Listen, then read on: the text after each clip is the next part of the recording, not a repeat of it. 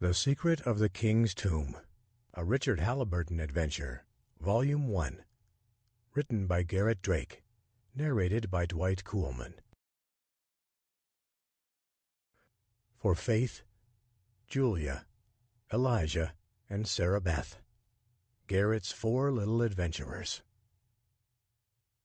Those who live in the even tenor of their way simply exist until death ends their monotonous tranquility. No, there's going to be no even tenor with me. The more uneven it is, the happier I shall be. Richard Halliburton, 1919. Prologue. Fall 1912. Memphis, Tennessee. The early morning sun beamed through the thinning foliage overhead as the truck came to a halt. Mr. Wesley Halliburton adjusted his hat before addressing his sons. "Boys, I need you to entertain yourselves for a few minutes while I talk to Mr. Jackson about purchasing this land," Wesley said. "Do you think you can do that?" Richard and Wesley, Jr. both nodded before racing out of their father's automobile and dashing across the wooded acreage.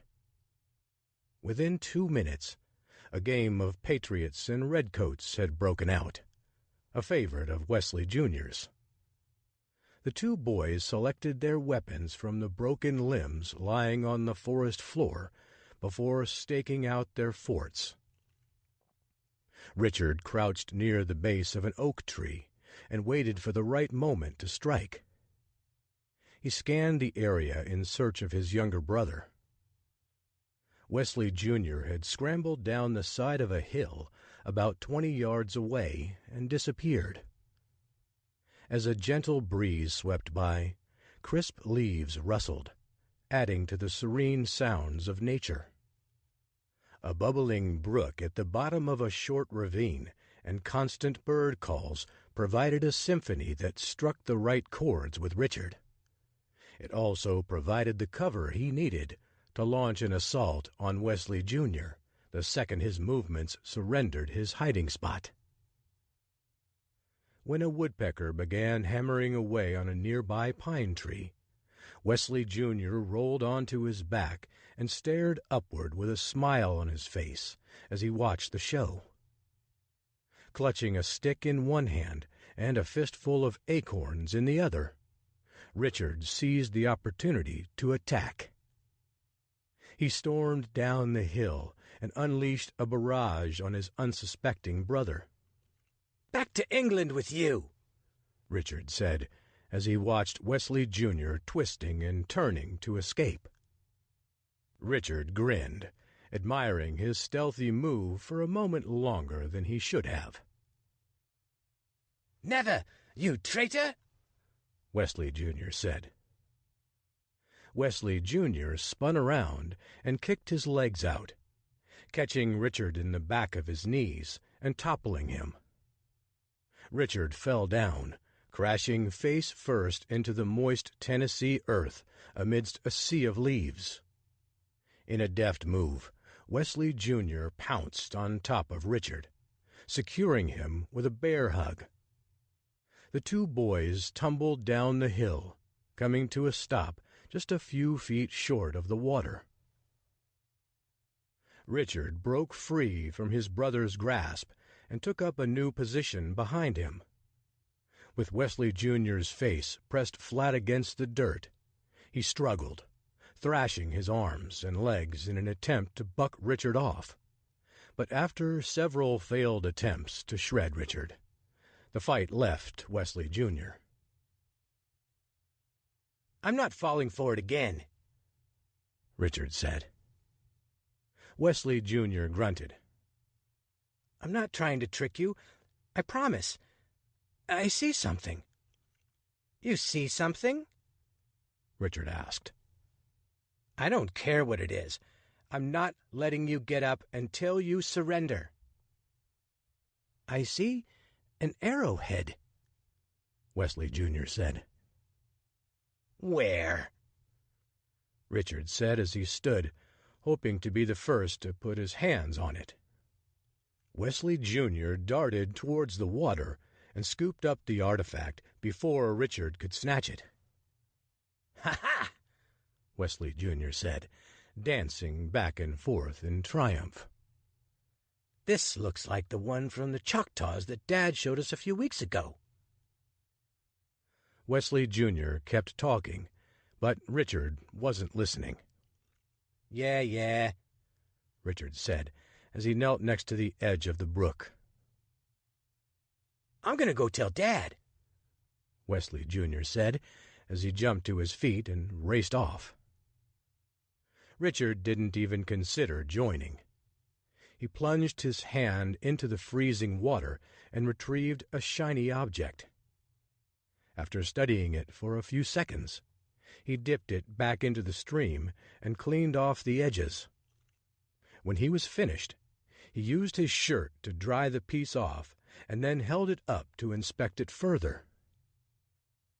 Spanish gold! Richard could hardly contain himself as he mulled over the possibilities of how the coin arrived at this point. Perhaps this belonged to De Soto when he led the conquistadors through here, or maybe it belonged to some Choctaws who robbed a few Spaniards. Whatever the gold's true origin didn't really matter to Richard.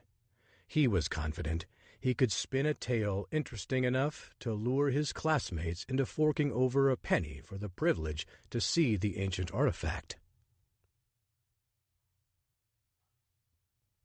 Chapter 1. The Hermitage Hotel, Monte Carlo, Monaco, 9:45 p.m., January 29th, 1922. Richard Halliburton knocked on the door and then tugged on the bottom of his bellhop jacket while waiting for someone to answer. Smoothing out the wrinkles around the breast pockets, he wondered if anyone would notice that his uniform was about one size too small. Had there been more time, he would have scrounged up a proper-fitting uniform from the hotel's washroom. But Richard had been sent to rescue Dr. Thurston Miller in the most urgent of missions. Richard dug into his pocket before pulling out his dagger. Hiding it behind his back, he waited for someone to open the door. Nearly 30 seconds had passed, and he hadn't heard a sound. He knocked again. 30 more seconds. Still, nothing. Using his left hand, he turned the knob and opened the door. Much to Richard's surprise, the door wasn't locked. "Hello? Dr. Miller?" Richard called as he entered. He turned on the light and scanned the room. Papers were strewn across the floor. Drawers were haphazardly placed near the dresser. A briefcase and its contents covered the bed. That's when Richard noticed a man sitting in a chair facing the wall in the far corner.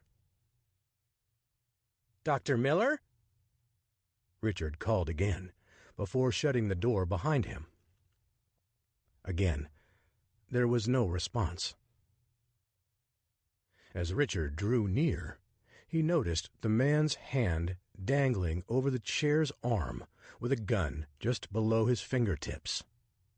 Upon closer inspection, Richard realized that the drapes were now decorated with blood splatters. He gasped as his eyes widened. "What have I gotten myself into?" According to Hank Foster from U.S. Army Intelligence, the assignment was allegedly a simple one. Warn the famous British anthropologist about the impending danger of meeting with his guests and urge him not to give up any information. Then Richard just had to listen in on the conversation and report back what he heard. Such a task seemed simple enough for the fast-talking Texan who Richard had met just hours earlier in the Monte Carlo casino. The recent Princeton graduate needed something to help him forget that a few short hours earlier he was on his way to amassing a small fortune at the roulette table before losing it all. But it was the reward that ultimately lured him to accept a fully funded trip to explore Egypt. Richard shoved his hand into his pocket and fished out the small replica of the Sphinx given to him by his grandfather, J.W., while he was a prisoner during the Civil War. He said there were only two things that kept him alive. The first was hope that he would be reunited again with his beloved Juliet. The second was that he would one day travel the world and visit the ancient sands of Egypt. While Richard never met his grandfather, the story was passed down along with the Sphinx. J.W. never laid eyes on Egypt, and neither had Richard's father, but Richard vowed to see it for them all. He pocketed the item and continued to scour the room. On top of the desk, he found a sloppily written letter begging the world to forgive him for taking his own life. Richard found another document with Dr. Miller's signature and compared it with the signed note. They appeared similar, but not in the exact manner one would expect from a scientist known for his fastidiousness. After 5 minutes, Richard had seen enough and decided to report back what he had observed. But as he strode toward the door, he heard footsteps clattering down the hallway and men shouting. Richard knew he couldn't be caught in the room, especially if it was the Germans who were headed here for the meeting. Ripping his knife out of his pocket, he darted out onto the balcony. He pulled the doors shut behind him and plastered his back against the wall. A stiff breeze whipped across his face, which was assaulted by the driving rain. The drops pelted the window and resulted in a high-pitched tinkle. "We must have missed something," one of the men said in German. "Check the room again." Richard had picked up enough of the language while traveling through Europe for the past 6 months that he understood the conversation. "Wilhelm, look at this," one of the other men said. After a long pause, the man referred to as Wilhelm spoke. "I don't remember seeing this earlier," he said. "A little model of the Sphinx. Interesting." Richard patted the outside of his pants pockets, feeling for the replica. "It must have fallen out. Someone has been here," Wilhelm said. "Search this room again, in case they're still here. If we don't find the document, we must go search his holiday home." Footsteps thundered around the room, and then they stormed toward the balcony. Richard was on the 3rd floor and contemplated a jump. However, he knew he was sure to break his leg or ankle in the fall. "Better than being dead." The door swung open, and he didn't wait around for the man to make eye contact. Aside from getting murdered, the last thing Richard wanted was for the man to see his face. Richard hurtled over the railing toward the diagonal balcony. "Stop him!" the soldier yelled. Richard didn't even pause as he leaped over the railing again, this time landing on the sidewalk. Despite staggering as he hit the ground, he regained his balance and stayed upright. With his face drenched, he brushed away some of the rain with the back of his hand before breaking into a sprint. Richard weaved in and out of the foot traffic, clogging up the sidewalks on Monte Carlo Avenue. Above the spatter of rain on the concrete and shouts of umbrella-bearing pedestrians miffed with his clumsy navigational skills, he heard rapid footsteps behind him. Around him, the street lamps flickered as the wind picked up. Hustling toward the Monte Carlo casino, Richard searched for a place to hide. Entering the hotel would likely enable the Germans to hone in on his location. With the crowd thinning along one area of the street, he sought a nook to hunker down while the Reichswehr soldier stormed past was vital for survival. He identified a possible spot across the street, a small park with trees and a structure that he figured could at least provide an opportunity to escape once and for all. Dodging a horse-drawn carriage and two motor vehicles, Richard crouched down against the base of the tree and peered around the edge to see if he could find his pursuer. Seconds later, a man stormed into the park and stopped, putting his hands on his hips as he peered in every direction. Richard leaned back, shielding himself from being recognized. His palms started to sweat, his heart racing. When he leaned forward to see if the man was there, Richard let out a sigh of relief. The man was gone. Richard wanted to head for the casino, but needed to make sure he just missed the Reichswehr agent. When he attempted to lean forward a second time, he felt two large hands clamp down on his shoulders and yank him backward. Chapter 2. "What are you doing out here?" demanded the man clutching Richard's shoulder. Turning around, Richard was relieved to see Hank Foster. "I was followed," Richard said. "Let's get inside, now," Hank said. "You need to tell me everything." Richard hustled up the steps after Hank before the two men found a table near the back wall and collapsed into a pair of chairs. A waiter stopped and asked the two men if they wanted towels.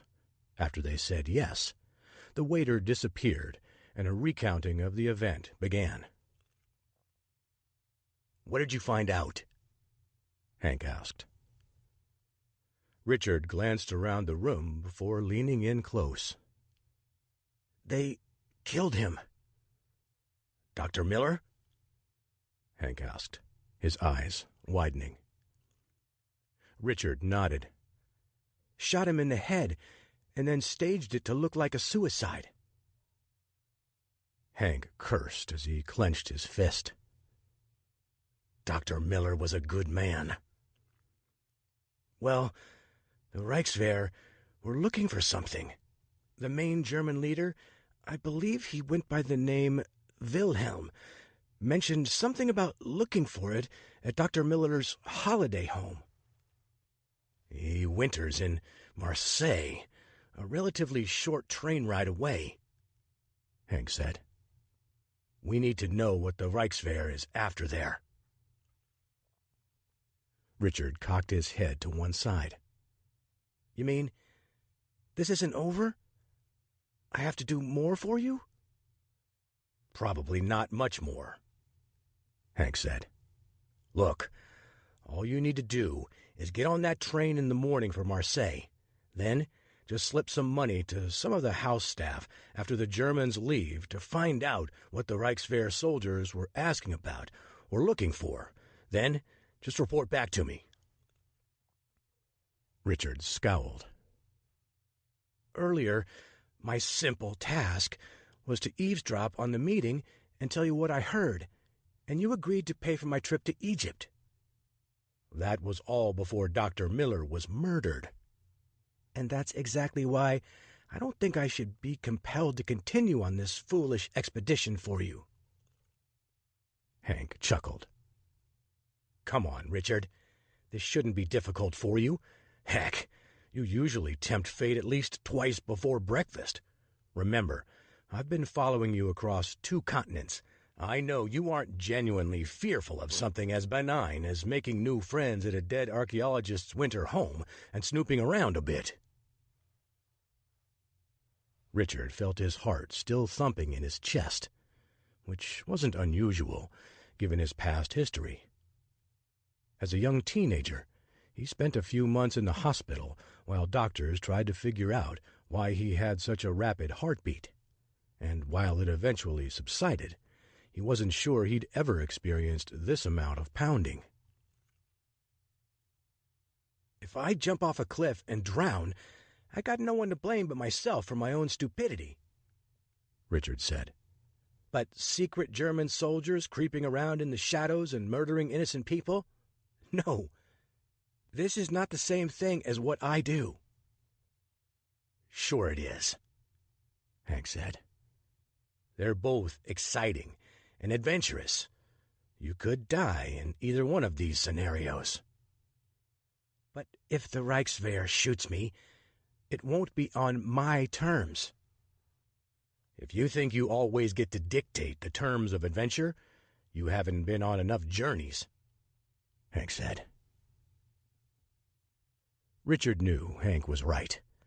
Aside from a short trip to Europe that ignited the unquenchable wanderlust raging within, Richard hadn't seen much of the world.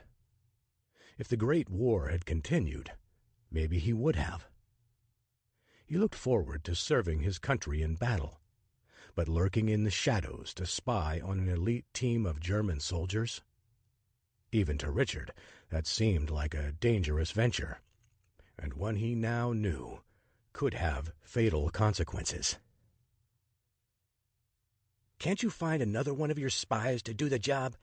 If this job is as simple as you claim it is, practically anyone could do it.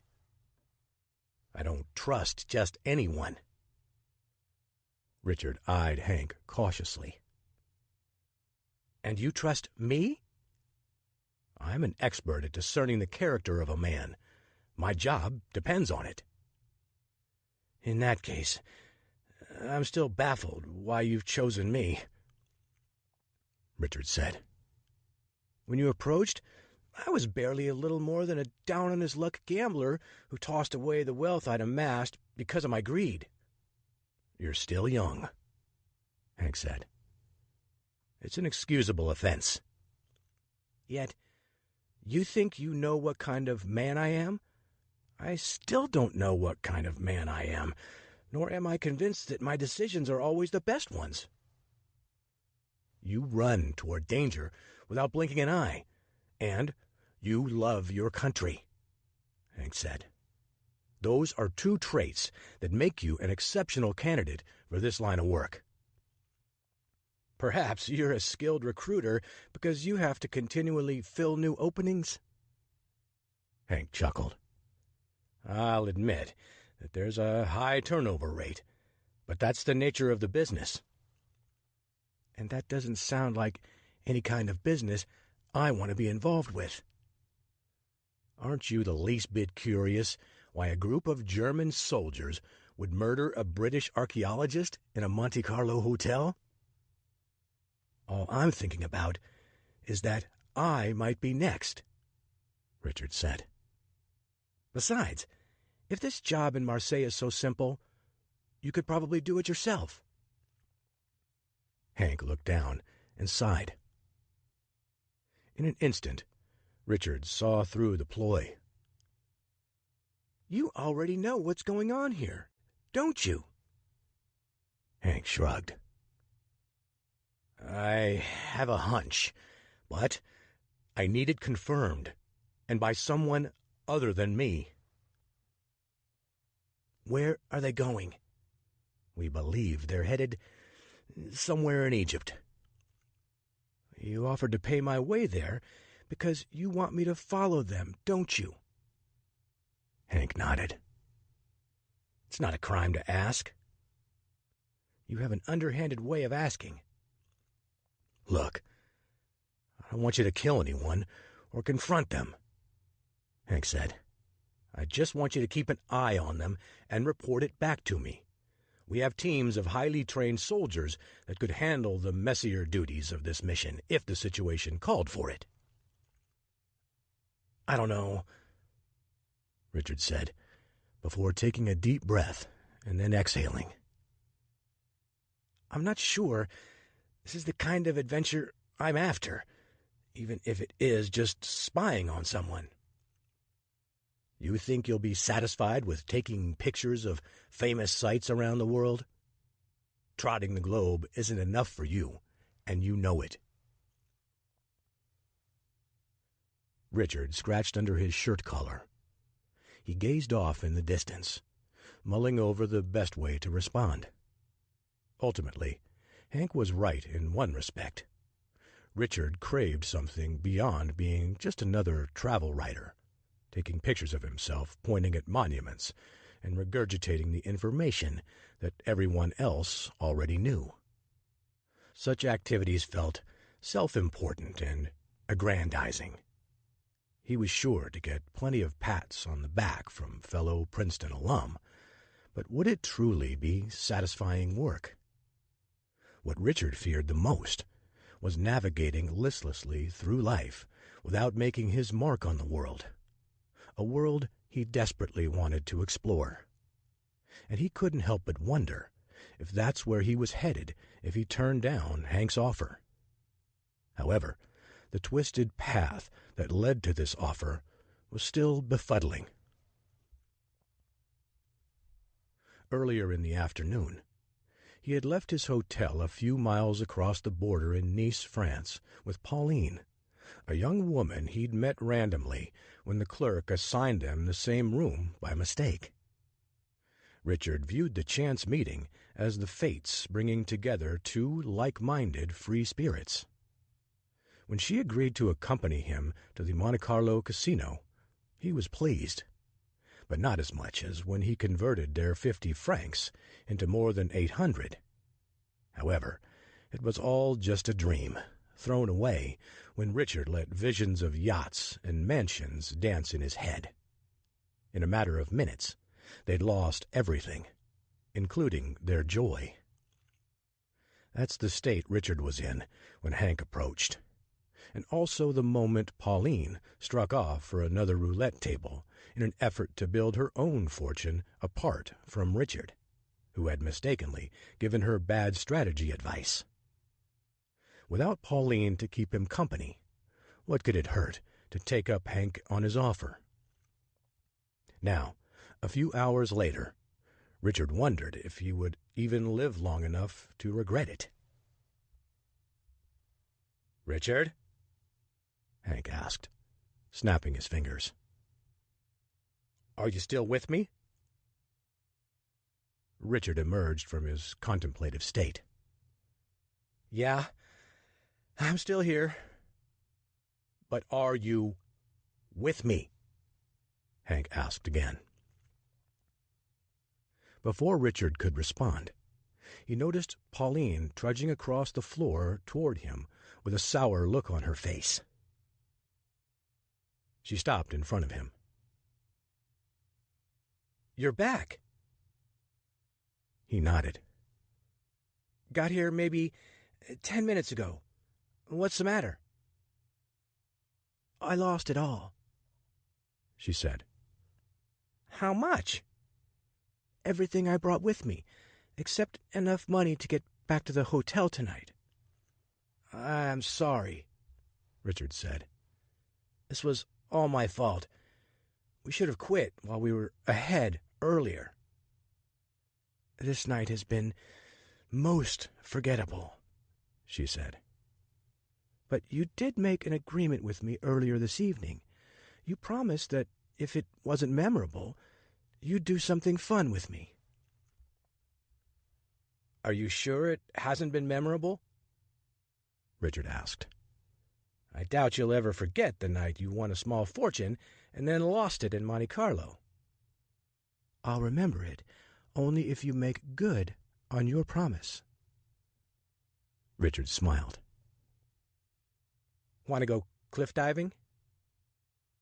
She nodded. I just checked outside. The clouds are gone and the moon is out again. It's better than staying miserable in here." "I can't disagree with that," Richard said. He turned toward Hank. "Thank you for the offer, sir, but I'm going to have to decline." "What about Egypt?" Hank asked. "What about it?" Richard replied. "I'm not going to let a little thing like a lack of means prevent me from reaching my next destination. Farewell, Mr. Foster." Richard turned toward Pauline and offered his arm. "Shall we?" A wide grin spread across her face. "What was that all about?" she asked. "What did he want you to do?" "Nothing I'm interested in. Now, let's go find a cliff." Chapter 3. Nice, France. Hunched over the table, Carl Wilhelm adjusted the magnification on his jeweler glasses while studying his bonsai tree. Approaching one of the upper branches slowly, he snipped off a leaf with his trimmer. He leaned back in his chair to examine his work again. A slight upward curl formed at the corners of his mouth. Footsteps thundered down the hall towards his room before the door to his hotel room flung open. Wilhelm didn't take his gaze off his plant. His men surrounded him, trained to remain silent until spoken to. "Did you get the tickets?" Wilhelm asked as he moved in steadily to snip another leaf from the tree. "Our train leaves for Marseille in the morning at 7 o'clock, answered Hans Reinhard, Wilhelm's second-in-command. "Excellent," Wilhelm said. He made a precise cut before setting the trimmed piece over to the side in a neat pile.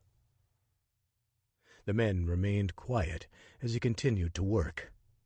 After a long pause, one of the men, Felix Ludwig, spoke up. "Sir, when are you ever going to be finished with that tree?" he asked. Wilhelm maintained his stare on the bush. "In horticulture, your work is never truly finished. Even for those who reap a harvest, there is always another crop to produce or seeds to plant. Don't you ever grow tired of such a tedious hobby?" Ludwig pressed.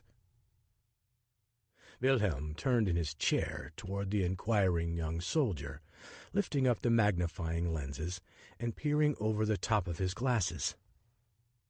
"The only thing that would make this hobby tedious was if I ever expected it to be finished," Wilhelm said. "There's always a leaf to be cut or a branch to be trimmed. If I wanted to admire my creations, I would work with dead wood, not living things. Such artistry requires a ruthless commitment to perfection, much like our mission. But one day, our mission will be completed," Ludwig countered. "A good soldier knows that he is always have a homeland to defend, an enemy to squelch," Wilhelm said.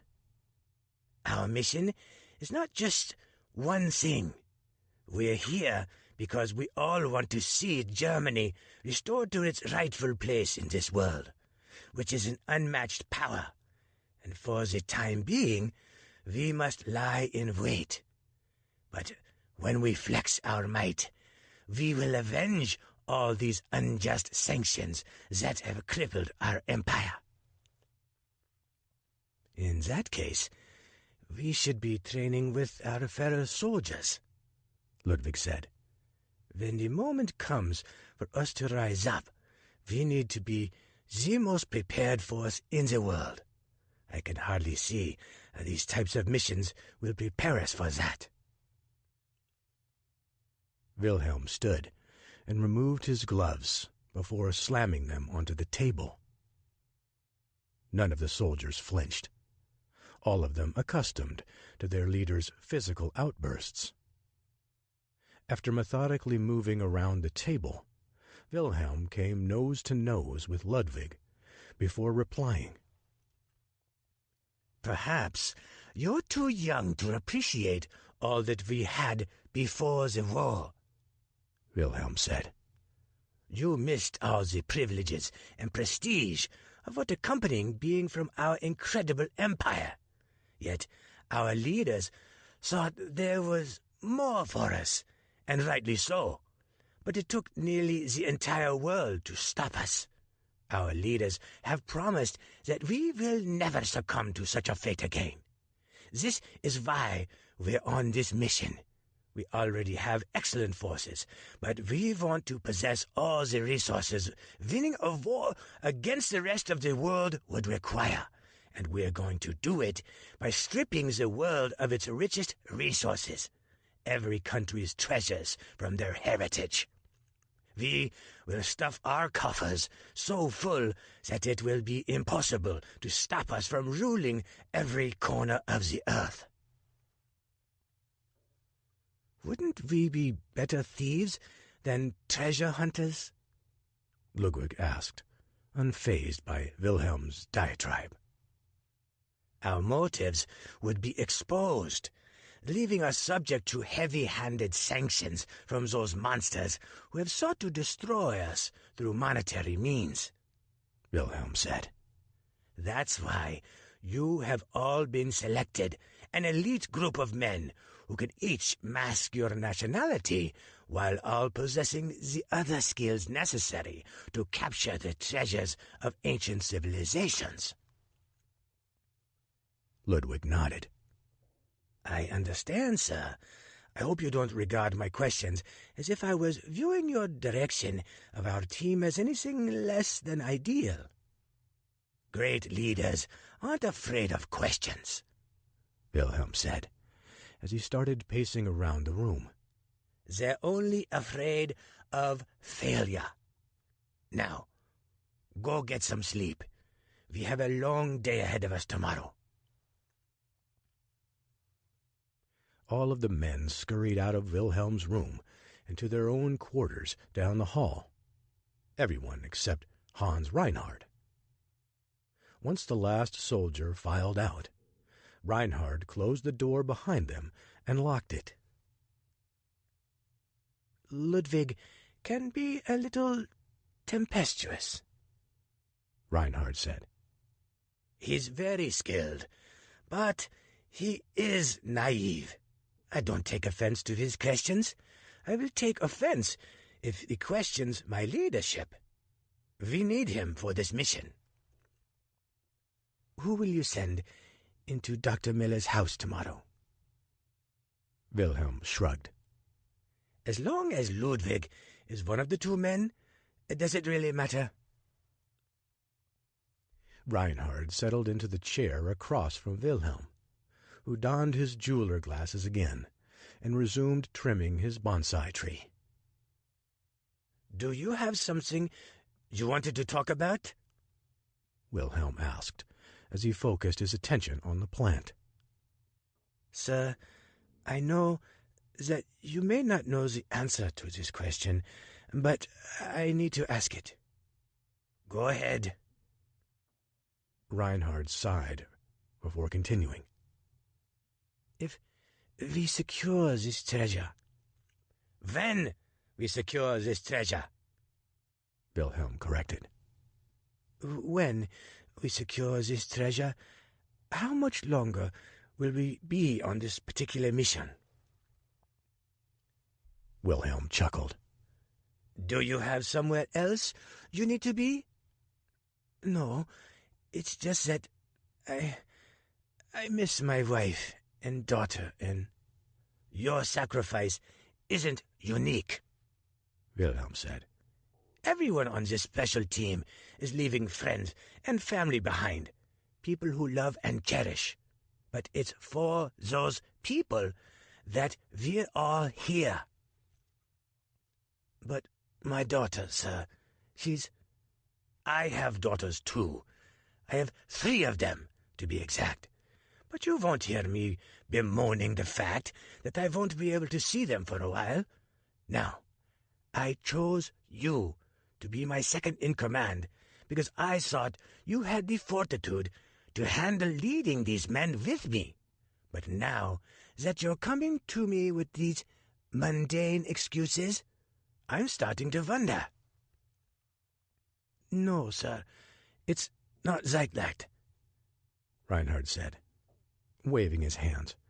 I just want to know how far along this particular treasure could advance our goals. Don't waste your time on such conjecture, Wilhelm said, as he placed his tools on the table. We're going to be traversing every continent until the Reichswehr has enough resources to put Germany's boot on the throat of the world. But you're certain that Dr. Miller wasn't lying? Without a doubt. Now, go check on the men before curfew. We must ensure that everyone has a good night of sleep. Tomorrow is critical for gathering the information we need to move forward. Reinhard stood and saluted Wilhelm before exiting the room. Left alone, he snipped off one final leaf before leaning back to admire his work. For the moment, everything was perfect. But it wouldn't stay that way, nor could Wilhelm do anything to prevent the tree from requiring any more tending. Such was the nature of his hobby, which was not much different than his work. He prepared for bed, mulling over how he would handle the next day.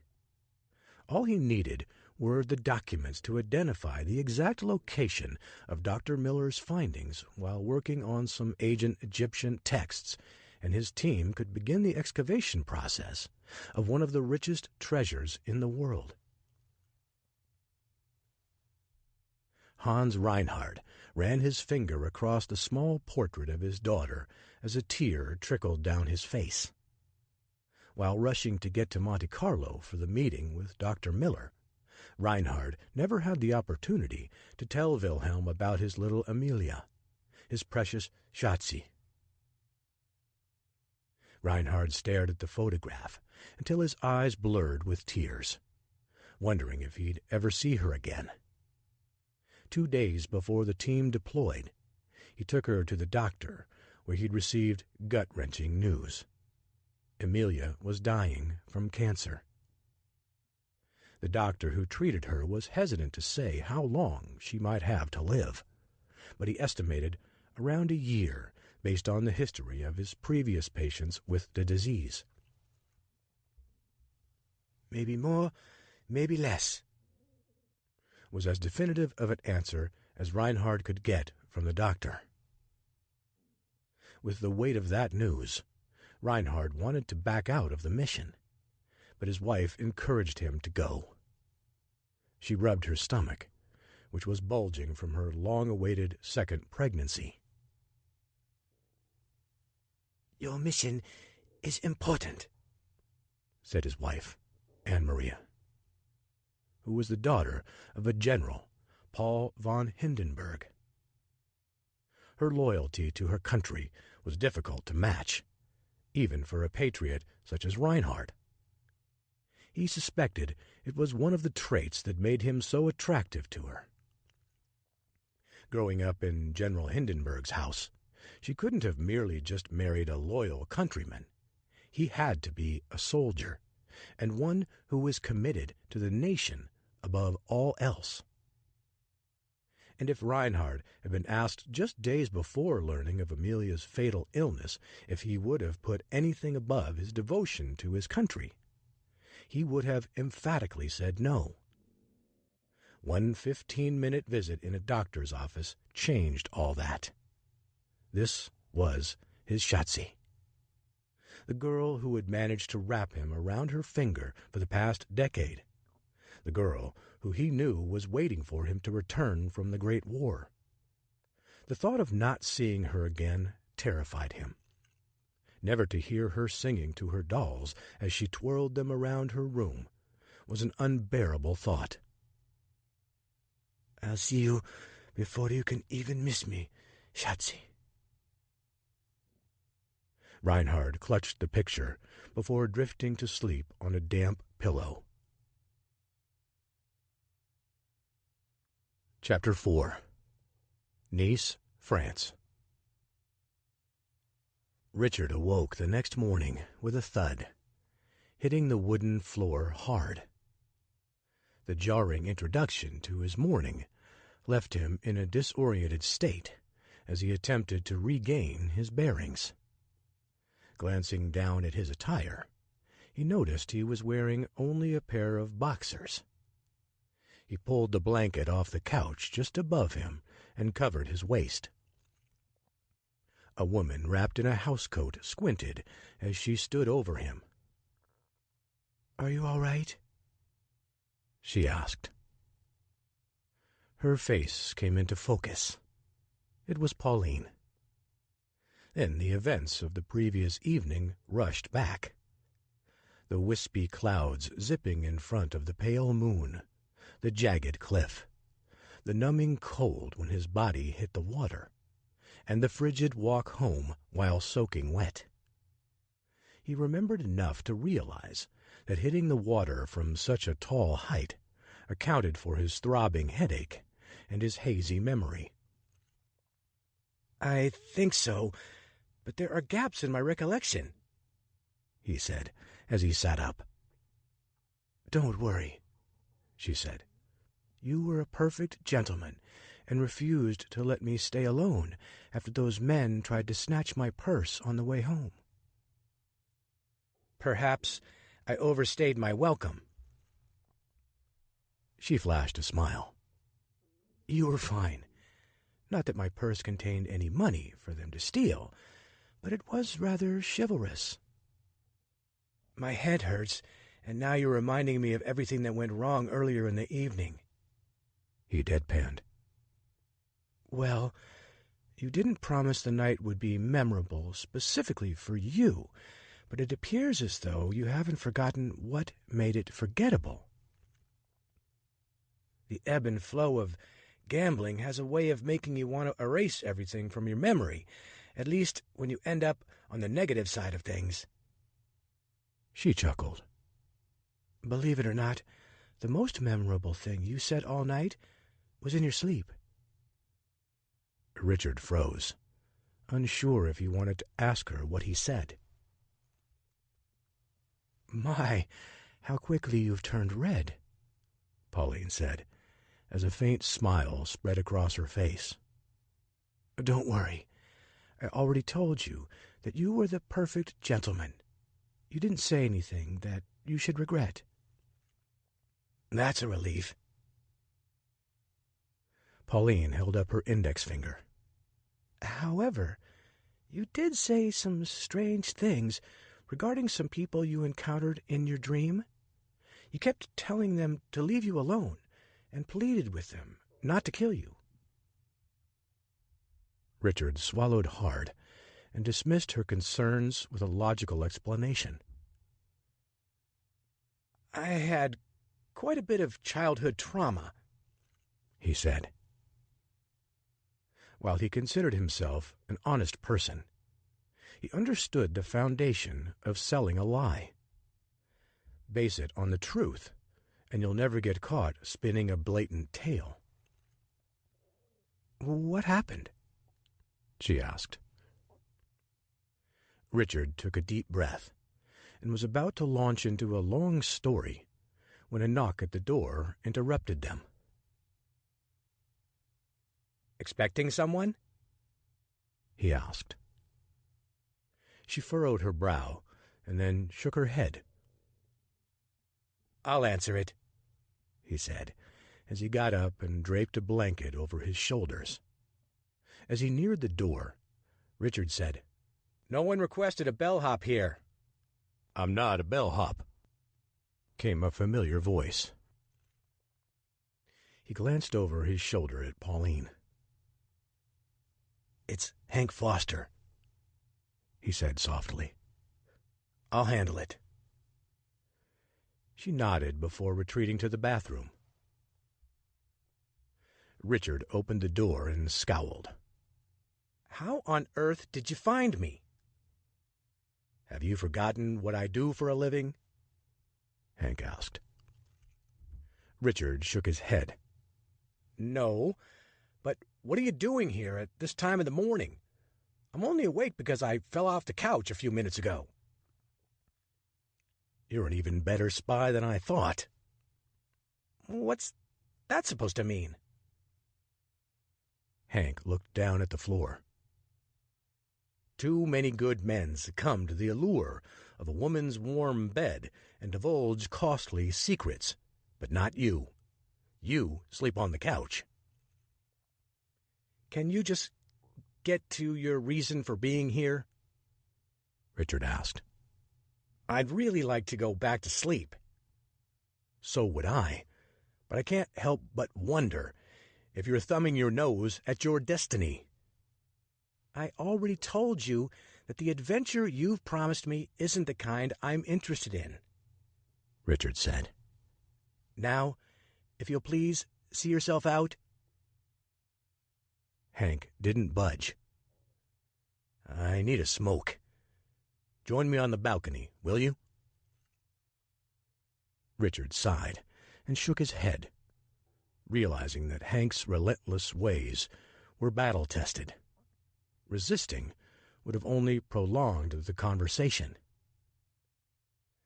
"Might as well get your rejection over with," Richard said, as he marched over toward the French doors and flung them open. He gestured for Hank to go outside. Hank nodded approvingly as he sauntered into the cool morning air. Richard joined him before settling into one of the two chairs outside. Richard pulled the doors shut before igniting a cigarette.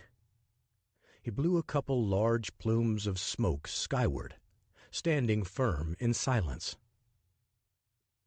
"What are you doing here, Hank?" Richard finally asked. "I came to apologize." "For what?" Hank took another long drag before answering. "I should have been more straightforward with you about my intentions." "That's quite an understatement." "Look, you're not the typical recruit, and I can't expect you to respond in the same way as the others I pursue." "Most of the men you coerce into doing your bidding are easily manipulated?" Richard asked. Hank shrugged. "I guess that's a fair criticism, though I've never really perceived that what I do is cajoling others into doing my bidding. There's always a greater purpose to what I do." "Any purpose that involves me putting my life on the line needs to come with a greater reward than what you offered me, though I'm not sure there's any compensation worth that." Hank blew another plume of smoke into the air before leaning on the railing. He settled into one of the chairs outside and then flicked some ashes onto the concrete floor. "I'm not going to beat around the bush anymore," he said. "I need you, Richard, and I don't care what it takes to get you. Maybe my compensation offer wasn't on level terms with what I asked you to do, but I'll do whatever you ask to make things fair." Richard sighed and looked down. The sun was peeking over the horizon in the east, and the city street below was beginning to come to life. "It's not that I don't want to help, especially since this concerns my country," Richard said. "It's just that I find it difficult to justify doing anything that could result in my death that doesn't include me slinging a rifle over my shoulder and going to war." You wanted to do that, didn't you?" Hank asked. Richard nodded. "While I was at Princeton, I certainly imagined myself going off to war and fighting for my country, but that time has come and gone. War isn't limited to trenches and foxholes. Sometimes the fight can look vastly different." "I appreciate your persistence, but I think you need to find someone else.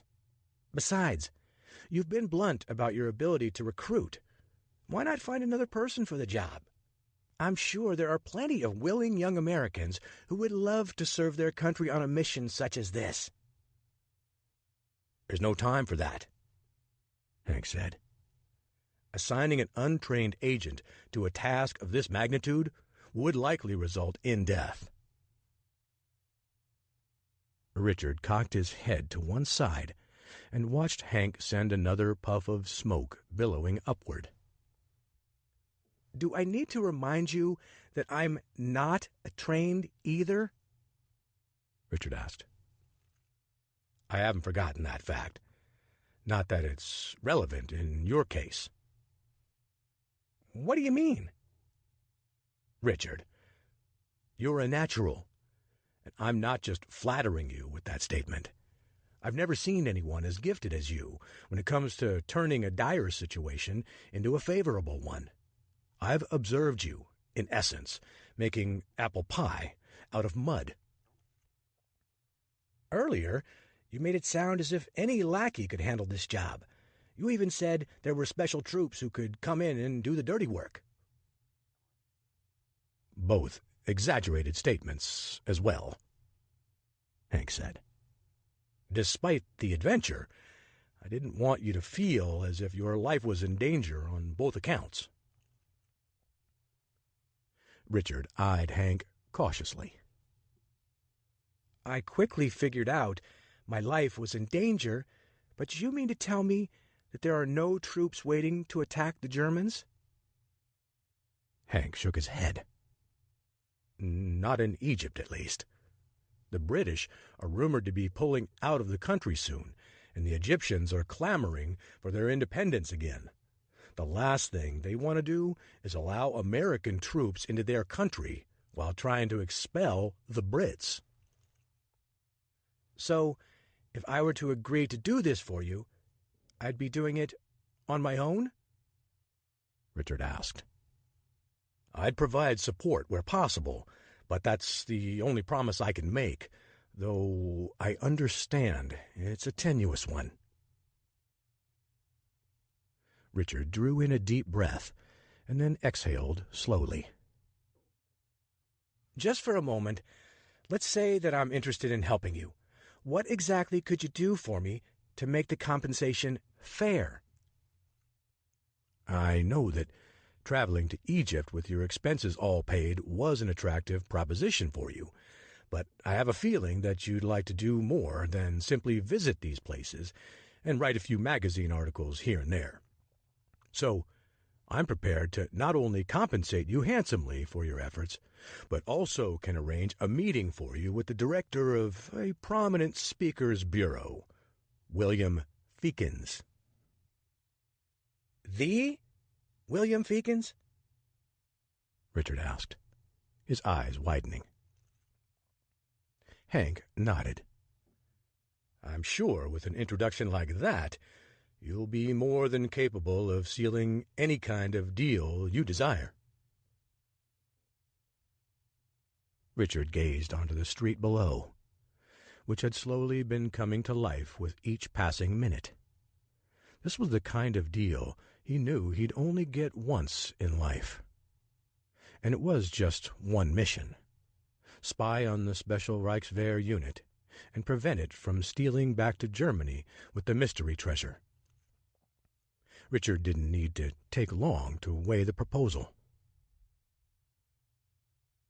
"When do I start?" Richard said, as he offered his hand to Hank. "There's a 7 o'clock train to Marseille," Hank said, as he slapped $300 into Richard's palm, along with an envelope containing contact protocol. "If you hurry, You can make it. Chapter 5. Richard left a note for Pauline on the bedstand before scrambling back to his room and cramming his personal effects into his bag. He hustled to the train station, purchasing a ticket just as the conductor shouted, "En voiture." The engine chugged forward, and Richard raced for the rear passenger car, grabbing the railing and pulling himself up. With his head down, he shuffled his way through the narrow aisle in search of an empty seat. He identified one near the front next to a window and sat down. Behind him, two men held a short conversation in French. From what Richard understood, it sounded like a rather benign discussion about the weather. However, there was a tinge of German in the voice of one of the men, and the tone sounded vaguely familiar. As Richard settled in for the 3-hour ride, he read over Foster's detailed notes about how to contact him at the Army Intelligence Outpost in L'Orange, France. It didn't promise to be a quick process, but at least there was a way to reach out and issue a report. Richard dug out a novel he'd been reading periodically during his trip.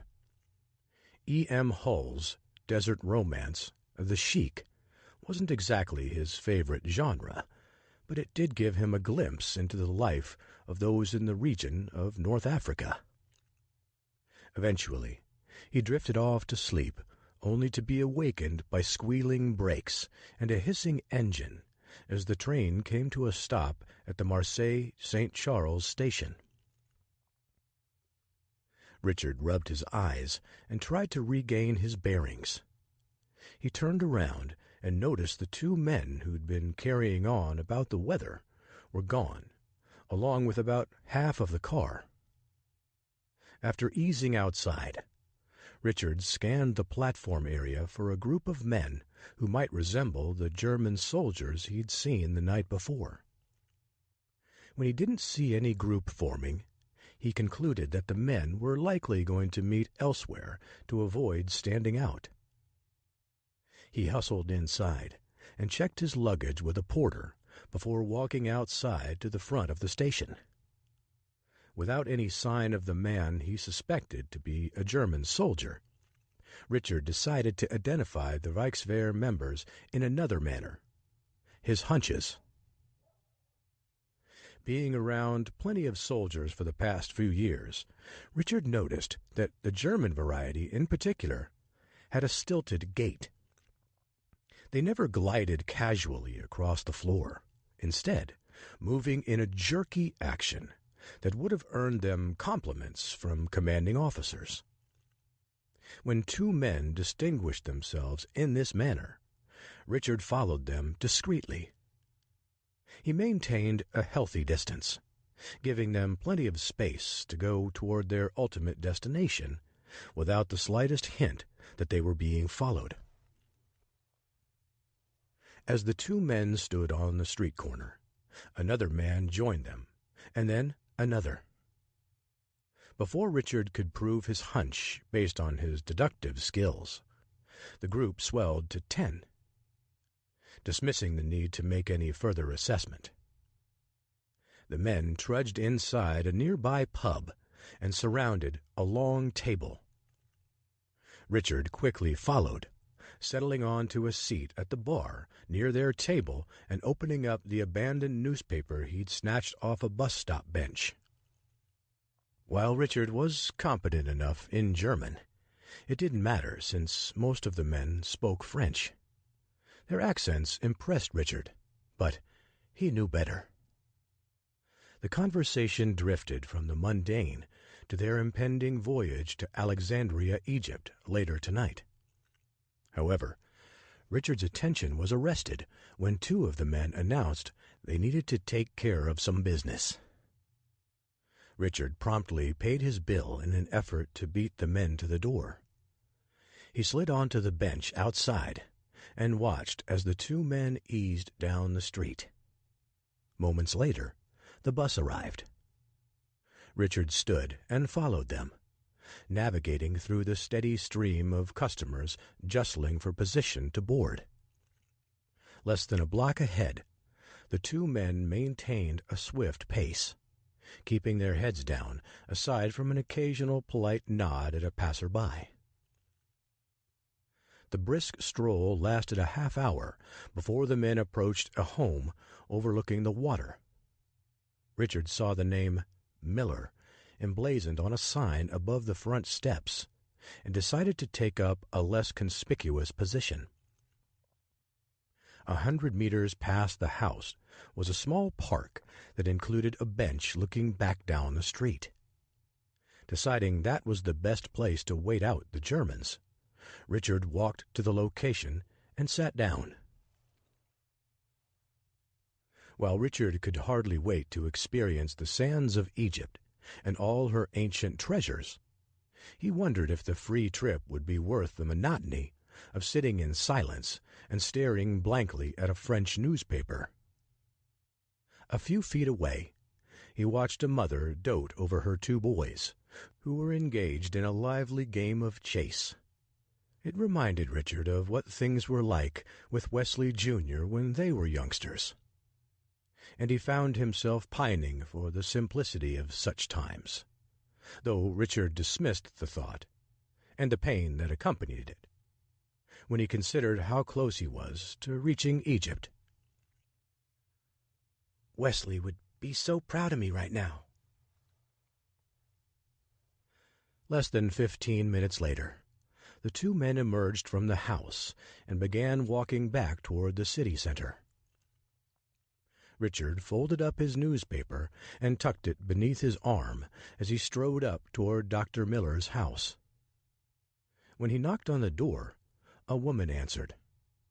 Her voice quivered as she spoke, trails of dried tears stretching down her cheeks. "I'm sorry if this is a bad time," Richard said.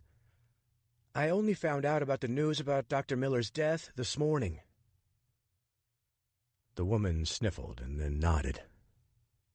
"Before he died, Dr. Miller had asked me to pick up some documents from his private collection for an expedition we were planning on taking soon to Egypt together." She eyed him carefully. "And what's your name, sir?" "Thomas Baker," Richard said. "But you're American," she said, the uncertainty in her voice making Richard wonder if she was stating a fact or asking a question. "Guilty as charged," he said. "Dr. Miller hated working with Americans," she said. "He always said their techniques were antiquated and not very adept at preserving the integrity of artifacts. Perhaps that's why he said I was his favorite American during our last dig," Richard said, in an attempt to dispel any notions that he was a fraud. She didn't budge. "What exactly did he send you here to retrieve?" "I handle his house cleaning duties as well as his scheduling when he's wintering here, and I don't recall him ever mentioning your name. I especially don't remember him saying that anyone would be stopping by to collect some of his papers." "I saw him last night in the Monte Carlo before his untimely demise," Richard said. "And you came here this morning, all the way from Monte Carlo?" "I was staying in Nice," Richard said. "But when I heard about his death last night, while gambling late into the night at a casino, I wanted to rush here to ensure that any ne'er-do-wells wouldn't try to take advantage of a grieving house staff. Dr. Miller was a man with plenty of secrets." "Thank you for your concerns," she said. "However, the only people who have stopped by so far have been a pair of detectives. In fact, you must have just missed them." "What did they want?" Richard asked. "They don't seem convinced that Dr. Miller would shoot himself in the head on his own volition," And what do you think, since you know what kind of man he really is?" "He was a good man, and I know he wouldn't ever shoot himself in the head." "It doesn't seem right, does it?" Richard said, drifting into a sincere, sympathetic state. "He was such a good man, with so much left to give." She nodded. "He was a real gentleman, an increasingly rare breed in this day and age." "Did the detectives find anything that might give them a clue about why this may have happened?" he asked. "They took a few things from his study," she said.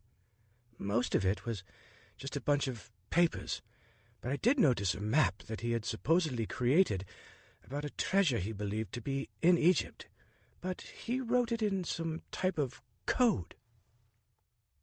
"What type of code?" She shrugged. "I only saw it once, and it looked like a bunch of gibberish to me, though that's not entirely unusual. I don't understand much of the relics that passed through this house over the years." Richard stroked his chin as he studied the woman. "I have one last question before I leave you alone." "Go ahead."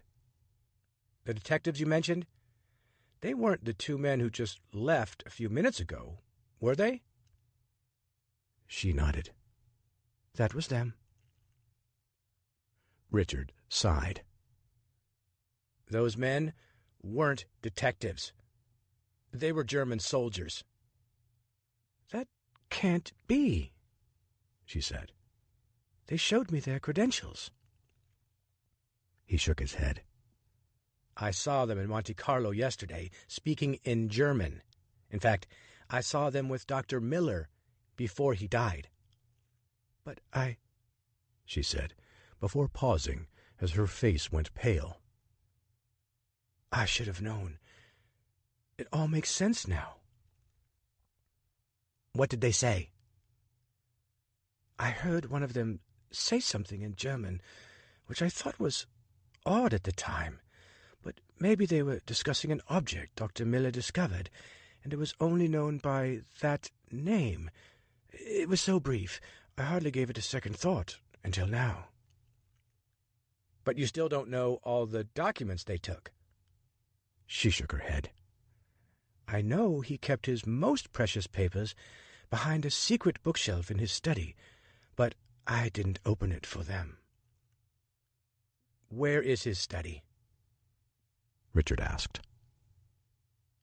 "Follow me," she said, spinning on her heels and racing up the stairs. Richard stayed close behind her, afraid of what they might find. "It's right here," she said, before hanging her head.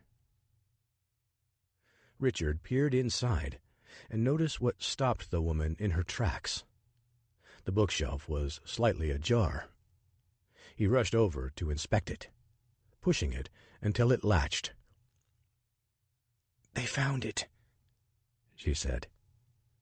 "I rarely went in there, except at dust on occasion when Dr. Miller asked me to, and the shelf was never left unlatched. I feel like such a fool." She sobbed softly, burying her head in her hands. "Don't worry," Richard said. "They won't get away with this." Later that evening, Richard ventured out for a meal. He contemplated the best way to stay out of sight while keeping his eyes focused on the activities of the Reichswehr unit. With a ticket in hand for a midnight departure to Alexandria, Egypt, he felt a little spring in his step. Egypt was about to become demystified for him through a personal visit. No longer would it be a historic land populated with ancient civilizations. Rather, it would be a thriving experience, one waiting to be shared with those unfortunate souls who would never have the privilege to sink their toes in Egyptian sand. He meandered along a vacant alleyway in an attempt to explore more of Marseille. The main street facade only told the tale that the city wanted you to know. Richard preferred to see everything for himself for a story that was grounded in reality. However, he never imagined what he would find. A few meters away from emerging back onto the lighted street, a handful of men jumped out of the shadows and attacked Richard. He dished out several vicious punches, but he was quickly overwhelmed. There were just too many men for him to escape or ward away. With Richard teetering from exhaustion and pain, the ringleader nodded at the two men. They seized Richard's arms in an effort to hold him still, and then the man delivered a flurry of punches to Richard's midsection. Before releasing their hold, the two gang members tightened their grip on him as the other men searched through Richard's pockets. They confiscated his ticket as well as all his money, save the $50 he'd stuffed into a compartment in the bottom of his bag still safely in his hotel room. Once they were finished looting Richard's trousers and jacket, they darted down the alley, disappearing into the darkness. Richard crawled on his hands and knees to the main street before collapsing against a storefront window. He moaned as he felt his side. Picking up his shirt, he inspected the wounds, which were bruised but not bloody. He looked up in time to see the two Germans he'd followed earlier in the day stroll past. One of the men flipped a coin at Richard that landed on his chest. Richard staggered to his feet and stumbled back to the hotel before rushing toward the port. When he arrived, he attempted to purchase a ticket. The man at the window informed Richard that only first-class tickets remained for the voyage. "But I have to be on that ship," Richard said.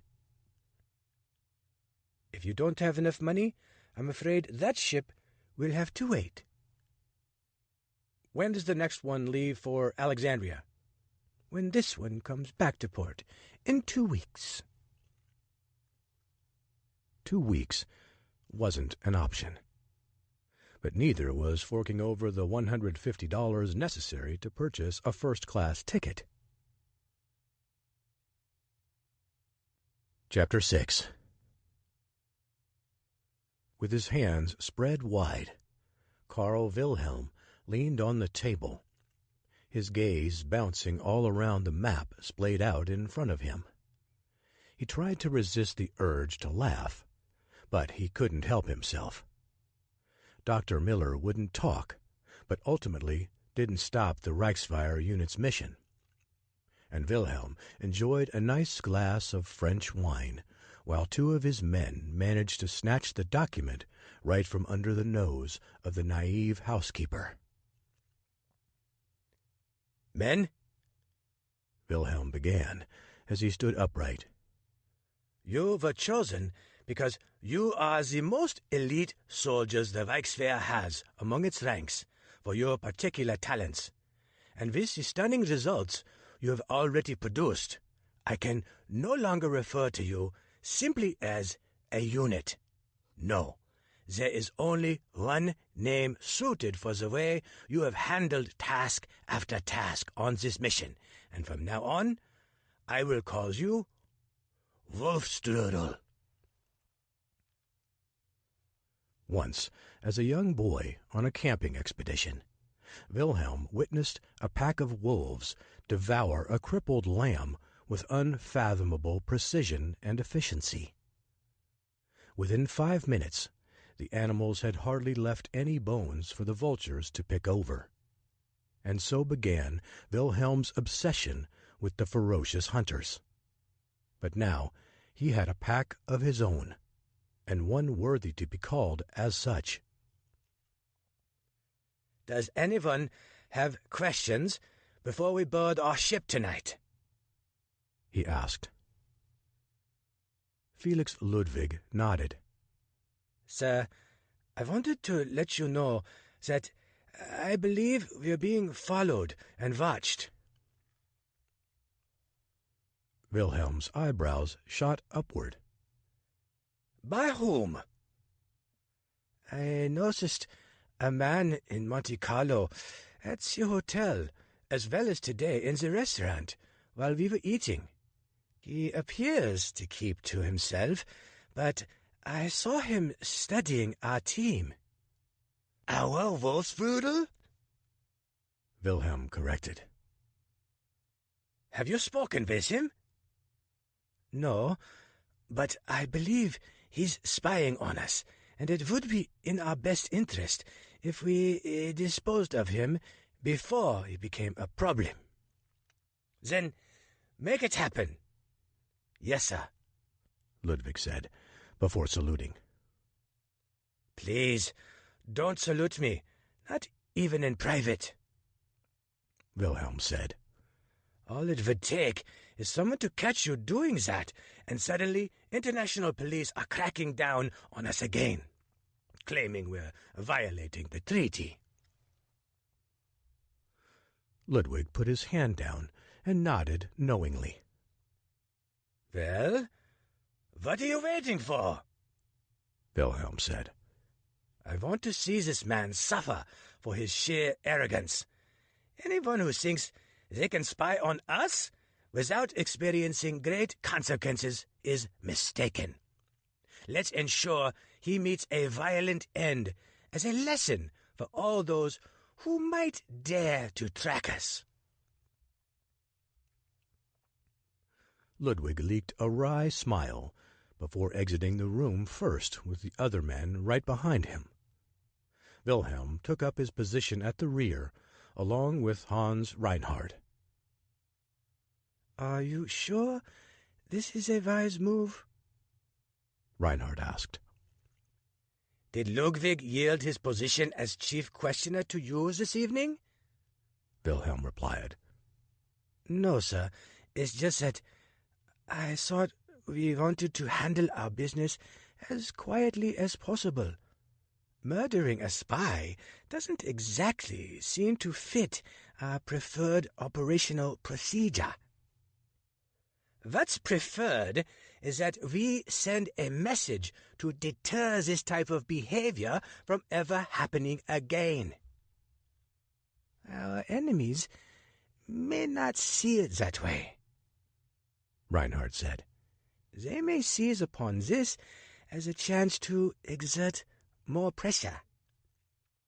And by the time their bureaucratic ways grind through their antiquated system, Germany will have all the resources necessary to launch an offensive and sustain it until the Allies yield. Isn't it possible to get the same results, but without attracting such attention? Wilhelm shrugged. Anything is possible. Besides, we'll be gone before anyone can trace the death back to us, even if a host of people witnessed it.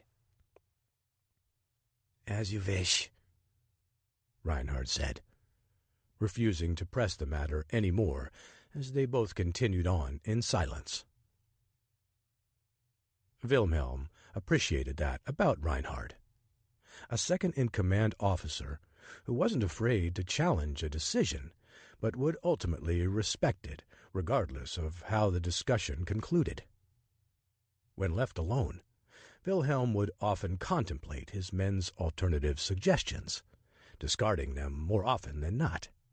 But sometimes he took their ideas seriously, and on the rare occasion would reverse course, just not this time. If someone was following his Wolfsrudel, that person needed to be eliminated. I know my response might seem harsh to you, Wilhelm said, breaking the quiet between them. But I can explain. Reinhardt held up his hand. There's no need, sir. I trust your judgment.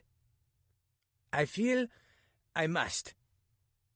Then by all means, Please, continue. Wilhelm took a deep breath and then exhaled slowly. My father was nearly 60 years old, but he refused to quit, volunteering to pilot a Gotha for the Imperial German Air Service.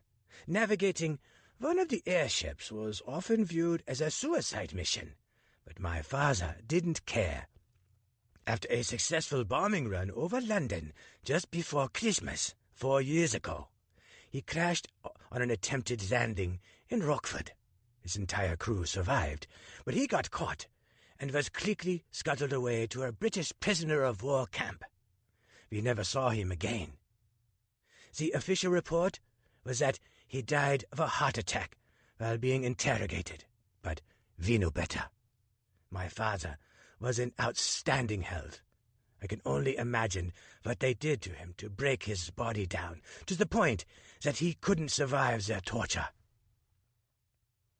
I'm sorry to hear that, sir, Reinhard said. I never knew what happened to him.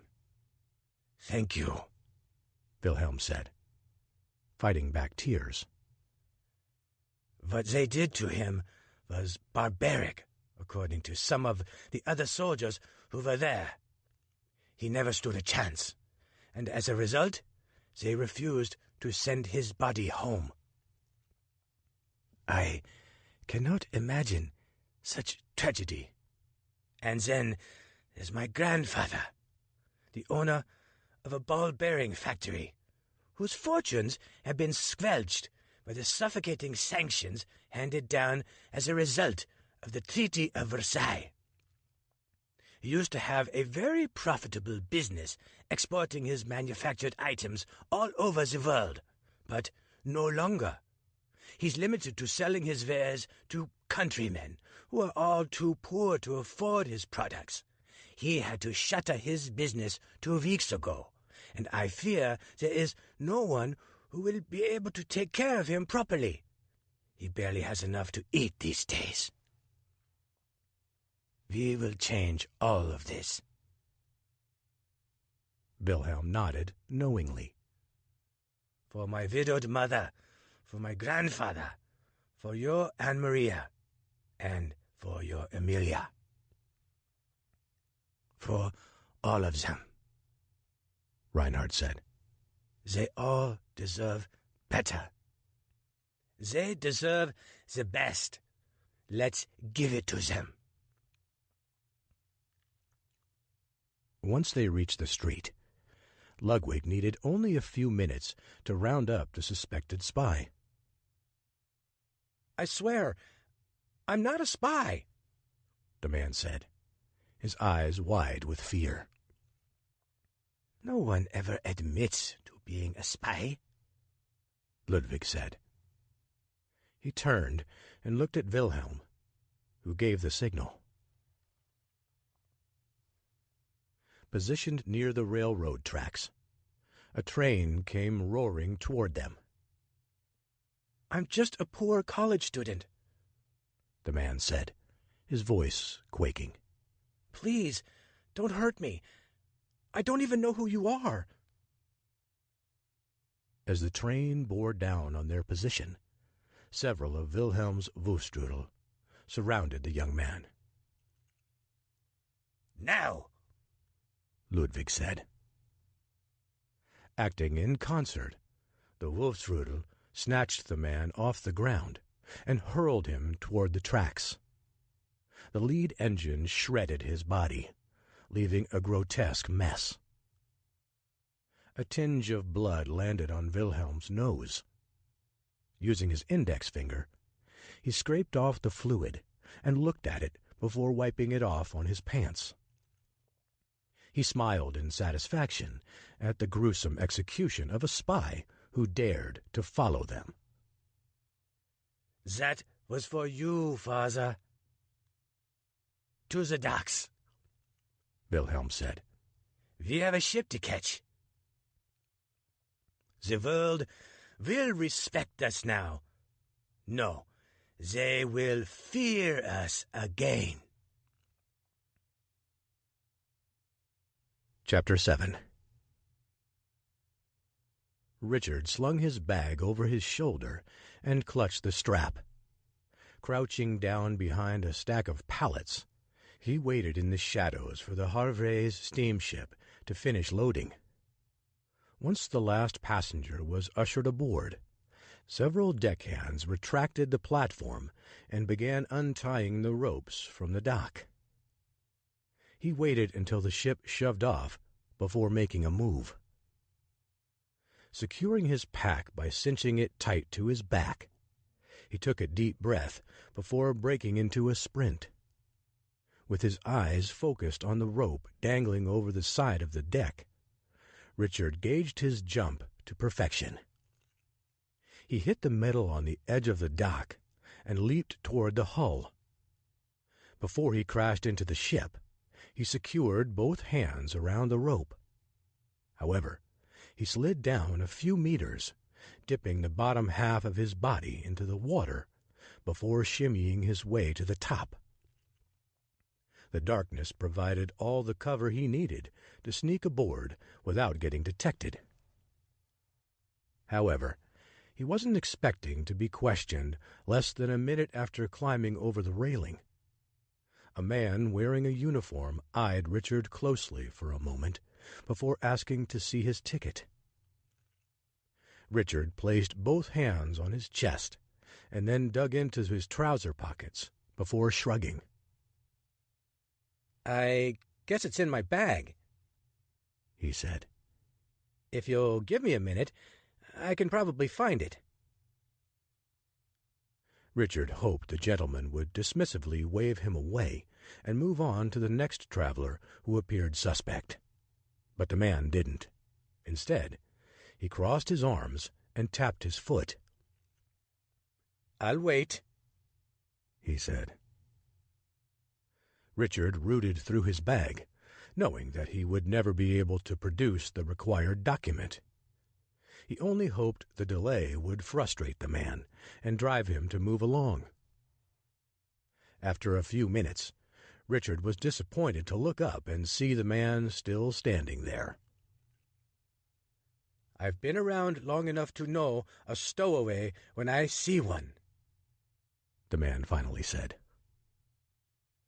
Richard shot a glance at the ship's orchestra gathering on the deck to perform a few songs as the vessel headed for the open seas.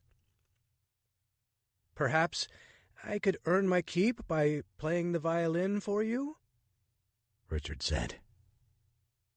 The man smirked and then furrowed his brow. "Can you actually play, or is this another ruse?" Richard decided to let his skills speak for themselves. He snatched the nearby instrument and started to saw away. Within seconds, the man's countenance transformed from a scowl to a look of surprise. "You actually do know how to play," the man said, "and I think you'd give my first chair quite the challenge." Richard forced a smile before halting the tune. "I wouldn't tease you with such a thing. However, I did buy a ticket. It's just that I was mugged on my way through the streets of Marseille, and my boarding document was stolen as well. I intend to find out who used it, if anyone at all." "Well, if you play like that, you can have first chair in my orchestra until we get to Alexandria," the man said. "I'll even make sure you get a cabin in first class." Richard flashed a wide grin. "Thank you, sir. I promise you won't regret this decision." "Then make sure that I don't," the man said. "I'm Francis Gerard. Welcome to my orchestra." Richard introduced himself as Frederick Powers before shaking the man's hand. Fortunately, the Havres didn't have an orchestra comprised of elite musicians. The performers were merely sufficient. At least, that's how Richard assessed the situation, based on his ability to land a spot as first chair among the orchestra's violinists. To make a more proper judgment, Richard would have to wait and hear how everyone sounded together. But in the moment, he was grateful to his mother for forcing him to take violin lessons from a demanding instructor. Francis ushered Richard back to the sleeping quarters, where he was paired with a tall, thin man named Antoine Pavard, who played the French horn. Antoine was still unpacking his clothes when Richard entered the room. Despite a kind welcome, Richard perceived that Antoine was rather miffed that he wasn't going to spend the next few days with a room to himself. "Don't worry," Richard said. "I don't snore." Antoine chuckled. "Well, I do. You might want to find something to plug your ears before you go to sleep." Richard used the warning as a good opportunity to venture around the ship for a pair of earplugs, all while covertly searching for the Reichswehr unit. 10 men traveling in the first-class cabins was a surefire way to attract attention, just as it would be in third class. Based on the group's desire to move stealthily around Monaco and France, Richard speculated that they would be scattered throughout various classes. Hustling down to the laundry room, Richard found a fresh shirt and pair of linen pants that fit him.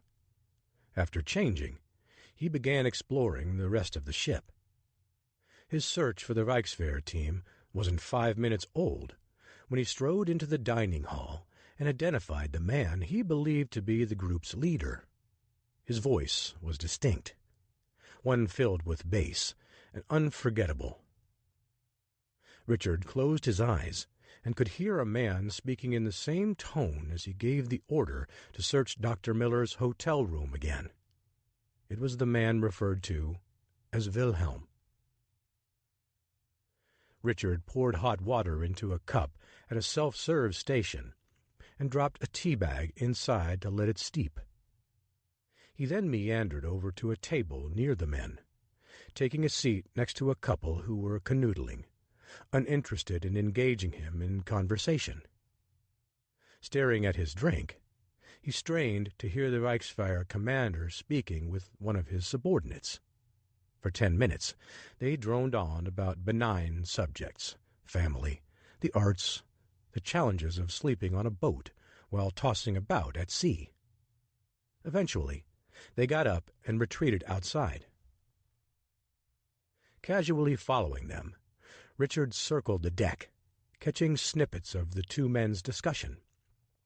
And while he didn't hear much, he heard enough to know what he would eventually be doing once they arrived in Egypt. "When you say this map will lead us to one of the richest treasures in the world, how rich are we talking?" the subordinate asked in French. "As it was related to me, this would be enough to change the fortunes of an entire country," the leader responded. Richard's eyes widened.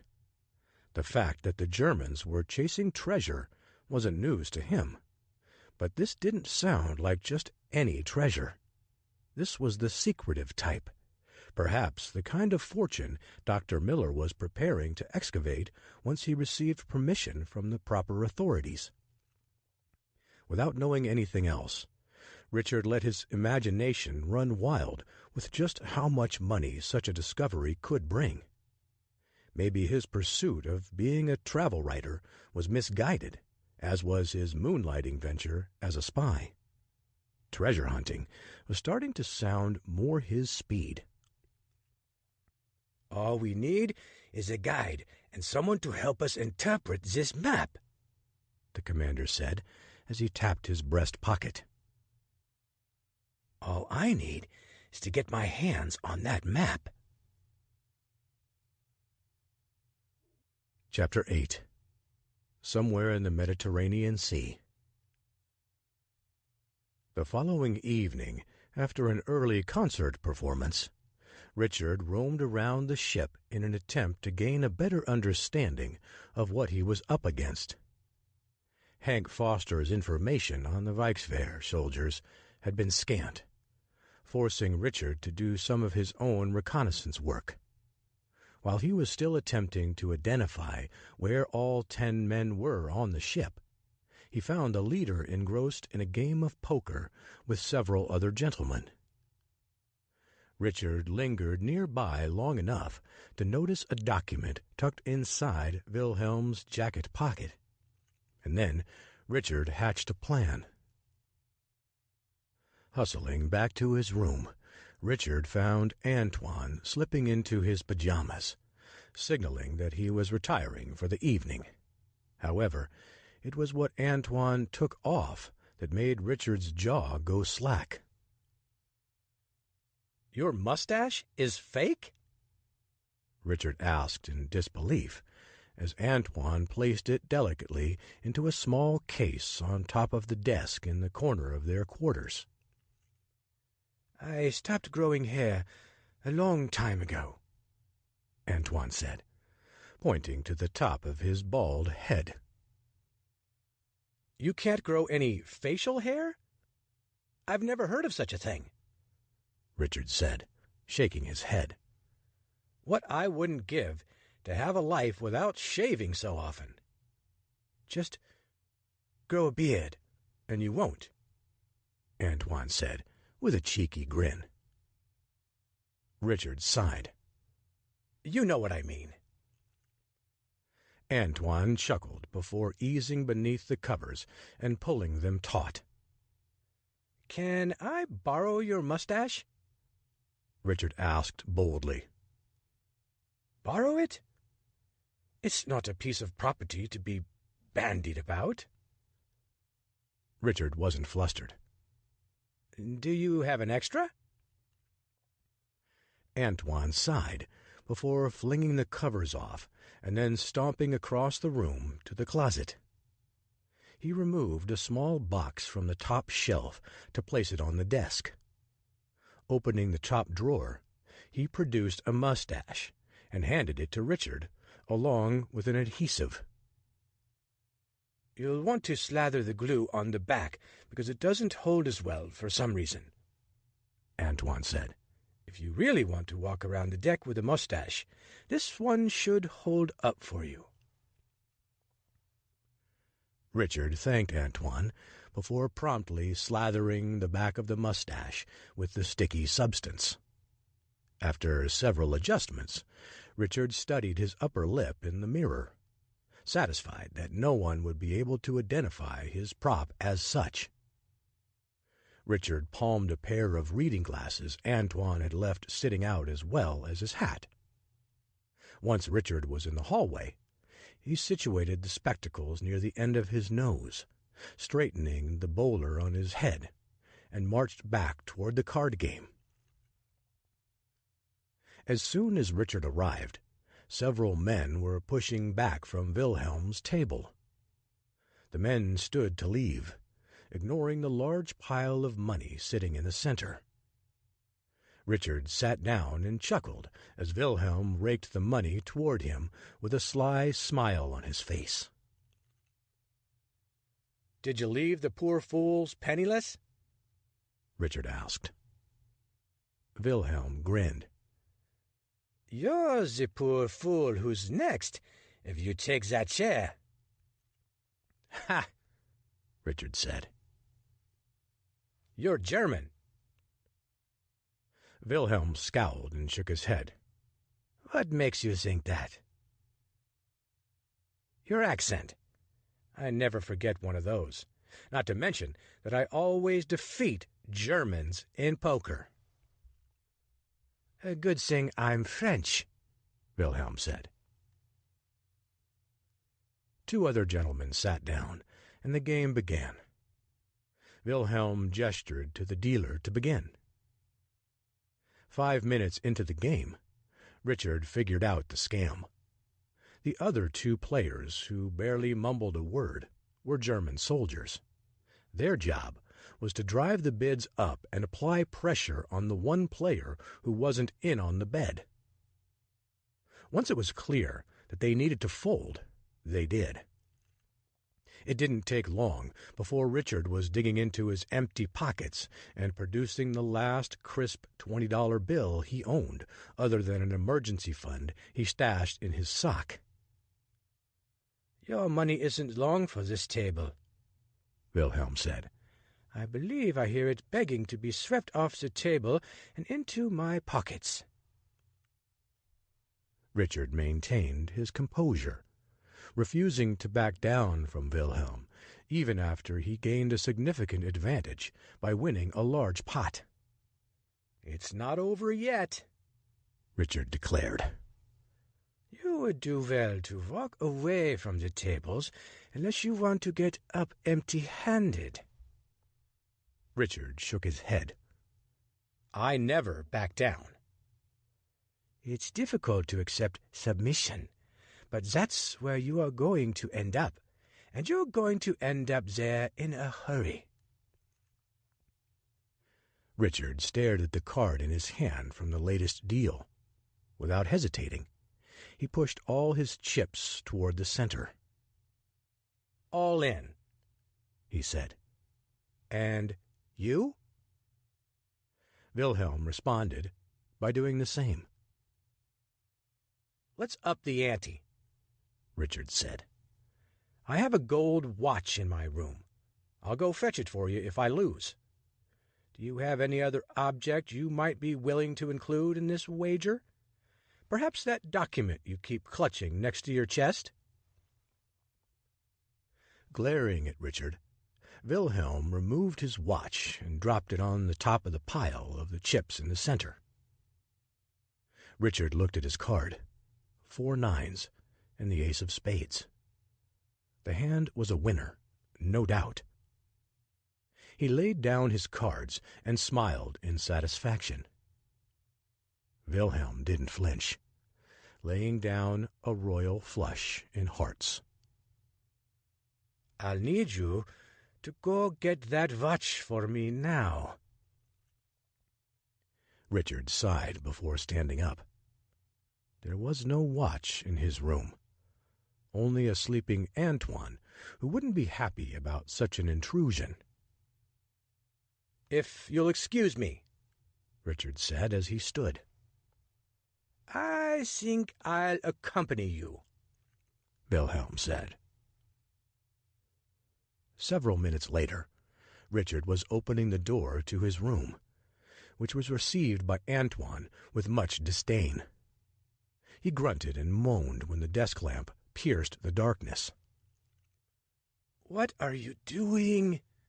Antoine asked, shielding his eyes as he turned in the direction of the desk.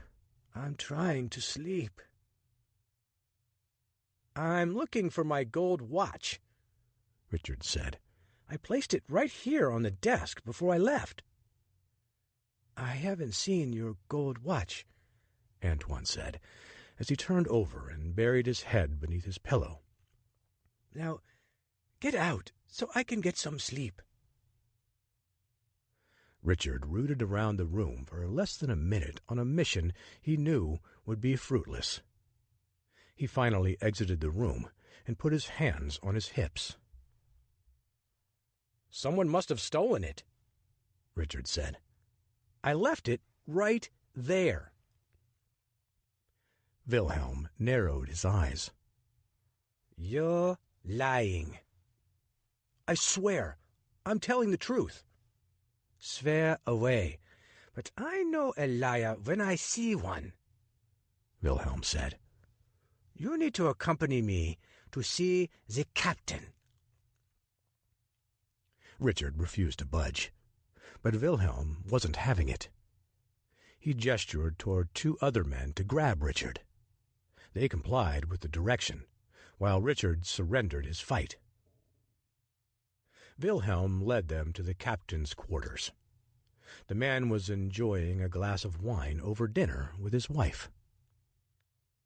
"Sorry for the intrusion, sir," Wilhelm began, "but I'm afraid we need you to render a decision on what to do with this rascal."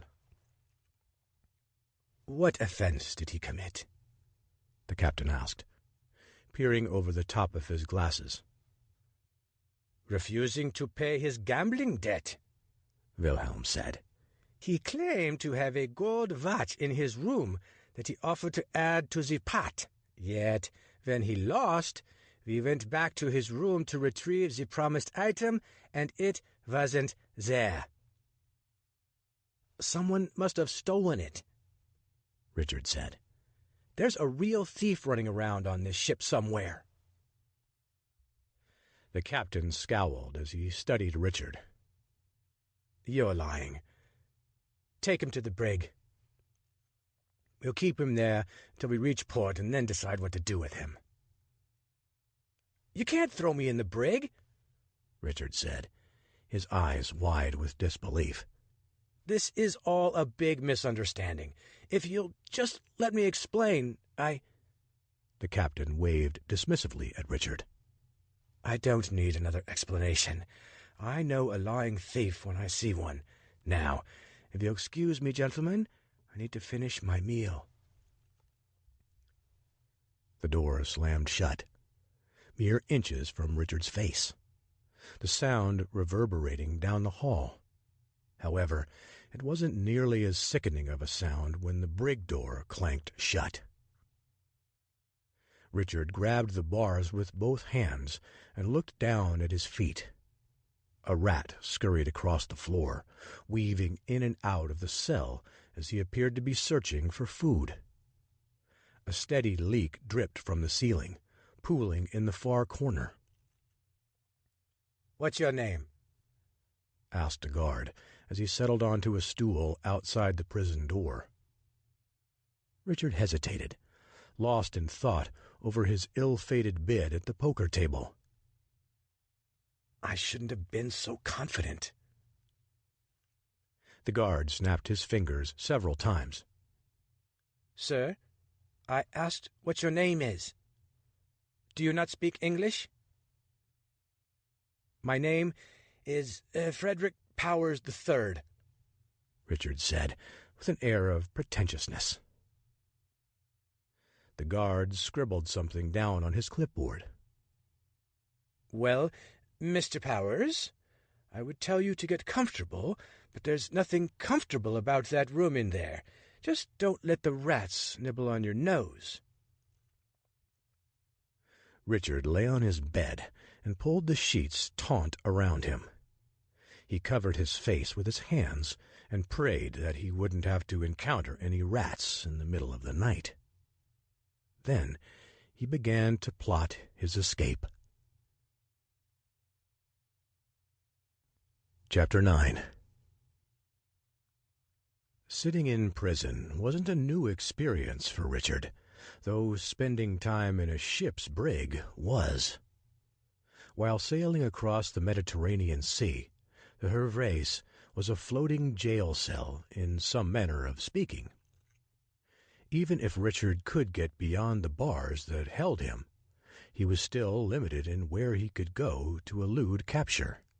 However, he received the break he needed when Francis Gerard visited Richard just over 24 hours since first being incarcerated.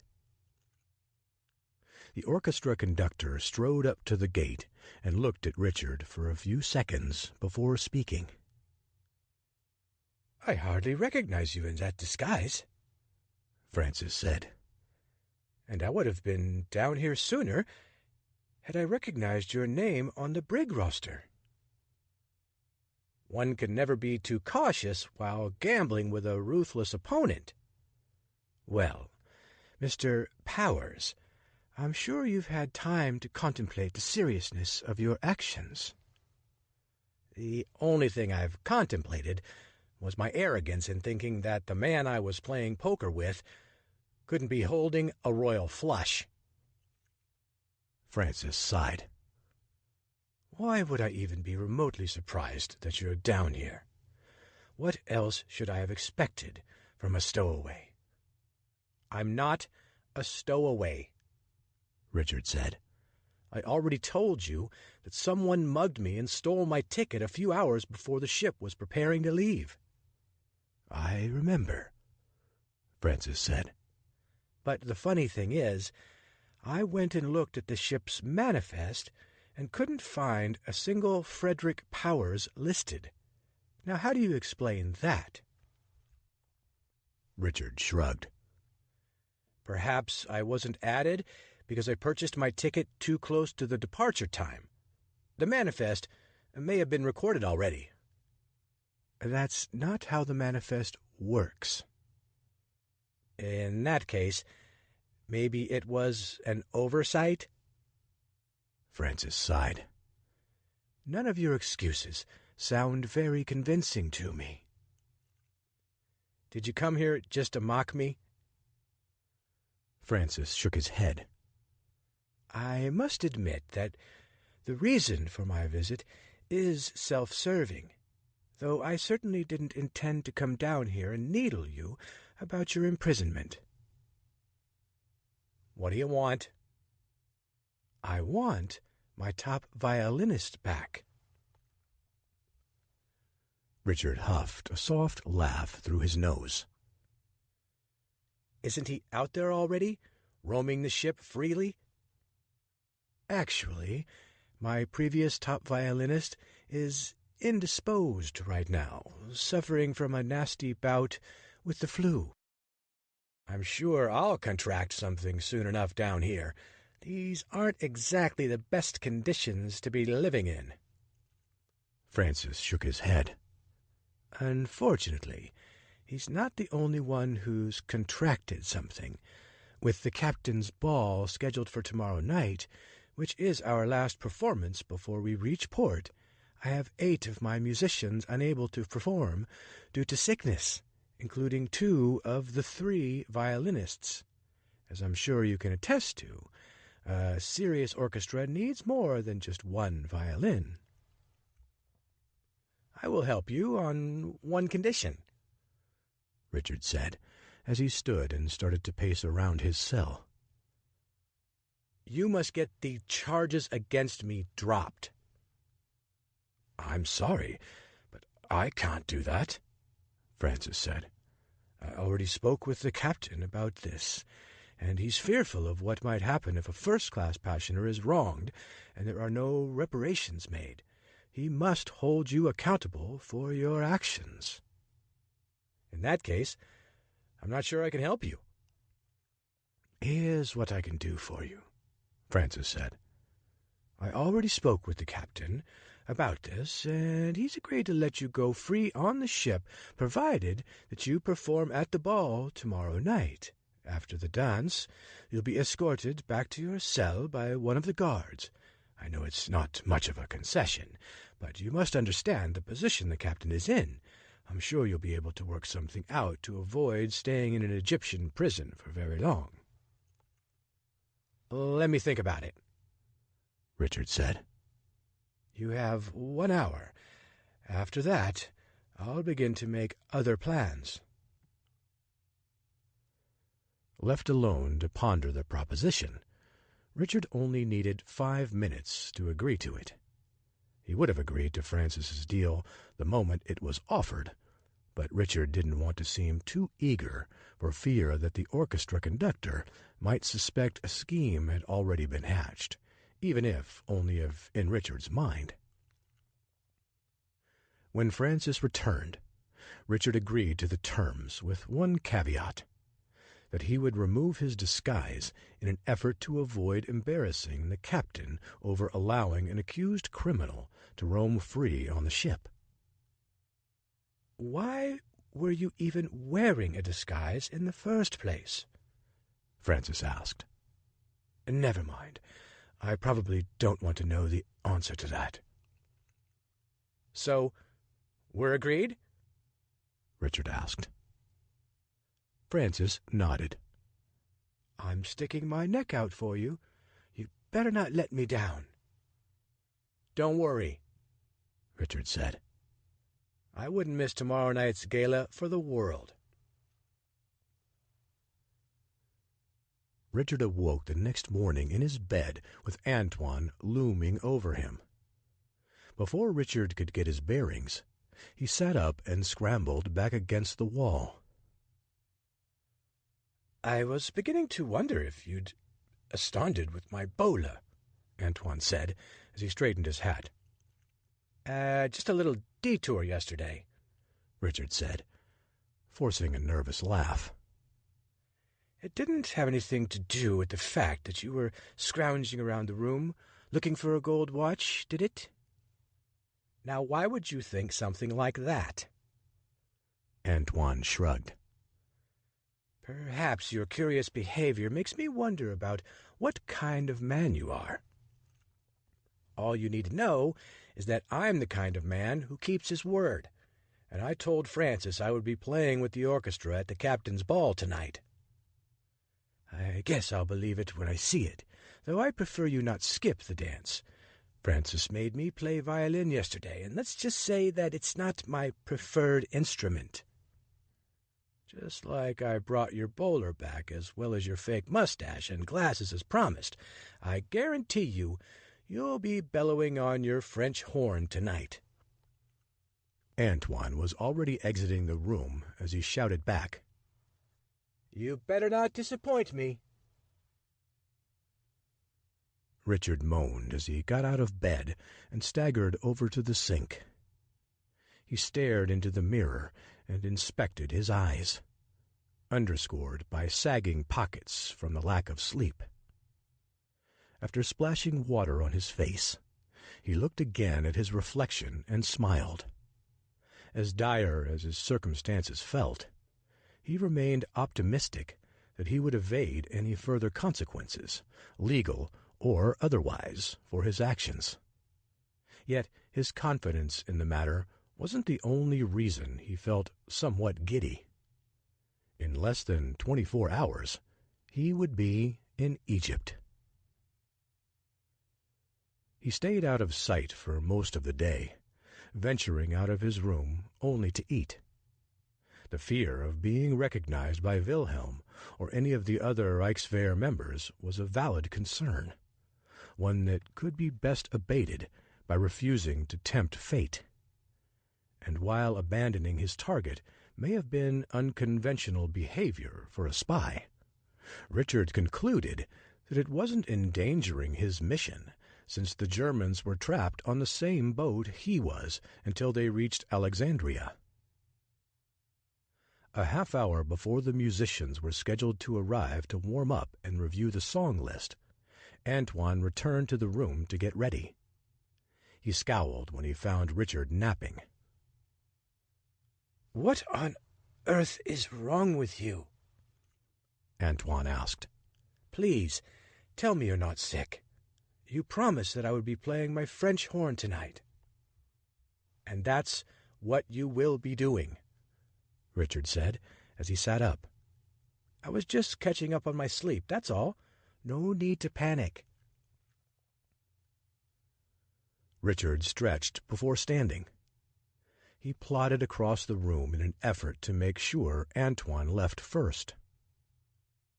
"You better be there," Antoine said, before exiting and disappearing down the hall.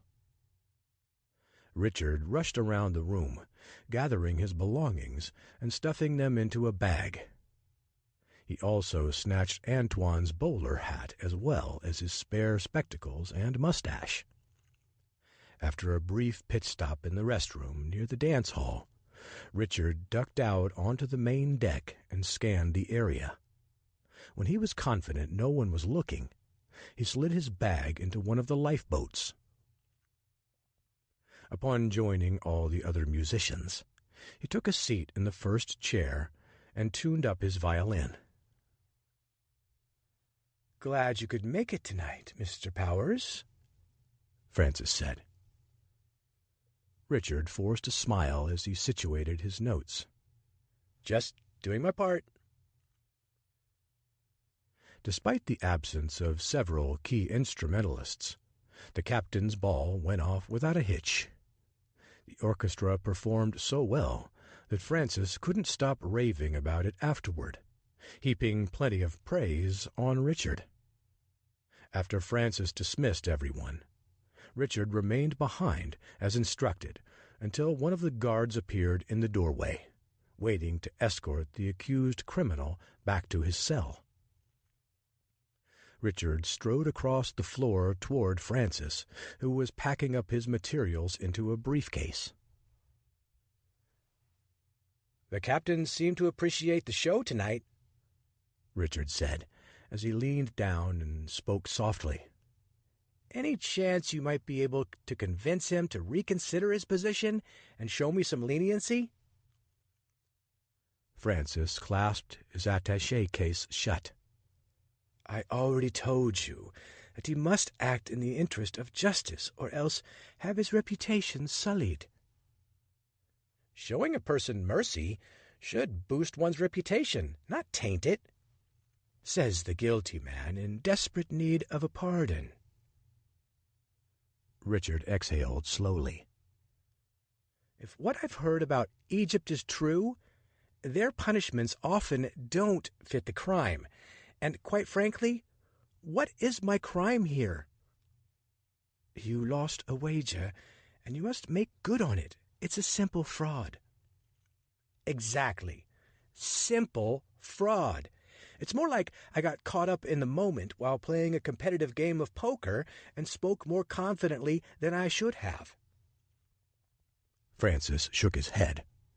"You should know better than that. Besides, nothing good ever really comes out of gambling." "I recognize that now, but I shouldn't have to pay a steep price simply because we were sailing in the open waters."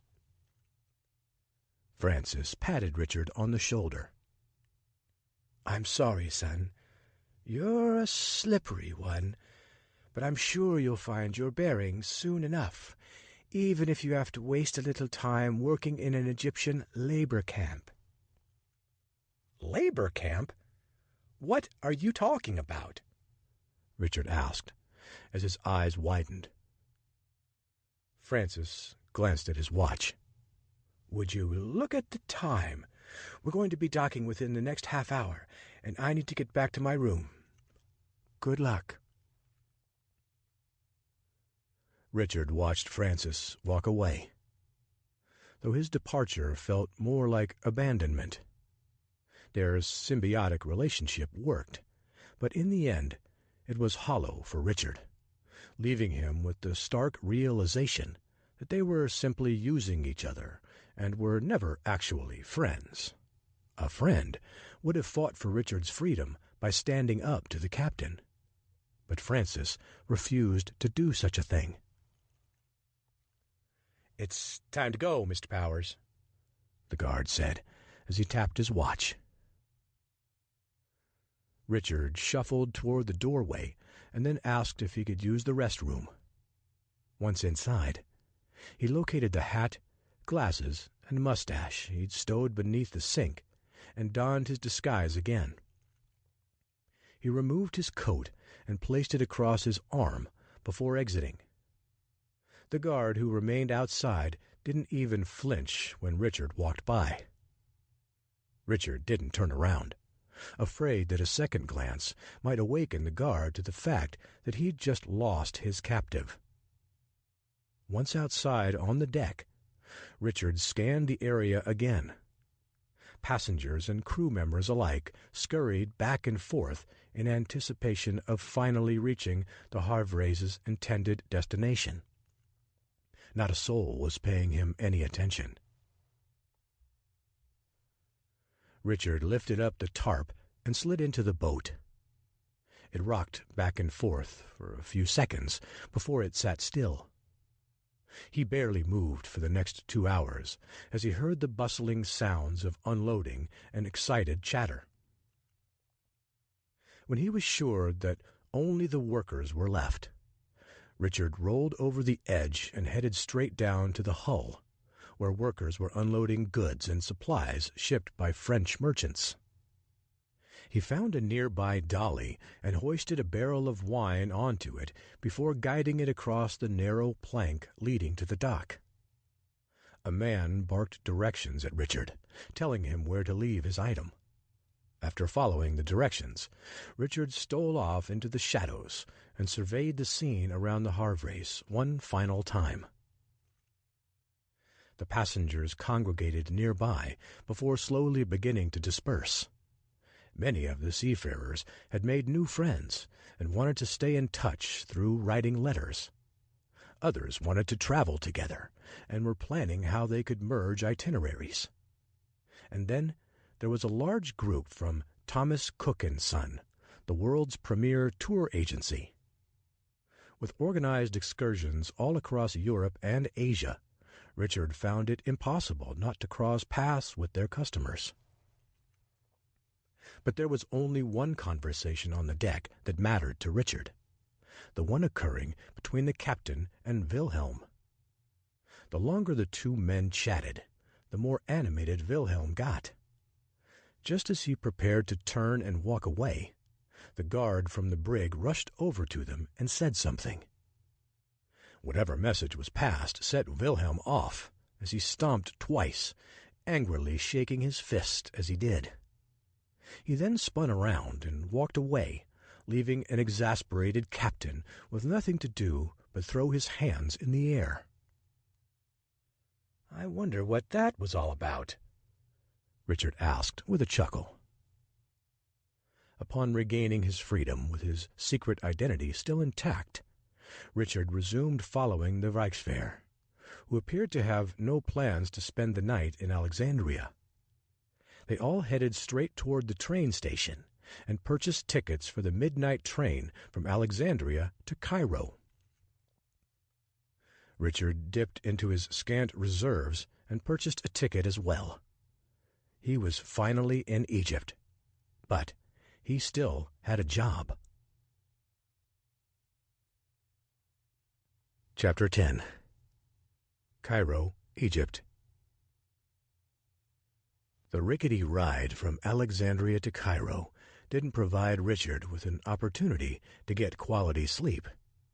Between the crowded second-class cabins stuffed with unruly children and screaming babies who seemed to spur one another on in a contest of ear-splitting cries, Richard caught a few winks between the chaos. There were several stops along the route, which led him to carefully watch the platform for any Germans exiting. The Reichswehr had purchased tickets for Cairo, but Richard wouldn't have been surprised if that was simply a precautionary measure to throw anyone off their trail. But apparently, they didn't think such extreme measures were necessary, remaining on the train until it reached the end of the line in Cairo. With the sun already peeking over the horizon as the conductor bid the passengers to unload, Richard kept an eye out for Wilhelm, following him through the crowd. Richard sat in the lobby of the Shepherd's Hotel, where the Reichswehr chose to stay, checking in individually to maintain a low profile. He poured himself a complimentary cup of coffee from the concierge's desk, and then pondered his next move. A few hours of sleep would have done him wonders, but he instead decided to explore the sights and sounds of Cairo before resuming his reconnaissance. However, he needed to wire Hank Foster an update. Richard navigated his way through the markets in search of a telegram station.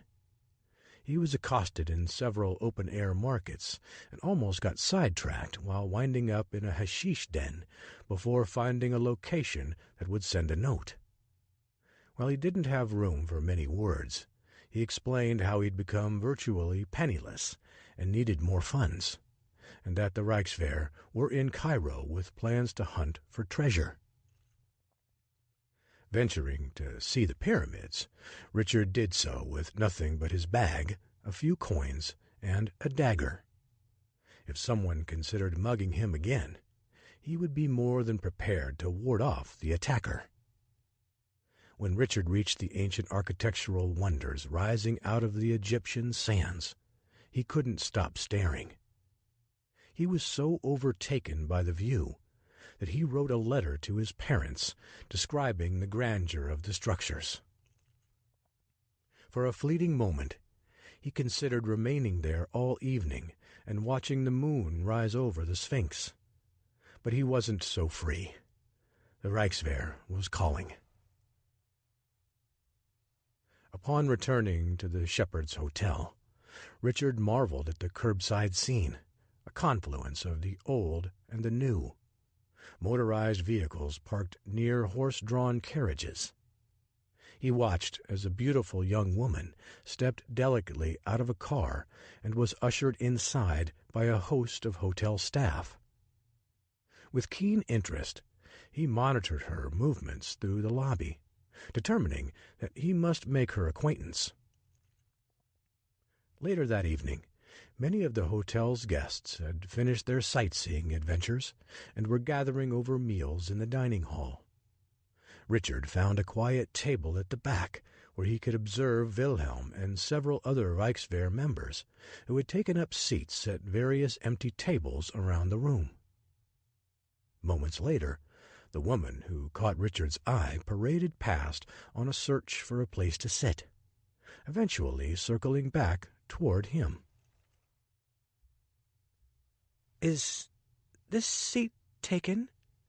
she asked, in a strong American accent. Richard stood and gestured toward the chair across from him. "I wasn't expecting anyone, but I'd be delighted for you to join me." After wanting to meet the woman, Richard was pleasantly surprised that she chose his table.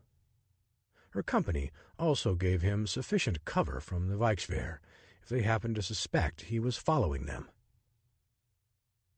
"I'm Sarah Catherine Holbrook," she said, offering the back of her gloved hand to him. "Richard Halliburton," he said, before kissing her on her outstretched wrist. "It's a pleasure to meet you."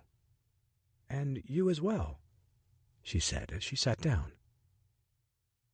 Richard marveled at the brunette beauty. Sporting a bob haircut with a tapered back, she moved in a sophisticated manner. With effortless grace, she opened her clutch and dug out a cigarette, along with a holder. She connected the two latter objects and handed her lighter to Richard.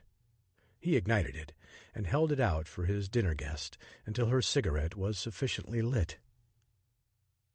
"What brings you to Egypt?" she asked. "I was about to ask you the same thing, especially a woman traveling all alone like you are." "I asked you first," she said with a wink. "Adventurer, wonder, an ancient civilization's incredible feat of architecture, the Nile, the opportunity to walk in Cleopatra's footsteps," he said, before stopping abruptly. "I could go on, but I don't want to bore you." She smirked. "I get the idea. You're a romantic." "That's one way of looking at it," he said.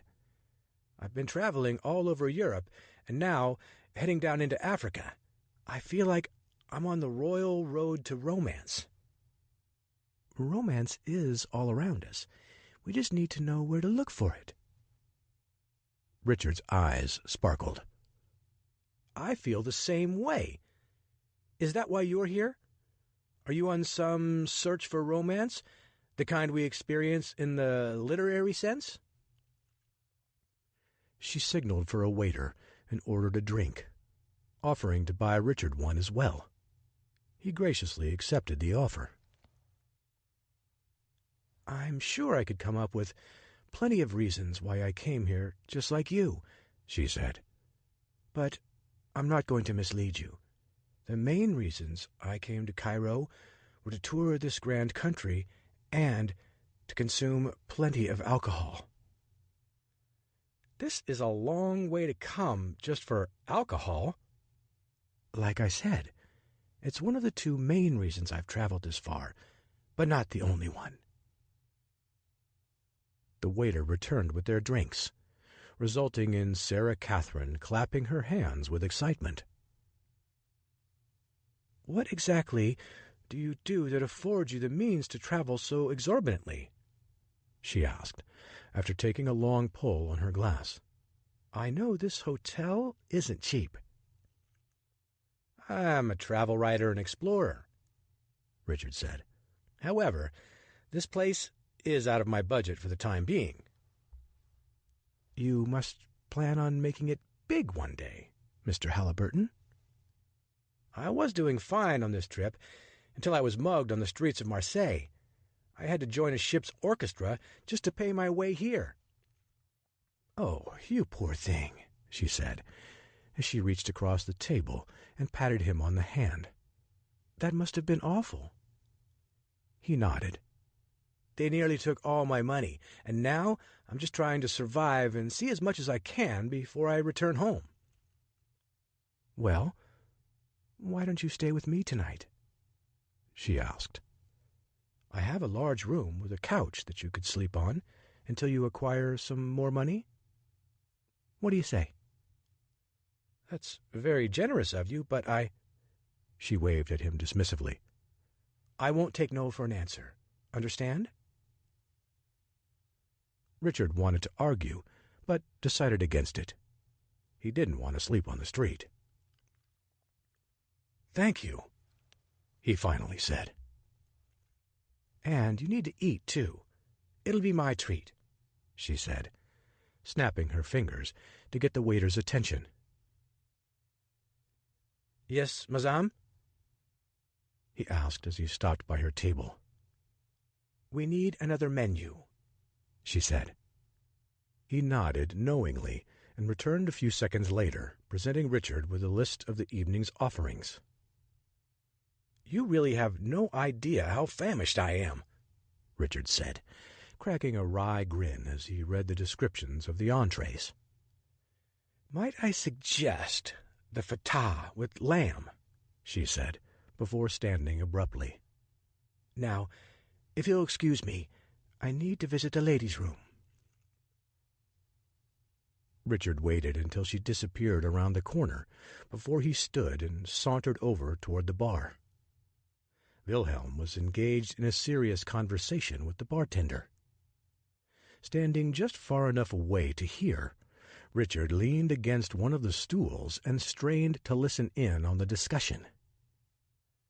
"I'm looking for a good guide who can interpret Sanskrit," Wilhelm said. "Know anyone who fits the description?" "Jabari Gamal is the best," the bartender said. "Do you have an address for him?" The bartender scribbled something down onto a napkin and then handed it to Wilhelm, who forked over a handsome tip. Richard kept his head down as Wilhelm slid past and exited the restaurant. When a waiter showed up at Richard's table, he scowled and scanned the room.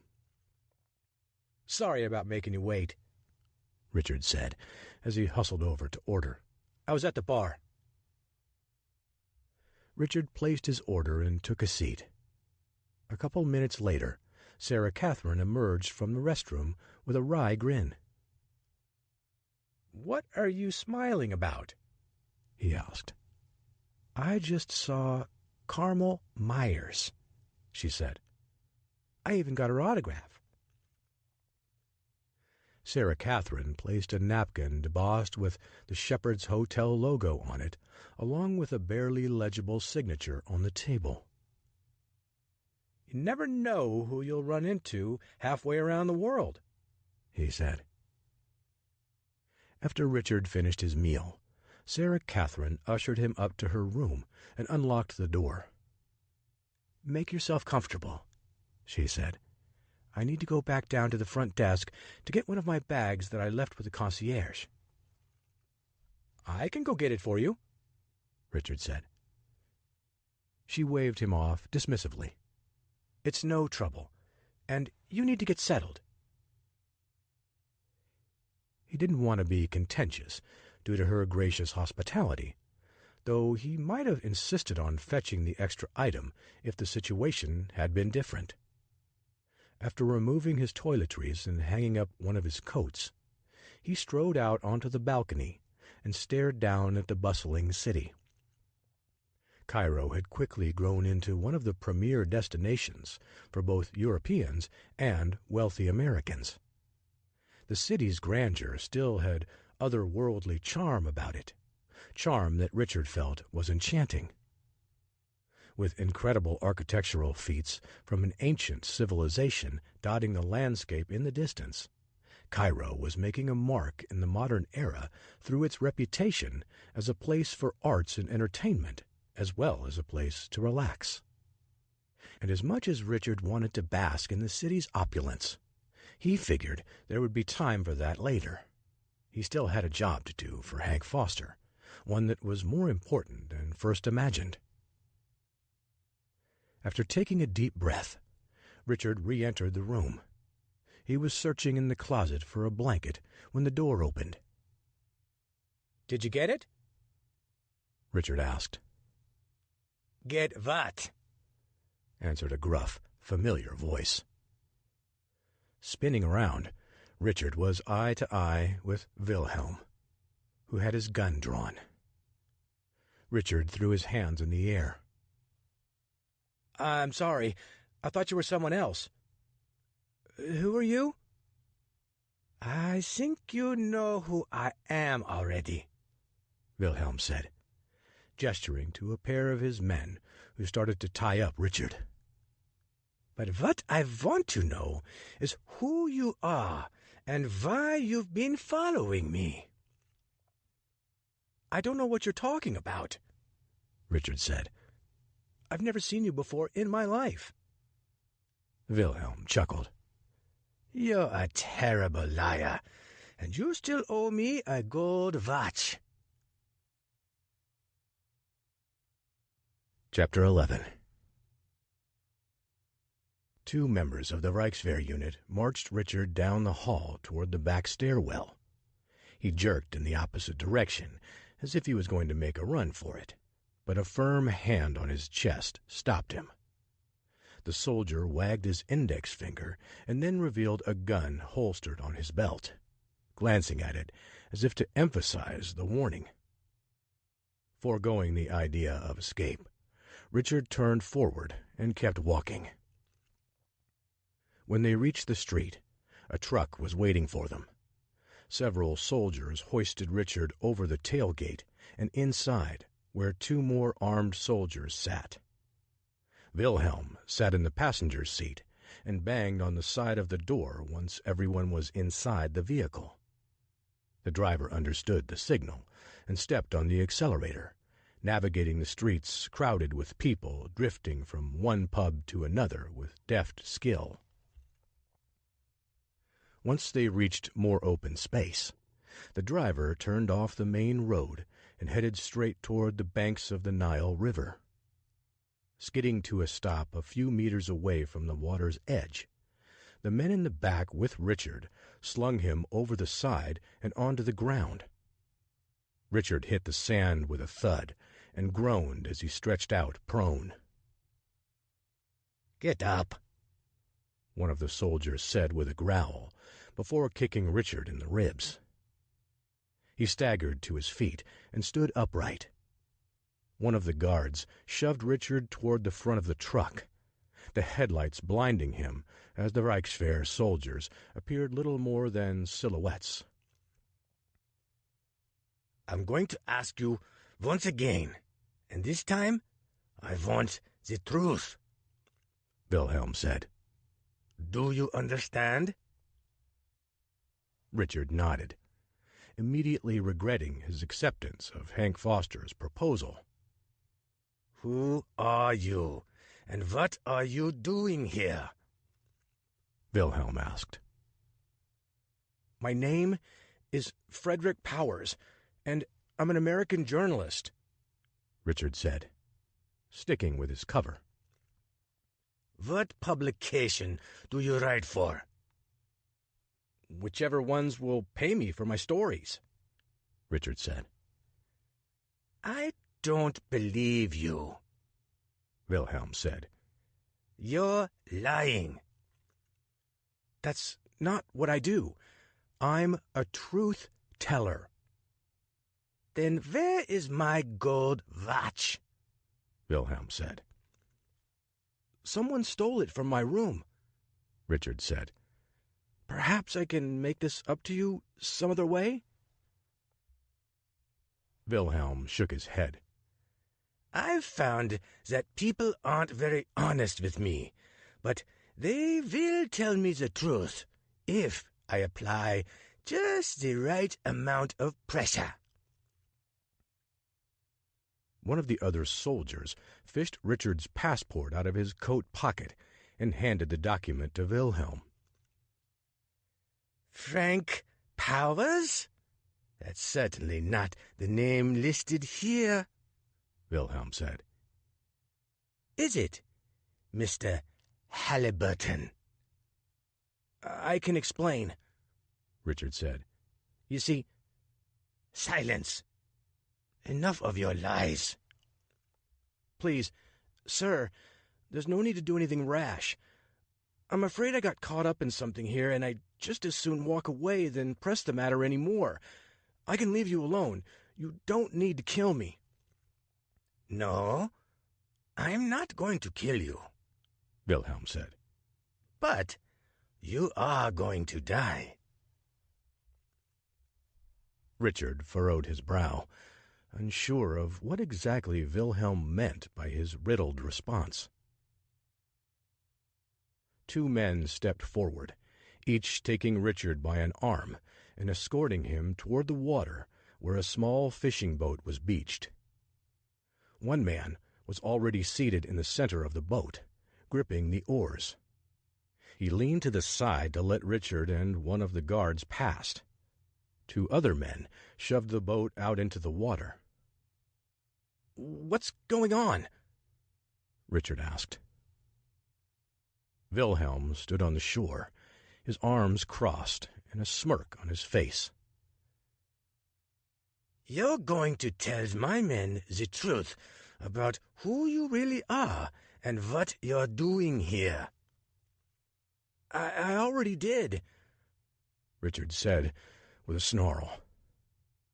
You will pay your debt one way or another, Wilhelm said, before he waved. The soldier at the front of the boat held a lantern out over the water as the man in the center strained at the oars. After a few minutes, Richard saw the light glint off a pair of eyes hovering just above the surface. The soldier up front signaled for the oarsman to stop. This is your last chance, the guard next to Richard said. Tell us who you really are, or else I will throw you in the river. Richard glanced around and saw that the eyes had vanished, and while great danger lurked somewhere below the surface, he had seen what the Reichswehr was capable of, the image of Dr. Miller still seared in mind. Richard decided to take his chances with the crocodiles. With the Nile predators, Richard at least stood a chance of survival, but a bullet to the head wasn't something he could overcome. I already told your commander everything, Richard said. It's your choice, the man said, before he lugged his prisoner off his seat and tossed him into the water. May you rest in peace, the soldier said.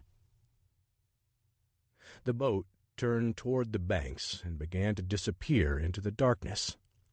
Overhead, the clouds danced in front of the moon, giving Richard occasional glimpses of his surroundings. He kicked his feet furiously, treading water without the help of his hands. After a minute, he wondered how long he could keep his head above water before he grew too tired. A thick fog rolled across the surface of the river, decreasing visibility. As Richard struggled to stay afloat, he spun around in different directions. The width of the river was surprising as it flowed swiftly. Without being able to see either shore, he wondered if he had the stamina necessary to make it ashore, much less which side was closest. He drifted along with the current and considered his options. Crying out for help seemed to be about his only shot at safety. With a deep breath, he prepared to scream when he bumped into something bobbing in the water. Richard's instinct was to get away from it, but the object seemed to be rather inanimate. He realized it was a channel marker. Grabbing a hold of the frame, he felt his way around in an attempt to find any sharp edge to free him from his bindings. Despite his background as an accomplished swimmer, his legs were starting to tire. If he could use his arms, he'd be able to reach shore quickly despite the Nile's strong flow. After a few seconds, he happened across a jagged piece of metal. Working quickly, Richard placed his bindings on the edge and started to saw away. Within a couple minutes, his hands were free. Using the marker to orient himself, Richard decided to swim to his left in an attempt to reach the banks of the river. Slashing through the water with his arms and legs, he glided toward what he believed to be the shore. However, the first thing he ran into wasn't the ground, but a pair of night fishermen. "Please," Richard said, "will you help me?" Instead of offering a hand, the two men began to beat back Richard with their oars. "Maybe I'm bad luck." Undeterred, Richard reversed course, waiting until the boat was out of sight before he swung back around. Swimming toward the shore, he hit the water furiously, splashing everywhere with each stroke. However, he slowed for a moment to take a peek over his shoulder. What he saw terrified him. Two beady eyes illuminated by the moon reflected off the river's surface and glided straight toward him. Richard tried to remain calm while doubling his pace. When he looked back, he saw the crocodile lunge out of the water toward him. Richard darted to his right, avoiding the snapping jaws. He didn't think it was possible to swim any faster, but he did.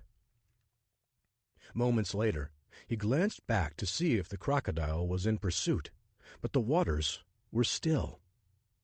Then he heard a splash and looked over his shoulder again. The beast was making another pass, honing in on Richard's position and speeding up. Chapter 12. Richard had only seen pictures of crocodiles until this moment, though he'd read enough about them to know that he wouldn't survive a tussle with one in the river. With adrenaline coursing through him, he continued to rip through the water and looked for any sign that he was nearing the shore. Just a few meters ahead, a small light flickered, and Richard swam toward it. After a couple more strokes, the silhouetted outline of a boat came into view. Reaching over the edge was a man, offering his hand. Richard lunged upward and grabbed it. He tried to wriggle his way over the side as the man yanked Richard inside the vessel. Collapsing in an exhausted state, Richard looked up and realized his troubles weren't over. The fisherman who'd saved him was now engaged in a battle with the crocodile, which rammed the side and rocked the boat back and forth. Richard sat up and saw the man warding off the reptile with a paddle before wasting no time in joining him. The two men slapped furiously at the animal. The sounds of water splashing and a jaw snapping interrupted an otherwise serene night along the Nile. At one point, the crocodile wrapped his jaw around the side of the boat and pulled down, but Richard turned his paddle on its edge and cracked the beast on its snout, causing it to let go. After a minute of intense battling, the animal retreated. "Are you okay?" the fisherman asked. "Yeah." Richard said, shocked by the question in his own language. You speak English? The man chuckled.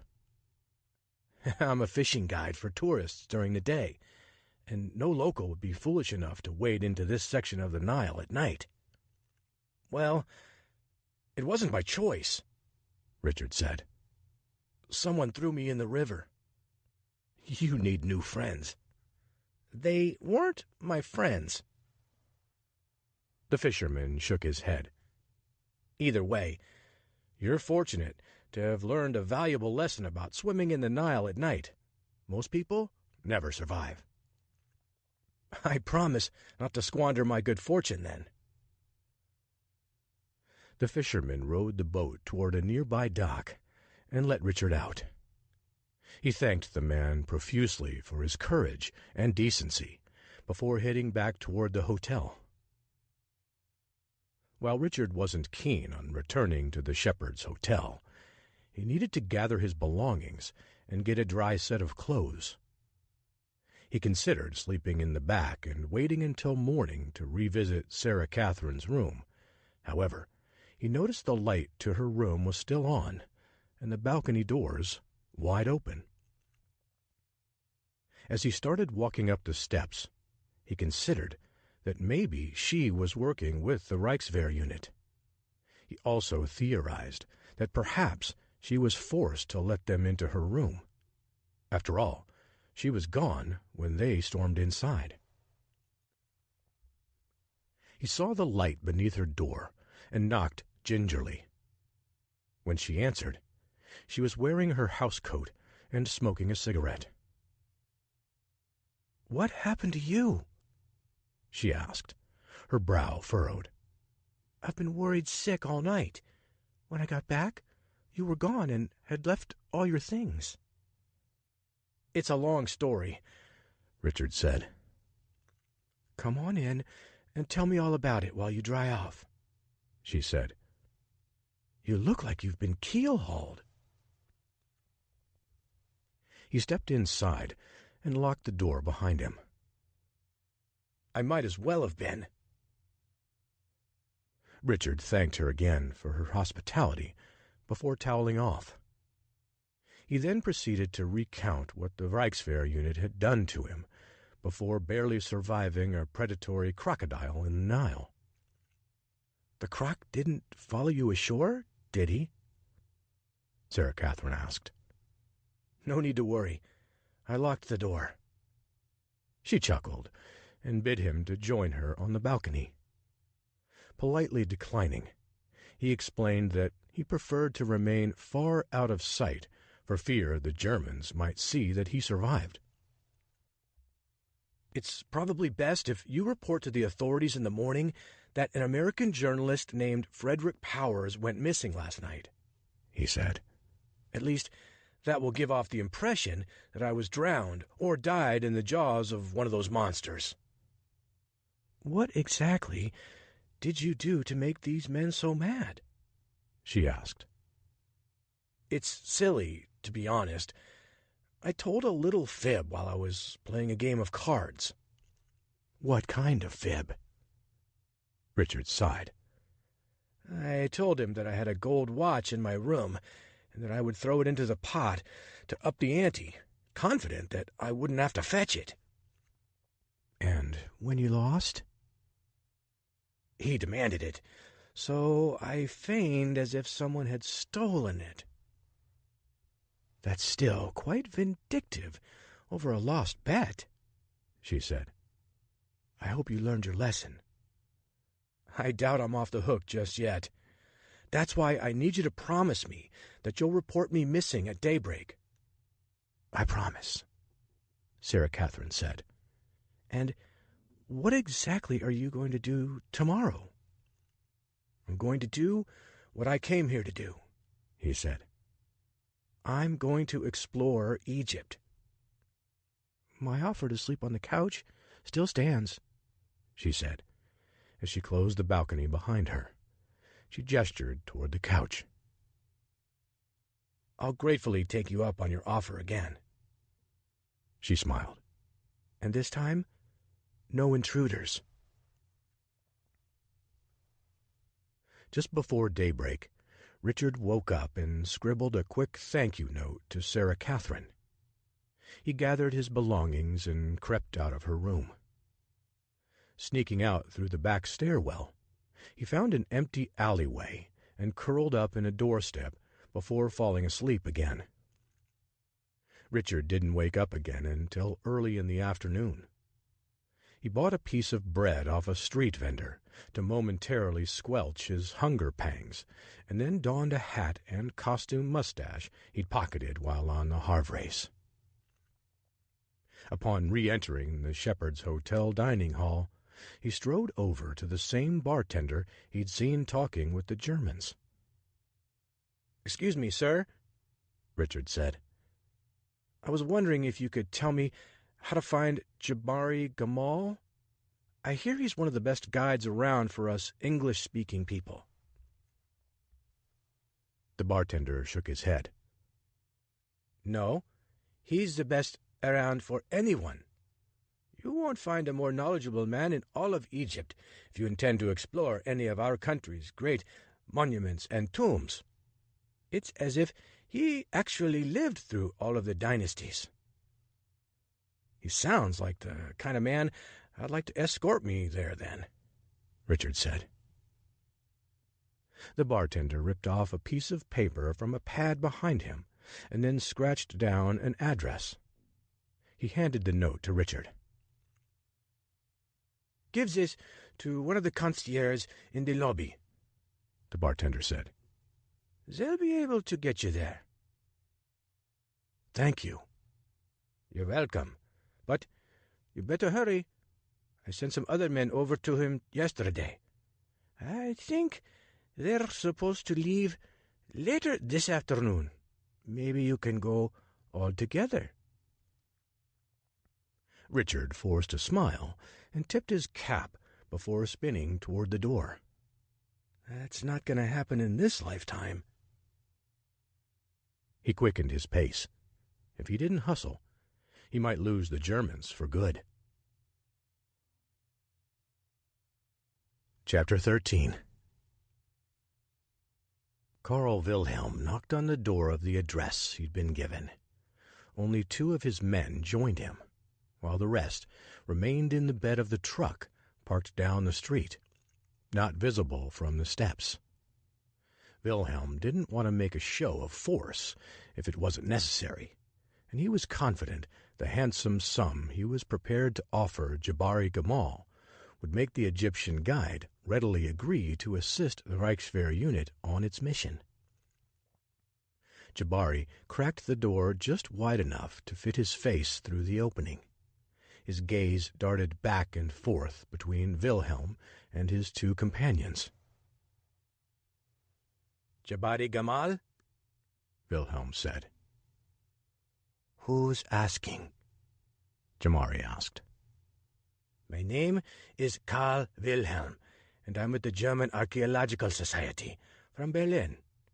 I was hoping you would be able to assist us in a dig we plan to make at the Valley of the Kings this week."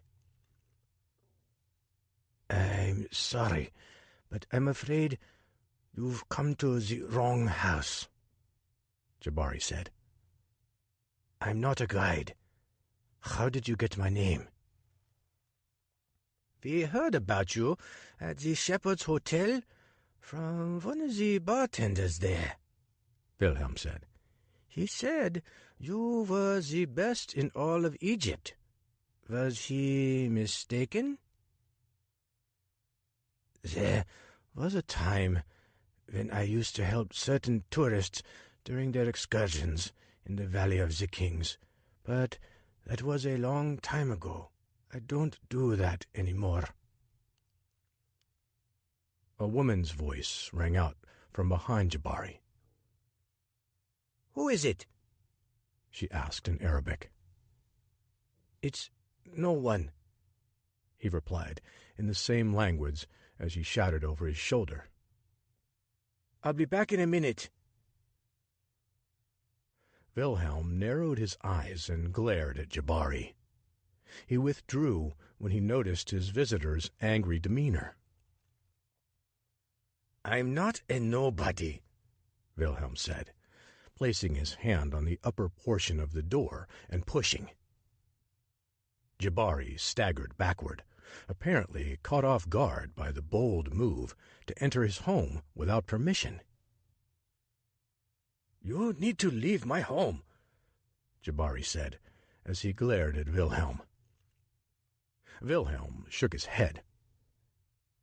"I need the best guide, and I'm not leaving until I get him." "Then you'll have to look elsewhere. I'm not a guide, and I'm not about to start now for a rude person like you." "For some reason, I doubt the bartender at the Shepherd's Hotel was lying," Wilhelm said. "His name is Ahmed Gamal. Any chance he's related to you? Get out, now!" "We're not going anywhere," Wilhelm said, as he pushed back the side of his coat, revealing his holstered gun. His two assistants followed his lead, also revealing their weapons. As the men stood there in silence, staring at one another, a young child shuffled into the room. "Papa?" he said, holding up a bag. "Hada lilaraktak?" Jabari scowled at the boy and gestured for him to leave, but he remained pat as he continued to hold up the pack. "I know Arabic," Wilhelm said. "I know what he said. This is for your trip." Jabari's eyes widened. Wilhelm had the guide on the ropes. There was no more denying, no more lying. A little innocent boy had exposed his father's attempt at escaping a job he didn't want for some reason. But Wilhelm wasn't about to accept no for an answer. "You're coming with us," Wilhelm said, breaking the silence. "I don't have to do anything you say," Jabari said. One of Wilhelm's men lunged for the boy, snatching him away from Jabari before he could react. The other soldier held up his hand and then pulled out his weapon. "You come with us, or we will shoot your son right now," Wilhelm said. Jabari threw his hands in the air in a gesture of surrender. Okay, just let him go. He's done nothing wrong. I'll help you." The boy's eyes welled with tears before a single drop streaked down his face. Jabari crouched down next to his son and gave him a hug. "Everything is going to be all right," he said in Arabic. "Tell your mother I will be back in a few days." Jabari took the pack from his son and strode toward the door. He turned around for a moment to bid his son farewell. He was sobbing, which attracted the attention of his mother. She rushed into the room in time to see her husband being led out the door. "I'll be back soon," he said in Arabic. Wilhelm eyed the woman closely, wagging his index finger at her. "We will take care of him." She let out a desperate scream as she rushed to the front steps. Wilhelm trained his gun on her and then shook his head. And she obeyed, freezing at the doorway, yet continuing to cry out for her husband in agony. "Don't turn around," Wilhelm said to Jabari. "Just keep walking. We don't have time for her theatrics." Jabari did as commanded, keeping pace with the two guards until they reached the truck that was parked down the street. When Wilhelm shoved his prisoner and guide into the back, he grinned. "Gentlemen, we have ourselves a guide," Wilhelm said. The men cheered and smiled. "Now, let's go find ourselves a treasure," their leader said. Wilhelm climbed into the passenger seat and then slammed the door shut. He slapped the seat hard as the driver turned the ignition key, bidding the truck to roar to life. The vehicle sputtered for a moment before the engine came alive and started to chug. "Are you ready, sir?" the driver asked. Wilhelm nodded. "Full speed ahead to the docks. We're going to Luxor as unsuspecting tourists." The man eased onto the gas as the vehicle lurched forward. In an instant, the journey started toward the last stop aboard one of the Cairo luxury steamboats that ferried rich Europeans up and down the Nile River. Chapter 14. Richard knocked on the door and waited for someone to answer. After a long minute with no one coming, he looked with raised eyebrows at the concierge who served as an escort to Jabari Gamal's house. "Are you sure this is the address?" Richard asked the concierge, who went by the name of Amir. He nodded. "I've been here several times. This is where Jabari lives." "Then why isn't he answering?" "Perhaps he isn't here." "But his entire family?" Richard asked. "It's possible that they all went to the market." Richard had waited long enough without any response that he was about to spin around and walk away when he heard something. The voice of a child and accompanying footsteps shuffling across the floor. "Someone is in there," Richard said to the concierge. He shrugged. "I can't make them answer the door." "What's his wife's name?" Amir sighed. "Sagira? Are you there?" A few seconds later, Richard heard footsteps shuffling toward the door, followed by a woman's voice. "She asks what you want," Amir said. "Tell her I'm staying at the Shepherd Hotel, and I want to speak with Jabari." Amir relayed the message. "Well?" Richard asked. Amir shook his head. "He's not here."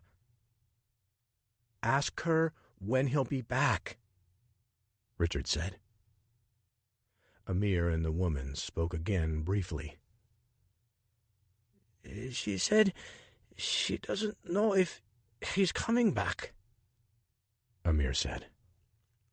"Just tell her that I desperately need to speak to her." Amir obliged and passed along the message. A few seconds later, she unlocked the door and gestured for them to come inside before quickly locking the door behind them. Once they were all safely indoors, she collapsed onto the couch, tears streaming down her face. "Sagira, what happened?" the concierge asked in English. "These men came into our home and took my husband," she said. "They threatened to kill my son if Jabari didn't comply." "I'm so sorry," Richard said. "I know who these men are, and they are dangerous." "Can you help me get my husband back?" she asked. I don't know what I'll do without him. With a creased forehead, her little son climbed up into her lap. I might be able to help, Richard said. I think I know what those men are up to, but I need to know where they were taking him. Sagira shook her head. They never said where they were going, but there's only one place my husband ever goes, the place he is known as the expert guide, and that's Luxor. The Valley of the Kings? Richard asked. She nodded. He's been working there for a number of years. His familiarity with the dig site, as well as his knowledge of the English language, has made our family a wealthy one, but not wealthy enough to stop a host of soldiers from storming our front door and stealing Jabari away from us. How long ago were they here? Richard asked. Maybe an hour ago, at the most, she said. They weren't here long until they coerced Jabari into joining them.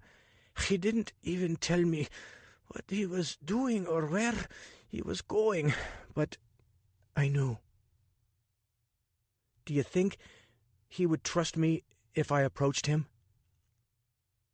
It might take some convincing, especially after what happened.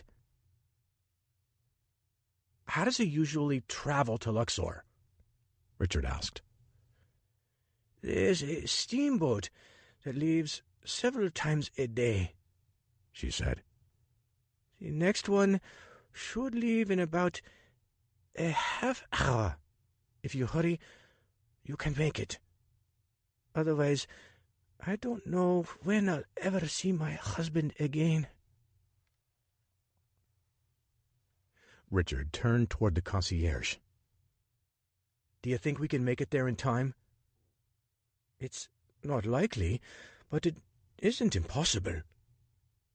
Can we borrow Jabari's motorcycle? The concierge asked. Sagira nodded. Take whatever you need.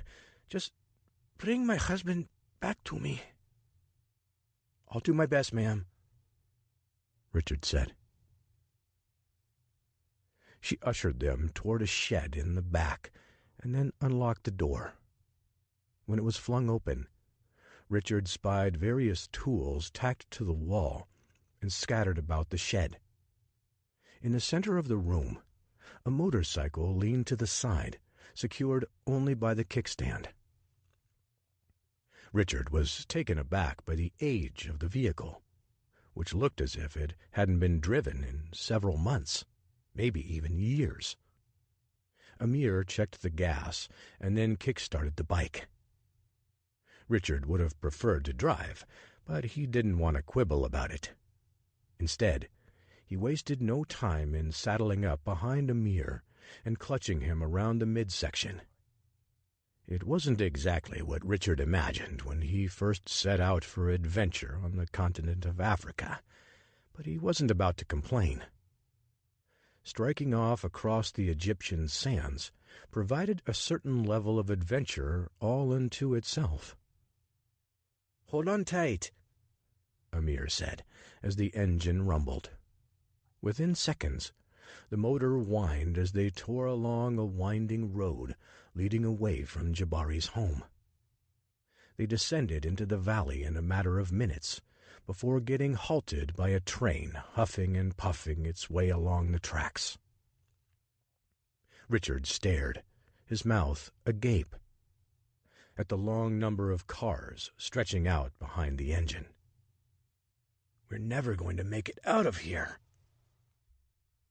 Amir twisted the accelerator handle and tore off in a different direction. Less than a minute later, they were parked at the top of a nearby plateau. "What are we doing?" Richard asked. "We're going to leap over the train so we can make it to the docks on time." "Have you done this before?" The concierge ignored the question as he glanced over his shoulder. He then revved his engine and flew down the road. Near the bottom of the hill was a small berm that ran parallel to the tracks.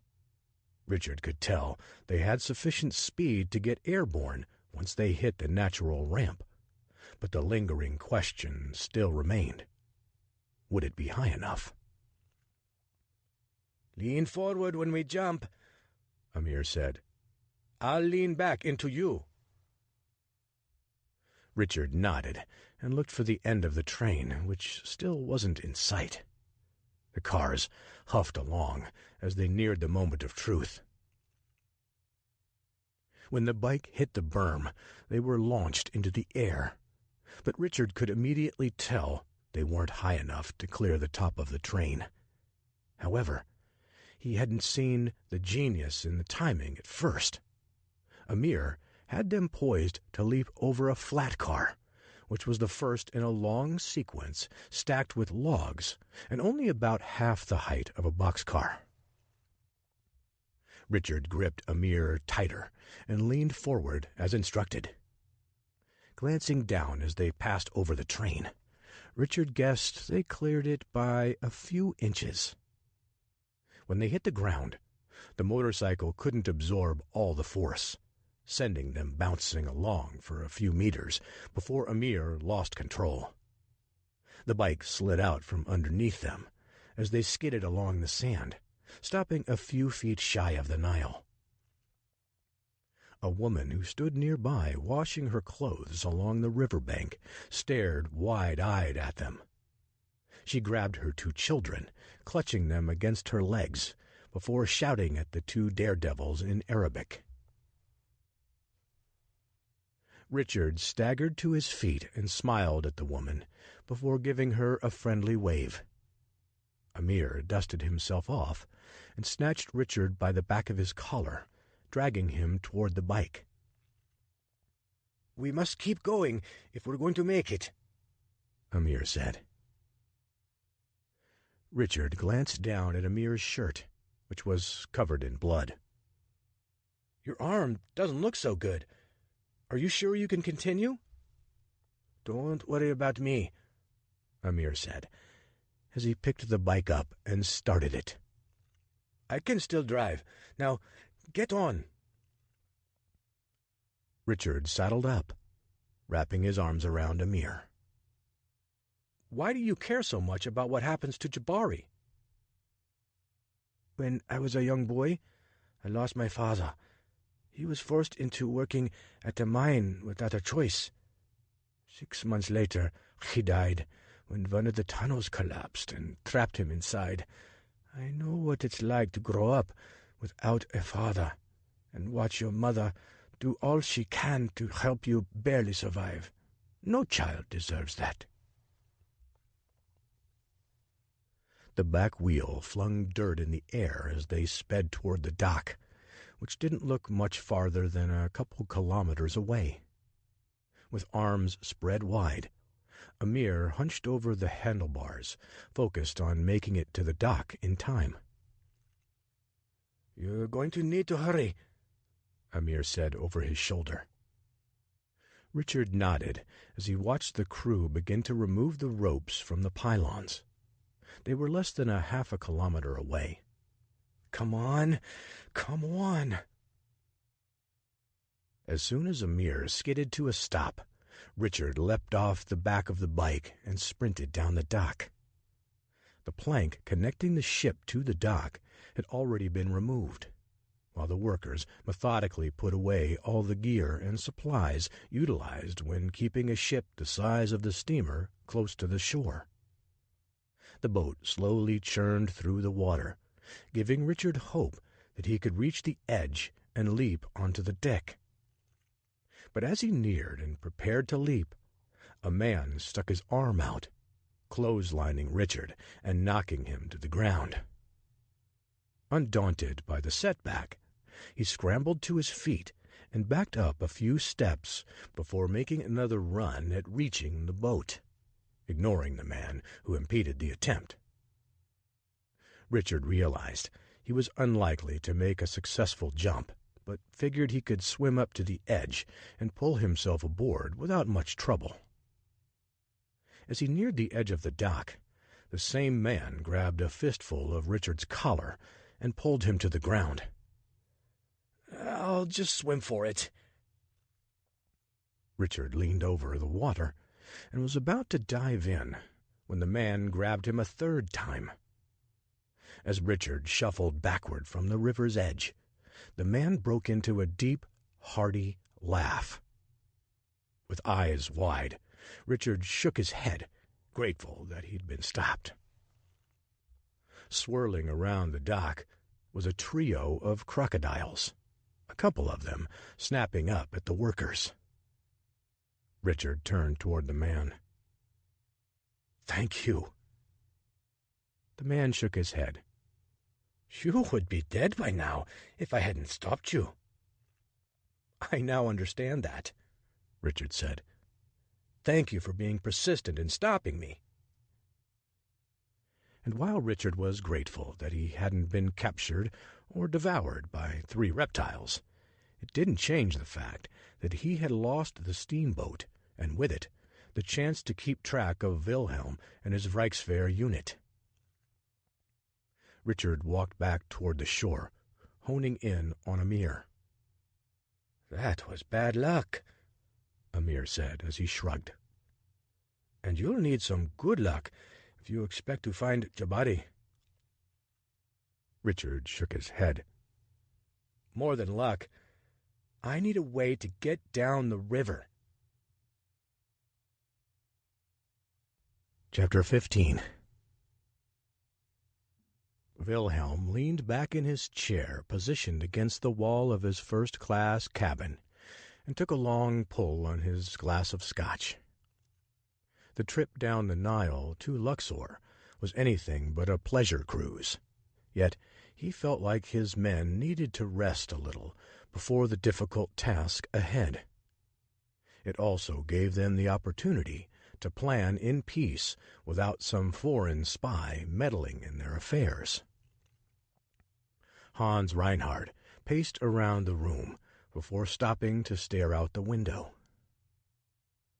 "Pour yourself a drink," Wilhelm said to his second-in-command. "You look like you could use one." "I'd trade it all to be able to share this moment with my family," Reinhardt said. "Just don't forget, they are who you are doing this for. What this team is doing is important work, and not only for our country, but also for the rest of the world. It's pretty clear that people everywhere are adrift at sea and need someone to help steady their ship and steer it in the right direction."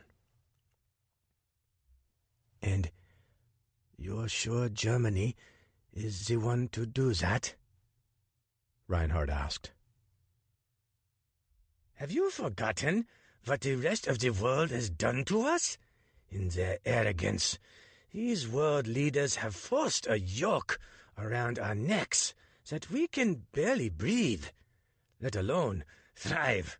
We must show them that we see through their guises and don't need their help." "Is this really possible? Can Germany be that force in the world?" Wilhelm smiled. "You must never underestimate the power of money, or mankind's greed for it. If you possess enough riches, you can change even the most defiant minds, and when you have enough power, people will see the things the way you want them to. Obviously, we don't have a sufficient amount of either of these two things during the Great War, but when we strike again, we'll have both, and we'll have our way with the world." "I hope so," Reinhardt said. "If there's one thing I don't want, is for my children to grow up in a country so ravished by war that hope is in short supply. Your daughters will not only have hope, they will have prestige and privilege as citizens of the greatest nation on earth, and you are one of the elite members of this Reichswehr unit who will help give it to them. A hint of a smile appeared on Reinhard's face.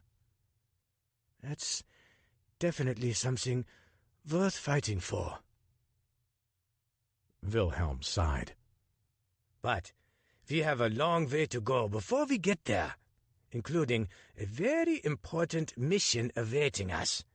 I think it's time we had a little talk with our guide.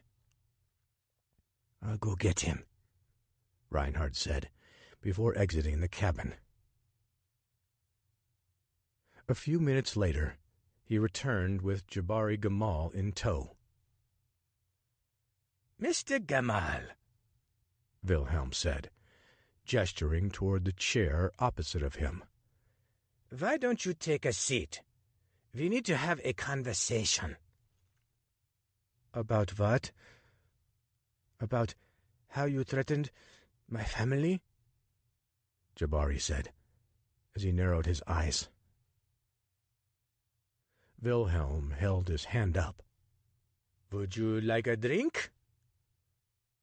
Jabari didn't flinch, refusing to answer Wilhelm's question. I find that a stiff drink relaxes me a little, especially when I'm in tense situations. I don't drink. Well, you're missing out. But let's discuss our objectives here on this dig. Jabari crossed his arms and leaned back in his chair, remaining silent. Perhaps I should tell you what you're going to do for us, Wilhelm said. I hate making threats, but I've found that sometimes they are necessary to coerce stubborn people to comply with my demands. And trust me when I say this, you don't want to see me keep my word with a stubborn person, but you will if you don't become more compliant. What do you want? Jabari asked. We want to dig in the Valley of the Kings. Jabari burst into laughter. Why not just ask for wings so you can soar above the Sahara? That might be more possible, given my limited powers in such realms. Then make it possible. I'm afraid you don't understand how this works, Jabari said. You can't just thrust your shovels into the ground and start sifting through the sand on your quest to find treasures.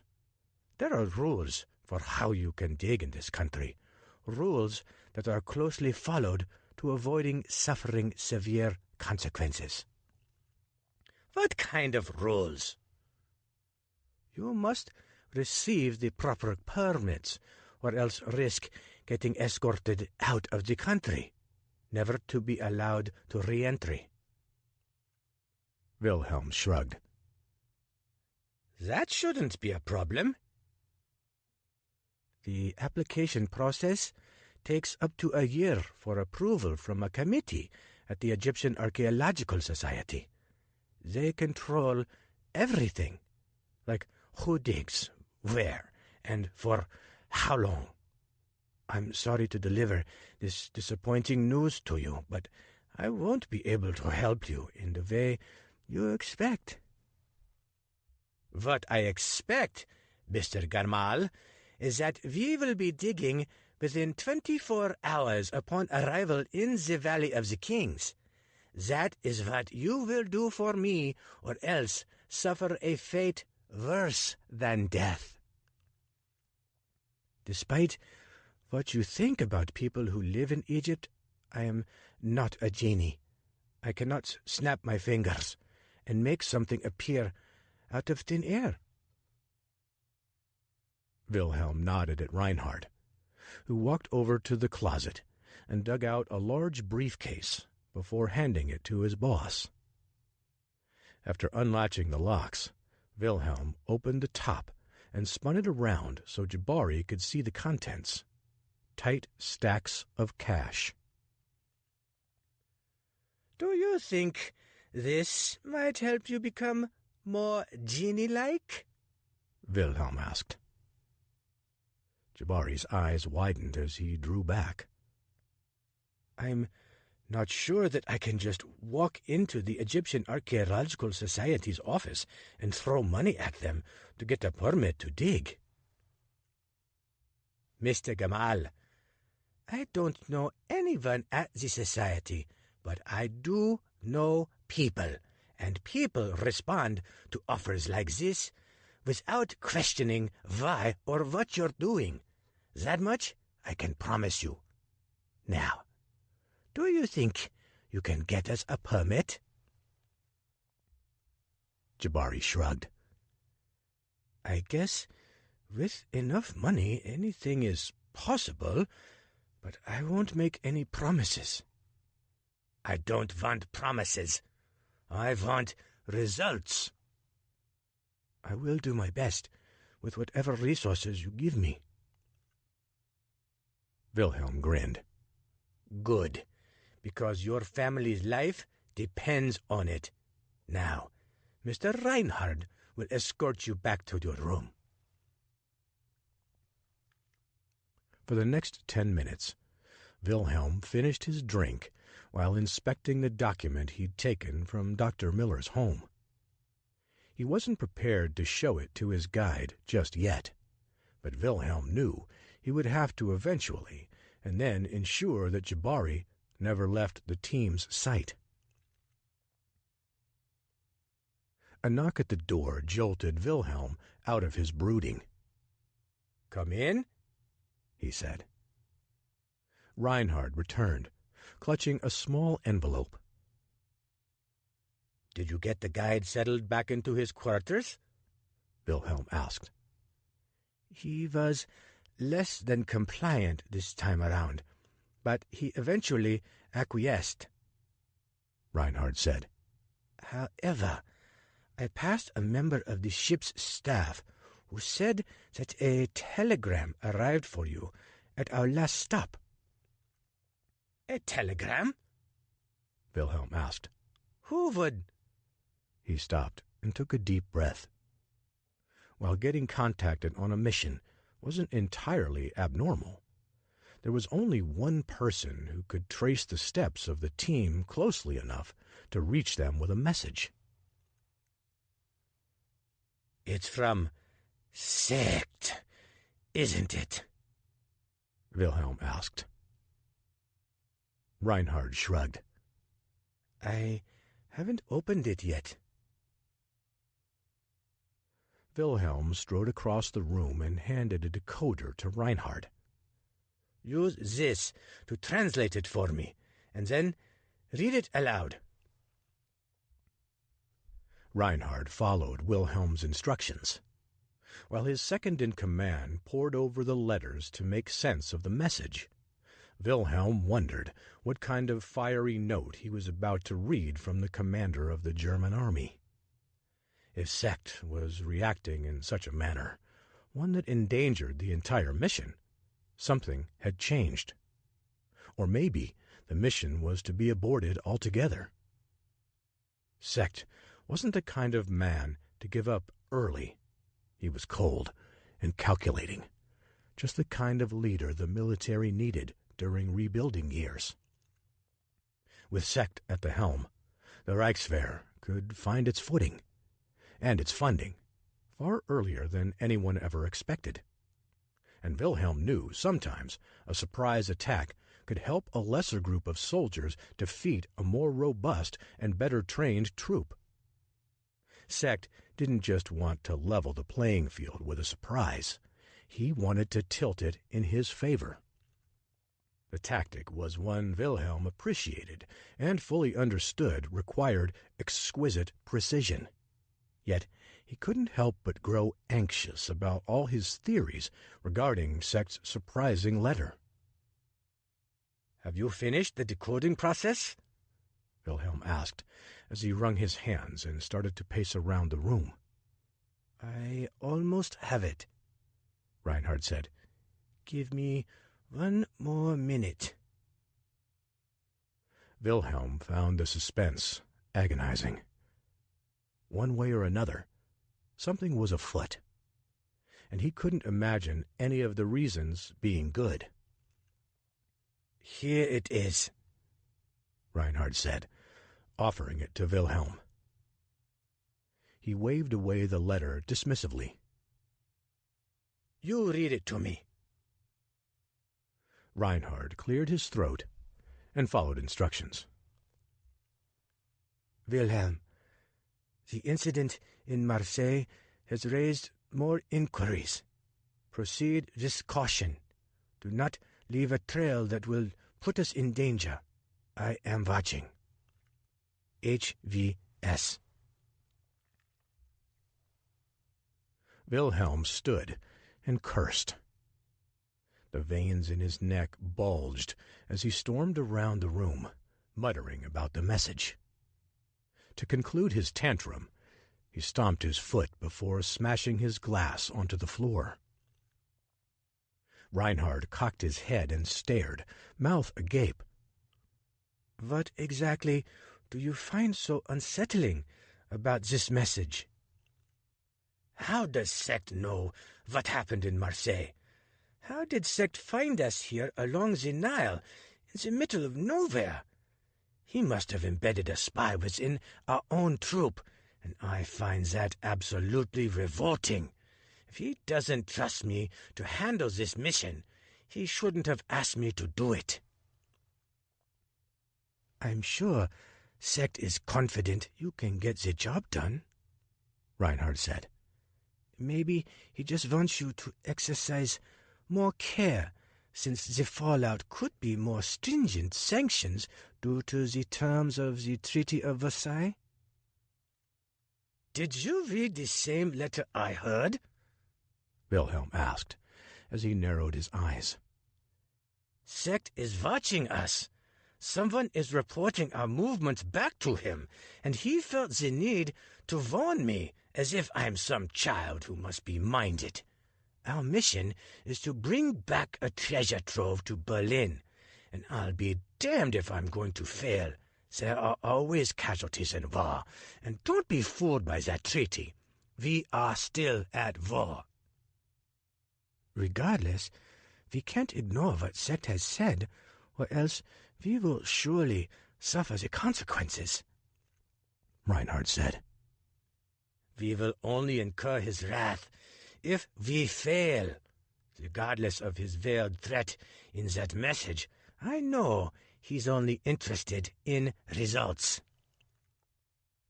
"I think you should at least reconsider your plans for our guide." Wilhelm grunted and shook his head. "Nothing has changed in that regard. When our mission is completed, we will deal with him as planned." "But, sir, I'm not sure that is a wise idea." "Do not question me," Wilhelm said, wagging his finger. "Or perhaps you can join him. Now get out." Wilhelm turned his back and stared out the window as Reinhardt hustled out the door. "How dare he spy on me?" Wilhelm said aloud as he returned to pacing around the room, broken glass crunching beneath his feet. "I will find out who it is and eliminate him." Chapter 16. As the steamship vanished around the bend, Richard kicked at the dirt and threw his head back in frustration. He jammed his hands into his pockets and walked up the hill back toward the village. Everywhere he turned, the smell of delicious Egyptian delicacies wafted in front of his face. Deciding he needed to eat something to assuage both his hunger and help him think, Richard dug into his reserves and spent the equivalent of 20 cents on a meal. The cost quickly doubled when he offered to buy Amir lunch as well, which he readily accepted. Richard and Amir found a spot against an alley wall and began eating. "What do you think of our country?" Amir asked as they devoured hawashi. "From what I've seen so far, it's beautiful," Richard said. "I only hope I get to see more of it, but that will only happen if I'm able to catch up with those men who've taken Jabari." Amir grinned. "In our country, anything is possible, as long as you have the money to pay for it." "And that's the problem, Amir. The money I had was stolen by some vandals in France, and now I've barely got enough to get back to Alexandria." Amir chuckled. "What's so funny?" Richard asked. "You thought you were going to get on that boat without any money, didn't you?" "I was going to rescue Jabari. I'm sure they would have been gracious." "My friend, you have not been here long enough to understand how this country works. You can thank the British for teaching us how to ensure that no one gets anything for free anymore." "They do have a gift for that, don't they?"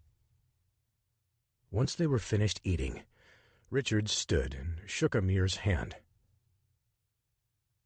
"I think from what you said, it's perfectly clear that we must part ways," Richard said. "I have nothing more to offer you, and I'm sure you're losing tips just by being with me." "It has been my pleasure serving you, though I wish I could help you more." "Maybe you can," Richard said. "I need to know if there's any other way to get to the Valley of Kings before Jabari does on that steamer without spending my last dime." Amir nodded. "There's a train that travels to Luxor every day, usually full of tourists. It doesn't stop here, but it will be along in about a half hour. However, it makes a stop in the town about 5 miles south of here. Perhaps you could get someone to take you there, and you could buy a ticket.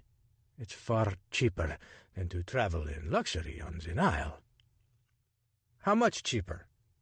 "Maybe about $5 of your dollars to travel in third class." "That's still too rich for my blood at the moment," Richard said. "Unless you find a kind soul who's willing to take you there. I would say you might find it hard to reach Luxor at all, especially before Jabari arrives." "I will think of something." "Good luck," Amir said with a wave, before turning and straddling the motorcycle. "Tell Jabari's wife that we tried," Richard said. "I will."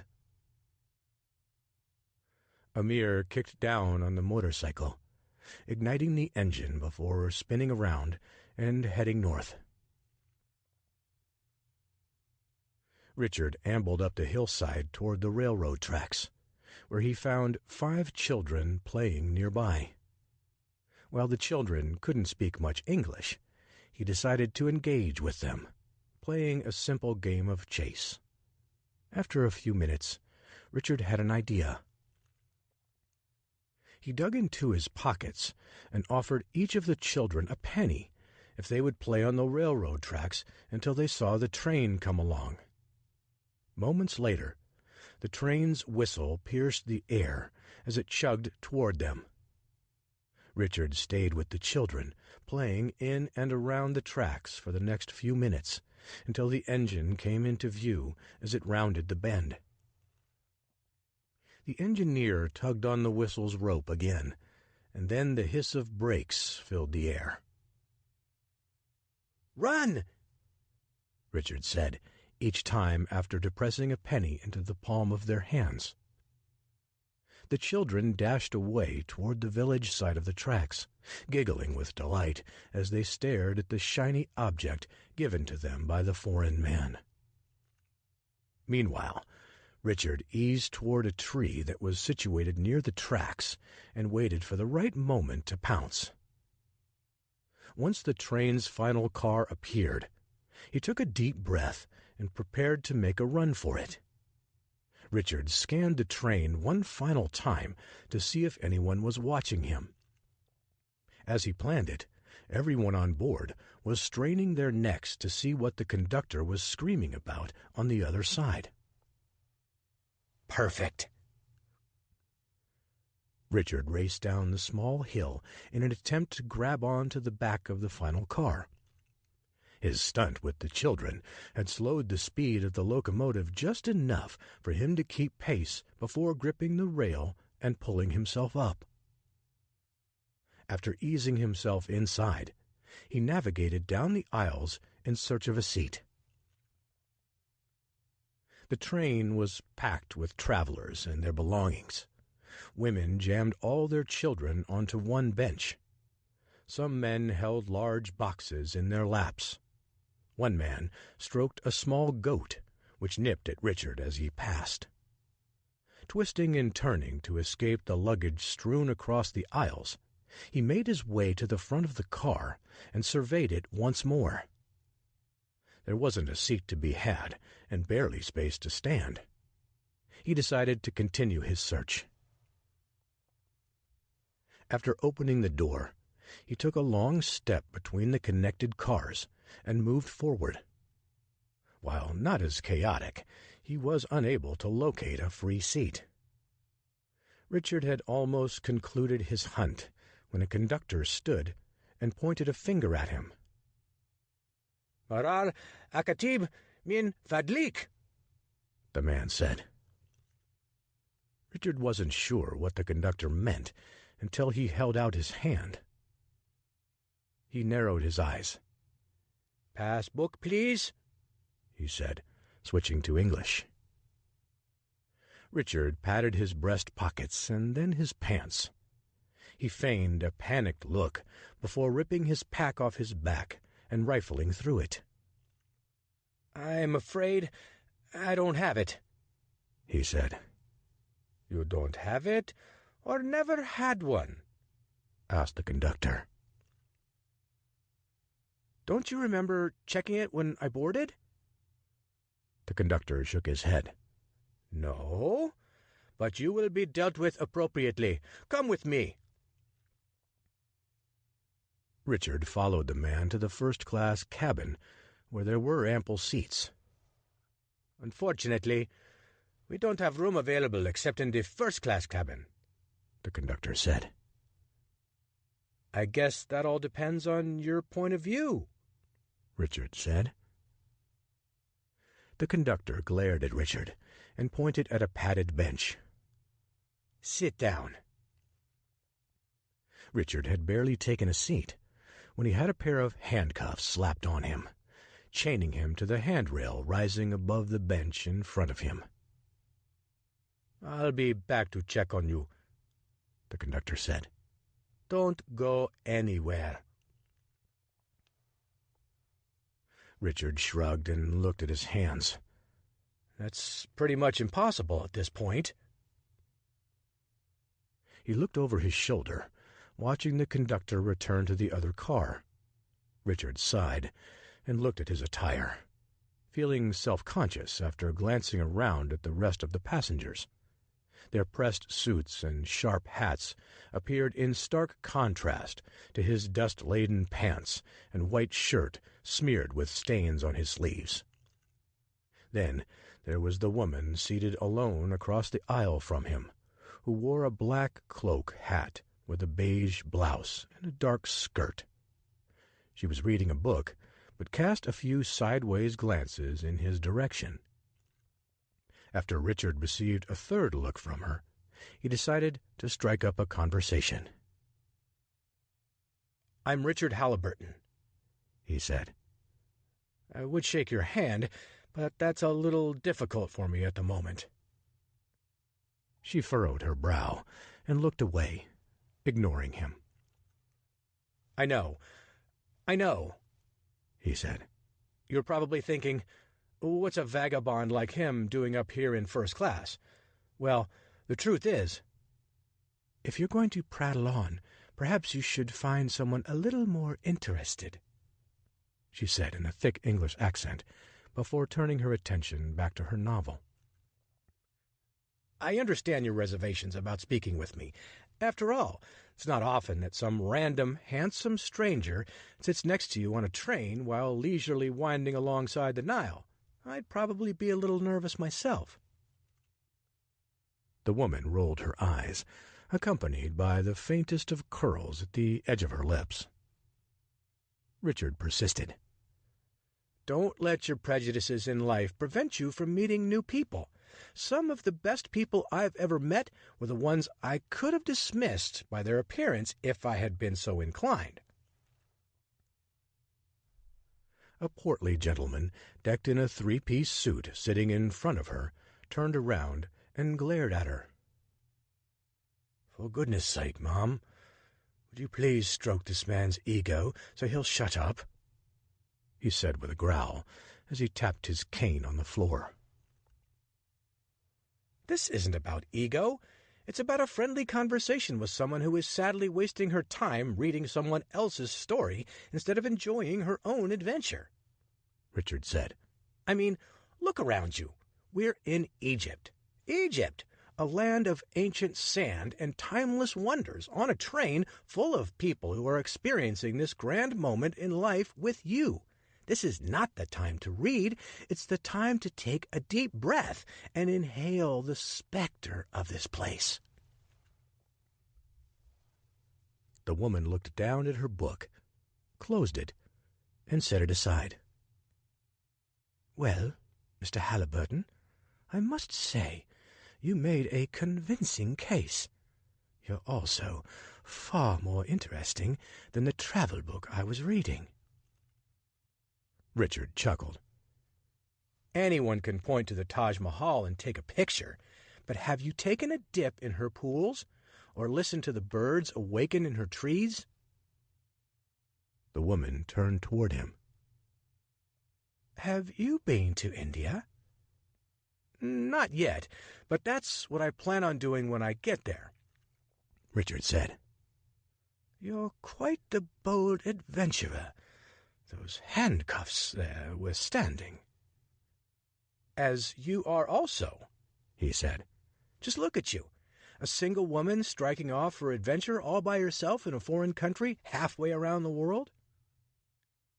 "England is much closer than America," she said with a wink. "I'm Elizabeth Corbett, by the way, and it's a pleasure to meet you, Mr. Halliburton. I apologize for being so cold towards you in the first place. After all, you were, and still are, tethered to a bench and very much looking like a vagabond." "Well, this vagabond went to Princeton." She laughed. "Are you now trying to impress me with your education? If you didn't attend Oxford or Cambridge, I'm not sure I would be all that enamored with your schooling. But an American university, that is one of the funniest things I've heard in quite some time." "Perhaps it isn't as well respected as one of your country's best schools, but it gave me quite the education, and for that I'm very grateful." "Apparently, you still have much to learn about how to travel in an exotic place like Egypt." "Miss Corbett, I won't take offense to your comment, but I swear it would be different if I hadn't been mugged by those nasty Frenchmen." "Is there another kind?" she asked with a giggle. "My, you're feisty. We would get along famously in the Valley of Kings." "I doubt we would," she said, cutting her eyes toward his shackles. "I don't do very well when confined to one place for a long time, and as it stands, you're only going wherever this train takes you." Richard looked out of the window and watched his train pass the Reichswehr's steamship cruising along the Nile. "You don't happen to know when we're scheduled to make the next stop, do you?" "According to my passbook, we should be making a stop in less than 5 minutes if we've maintained our schedule," she said. Richard craned his neck to see around the bend and caught a glimpse of a depot no more than a quarter of a mile down the tracks. He felt the train start to ease up and heard the first hiss of the brakes. "Ah, what a gorgeous setting," he said, returning his attention to the nearby Nile. "You have to wonder why God created such beautiful scenery for us to enjoy, though I'm more inclined to get out in it myself." Elizabeth stared out the window. "I feel the same way. It could be because I—" Richard stopped listening to her when he looked down the center aisle and into the car behind them. He noticed the conductor was walking steadily back to first class, and Richard didn't have a second to waste. He strained while forcing his wrists back through the handcuffs, freeing himself. Then he darted toward the front of his car and opened the door. Hustling down the steps, he took a deep breath and jumped. Richard hit the ground hard before rolling down a small embankment and coming to a stop. Hopping to his feet, he brushed himself off and looked back at the train. The conductor was hanging on to a railing on the outside steps of the car and shouting something in Arabic at the top of his lungs. Richard gave a little wave before sprinting toward the town of Assiut. He had a steamboat to catch, and this time he didn't intend to be late. Chapter 17. Richard hid behind a small hut and peered around the corner as the steamboat docked at Assiut, a bustling city and a significant trading hub within the region. The captain of the ship strode out onto the deck and shouted directions to the dockhands. At the back of the ship, workers hustled on and off with various supplies: food, firewood, mail bags, barrels of beer. Richard noticed his chance to sneak about and seized it. Snatching up one of the vats and hoisting it onto his shoulders, Richard scurried aboard without drawing a second glance from anyone. With his face shielded, he moved freely through the ship until he reached the galley. When he deposited the ale onto one of the large cutting tables, he dashed down a corridor leading back to the ship's cabins. He shuffled his way along until he reached third class. He carefully checked several cabin doors to see if he could find one that was unlocked. After his fifth attempt, one of the doors sprang open. Inside, he found no sign of occupancy and decided to stay there for the duration of the trip. Once he had settled in, he took a short nap before launching his expedition to find Jabari Gamal. Richard went into the dining hall and found a hat hanging from a nearby rack in the entryway. He donned the cap, tugging it down low across his face as he roamed the ship in search of the Reichswehr unit and their co-opted guide. Richard flashed by the parlor, scanning the room as he strode past. Inside were several familiar faces, including Wilhelm, who was raking in a pile of poker chips from the center of the table as he smiled big. But there was no sign of Jabari. Later that evening, Richard finally spotted Jabari. While on a walk along the upper deck in the cool of the evening as the sun was setting over the trees, Richard noticed Wilhelm's right-hand man engaged in an animated conversation with a man who appeared to be Egyptian. At one point, he attempted to walk away, but the Reichswehr soldier grabbed the man by the arm and pulled him back. Jabari sighed and nodded, remaining pat as he listened. Standing in the shadows, Richard watched the scene play out until the soldier escorted Jabari off the deck. Richard followed the duo down the stairs to the third-class cabins before Jabari entered one of the rooms. The Reichswehr soldier delivered a stern warning, shaking his finger vehemently at Jabari before disappearing down the corridor. Unsure if another opportunity would arise before the steamboat made port in Luxor, Richard boldly approached the door and knocked. After a few seconds, Jabari answered. While he didn't appear to be beaten physically, his posture and demeanor told a different story. "Who are you, and what do you want?" Jabari asked, his cheeks sagging, his stare cold and penetrating. "Let me in," Richard said. "I need to talk with you." "Not before you tell me who you are and what you want." Richard wedged his foot between the door and the frame. "I just saw Sagira this morning. She's worried sick." Jabari opened the door, and then looked down the hallway in both directions before securing the locks and joining Richard inside. "They're going to kill you if they find you in here," Jabari said. "You don't know how ruthless these men are." "On the contrary," Richard said, "I know exactly how brutal they can be, and I'm here to stop them. My name is Richard Halliburton, and I was hoping you might be able to answer some questions for me, Jabari." "Before I tell you anything, I want to know how Sagira is." Richard nodded. "She's holding it together, as much as any good mother could do under such circumstances." "And my children?" "They are coping, though they miss you dearly." Jabari buried his head in his hands and took a deep breath. "I tried to fight them, but there was no use.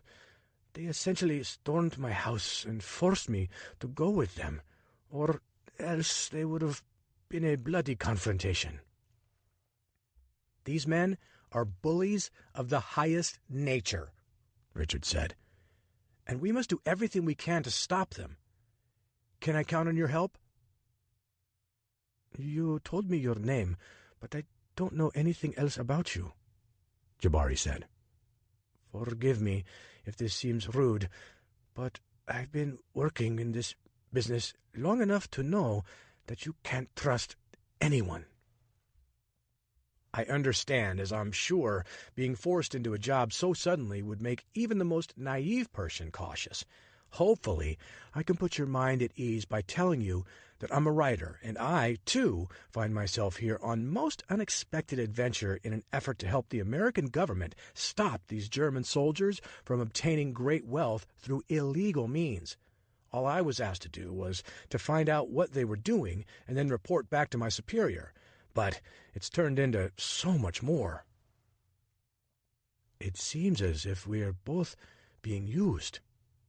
"However, I'm participating much more willingly than you are," Richard said.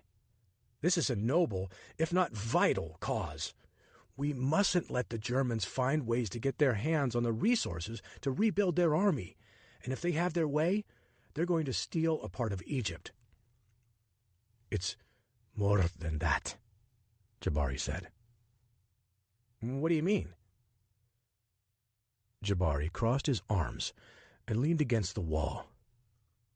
"They intend to take a part of our Egyptian heritage. What exactly are they planning? When they first apprehended me, they showed me a map and asked me if I could read it, Jabari said. I've seen plenty like it before. A document that speculates where the treasure might be hidden and the exact route one must take to reach it. However, I am assisted on many digs around the Valley of the Kings, and reaching hidden tombs isn't easy. A number of attempts are often required before the entry is identified. However, there is one thing that is always assured. And what is that?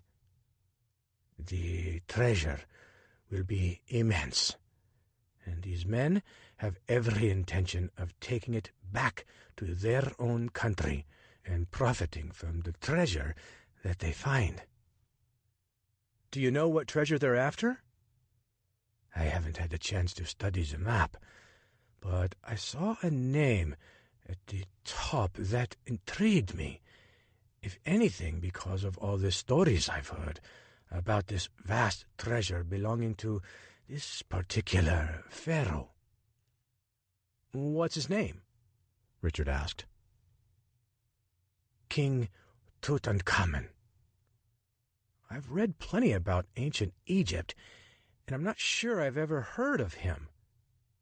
The information about his rule is scarce, but for those archaeologists and other scholars who have studied the tombs of the ancient pharaohs, the legend of King Tutankhamun is a well-known secret. The problem is nobody knows if it's simply a legend or fact. So, the Germans seem to think that they have a map that leads to Tutankhamun's tomb, Richard said. Jabari nodded. From what I've gathered so far, that is my assumption, but I still need to inspect the document more closely. Then we need to get a better look at it, Richard said. How do you expect to do that? Jabari asked. This Wilhelm character won't let it out of his sight, keeping it tucked inside his coat pocket at all times. Don't despair, my friend. I have a plan. Chapter 18. Richard retreated to the room he'd claimed and looked at himself in the mirror. The 5 o'clock shadow he'd had just a few days before had now sprouted into the makings of a beard. With little effort, he managed to snag a pair of reading glasses off one of the small tables in the dining room. Each facial-changing device on its own wasn't enough of a disguise, but Richard was confident the combination would create enough of a different look to help avoid detection while roaming about on the ship. And while he was ready to take action before arriving in Luxor the next day, Richard had learned something from Hank Foster: the art of patience. While Richard knew it was imperative to follow the Reichswehr unit to the dig site, he had one glaring problem: the means by which to accomplish his goal. Without any resources to pay for transportation by horse or camel, he was stuck. He couldn't reasonably walk out to the site each day, especially if he intended to operate stealthily. And if he was going to sabotage the Germans' efforts, he needed tools, which also required money.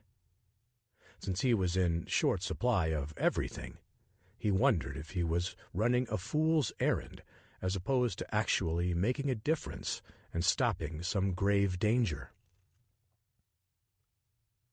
Despite being given a hefty amount of money to complete the mission, Richard knew he was hired for his resourcefulness. Foster had made that point clear.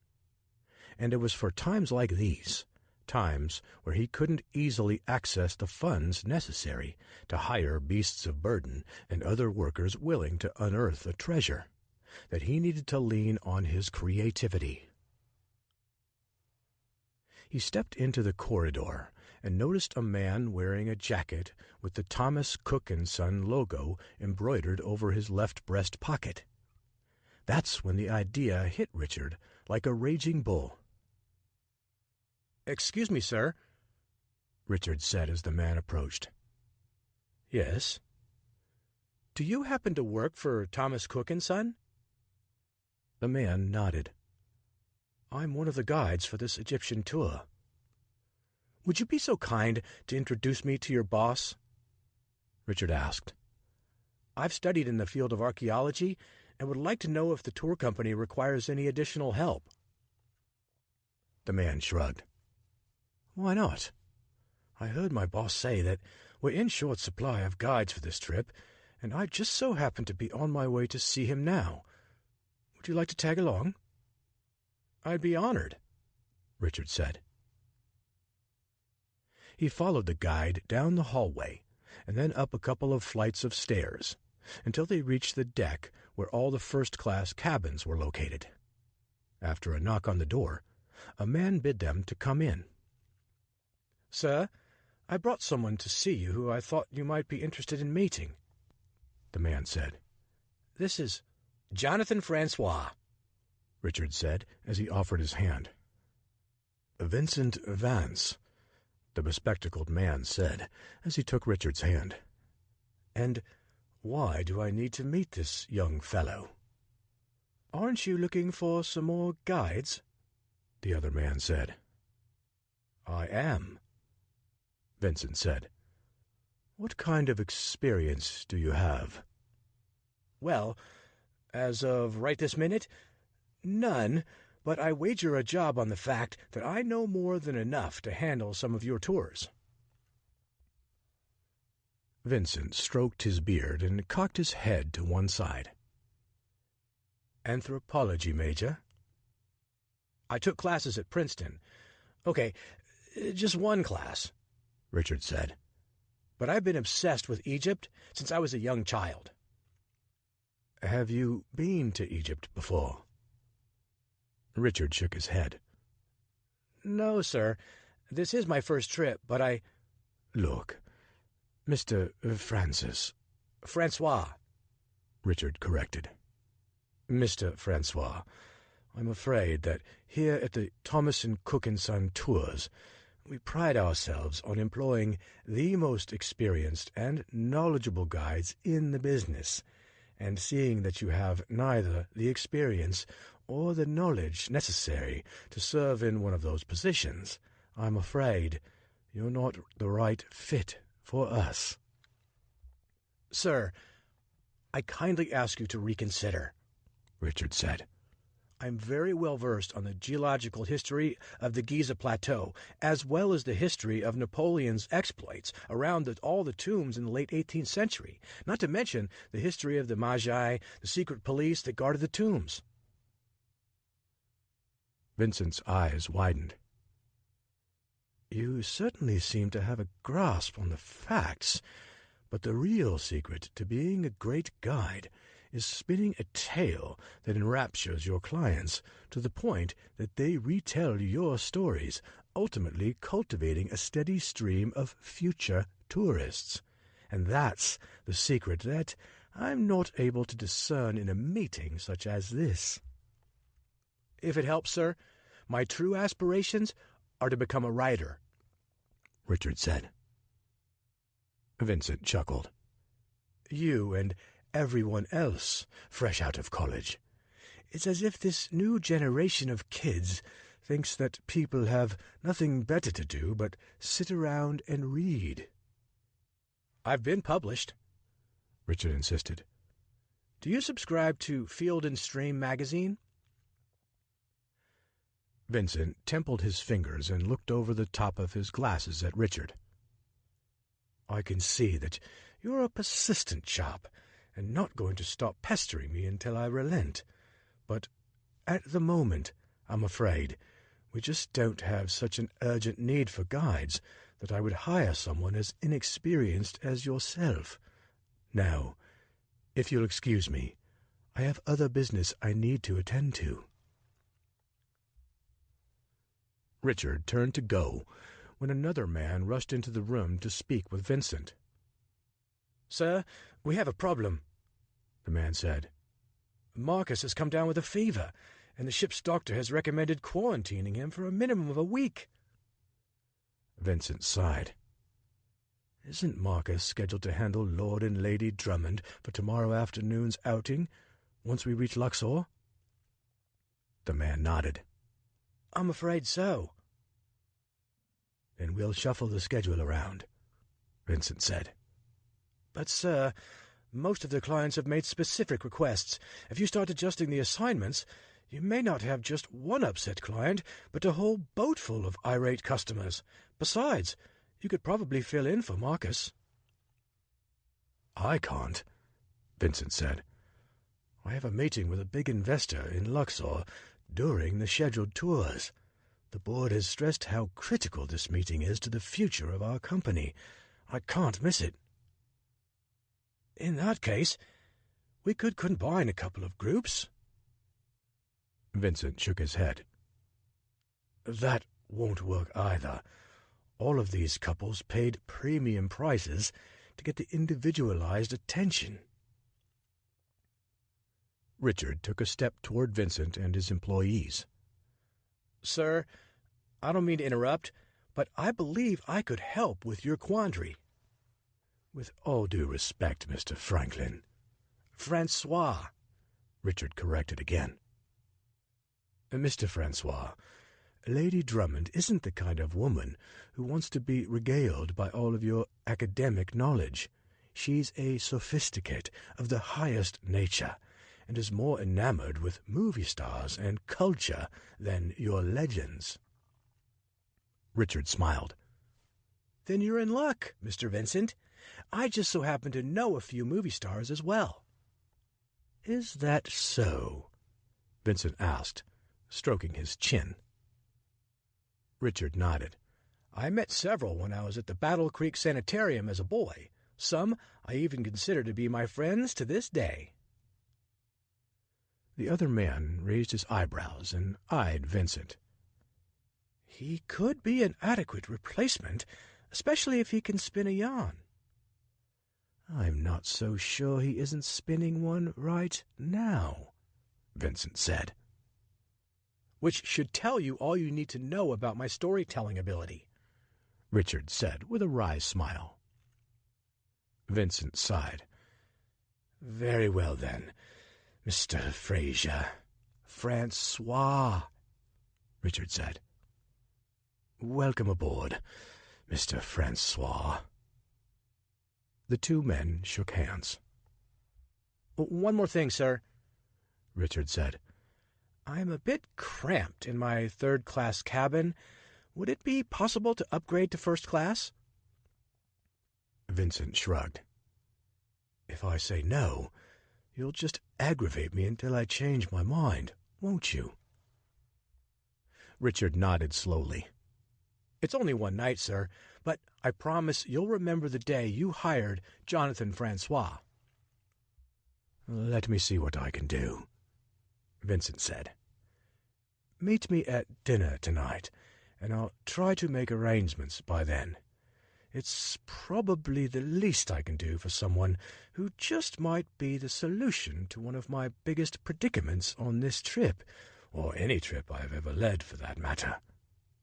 "Thank you, sir," Richard said. "One more thing before you go," Vincent said. "Sir?" "You need to shave," Vincent said. "Thomas Cook & Son has a strict policy barring employees from wearing beards and mustaches." "You could scarcely consider this much of anything," Richard said. "It's just some stubble." "I didn't make the policy," Vincent said. "I just enforce it. Alexander here will fetch you a fresh razor if you don't have one." Richard glanced at a portrait of Thomas Cook on the wall behind Vincent. "Did this rule come about because Mr. Cook was jealous due to his serious deficit of hair?" "God rest his soul," Vincent said.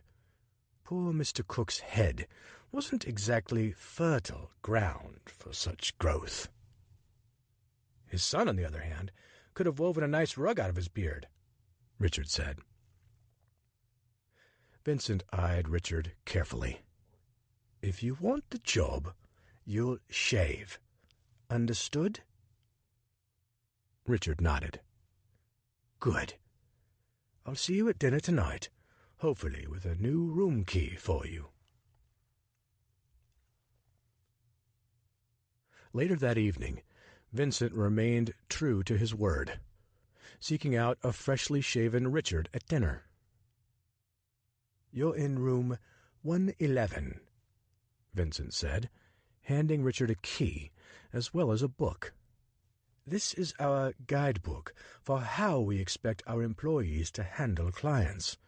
Read up on this tonight, because tomorrow you may not have much time between unloading the boat and preparing for the tours the next morning. Thank you, sir, Richard said. Cutting his dinner short, he retrieved his items from the third-class room he'd claimed and placed them in his new home in first class. Even though it was only for one night, he was looking forward to sleeping in a cozy bed, something that had eluded him for more than a week. Once he settled in, he placed his hat back on and adjusted his reading glasses so they sat low on the bridge of his nose. He needed to return to the parlor and find Wilhelm. Before they made it to port, Richard wanted to see what was on that document that Wilhelm had stolen from Dr. Miller, had killed Dr. Miller for, and then guarded so closely. After Richard entered the hallway, he was locking his door when a gentleman down the hall called out. "Don't I know you?" The man cocked his head to one side and shook his index finger at Richard. He turned to his right and saw one of the Reichswehr's unit leaders, Wilhelm's second-in-command. The man eyed Richard more closely. Richard tugged his hat a little lower down across his brow and then shook his head before speaking in a husky voice. "I'm afraid you must have me confused with someone else. You don't look familiar to me." "Are you sure we haven't met?" Richard shook his head. "Sorry, sir." "What's your name?" the man asked. "Jonathan Francois," Richard said. "I'm a guide for Thomas Cook & Son." "Well, I would swear I've met you before somewhere." Richard nodded. "Have a nice evening, sir." The man entered the room next door before Richard turned to lean against the door and exhaled in relief. He was about to walk away when he heard the man's voice carrying through the paper-thin walls. "Sir, are you ready to go play cards?" the man asked in German.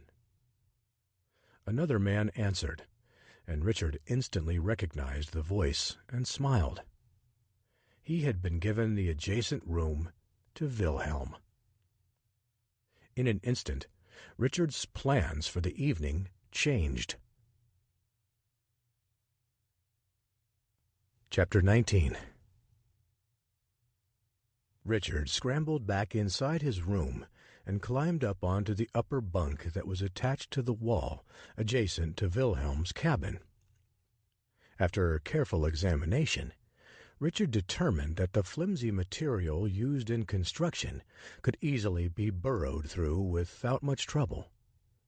To cut as stealthily as possible, he slithered beneath the bottom bunk in a prone position and began to wedge his pocket-knife into the wall, making small, slight movements. The whole process took no more than 2 minutes before the new hole allowed both light and sound to pour into his room. With his face flattened against the floor, Richard winked his right eye shut while peering through the opening with his left. Only the feet of the two men were visible, But Richard didn't need long to figure out which shoes belonged to whom. "Have you let the guide study the map?" Wilhelm's second-in-command asked, a man Richard figured out went by the surname of Reinhardt. "Yes," Wilhelm said. "He's confident he can guide us straight to it." "Are you sure he's not attempting to compromise us?" "You can never be sure of a man's intentions, but he's acting like a man who believes we will keep our promises with regards to his family." "What about the issues of the permits?" Reinhardt asked. "He understands that he must accomplish everything we ask him to do or suffer the consequences, and he will never be able to gain the upper hand with us." "When we arrive, I'll secure the necessary supplies." "Excellent," Wilhelm said. "And what of the issue of sex spy in our midst? Have you resolved that yet?" "I'm working on it. Someone will regret accepting such an assignment while on my team. That much I am sure of." Reinhardt muttered something before exiting the room and leaving Wilhelm alone. Richard backed away from the hole before covering it with a dirty sock. After sliding out from beneath the bed, he stood and paced around the room. The brief conversation had shed more light on the team, its hierarchy, its ruthless methods, and a potential weakness that Richard intended to exploit at some point, if necessary. But he needed to connect with Jabari, his lone ally in the quest to prevent the Reichswehr unit from looting the tomb. The next morning, the steamboat eased into the Luxor port just after breakfast. All across the ship, the passengers were giddy, buzzing with excitement over finally reaching their destination and getting to explore what they'd all come to see. First class exited before everyone else as young boys hustled to earn a few coins by helping wealthy travelers with their luggage. Richard was approached by a small boy with huge brown eyes. He looked up at Richard and gestured to take his pack. While Richard politely declined, he couldn't resist depressing a piece of money into the boy's hands, despite the limited amount remaining for Richard to survive with. He hoped that his pay from Thomas Cook & Son would ease his financial worries, but he knew better than to rely on a promise of a salary. Until the money was in his hands, he needed to keep a tight rein on his purse. Richard strolled along the dock and gawked at his surroundings, both natural and man-made. The Egyptians were far ahead of their time when it came to architecture, and Richard couldn't help but marvel at all the buildings and homes crowding around the dock. When he squinted into the distance, he noticed the ruins of the ancient Luxor temple. Though the structure was merely a shell of its former self, Richard didn't find it difficult to imagine the building's splendor with all that remained. Thick columns soared skyward, casting long shadows on the courtyard.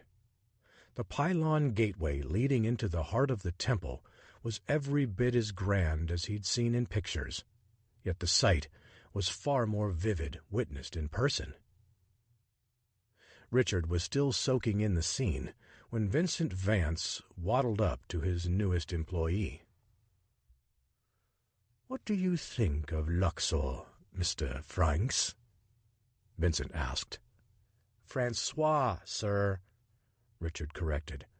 "And from what I've seen while standing here, I can't wait to explore all the fascinating history around us." Vincent took his glasses off and cleaned them with his handkerchief. You'll have some time to do that when you're not leading a tour, but your primary responsibility is going to be handling Lord and Lady Drummond on a trip to the Valley of the Kings. Is there anything specific they want to see? Vincent placed his glasses back on his nose and then reached into his coat pocket and produced a map. After opening it, he held it up for Richard to see.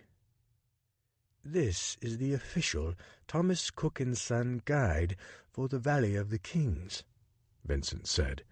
"It will require a 10-mile ride by horseback to the valley."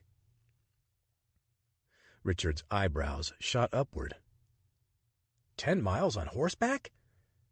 Have you interacted with Lady Drummond? I met her briefly on the boat. She doesn't seem like the kind of woman who will enjoy such a long excursion. "She's English nobility.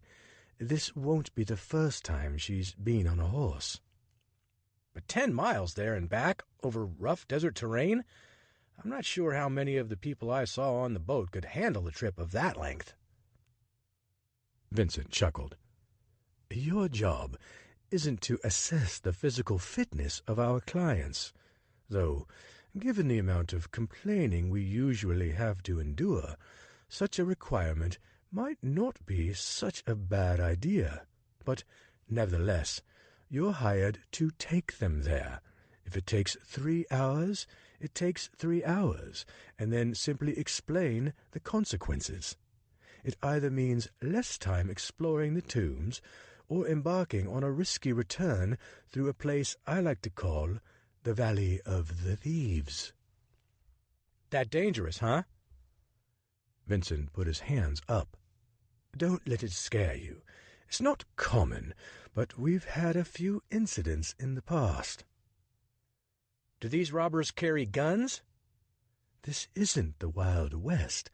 They mostly use either a scimitar or a dagger and travel in packs of anywhere from 4 to 6, but they're more apt to rob our wealthier clients using motorized transportation.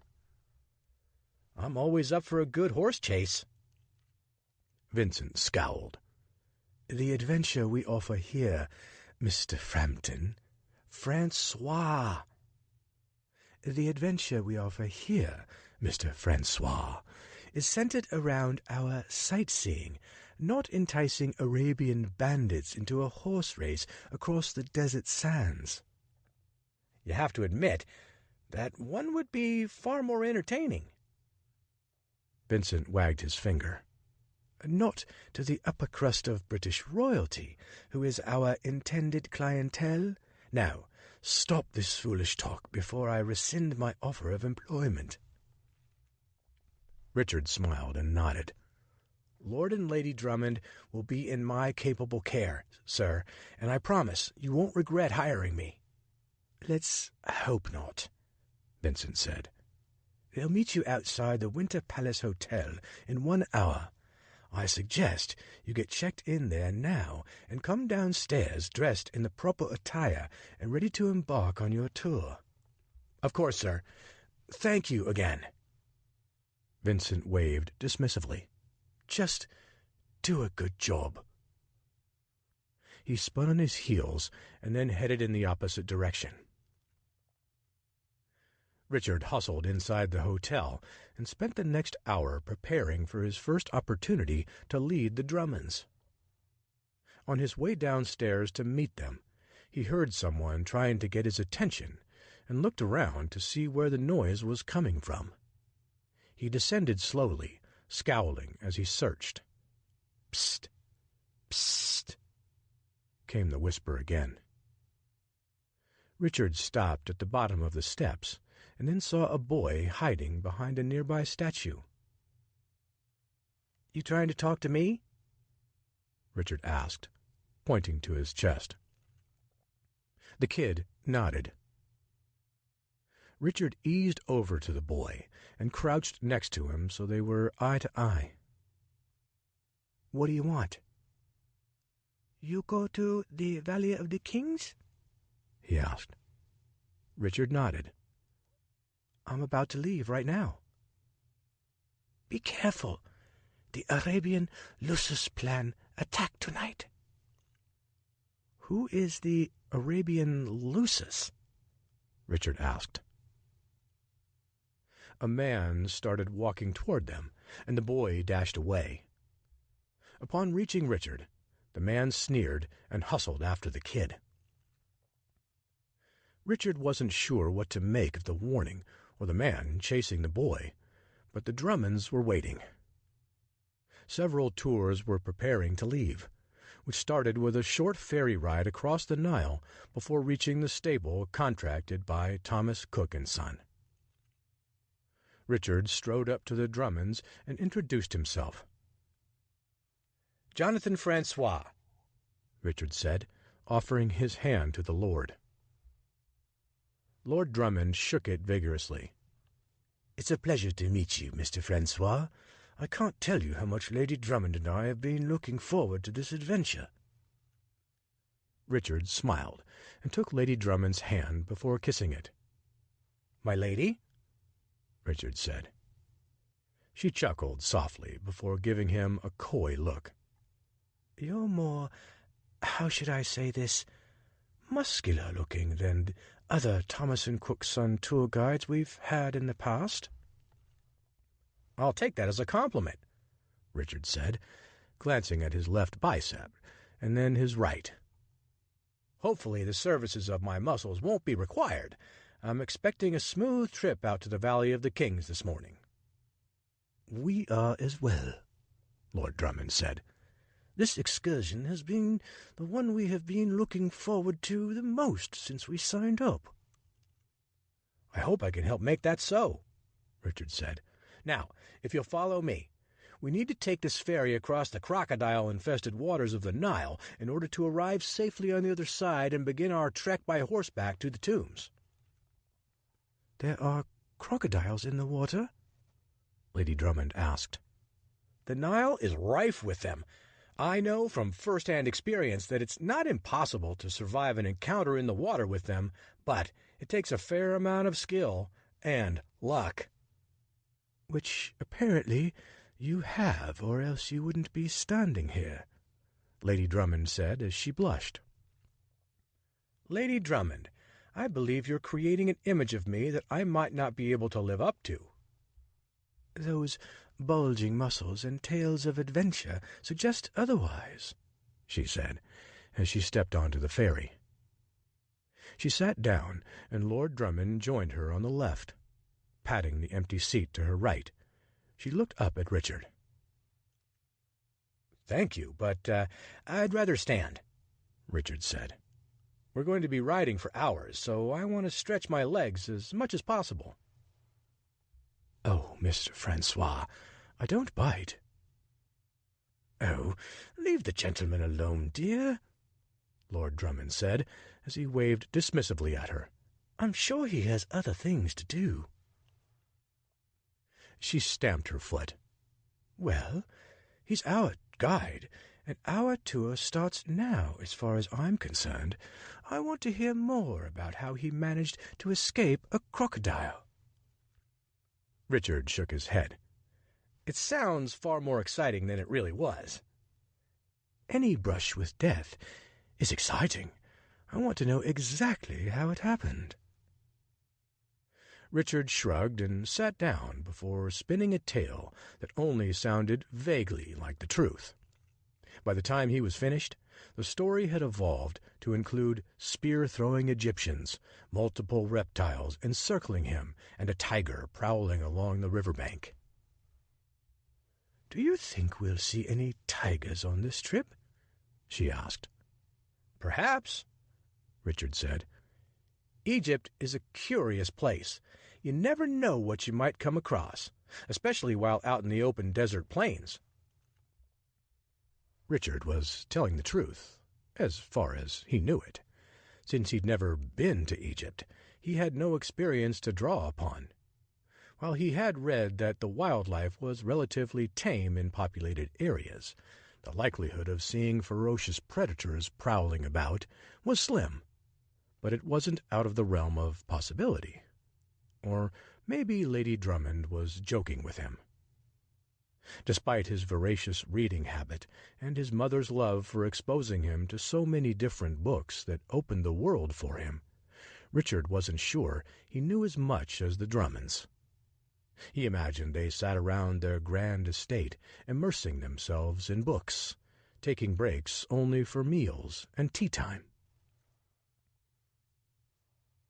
Once the ferry reached the opposite side of the Nile, Richard pointed out several crocodiles sunning on the bank about 100 meters away. Lady Drummond clapped her gray-gloved hands with delight. "This is going to be so much fun," she said. As the small groups filed off the boat, they made their way to the stables where horses were already assigned. Richard glanced around at the other guides, who were helping their clients up into their saddles. Then he looked at Lady Drummond and swallowed hard. Lady Drummond wore a flowing dress that couldn't hide her rather large frame. Despite her comments about his muscular appearance, Richard wasn't sure he was strong enough to hoist her onto the animal. He also didn't want to insult Lord Drummond by asking him for help. Richard stared at the horse for a moment and then glanced back at Lady Drummond. He clenched his jaw and approached her from behind, preparing to boost her up. But something else caught his eye in the distance beyond the stables. Taking a few steps backward to move around a series of posts obstructing his view, Richard gazed at a scene that made him sick. Jabari leading the Reichswehr unit toward the Valley of the Kings. "Mr. Francois," Lady Drummond called. "Yoo-hoo! Are we ready to begin?" "Oh, yes," Richard said, before rushing back to assist her. He interlocked his fingers and held them next to her left foot. She placed her hand on his shoulder for balance and stepped into his hands. Richard resisted the urge to grunt as he strained to lift her up and over. Much to his surprise, he succeeded. Lady Drummond applauded herself before earning plaudits from her husband. "You look like a real explorer," Lord Drummond said, turning to Richard. "Please keep her safe. She has no idea what she's doing up there." Richard nodded, before assuring Lord Drummond that she was in capable hands.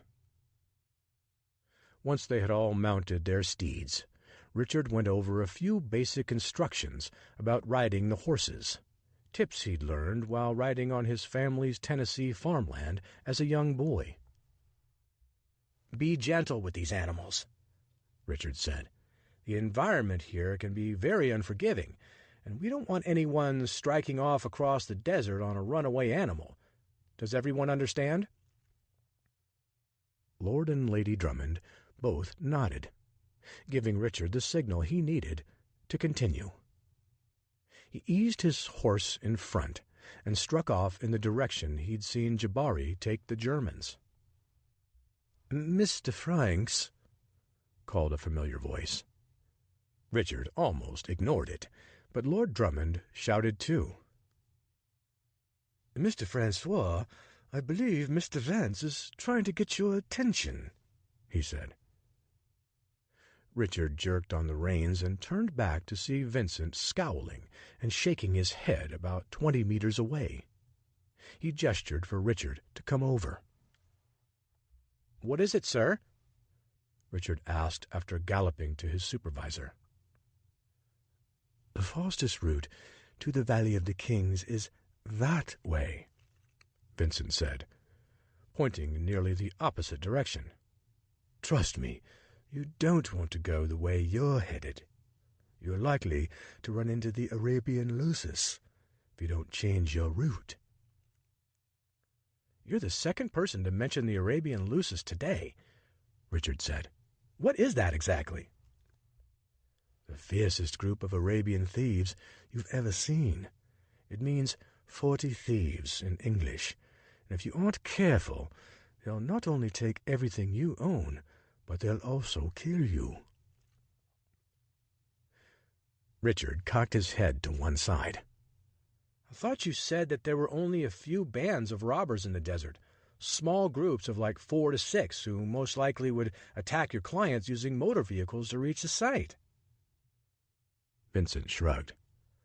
"So I omitted a few things. You were the one so eager for the opportunity, and I needed someone, besides, who tells everything on the first day on the job." Richard pulled out his dagger and flicked the tip of the blade against his thumb. "Fine. I'll stay away from that route. But I'm not happy with the fact that you hid the real nature of the danger from me." "Sorry, Mr. Frankel. You and all the sense of adventure you have will get over it, I'm sure, once you lay eyes on the tombs." Richard had been so engrossed in his conversation that he didn't hear Lord Drummond gallop up. His horse whinnied and then snorted, interrupting the curt discussion. "Our guide has never been to the Valley of the Kings?" Lord Drummond said, his eyes widening. "I thought you said we were teaming up with one of your most knowledgeable leaders." "I'm afraid you've stumbled into the middle of our conversation," Vincent said. "What you heard was—" "Correct," Richard said. "This is my first time leading a tour to the Valley of the Kings, but I promise you that you will get the adventure you seek, or else Mr. Vance here will refund your entire trip." Vincent set his jaw and narrowed his eyes, locking his gaze on Richard. Before Vincent could say a word, Lord Drummond broke into a gentle smile. "In that case, let's get going," he said, before steering his horse back toward Lady Drummond. Vincent was still glaring at Richard. "I swear, if you—" "It's going to be fine," Richard said. "Problem solved, and you don't have to lie about it." "Better get moving," Vincent said, relaxing his icy stare. "Sure thing, Chief," Richard said, before digging his heels into the side of his horse and joining the Drummonds. "How long will this take?" Lord Drummond asked. "Depends on how fast you want to ride," Richard said. Before Lord Drummond could respond, Lady Drummond kicked her horse, which took off into the desert. She hadn't gone more than 50 meters before she started leaning to the right and was headed for a disastrous fall without a quick intervention. Richard raced after her in an effort to prevent a potential injury. As he was riding, he shot a quick glance in the direction of Jabari's caravan. It had disappeared over a dune. Chapter 20. Richard was certain his list of new experiences was growing by the second, and noon was still an hour away. Serving as a tour guide and striking out for the Valley of the Kings were among the things he had never done, and so was speeding across the desert on a horse at top speed to save a woman. Storming up to the right side of Lady Drummond's horse, Richard reached beneath her armpit and yanked hard. She didn't budge and slipped farther, creating even more instability. Remaining by her side, Richard sought a different solution. He needed to get her momentum moving in the opposite direction and required an unconventional way to do it. He reached over with his free hand and grabbed the reins in an effort to guide both horses toward the remains of a dilapidated rock fence. Richard tugged hard, pulling both animals toward a collision course with the boundary. When they reached the obstacle, both horses leaped in unison, and Richard held Lady Drummond steady. When they hit the ground, Lady Drummond bounced upward. Richard seized the opportunity to get her upright again and shoved her as hard as he could. She shifted in her seat and landed in the correct position. Tugging on the reins again to slow her horse down, Richard eased both animals to a stop. Lord Drummond kicked up a dust storm as he skidded to a stop next to them. "Are you all right, Lady Drummond?" Richard asked. She nodded and smiled. "That was quite an athletic feat, but it doesn't surprise me, given how burly you are." "Lady Drummond," Richard said, shaking his head. "Thank God you're all right," Lord Drummond said. "That was incredible. I thought she was going to break every bone in her body, or worse. I could hardly stand to watch and have no idea how you managed to return my wife into an upright position. How can I ever repay you?" "Your enjoyment of the Valley of the Kings will be payment enough for now," Richard said. "Now, let's start moving, but not quite so fast, okay?" The Drummonds nodded in unison. Instead of a fierce gallop, Richard led them into a steady trot. 2 hours later, they arrived at the Valley of the Kings. Several employees of the Egyptian Antiquities Society roamed the grounds, ushering guests toward more popular tombs and answering any questions that arose. Richard soaked in the experiences as well as the information he learned. Touring with a woman as inquisitive as Lady Drummond challenged Richard in many ways, including being able to retain everything he heard about all the pharaohs laid to rest there. One of the employees warned them about straying beyond the boundaries demarcated by a yellow rope. There were several tombs that were closed off over a nearby ridge. Small campsites were set up close to the dig areas, while the smell of delicious grilled meat wafted down into the valley. "What is being excavated up there?" Richard asked. "More tombs, I presume," said the employee. "But please, heed our caution." Richard nodded in agreement, but he had something else in mind. When they finished investigating the tombs of Amenhotep I and Ramses X, Richard walked outside and looked up at the tents on top of the rim overlooking the valley. "I wonder whose tomb they're digging up over there," he said, gesturing toward the encampment. Lady Drummond's eyes grew wide. "We should go investigate."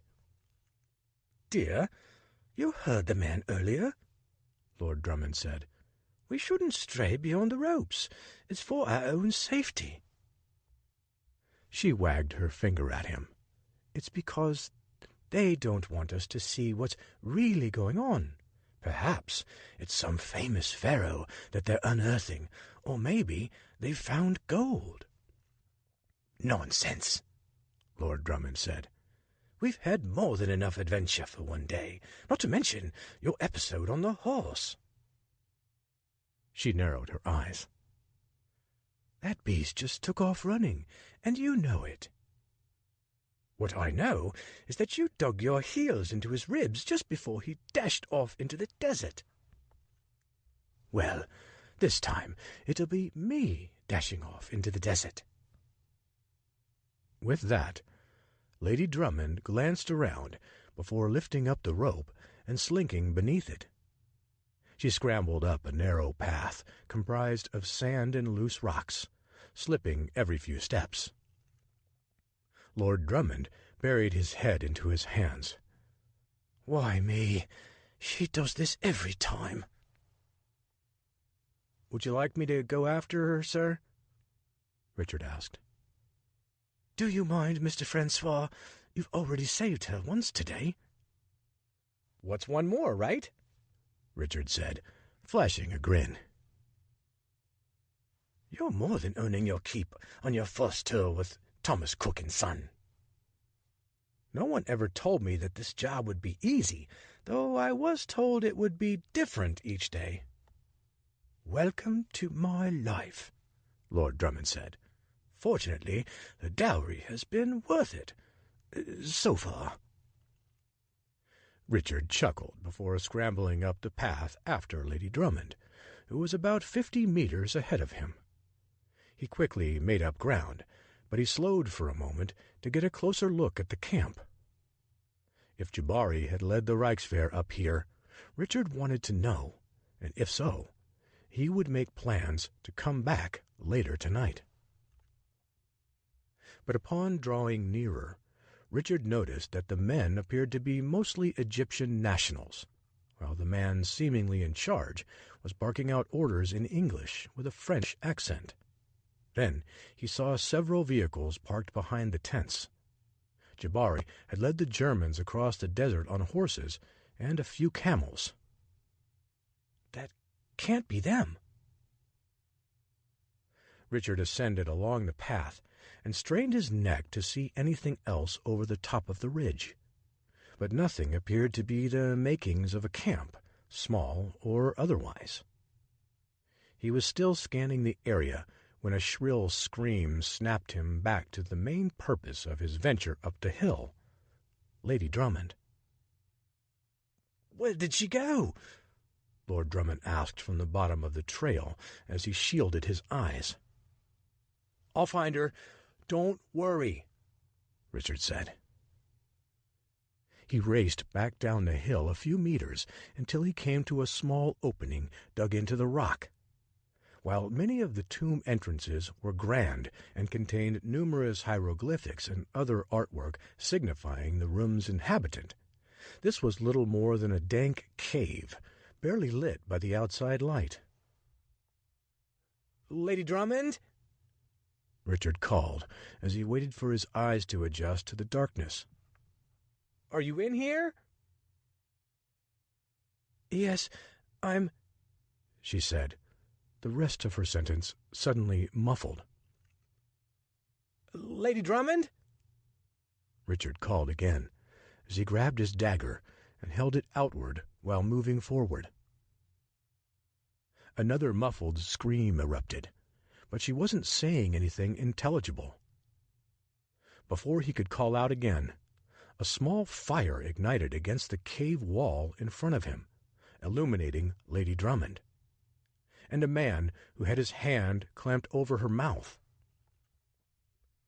"Just let her go, and nobody has to get hurt," Richard said. The man yelled something back to him in Arabic. Richard wasn't sure what the man said, but his tone communicated more than enough. As he was screaming at Richard, Lady Drummond squirmed to get away. Richard's mind hummed. He needed to come up with a way to assuage the hostage-taker before something drastic happened. Holding his hands up in a gesture of surrender, Richard crouched down. "I have money," he said. "Do you want my money?" The man nodded. "All." He does know some English.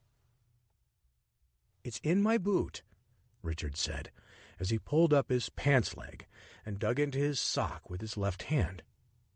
But with his right hand, he palmed the dagger he'd tucked into the side of his belt. Richard calmly stood, tucking the knife up his sleeve. He held out his hand, showing the man his last bit of money. The robber scowled as he peered down to look at it. As he went to snatch it, Richard quickly released the knife, sliding it into position with the blade out. He then slashed the man's wrist, resulting in him instinctively reaching for the wound to stop the bleeding. With Lady Drummond released, Richard yanked her toward him. Seeing that the hostage was getting away, the man fumbled for his knife, but it was too late. Richard slammed the man's head into the cave wall and knocked him out. "Let's go," Richard said, pulling Lady Drummond toward the exit. She ran so fast that she passed him, bursting outside and falling into Lord Drummond's arms as he reached the mouth of the cave. "Are you all right?" he asked. Lady Drummond sobbed and muttered that she was, keeping her head buried in her husband's chest. "What happened?" "I was attacked by one of those crazy Arabs. He threatened to kill me, but Mr. Francois saved me." Richard stayed a few feet away, allowing the Drummonds to have a moment without intruding. But a moment was all Richard was willing to give them. "We need to get going," Richard said. "Who knows if there are others nearby? We can't afford to risk it." Lord Drummond nodded and assisted his wife down the hillside to their horses. They all mounted their steeds and proceeded to tear out across the desert back to Luxor. Richard let the Drummonds go before he stopped and stared back at the dig sites scattered around the ridge. None of them appeared to be occupied by the Reichswehr unit, but he needed to get closer to make sure. However, with the Drummonds racing ahead, he couldn't let them get much more of a head start before he wouldn't be able to catch them. "I'll be back tomorrow." Chapter 21. The Winter Palace Hotel restaurant was teeming with who's who in the archaeological world, and Richard couldn't wait to find out more about the treasure the Reichswehr were pursuing. With a substantial tip from the Drummonds for his services as well as his bravery, he approached the bar and ordered a drink. After some friendly banter with the server, Richard inquired if there were any archaeologists present. The bartender scanned the room. "There, in the corner," he said, pointing toward the back. "That's Dr. Howard Carter. If you want to speak with anyone, he's the man you want to see." "I'm familiar with him," Richard said, before thanking the man and sauntering off toward Dr. Carter's table. Clad in a dark three-piece suit and wearing a tan top hat, the mustached archaeologist sat with his legs stretched out while sipping a cup of tea. He scanned the room as if he was expecting someone to join him. "Dr. Carter?" Richard said, as he offered his hand. "I'm Jonathan Francois, here as a guide for Thomas & Cook & Son on the Valley of the Kings tour. Would you mind if I joined you?" Dr. Carter rolled his eyes before half-heartedly gesturing for Richard to sit across the table. "Thomas Cook & Son, huh?" Dr. Carter said. "Can't you find more meaningful employment?" "I was desperate," Richard said as he sat down. "I was robbed of almost all my money and needed work. However, I'd gladly switch to working for you if you need any help on one of your digs." Dr. Carter took a big swig of his tea and then sighed. "I wish I had a dig for you to join me on." "Funding troubles?" "That's never a problem with Lord Carnarvon, my patron. However, the Egyptian Antiquities Service is another matter. I don't believe I could imagine a more corrupt organization, and that's saying something since I've had dealings with more than my fair share of companies that seem to specialize in improprieties." "Is this a new development?" Richard asked. Dr. Carter nodded. "As of this morning, my entire project was placed on hold. The Egyptian Antiquities Service limits the number of digs occurring at 1 to 3, and someone must have offered a large bribe to Pierre Lacow, the official who oversees the permit department, because he personally visited me on my way out this morning to inform me that my work must cease immediately." "Is someone digging on your site now?" "I hope not, though I didn't bother making the trek to the valley today. Honestly, I don't mind a little break, despite Lord Carnarvon's constant pleading with me to uncover more tombs or risk having the funding pulled. This business isn't for the faint of heart. Richard took a long pull on his drink. Whose tomb are you expecting to find? I've heard that they've all been uncovered. That's merely conjecture, Dr. Carter said, waving his hand dismissively. You can't definitively know that without continuing to dig, since there's no written record of all the kings buried there. So, there is one you're targeting, Richard said. Ever heard of King Tutankhamun? As a matter of fact, I have. Dr. Carter's eyes shot upward. Maybe I should hire you when our digging resumes. Outside of the academic community, I've never met anyone who's even heard of him.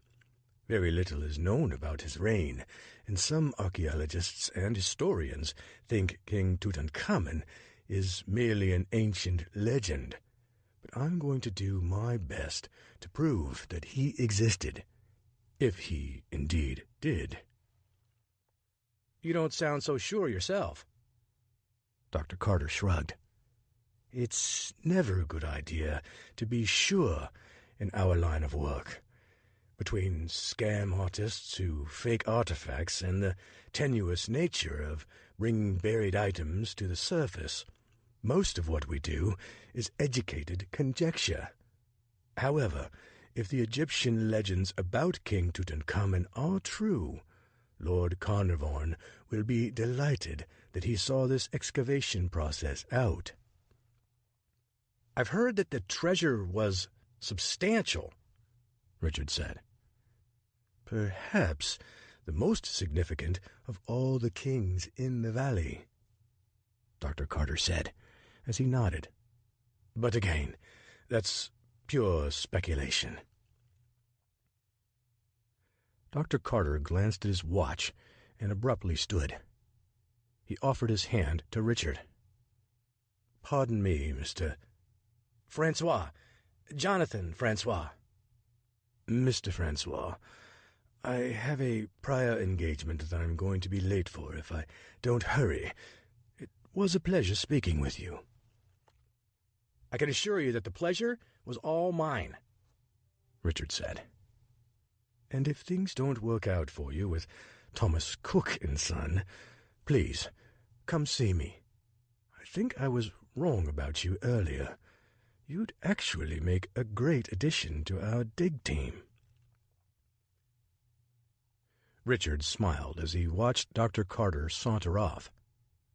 Spending hours sifting through sand wasn't the most appealing career to Richard, but he imagined he could do it for a few weeks if he had to. However, the lure of uncovering a king's tomb was irresistible. He went outside and stared at the large moon hovering above the ruins of the Luxor temple. Ah, Grandpa, if you could have seen this.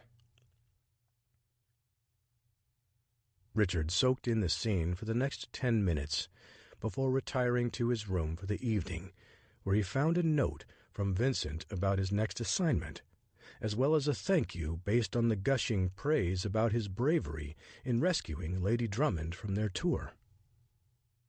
After washing up, Richard climbed into bed, anxious to get a good night of sleep after a long day. He drifted away while reliving all the adventure he'd experienced. It made him feel like the earlier portion of his trip across Europe had been relatively uneventful. Richard was deep in dream state when he was rudely awakened. He opened his eyes when he felt a large hand clamp down across his mouth. "Don't make a sound," the man said. Chapter 22. Richard attempted to process his startling awakening, which was challenging due to how disoriented he was. The pale moonlight streaming through the curtains turned the figure over him into nothing more than a hulking silhouette. Despite the order to remain silent, Richard tried to scream. Only a muffled noise escaped, which wasn't loud enough to alert any potential passerby in the hallway. Next, he lunged for his dagger, stashed inside the bedside table. Unable to reach the drawer, he struggled to get away, only to be pinned to the bed by the man's knee. "It's me," the man said. "Jabari." Richard studied the man's profile before sitting upright in bed.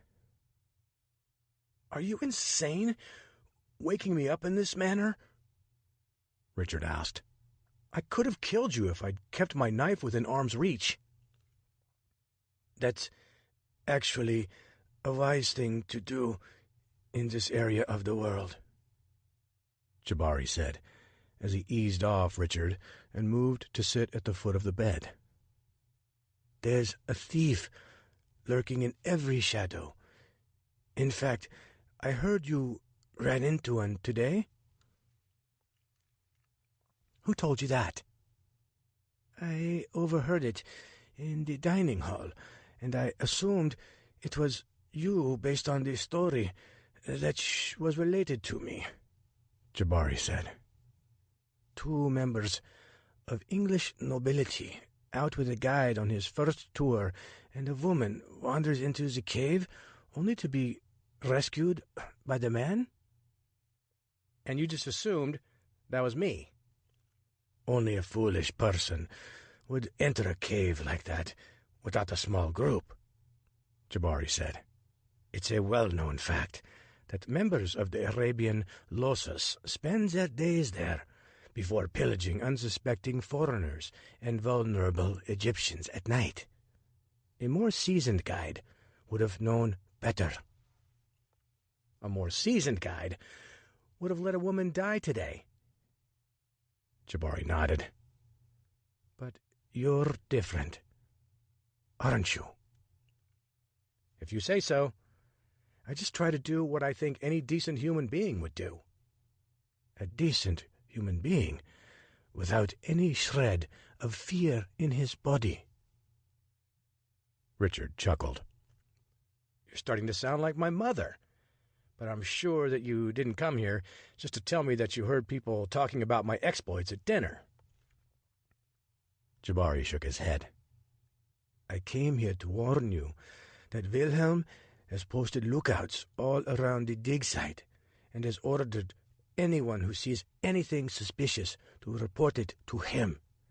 And one of the hired guards reported that he saw a tour guide trying to snoop around some of the sites, and the guide was escorting a pair of middle-aged English clients, including a portly woman who entered a cave. Sound like anyone you know?" "I wasn't anywhere near the dig sites," Richard said. "I was just trying to see if I could see you, though I thought it was foolish since you led them in a different direction." "Wilhelm wanted me to take a long route to throw off any marauders who might be following us. He wanted us to appear as if we were simply heading off into the desert, not traveling to the Valley of the Kings to dig." Richard nodded. "Wilhelm is no fool, and he did such a good job at disguising the site, I couldn't tell which one was yours." "We're on the fringe of most of the other sites," Jabari said. "And what have you found so far?" "We're never going to find anything where we're digging, at least not what Wilhelm is searching for." "You've seen the map, then?" Jabari nodded. "And I'm leading them to dig in a different place to ensure that they find nothing." "How long do you think you can keep up this charade before he figures out what you're doing?" "Long enough for you to find the real treasure," Jabari said, as he placed a rolled-up map into Richard's hand. I deciphered Dr. Miller's original map and have extrapolated it here for you. So, what am I supposed to do with this? I've never done this before. And besides, when am I going to have time to do this? I'm still working for Thomas Cook & Son, leading tours to the valley. I even have one in the morning. I've taken care of most of the arrangements for you, including paying off the Egyptian Antiquities Services, so you can begin work as soon as possible. How did you?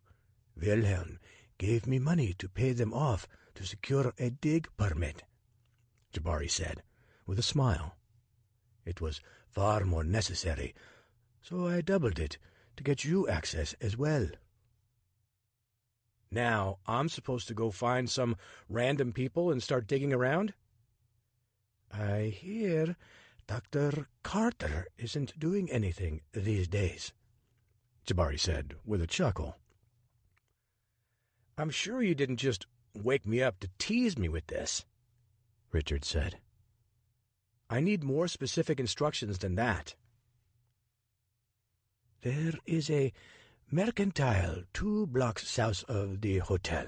You can't miss it. Go there and ask for Sharif Nazari. Go there and tell him Jabari Gamal sent you. He's not going to pull a dagger on me, is he? Jabari laughed. He's my cousin, and one of the most knowledgeable men in Luxor when it comes to the Valley of the Kings. He knows where all the tombs are and who they belong to. He's also worked for Dr. Carter on several digs over the years. And he'll be able to interpret this map? Jabari nodded. Don't let anyone else see this but him. Well, how will I know it's him? Just ask him to show you his tattoo of a pyramid on his left ankle. Then what will we do exactly?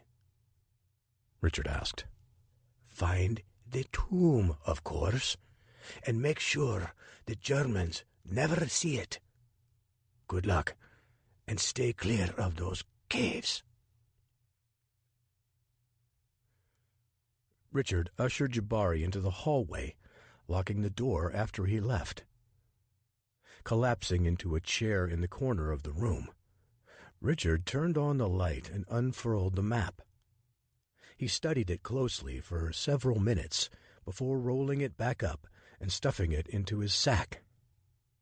His tour in the morning wasn't scheduled to start until 10 a.m., which gave him enough time to pay Sharif Nazari a visit and get the process started. Richard crawled back into bed. He struggled to go back to sleep as visions of ancient tombs and their treasures flitted through his mind. Eventually, he drifted off, excited to start a new day. Chapter 23.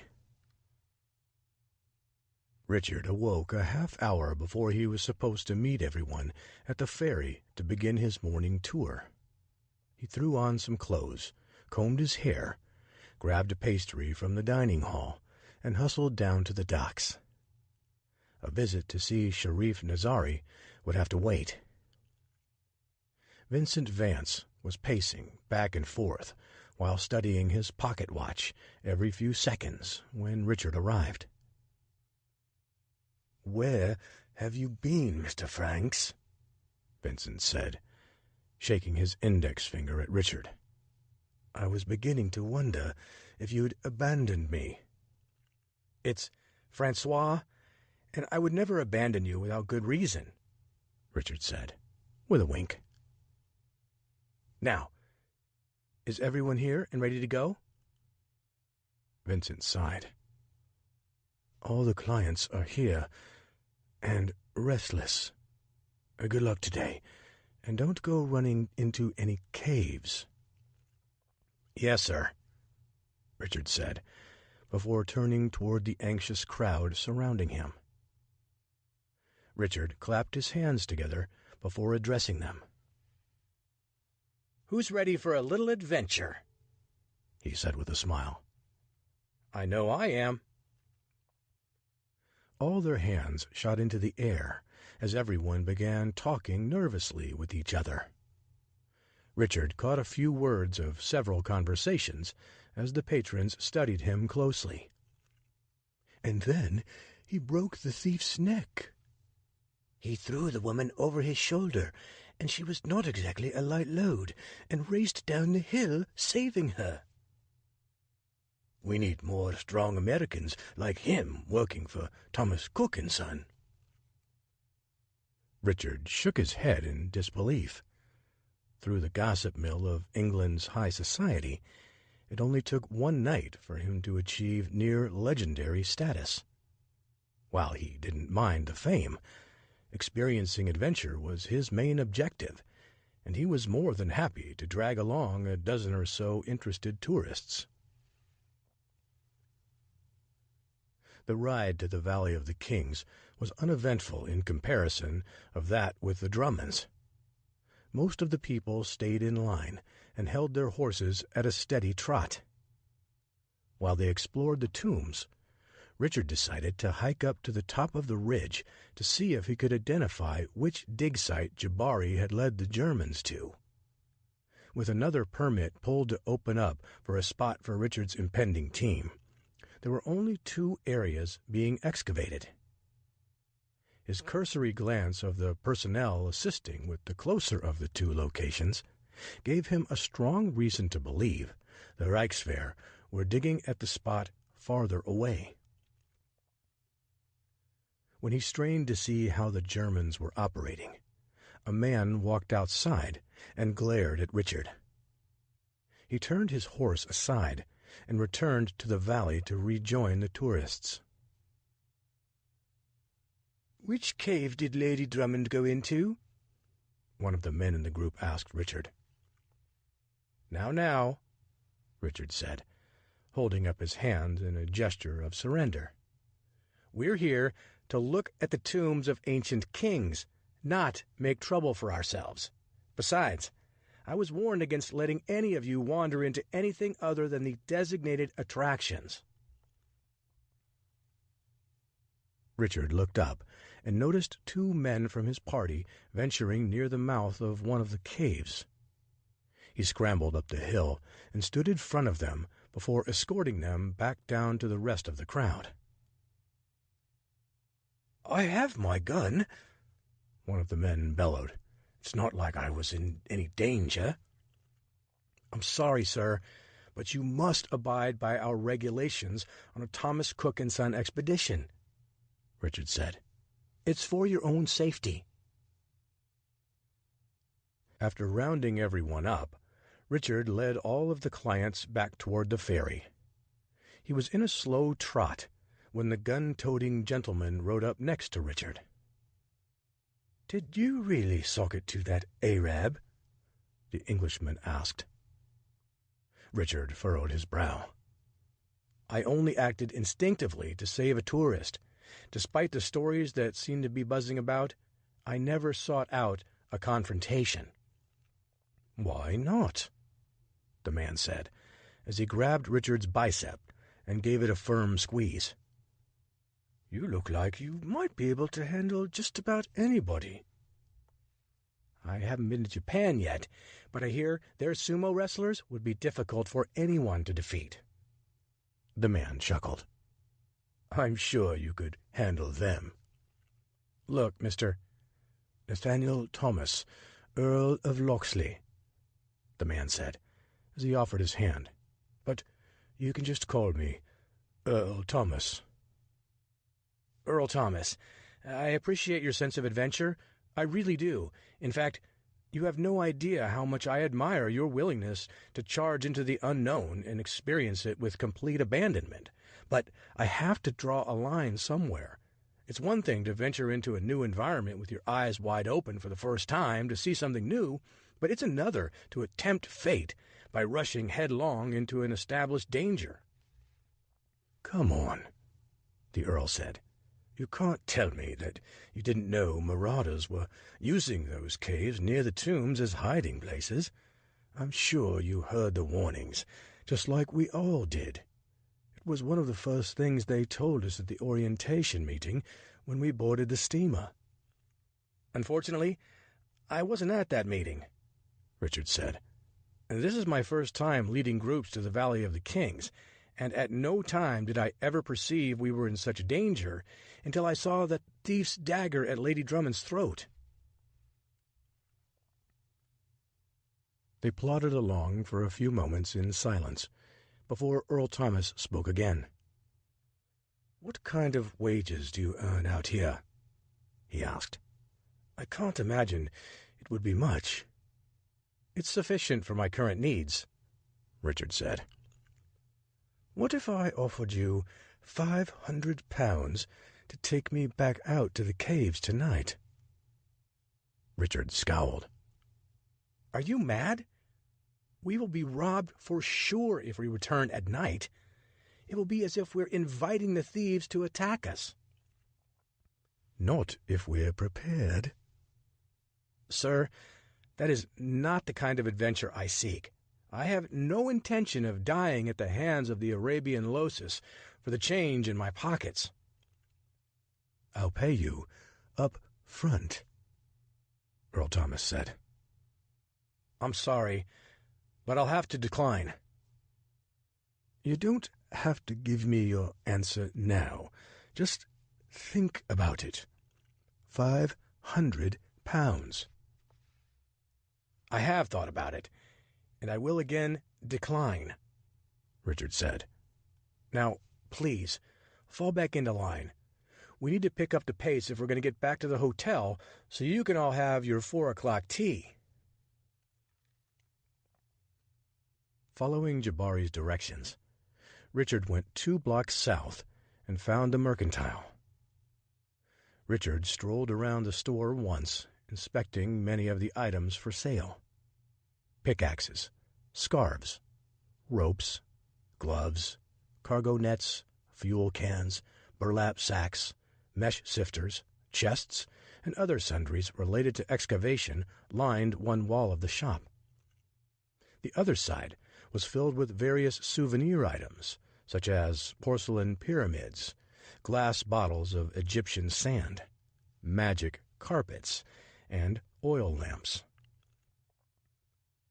Richard fingered a few of the items as he browsed. "Is there anything I can help you with, sir?" the man behind the counter asked. Richard pointed at one of the rugs hanging from the wall and winked. "Does that one fly?" The man broke into a sly grin. "The ones that actually work are in the storage room." Richard chuckled. "Actually, I'm looking for someone. Sharif Nazari? Do you know him?" The man shrugged. "That depends." "On what?" "Who's asking?" "Jabari Gamal sent me here." The man stroked his chin for a moment before nodding. "I will go ask if he's available." "Thank you," Richard said. While waiting for the man to return, Richard strolled around the store again and made mental notes on all the items he would need if he were to indeed begin digging. His cursory calculations left him dismayed that he wouldn't have enough money to afford all the necessary supplies, even if he could talk Vincent Vance into a small advance. Richard's final tally was just north of £30, which was around $100. The clerk returned about a minute later and leaned on the counter, eyeing Richard. "I heard you were looking for me."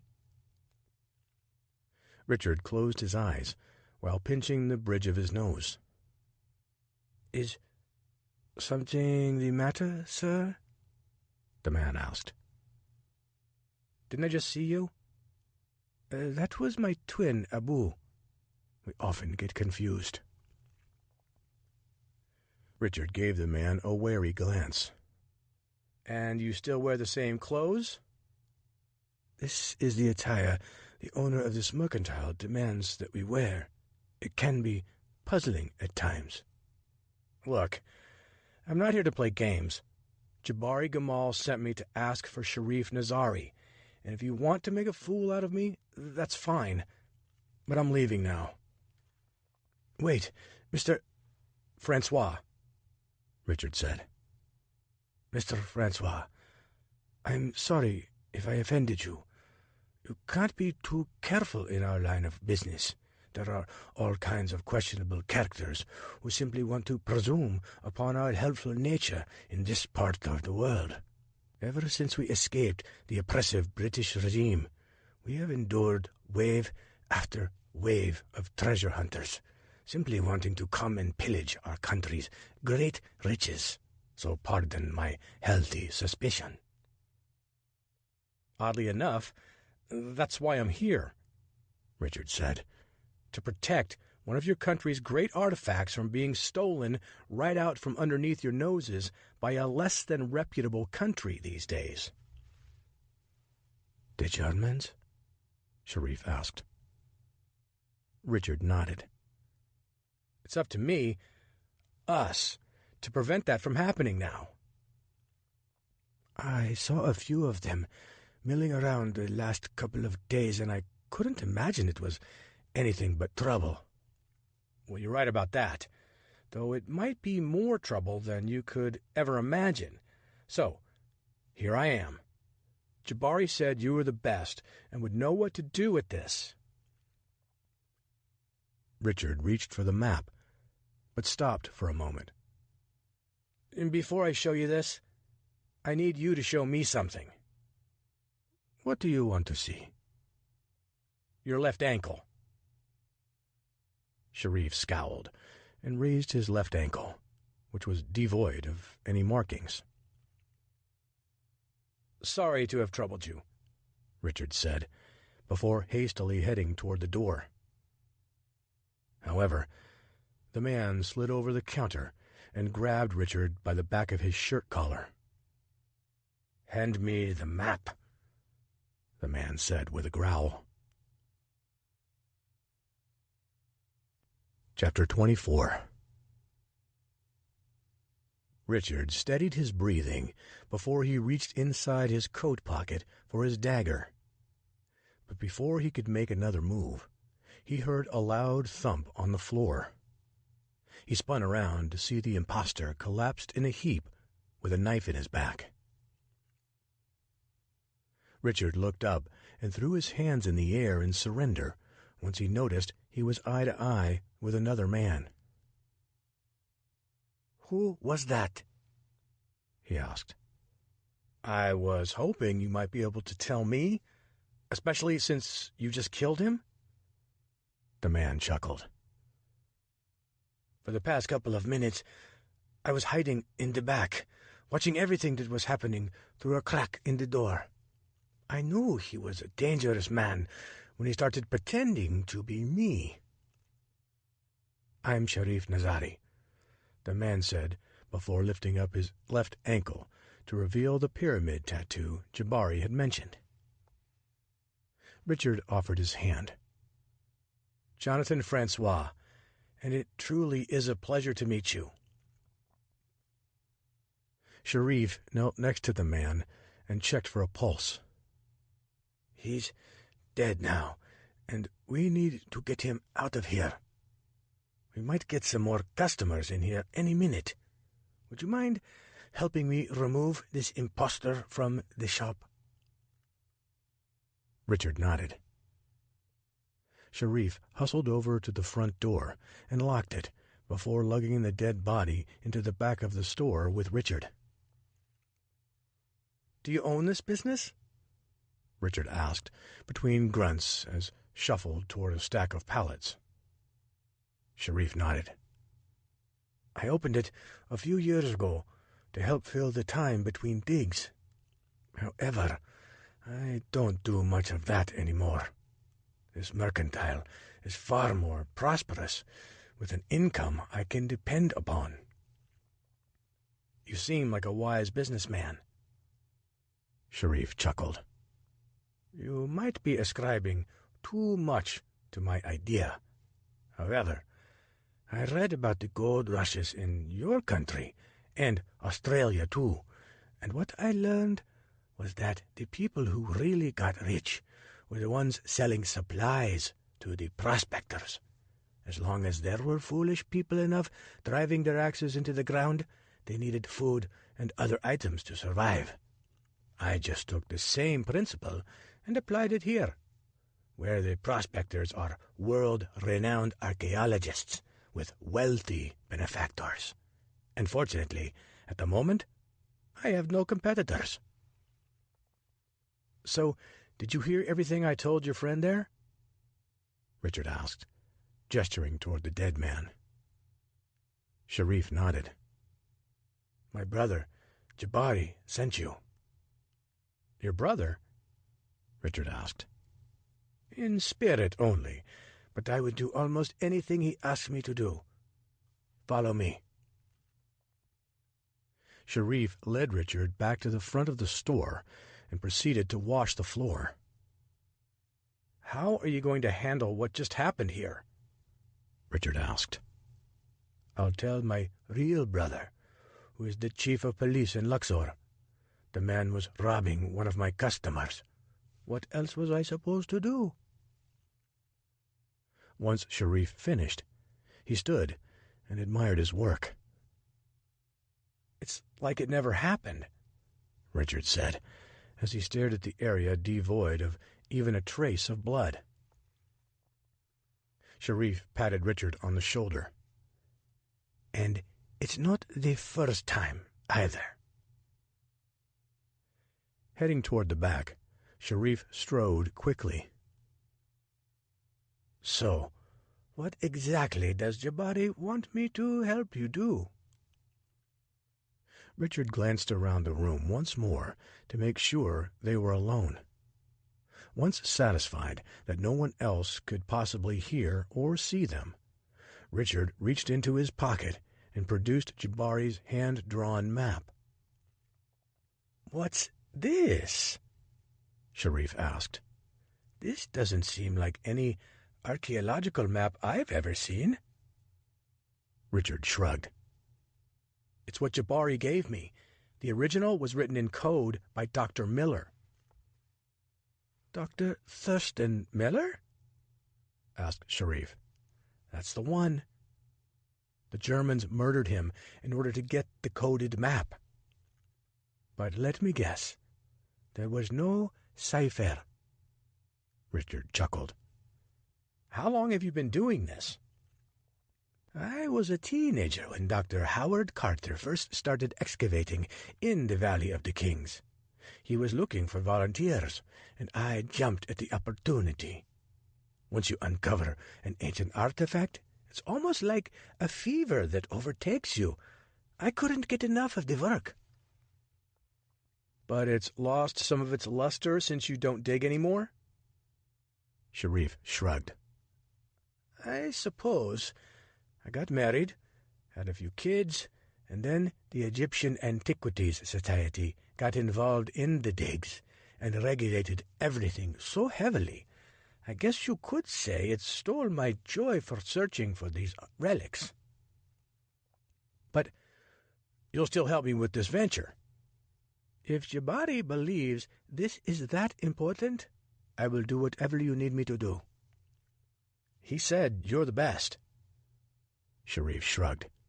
Maybe the most experienced, at least of anyone around here that you'd be able to hire on such short notice. But if Jabari wants to say that about me, I won't dispute him. He's been coming to the valley many years. I don't care if you're second best or the worst dig expert, Richard said. What I do care about is stopping the Germans from sneaking out of Egypt with a bounty of treasures, and if you can help me prevent that from happening, I'll be most grateful. If by stopping the Germans you mean uncovering a tomb before they do, then I'll be able to assist you. I'm not exactly handy with many modern weapons. Then it's a deal, Richard said, thrusting out his hand. With his arms still crossed, Sharif didn't move. There's still the matter of my fee to negotiate. What kind of fee are we talking about?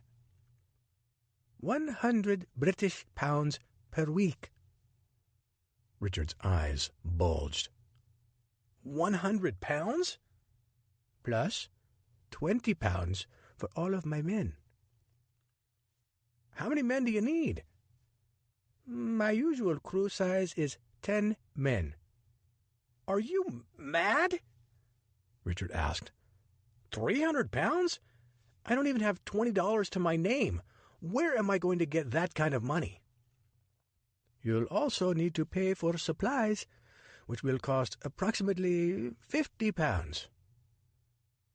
Richard rubbed his temples and considered an alternative solution. What if I let you take a percentage of the profits from the treasure we find? Sharif chuckled. That'd be beyond foolish. Do you know how many times people have sold me the promise of getting a portion of the profits from a dig? Honestly, I've lost count, and I'd be far poorer than I am today if I'd agreed to chase dreams of wealth instead of building it by demanding a fair wage for my help. Richard sighed. I'm afraid this has been a mistake.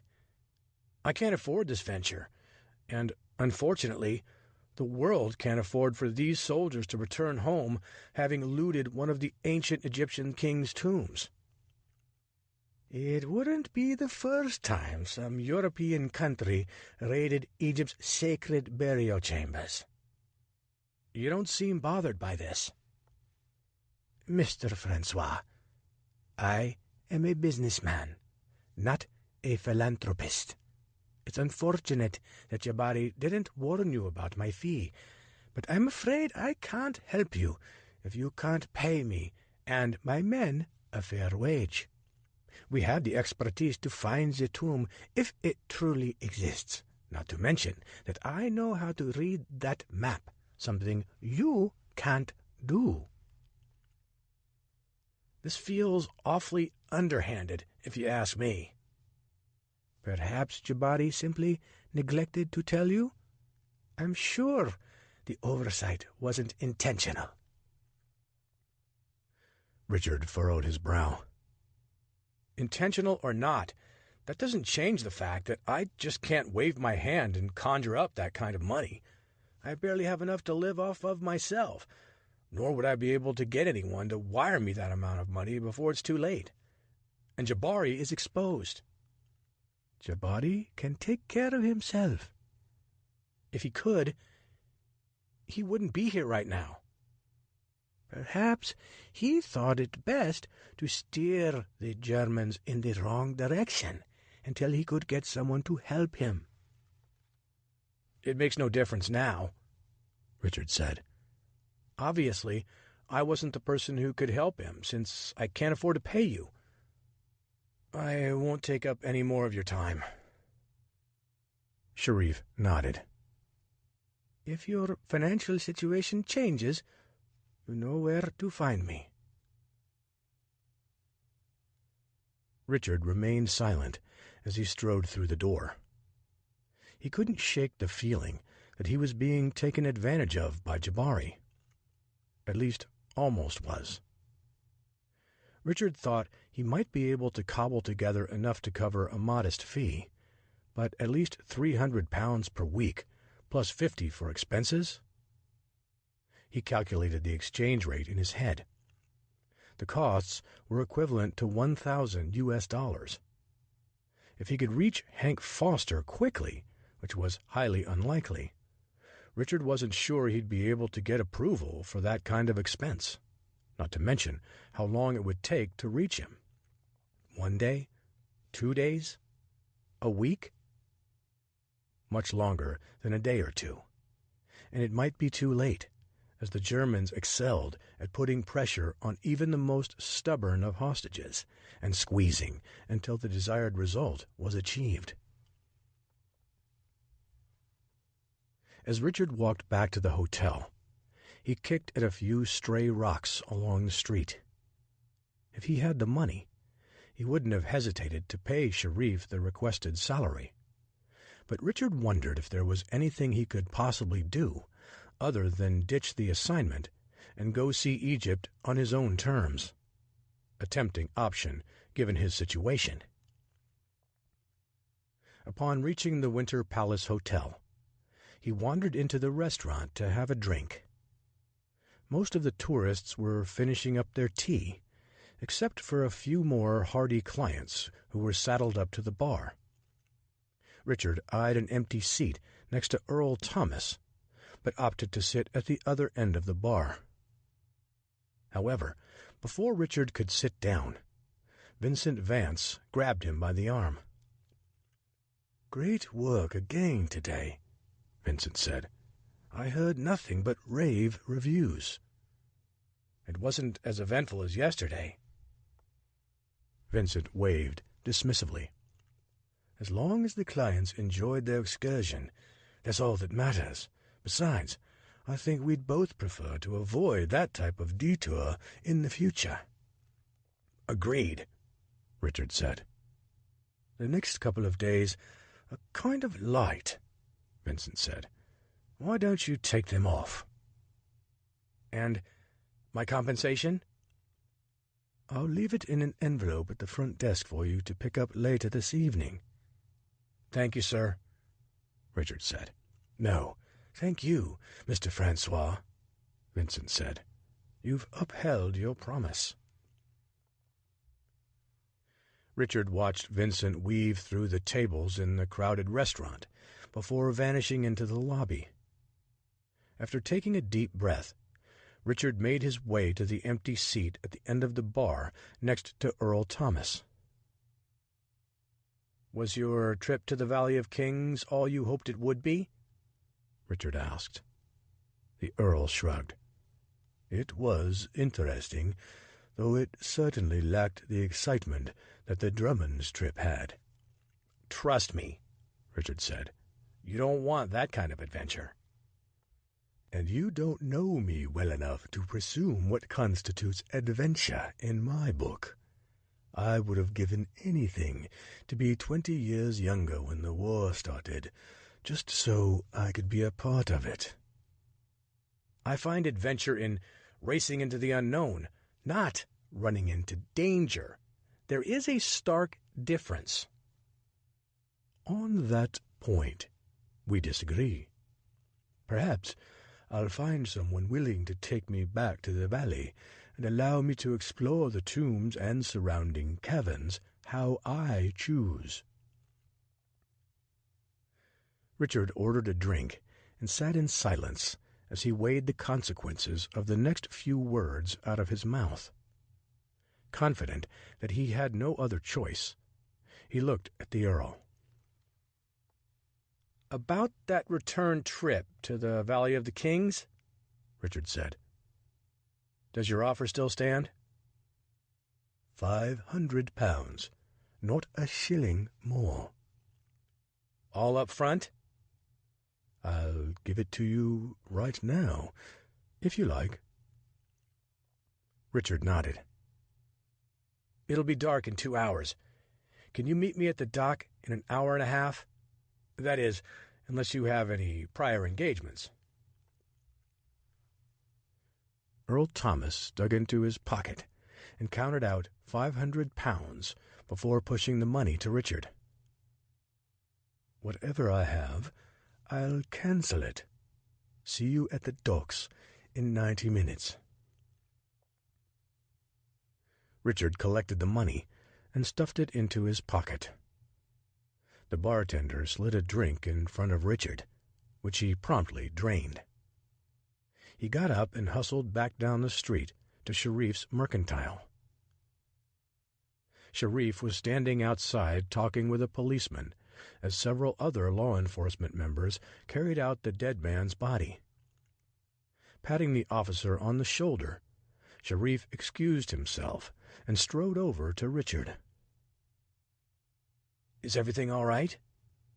Richard asked. "It's being handled," Sharif said. "What brings you back here so soon?" "You told me to let me know if my financial situation changed, and it has." "Do you have the money?" "In my pocket, though we probably shouldn't exchange it right now, given the circumstances. That officer is watching us." "Agreed," Sharif said.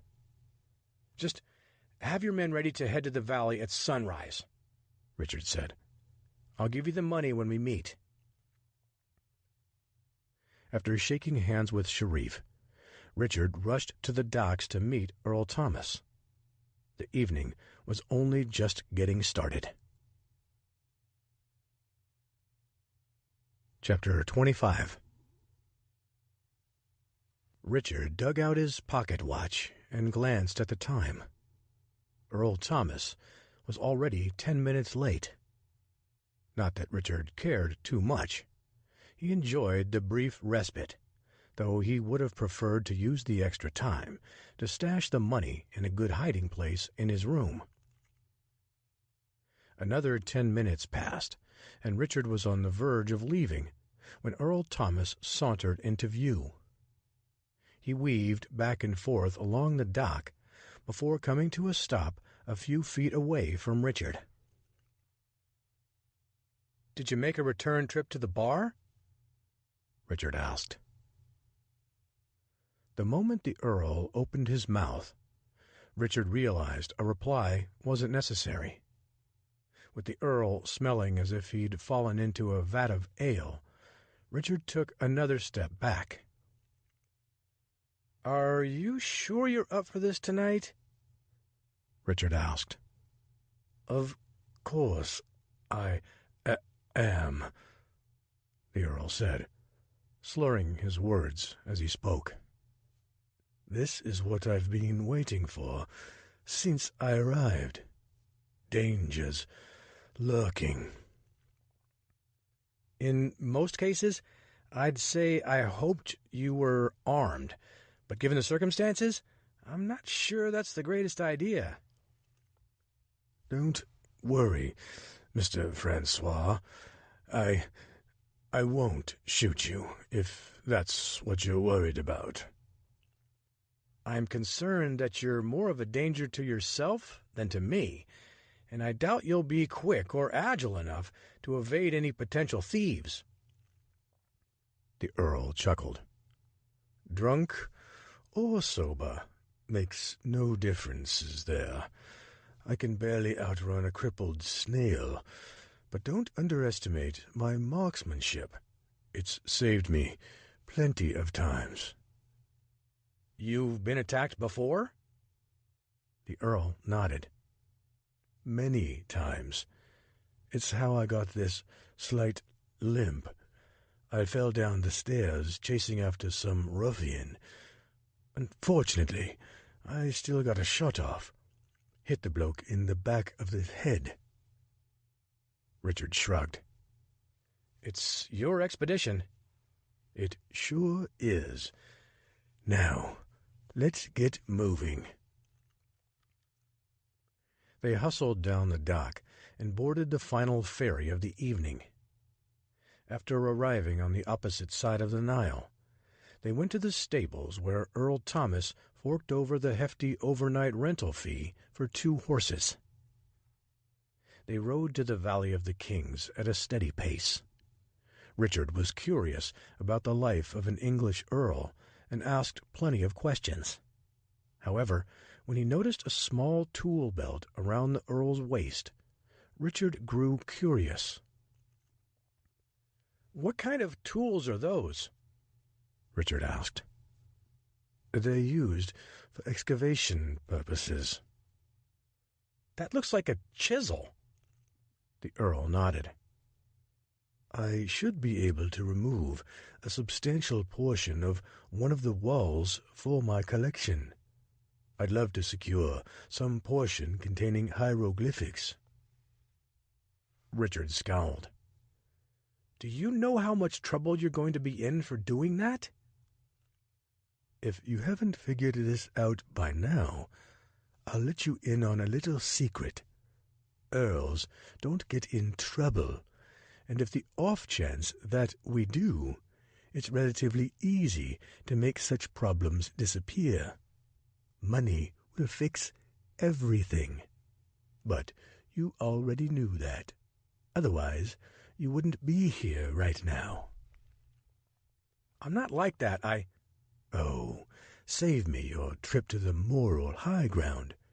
You needed money for some reason, and I offered more than enough to motivate you to take me up on the offer, even if it did take you some time to decide. I don't care how much money you have. Word about your collection will eventually leak out, Richard said. You're not immune from consequences. Only the kind that can't be handled with a payoff. Now, let's get going. I've got a piece of tomb to steal. Richard sighed as he goaded his horse to move faster. A half-hour later, they reached the Valley of the Kings in time to watch the moon rise over the ridge. Richard stared with his mouth agape as more beams of light trickled over the valley floor with each passing second, until it was fully lit. "Do you see this?" Richard exclaimed. "The Valley of the Kings under the light of the moon. I'm not sure it gets more beautiful than this." Richard waited for a response, but didn't receive any. "Earl Thomas?" he asked as he glanced around him. After dismounting, he hustled around the area in search of his impulsive client, but he wasn't readily visible. "Earl Thomas!" Richard called again. "Where did you go?" "Over here," the Earl said, already shuffling up a path leading to one of the tombs. "Perhaps you should wait for me," Richard said. "You got me here. That's all I really wanted." Richard rushed up the path after the Earl, who had turned his attention to navigating his way up the hillside toward one of the caves. "Earl Thomas!"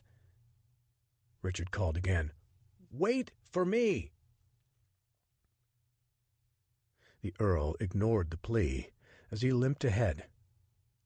A few seconds later, he wandered off the path and entered one of the tombs. Moments later, the chink of his chisel reverberated through the valley. Richard noticed faint traces of smoke rising from the mouth of a nearby cavern. He concluded that either Earl Thomas was a lunatic or had a death wish, though given the man's eagerness to visit an area teeming with thieves under the shadow of night, Richard realized the brazen move shouldn't have surprised him. By the time Richard entered the tomb, the Earl was steadily chipping away at the wall. "Do you want to die?" Richard asked. "Eventually, but not tonight," Earl Thomas said. "Now, be a good helper and stand at the entrance for me. This shouldn't take long." "The Magi will hear you, and—" "Who?" "The secret police that roams this area to protect Egyptian heritage?" "Oh, that's just a myth. Those people died off long ago." Richard shook his head. "With the ruckus you're making, you may need to be more concerned with them than any member of the Arabian Losis."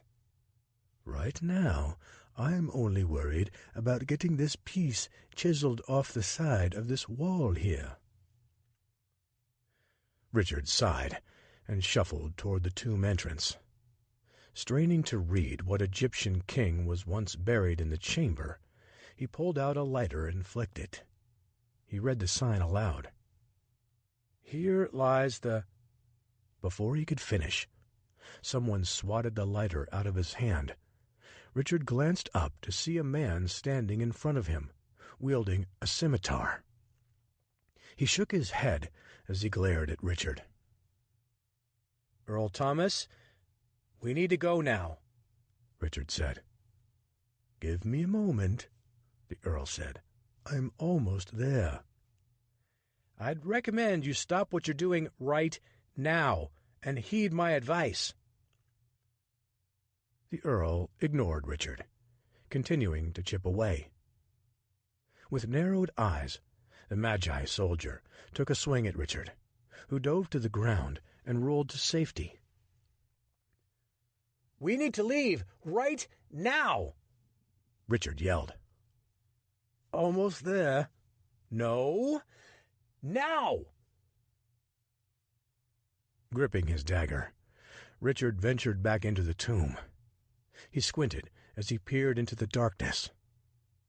When he rounded the corner, he saw the silhouettes of Earl Thomas and the Magi agent. "No need for that," the Earl said, while raising his hands in surrender. "What do you want? Money?" The man growled and muttered something in Arabic. "Here, let me pay you handsomely," Earl Thomas said, as he reached for his bag. The soldier placed his blade at the Earl's neck and coaxed him to his feet. "So, you don't want money?" he said. "I understand. It's not for everyone." Once the Earl reached his feet, he made a quick gesture with his hand, and suddenly the area filled with a thick smoke. Richard heard what sounded like a brief physical struggle before a thud echoed in the chamber. A few seconds later, Earl Thomas emerged from the haze. "He should have taken the money." With eyes bulging, Richard stared at the English nobleman. "How did you kill him?" "Good gracious, man, I'm not a murderer, but a little smoke and rock never fail to disappoint. We better get going before he wakes up." Earl Thomas hustled outside, clutching his new prized possession and wearing a wide smile. Richard outpaced his client down the embankment and hurriedly prepared the horses. "Come on," Richard said, coaxing the Earl to move faster. "He's going to wake up soon." "I doubt that," Earl Thomas said. "Just have everything ready when I get there." He took no more than a minute to reach the valley floor, where Richard was waiting with their transportation. The Earl took his time securing the tomb wall piece into his horse's saddle pouch. "You're going to regret not moving more hastily," Richard said. "I'm sure that man wasn't the only Magi guard patrolling the area." "Don't get your knickers in a knot." Richard sighed and waited for the Earl to finish. When he did, Richard interlocked his fingers and held them at knee level to boost Earl Thomas into his saddle. Once situated, the Earl dug his heels into his horse's ribs and took off. Richard sprang up onto his horse and followed suit. They raced across the desert, with Richard taking the lead not long thereafter. However, the jaunt across the desert beneath the moonlight was short-lived, when several bandits pursued Richard and the Earl before eventually running them down. Richard jerked hard on his reins, bringing his horse to a halt next to the Earl, whose bravado had disappeared. "Whatever you do, don't hurt us," the Earl said, dropping his head and raising his hands. "We'll give you whatever you want. Just please, let us go." Richard shook his head, surprised at how little pressure was applied before the Earl folded. The entire attitude stood in stark contrast to his brazen getaway attempt at the tomb, which made Richard consider that perhaps the Earl had another trick. "Are you all right?" Richard whispered. The Earl placed his palm out flat toward Richard, gesturing for him to calm down. He read the signal, but remained confused about the glaring lack of the Earl's chutzpah. Before he could do anything else, one of the other robbers leapt off his horse, yanked the Earl to the ground, and held a blade to his throat. Richard contemplated for a moment if his horse was fast enough to outrun the bandits.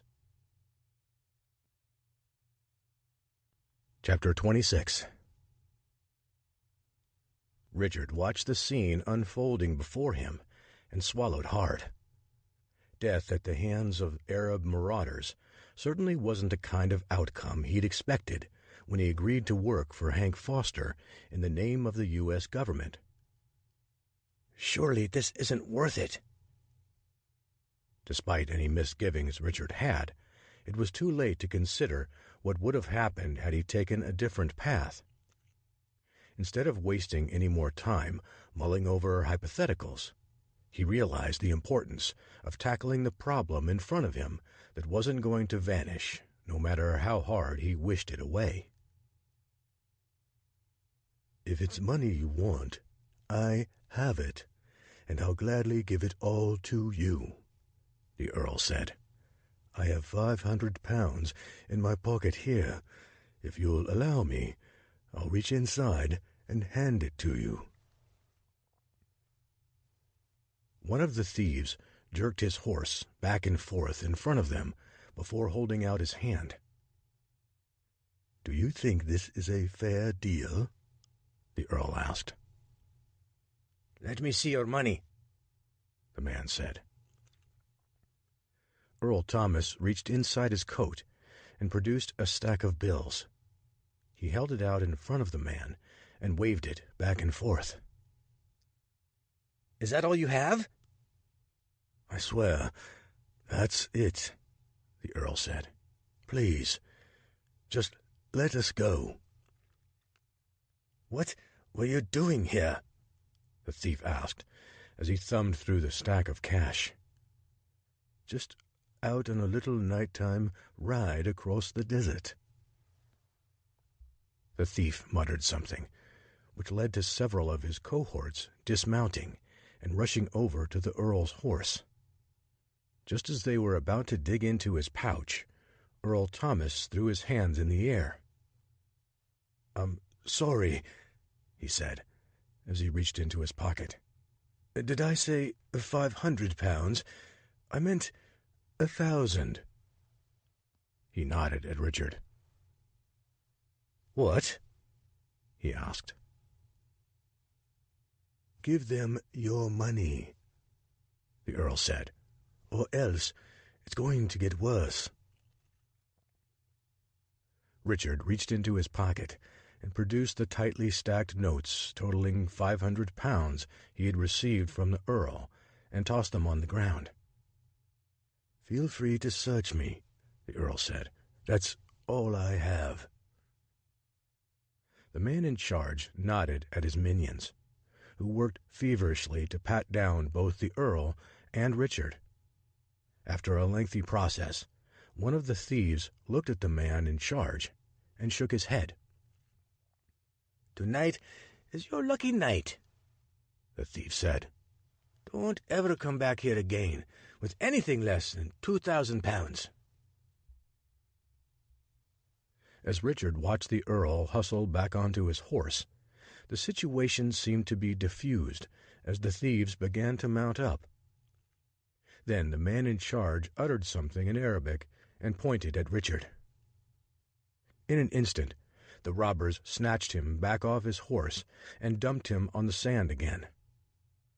"I don't have any more money, I swear," Richard said, squirming away from the men.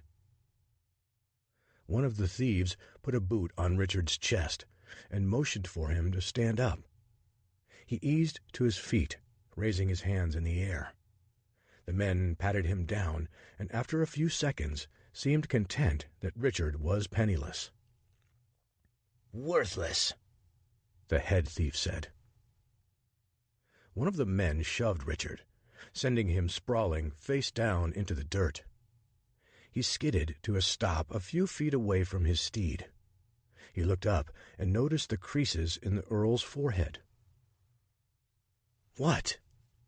Richard whispered. "Get on your horse before they try anything else," the Earl said. Richard slipped into his saddle and turned his horse in the direction of the Nile. Earl Thomas jammed his heels into his steed and began galloping away with Richard close behind. They rode hard for several minutes before Richard finally turned around and noticed the thieves weren't visible any longer. After the Earl peeked over his shoulder, he slowed his horse to a trot. "That was close," Richard said. "I suggest you don't ever tempt fate again like this."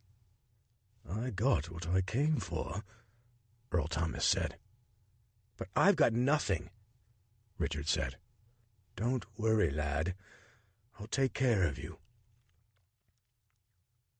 When they reached the river, the man paid by the Earl to keep a ferry there for them to return to Luxor on was nowhere to be seen, and neither was his vessel. "Looks like we're going to be spending the night here," Earl Thomas said. "Not if I can help it," Richard said. "I can pilot a boat across the river." "There's just one problem," the Earl said.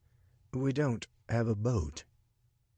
"After all that we've encountered tonight, I would rank not having a boat somewhere around 4 or 5 among the top challenges we've faced." "It's that high?" asked the Earl with a snicker. "You know what your problem is?" Richard asked. "You don't take situations like this seriously enough." The Earl shrugged. "You're not the first person to tell me that, though I could say you take things too seriously." "And you would be the first person on earth to utter those words to me," Richard countered. "I'm usually doing what you do, much to the chagrin of those who would prefer I travel a more traditional path, though I hardly find those routes interesting." "Yet here you are, acting as if you're my mother." "I'm never going to regret going on an adventure that results in death," Richard said. "I made a vow a few years ago to spend the rest of my days living without regrets. If there's some challenge I want to face head-on, I will, and I'll enjoy the process along with all the sacrifice required to conquer it. But you're playing Russian roulette with your life, and mine. It's not a gamble I appreciate." "When you spin the wheel and survive, you'll never feel more alive. Isn't that right?" Richard shrugged. "Over the past hour, I experienced far more feelings of fear as a result of our circumstances than I have life-giving exhilaration." The Earl chuckled. "One day, you'll look back at the situation with fondness." "That day is many years from now, a day I hope I live to see. But for now, I'm regretting every minute of this." "You'll have many adventures in front of you, if you seek them," the Earl said. "As I mentioned before, there's a chasm between our definition of the word adventure." Before the Earl could respond, a man approached the dock on a ferry. He cast a long shadow over the water, while his cigarette was little more than a fiery blip hovering in the air. "Did you think I forgot about you?" the man piloting the ferry asked. "I was beginning to wonder," the Earl said. "Well, the price has gone up. I'm going to need double what you gave me in order to return to Luxor." "I guess we'll take the long way," Richard said. "That's not a good idea," the man said, wagging his finger. "The Arabian Lusos are out in full force tonight, and waiting on unprotected travelers such as yourselves." "We've already run into them," the Earl said. "It's why I can't offer you a dime more than our already agreed-upon price." "Perhaps I can accompany you back to your hotel for the balance," the ferry operator said. "You take us back across, or I'll see to it that you're flogged in the center of the city," Earl Thomas said. The man laughed heartily. "That day will never come. Now, are you going to pay me, or the thieves prowling in the shadows?" "Neither," the Earl said. "You're going to take us." "Perhaps you're not listening, old man. I've already told you." The man abruptly stopped when he noticed the Earl's gun. "I'm not going to tell you again. Instead, I'll just shoot you, feed your dead body to the crocodiles, and take your boat back across the river myself."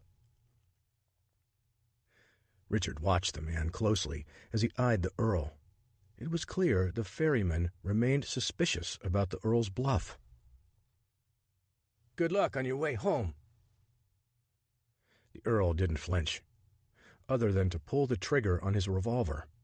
With the shot piercing the still air, the bullet flew straight and true before embedding itself deep into the ferryman's skull. Earl Thomas shrugged. Maybe listening wasn't his strong suit. With the danger subsided, Richard needed an answer to the question that was nagging him. "Why didn't you use that gun earlier?" he asked. "It's a single-shot pistol.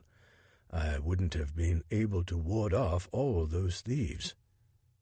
"You could have at least scared them away," Richard said, his eyes growing wide with disbelief.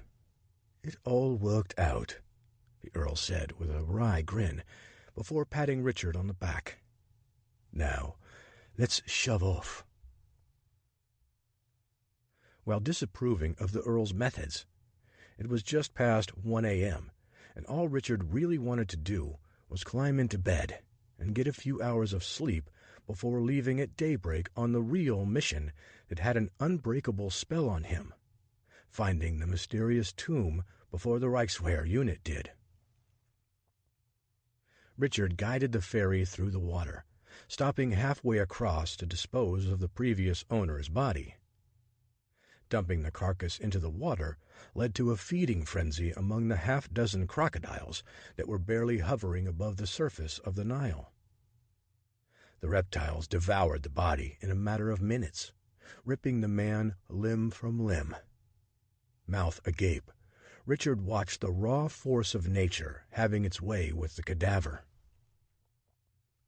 "Don't look like that," the Earl said. "He got what he deserved. That was extortion, not to mention a possible death sentence. We could have very easily died had we pursued a different route home, and you know it." "That doesn't make this any less difficult to watch." "Everyone lives with the consequences of their decisions. Sometimes the results are more painful, but either way, life doesn't give us the option to peer into the future and choose the best way. We either know it intrinsically or we don't. It's an intellectual form of Darwinism. Consider this ferryman at the bottom of the food chain." "He's at the bottom of the Nile now," Richard said. "And it's where he belongs for what he tried to do to us.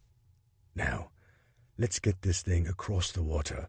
After all we did today, I'm absolutely exhausted."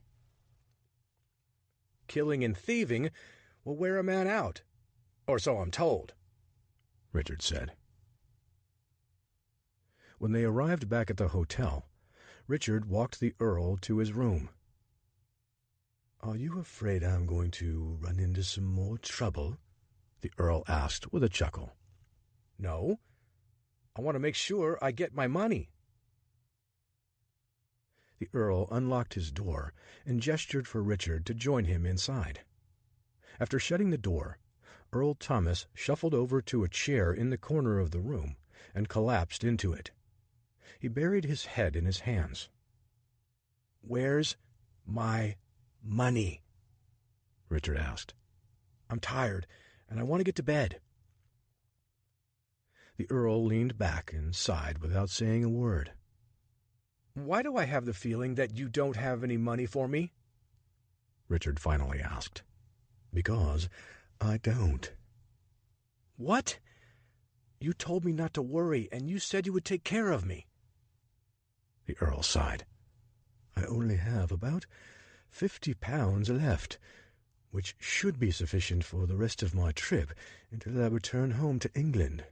When I get there, I'll make sure to wire you the money immediately." "But I need the money in the morning." "I'm sorry, but I won't be able to get you any until I return. I know this might be disappointing for you, but—" "Disappointing? I risked my life for you tonight, and all you can do is give me a glib shrug and a promise?" The Earl shook his head. "I thought you claimed to be an adventurer. The first maxim of journeying into lands unknown is this: nothing ever goes as planned. I'm sorry you're having to learn this the hard way." "I'm well aware of that fact," Richard said, as he narrowed his eyes. "But you don't understand how desperate I am to get that money. Now, you're going to figure out a way to get it to me before sunrise." "Settle down," the Earl said. "There's no getting blood out of a turnip." "Maybe one of your fellow noblemen here owes you a favor?"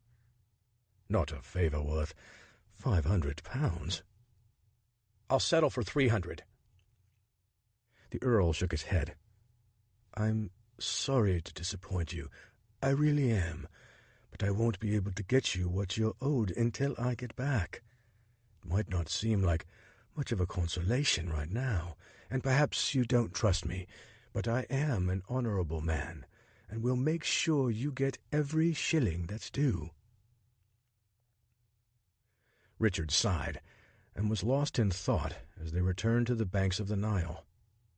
His plan had suffered another setback, and he was struggling to come up with an idea that could change his fortunes. Sharif Nazari wasn't going to take the news well. Chapter 27. The clanging of the alarm clock continued for nearly a minute past 6 a.m. before Richard woke up enough to recognize where he was. With a swift slap, he ended the irritating sound. Not even 8 hours earlier, he would have sprung out of bed, but the dread of having to tell Sharif Nazari that there wasn't any money for the dig put a damper on Richard's outlook. Richard considered sleeping in and waiting until later to inform Sharif about the previous night's misfortune. However, Richard decided that he couldn't shirk that responsibility for several reasons, among them being the fact that an opportunity might still arise to acquire the funds necessary to move forward with the dig. While getting in touch with Hank Foster via telegram was one option, Richard wasn't sure how viable it was. He didn't know how long it would take before he would receive another response from Foster. Never mind if the U.S. government would be willing to send that amount of money to a brand-new agent. But in Richard's foggy state of mind, he couldn't conceive of any other way. Soaking in the tub woke up Richard's senses, but his mind remained lethargic. "I need a cup of coffee." He slid down in the water to rinse his hair one final time. When he resurfaced, he gasped and flailed for the sides as he saw a man standing over him. "Jabari?" Richard exclaimed. "Do you lie awake at night imagining new ways to startle me?" Jabari subtly shook his head. "I'm not fond of knocking." "I'm well aware of that by now," Richard said, using the back of his hand to shoo Jabari away. "If you don't mind, I need to get out and would appreciate some privacy." Jabari turned his back to Richard. "I had to sneak out early so I can slip back in before anyone notices me missing. I'm taking a big risk just by being here. The Germans aren't very trusting of me." "Well, they aren't fools, that's for sure. So, I suppose you want an update?" Jabari nodded. "Have you made contact with Sharif?" "I have," Richard said as he toweled off. "We're scheduled to begin work this morning." "Excellent. The sooner you get to work—" "Don't get excited just yet," Richard said. "I emphasize the word scheduled for a reason." "What's wrong?" "Sharif isn't exactly what I would consider affordable for a man in my position. In fact, he demands quite a handsome sum for both himself and his workers." "But you did come up with the money, didn't you?" Again, the emphasis is on the past tense here. I had the money. "What happened to it?" Richard sighed as he pulled on his underwear and pants. "I took a crazy British nobleman to the valley last night, and we were robbed by some thieves." "What were you thinking?" Jabari asked. "I was thinking I had to come up with a way to raise the money for Sharif to prevent you from getting tortured, or worse, once the Germans eventually figured out that you led them to the wrong site, and the only opportunity I had to raise the amount Sharif required was to do something risky. High risk, high reward." "That must be an American saying," Jabari said. "And it's an absolutely dreadful one. Look where that risk got you now. Nowhere." "I can assure you that the last thing I need is someone else beating me up over this," Richard said. "I feel foolish enough as it is, without having someone else heaping more shame upon me. And no matter how awful I feel, nothing is going to change the fact that I have no money. And Sharif assured me he won't as much as pick up a tool if I don't hand him the money up front." "That is his standard operating procedure," Jabari said. "Don't take it personally." "I'm not taking anything personally," Richard said, while buttoning his shirt. "I'm just upset at myself for letting all that money slip away because of my recklessness." "Then find another way. Perhaps a member of your government could wire you the money." Richard shrugged. "Maybe, but it would take several days for that to happen. By then, it could be too late for you and for me both." Jabari nodded as he paced around the room, his fingers steepled and pressed against his lips. "What are you thinking?" Richard asked. "There's a safe in one of the rooms where we are staying that contains all the Germans' money." "How much is inside?" "Enough to meet Sharif's usual asking price, I'm sure." Richard furrowed his brow. "I'm sure they didn't leave it unguarded." "Not very often," Jabari said. "I've noticed that one soldier always remains behind to stay with the safe. They also take turns sleeping in that one room. When we get back from our day's expedition, most of the men are tired and go right to bed following dinner. Now, I'm not sure if the soldier must stay awake or not, but I imagine they are at least told they should." "Even if we get inside, how do you expect us to break into the safe? That's not exactly my area of expertise." "When you have the combination, it doesn't matter." "You have the combination?" Jabari nodded. "I have a cousin who works at our hotel. He'll think nothing of giving it to me for a small fee." "And what happens when he's accused of stealing? I've heard the punishment here isn't too pleasant." "Just leave that to me," Jabari said, before the two men finished going over the rest of the details. Richard was scheduled to have the day off, but a note slipped beneath his door stated otherwise. Instead of spending the first part of the day waiting to steal the Reichswehr unit's money, Vincent assigned Richard a half-day tour to the Valley of the Kings with a pair of brothers. He didn't mind, as sitting around all morning would have made him antsy.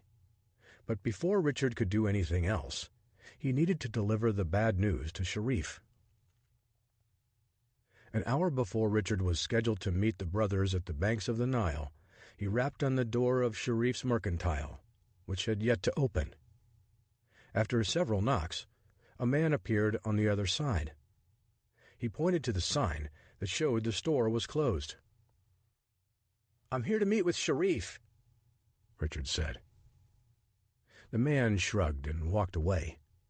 Richard tapped on the door again, but didn't receive a response. After several more attempts to get the man's attention were ignored, Richard turned and started walking back toward the Winter Palace Hotel. He was more than half a block away before a strong hand grabbed his shoulder. "You were supposed to meet us at the water," a man said. Richard spun around to see Sharif standing there eye to eye, wearing a scowl. "I thought I would try to catch up to you at your shop before you went down there," Richard said. "Why would you do that?" "The money, it's gone." Sharif cocked his head to one side and glared at Richard. "What do you mean it's gone?" "Last night, I took a client to the Valley of the Kings, and on our way home we were robbed. All the money he promised me was taken by a bunch of bandits." "The Arabian losers control the area of the desert between the river and the tombs. That was foolish." "It was the only way I could get the kind of money that you demanded." Sharif sighed and shook his head subtly. "I've already promised these men their money. This is going to damage my reputation." Richard held up his hands. "Think of it as a delay, not a permanent setback. We have another plan to acquire the money this afternoon and should be able to begin work as soon as you can begin." "You better not disappoint me, or else you better hope I never see you again," Sharif said with a growl. "I've worked a long time to get the kind of reputation that I have. If others find out that I'm not trustworthy, my entire business could crumble. Egyptians have little grace for dishonest men, as do I." "I promise. I'll get your money," Richard said. "Just give me until this afternoon." Upon returning from the expedition with the brothers, Richard retreated to his room to find Jabari already inside. Richard wore a furrowed brow as he looked at Jabari. "How did you—" "We're about to steal some German soldiers' money from a vault, and you're concerned about how I got into your room?" "It's unsettling," Richard said. "If you can get in here, what's stopping others from doing the same?" "Nothing, which is why you must always be on guard." "That's not making me feel any safer." Jabari chuckled. "The feeling of safety will betray you in an instant. We're all just a heartbeat away from death." "Aren't you a ray of sunshine today?" Jabari stood and paced around the room. "Are you ready? Because this will get you killed if we fail." "And what about you?" Jabari shrugged. "If the guard sees me, I'm going to claim that I was following you because you looked suspicious. I'll be a hero to the Germans." "Then I guess we better not fail." The two men strode downstairs, exiting several minutes apart before reconvening at Jabari's hotel down the street. Instructing Richard to remain in the stairwell for a few minutes, Jabari hustled up to the floor where all the Germans were staying and peeked around the corner to see if a guard was on duty. A man was seated in a chair at the far end of the hallway, his head resting against the wall. With his mouth gaping open, he was clearly asleep. Jabari motioned for Richard to join him. They crept down the hallway to the room with the safe inside. After inserting the key into the lock, Jabari opened the door and eased in with Richard. Jabari worked on the safe's combination while Richard locked the door, then stood next to it, listening for any movement down the corridor. In a matter of seconds, Jabari cracked open the vault and grabbed several stacks of cash before closing the door. "Think that's enough?" Richard asked. "Enough for Sharif, but not enough to be so obvious," Jabari answered. As soon as he finished resecuring the safe, Richard held his hand up. "What is it?" Jabari asked. "Someone's coming," Richard said. "Are you sure?" Before Richard could answer, the sound of a key sliding into the lock sent both men scrambling. Chapter 28. With the German soldier pacing around the room, Richard was certain his heartbeat had reached an audible level from underneath the bed where he was hiding. His hands dampened with sweat. He wondered how long the man needed to inspect the room. Richard glanced toward the closet, which was packed full of clothes and Jabari. After stomping around for a few more minutes, the soldier's cursory examination seemed to satisfy him. He exited, locking the door behind him. Richard exhaled slowly and waited for a minute before deciding to move. After easing out from beneath the bed, he crept over toward the closet. "It's clear," he whispered. Jabari crawled out and jumped to his feet. "Now, how are we going to get out of here?" Richard nodded toward the window.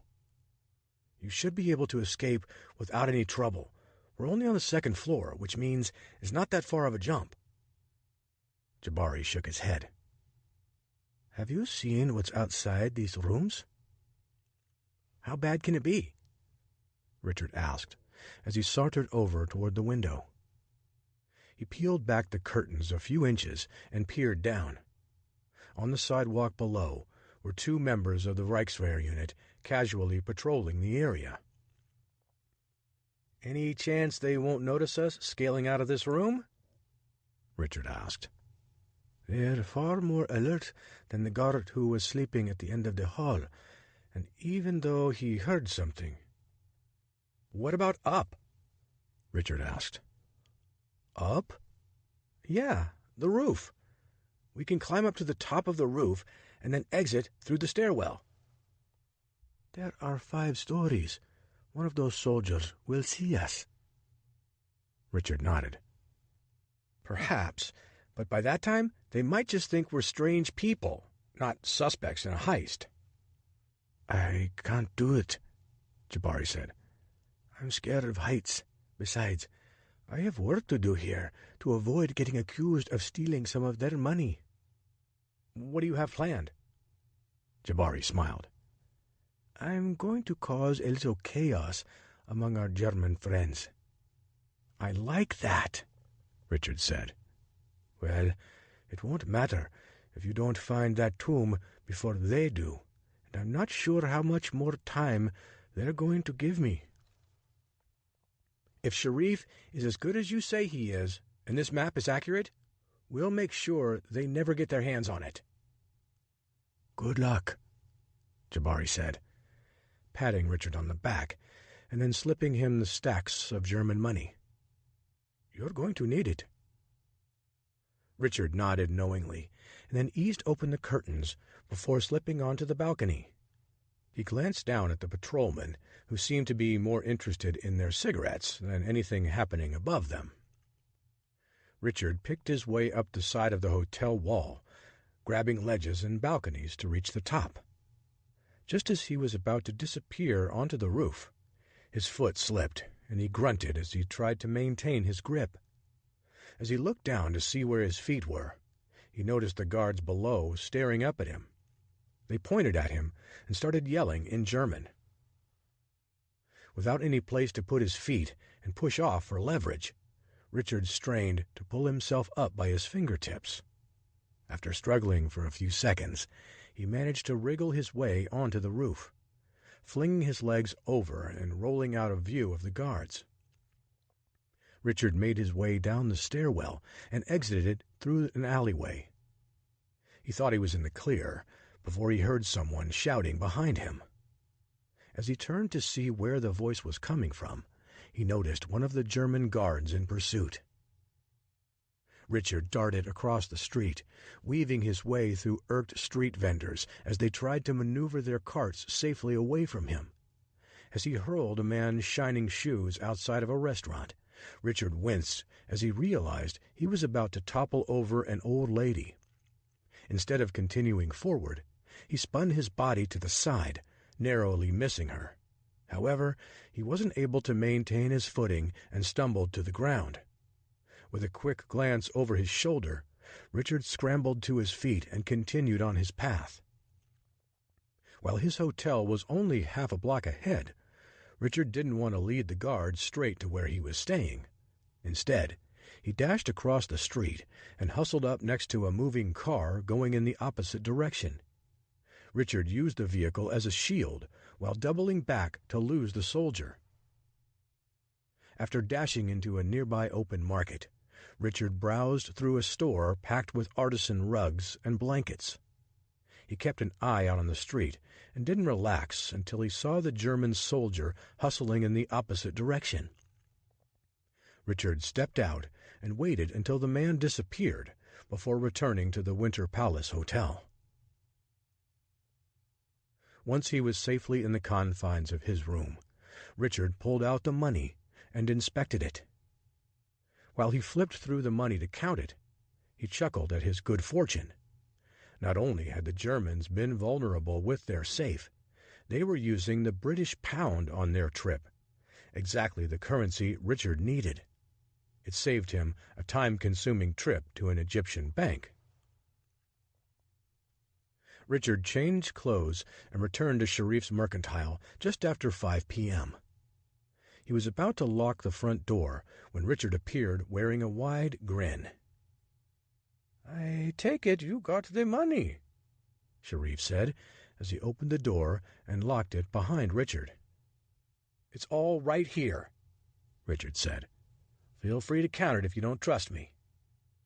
"Do I want to ask where it came from?" "It's better that you didn't know." Sharif nodded. "I hope you won't take it as a sign of mistrust if I do count it. But given the rough start to our partnership, I'm going to make sure it's all here." "Be my guest. I won't be offended." After Sharif finished tallying the cash, he turned to Richard. "Everything appears to be in order." "Excellent. When can we get started?" "Tonight?" Sharif said. "I'll meet you at the docks after dark. We'll have to secure some more horses and camels for the journey to the Valley of the Kings, but I don't think that'll be a problem." "I'll leave those details up to you," Richard said as he turned to leave. "I'll see you at dark by the river." Sharif nodded as he strode past Richard to unlock the door for him. After a quick meal, Richard gathered all the supplies he figured he needed for the excavation. He headed toward the docks. Along the way, he kept his head down while passing several German soldiers returning from their day shift. Jabari had told Richard that since the process was taking longer than expected, Wilhelm hired a few more workers and split the Reichswehr members into 2 teams to make sure that the digging never stopped. While they had received a permit to stay there, it was a temporary one, limiting them to 2 weeks. The deadline created extra stress for Wilhelm and his men, resulting in high tension. Richard knew how desperation made a person more dangerous than ever. He'd seen it in Gibraltar firsthand, an experience he preferred never to relive. And he could only imagine Wilhelm would be even more unhinged than anything Richard ever experienced if the Reichswehr unit leader witnessed the treasure yanked right out from underneath his nose. That only amplified the importance of finding the secret tomb Dr. Miller believed existed before anyone else did, particularly Wilhelm. At the docks, Richard found Sharif and his band of nearly a dozen workers, all enthusiastic and eager to begin. "This is quite a crew," Richard said, as he walked up and shook Sharif's hand. Sharif took Richard by his shoulders and kissed both his cheeks. "This is Egypt, my friend. We are partners. We don't just shake hands any more as you do in the West. Now, it's time for you to start learning how we do things here." Richard nodded. "I'm just a boy from Memphis, Tennessee, that is. But you show me what I need to do, and I'll do it. I'm completely capable of adapting to my environment." Sharif nodded as he ushered Richard aboard the ferry.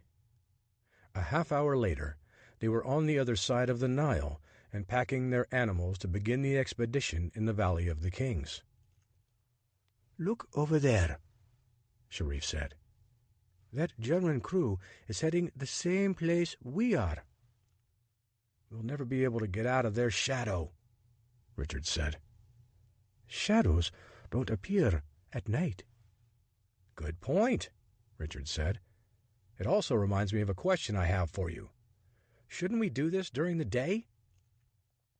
Sharif chuckled and shook his head. "Sweltering heat, scorching sand, underground digging. Only one of these things happens in the dark. There's absolutely no reason to do it during the day unless you're about to make a major discovery or you're on a tight schedule." "The quicker we can unearth this tomb, the better." "Faster is always better, except when it isn't," Sharif said with a wry grin. "You sound like a fortune cookie." "A what?" Richard sighed. "Never mind. It's not important. I know that we're working in a different part of the valley than the Germans, but we must make sure they don't intercept our findings and claim them as their own." "It wouldn't be the first time that's happened here," Sharif said. "Discovery theft happened all the time a few years ago. So many of the people who allegedly discovered certain tombs were simple thieves who were able to muscle the actual archaeologist out of the way. But the Egyptian Antiquity Society has done a good job of preventing that from happening recently." "So the Society is good for something." "That might be the only thing," Sharif said. "But for some people, that's an important task." They saddled up and began their trek across the desert, which was cooling rapidly since the sun had dipped below the horizon.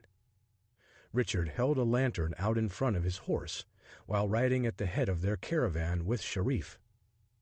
Both men plodded along on their beasts of burden for several minutes in silence, until Richard asked a question that broke the stillness. "Are you certain that you'll be able to read this map?" Richard asked. "The only thing I'm unsure of is if your beloved Dr. Miller knew what he was talking about," Sharif said. "Do you have any reason to question him?" "The entire story of Tutankhamun is one that divides many scholars. I've met men on both sides of the debate. Men who think that Tutankhamun is real, and those who think he was just a legend.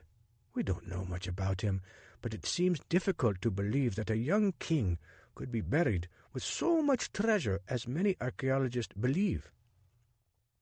"So, you believe we might be wasting our time?" "Perhaps, but the Germans are paying for it, right?" Richard shot Sharif a look. "I never said that." "I know you didn't, but I saw Jabari after you left. He told me everything.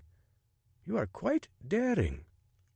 Your willingness to risk everything to get this treasure first let me know just how important it is to you. And if it's important to my client, it's important to me." "Just don't expect a bonus if we find it," Richard said. "All I can do is recommend you to Dr. Howard Carter if you want more work like this." "It depends on how this dig goes. If we find the tomb, I might be more inclined to return to my roots and explore more of the tombs around here with an expert like Dr. Carter. Let's hope it goes perfectly. Sharif chuckled. What's so funny? Richard asked. This is definitely new territory for you, Sharif said. If you'd been doing this for a while, you'd know how nothing ever goes as planned. Maybe this will be a first. Maybe the tomb itself will rise out of the sand for us the moment we put a spade into the desert sand. A man can dream, can't he? Sharif just smiled. I like you, Mr. Francois. You always keep me smiling. If you can find this tomb, you'll keep me smiling for a very long time. An hour later, they arrived at the dig site, already staked off by the Egyptian Antiquities Society. Someone for the society used a few pegs and some twine to cordon off an area that would be inspected regularly to ensure that the excavation wasn't extending beyond the boundaries. Sharif's lackeys quickly erected a tent over a large portion of the area and lit it. Each day, 2 of the men would take a turn remaining at the site to ward off any marauders. It was relatively safe during daylight hours between the roaming Magi members and the Egyptian Antiquities Service patrolmen, but Sharif suggested that at least 2 men needed to stand guard around their tent each night to avoid an attack from the Arabian Losis or some other group of bandits. Sharif's workers weren't more than an hour into their dig when a ruckus outside the tent arrested Richard's attention. He rushed into the open air and found a handful of men clutching torches and swords while intently glaring at them. "Where is your leader?" one of the men demanded in Arabic. The man next to Richard pointed at him. "What are you doing?" Richard asked. "He wanted to know who our leader was," the man said. Richard sighed and shook his head. "What do you want?" Before he could utter another word, 2 guards seized Richard and then thrust him to the ground. One of the men yanked Richard to his feet and quickly tied his hands behind his back. Richard looked at the sharp blade placed up next to his throat before scanning the area for Sharif, who was nowhere to be found. Chapter 29. "Sharif!" Richard shouted, before swallowing hard. "Where are you?" The man standing in front of Richard pressed the knife a little harder against his throat. He felt something warm begin to trickle down his neck, and he wasn't sure if it was sweat or blood. With bulging eyes, he glanced around the dig site again. Still no sign of Sharif.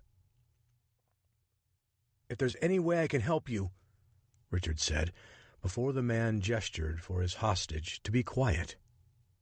"When I want your help, I'll tell you what to do," the man said. "Until then, keep your mouth closed." Perspiring more than ever, Richard nodded. As sweat seeped inside his eyes, they started to burn, so much so that he stopped looking around for Sharif. Richard squeezed his eyes shut and hoped that the confrontation would come to a sudden end, preferably one where he escaped with his life. With the fiery sensation subsiding for a moment, Richard took a deep breath and shouted again. "Sharif, where are you?"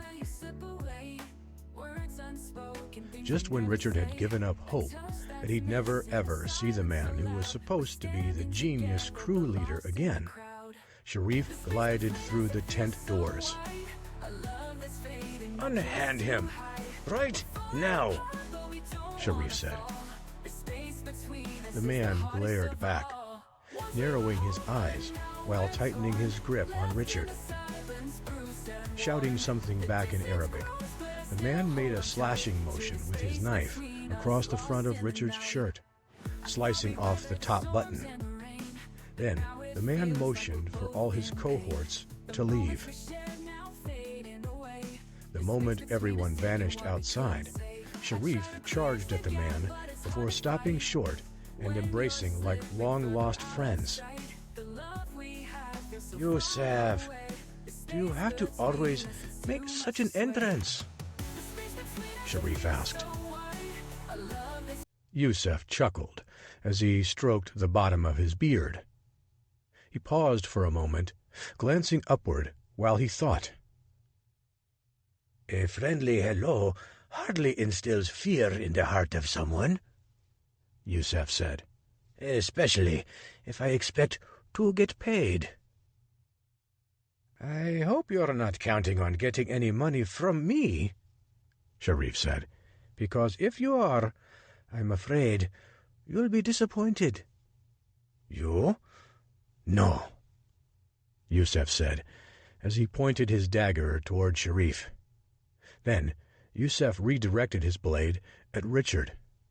But I think he might have something for me. Mr. Francois doesn't have much. Go easy on him. He's financing this entire project with the help of the Germans. Richard glanced at Sharif. I thought I told you. What? Yusef said, sliding directly in front of Richard and raising his chin with the knife. You're working with the Germans? That's not what I said, Richard explained. I was merely trying to remind him that... Never mind that, Yusef said. I don't care who you're working for, Mr. Francois, as long as you have money for me. Consider it a protection fee. We'll make sure that no one robs your sight. But I hardly have $1 to my name, Richard said. Yusef shrugged. Makes no difference to me. I deal in many different currencies. I'll take whatever you can give me. Richard eased back a few steps away from the sharp edge. I've got 10 pounds I can give you. That'll suffice for the next couple of nights, but you're going to need to bring more the next time you come back out here. Otherwise, I might have to help the bandits who attack you. We'll be ready for anyone next time, even you, Richard said. Sharif closed his eyes and subtly shook his head. What he meant to say is that we'll have to make more payments when we return. In that case, I'll look forward to working with you, Mr. Francois, Yusef said, slapping Richard on the shoulder. Richard nodded slowly, resigning himself to the fact that a fee would be required to keep Sharif's friend from raiding the dig site.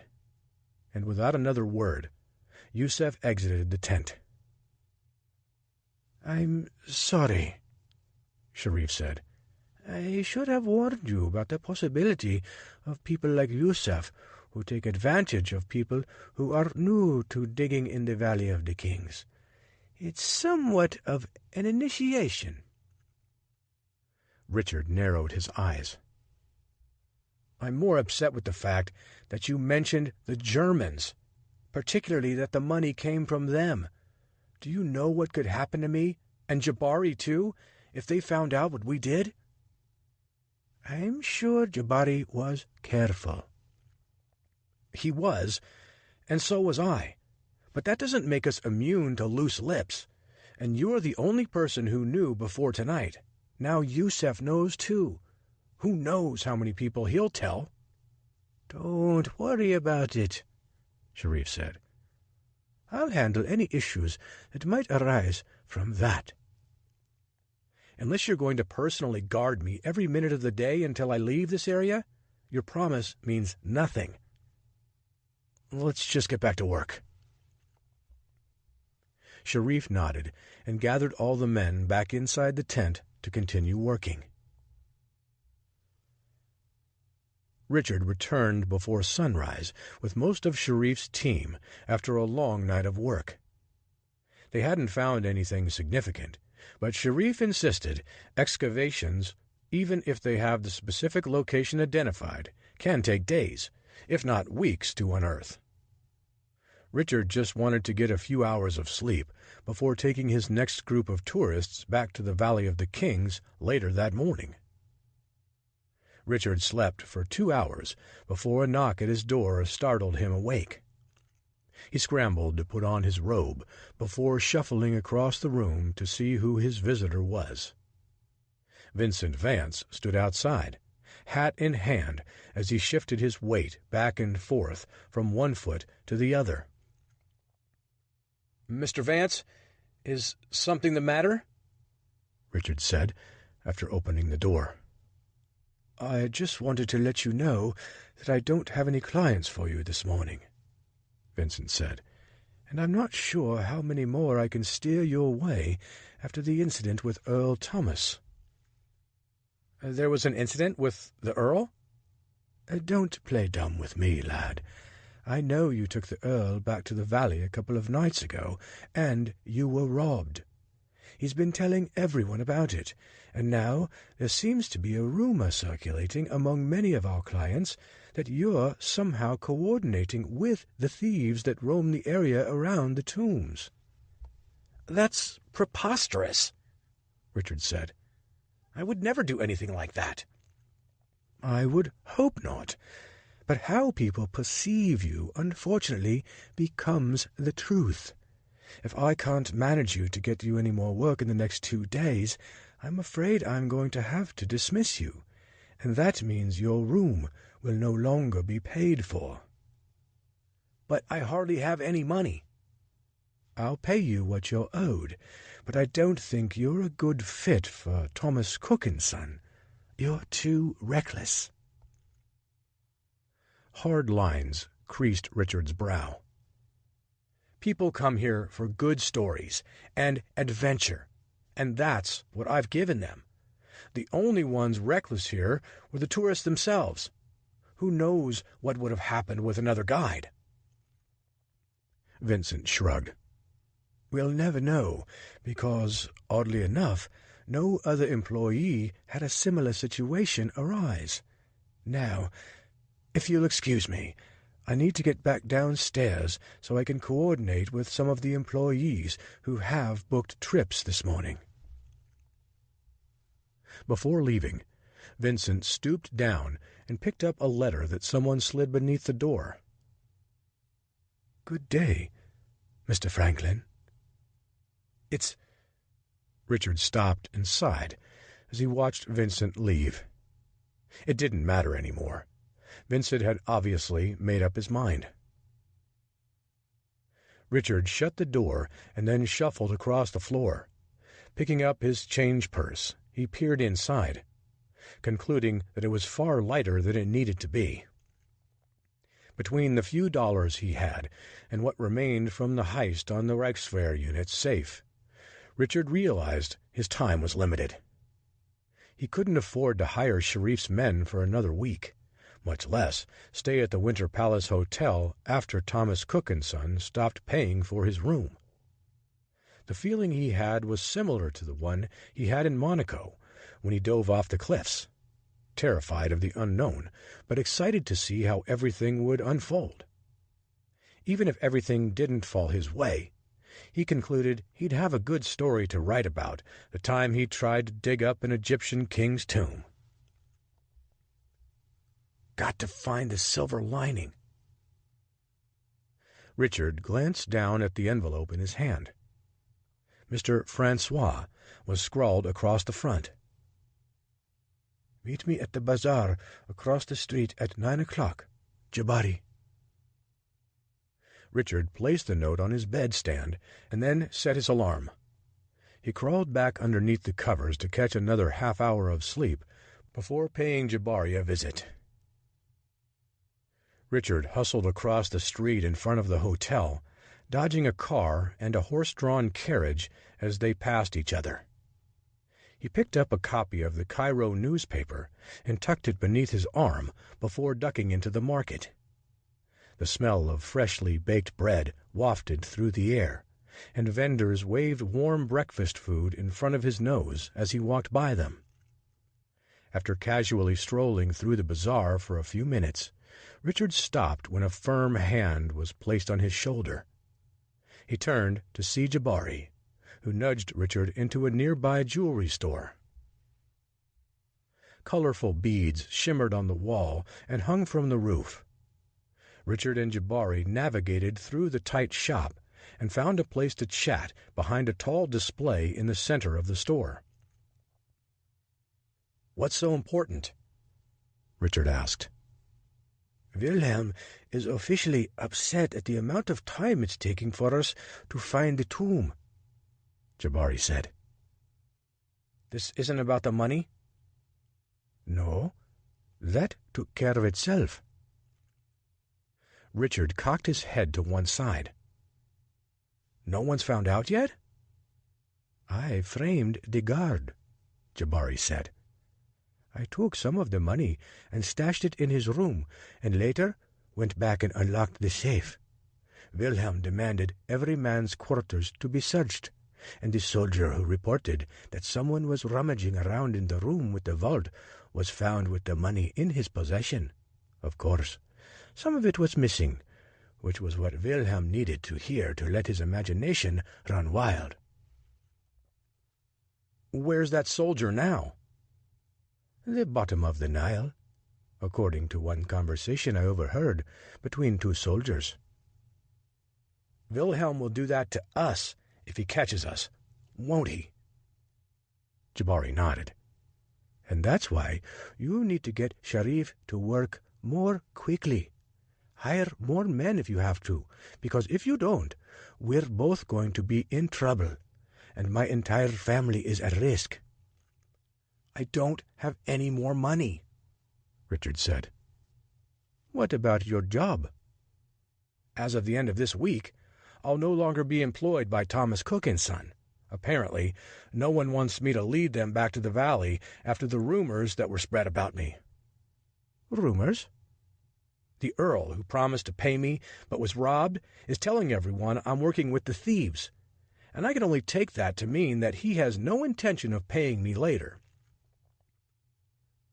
"Then see if you can convince some of the men to work off the prospect of uncovering the treasure, because if you don't, Wilhelm will visit your site and take it over once he sees you." "That can't happen."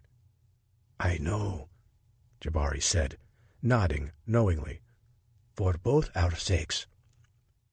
"And for the sake of peace." Chapter 30. Richard ate breakfast at the hotel before stealing down the street to Sharif's mercantile. They debriefed about the previous night's dig, along with the encounter with Yusef. Sharif promised to handle the scoundrel if he returned to the site. Satisfied that Sharif would keep his word, Richard moved on to the most pressing matter. "I know that everyone worked hard last night, but we need help," Richard said. "If we can't find access to the tomb quickly, we are in grave danger." "The Germans?" Sharif asked. Richard nodded. "They're growing restless with Jabari's interpretation of the map. He seems to think that they'll attempt to take over our site if they don't find what they're looking for soon. We need to make the discovery quickly to halt any rumors before they start out about what we've been looking for." "The truth will eventually come out." "Of course it will. But if we're the ones who make the discovery, the Germans won't be able to raid the tomb. It will be under the protection of the Egyptian Antiquity Society, not to mention the Magi. The Reichswehr will be forced to leave the area for fear of further sanctions if they make a brazen attempt to steal the king's treasure. It would be an obvious breach of the Treaty of Versailles." "Well, I agree with you, Convincing the men to work with only the hope of getting paid won't be easy. "Can you help me?" Richard asked. "I want to go back this morning, and I was hoping to take some men with me." Sharif grunted and paced around the room. "If I do this for you, I'm going to need more compensation." "What if I let you help someone else discover the tomb with the promise of a percentage of the profits?" "I'm listening." "While I wouldn't mind taking credit for the discovery, I can't," Richard said. "This was Dr. Thurston Miller's life work, and I would prefer that he get some of the credit along with the real archaeologist who continued on Dr. Miller's quest." "And what do I get out of this deal?" "I'll make sure that you're on the team that excavates this tomb. Consistent work for several years, and you'll be placed in charge of managing all the workers with a hefty salary that you'll name." Sharif smiled. "I like the sound of this." "And it will forever solidify you as the preeminent authority here in Egypt among the excavators. You'll never have to open this store again." "But I love my store," Sharif said. "Then keep it, knowing that you don't have to." Sharif thought for a moment and then nodded his head. "Okay, I'll help you. I know about a dozen men who are also skilled, but out of work." "How long do you think you can get them to dig simply with the promise of getting paid for their services?" Richard asked. "A week, maybe 2 at the most." "We don't have that much time anyway, so see if you can convince them to join our venture." "I'll go see them right now."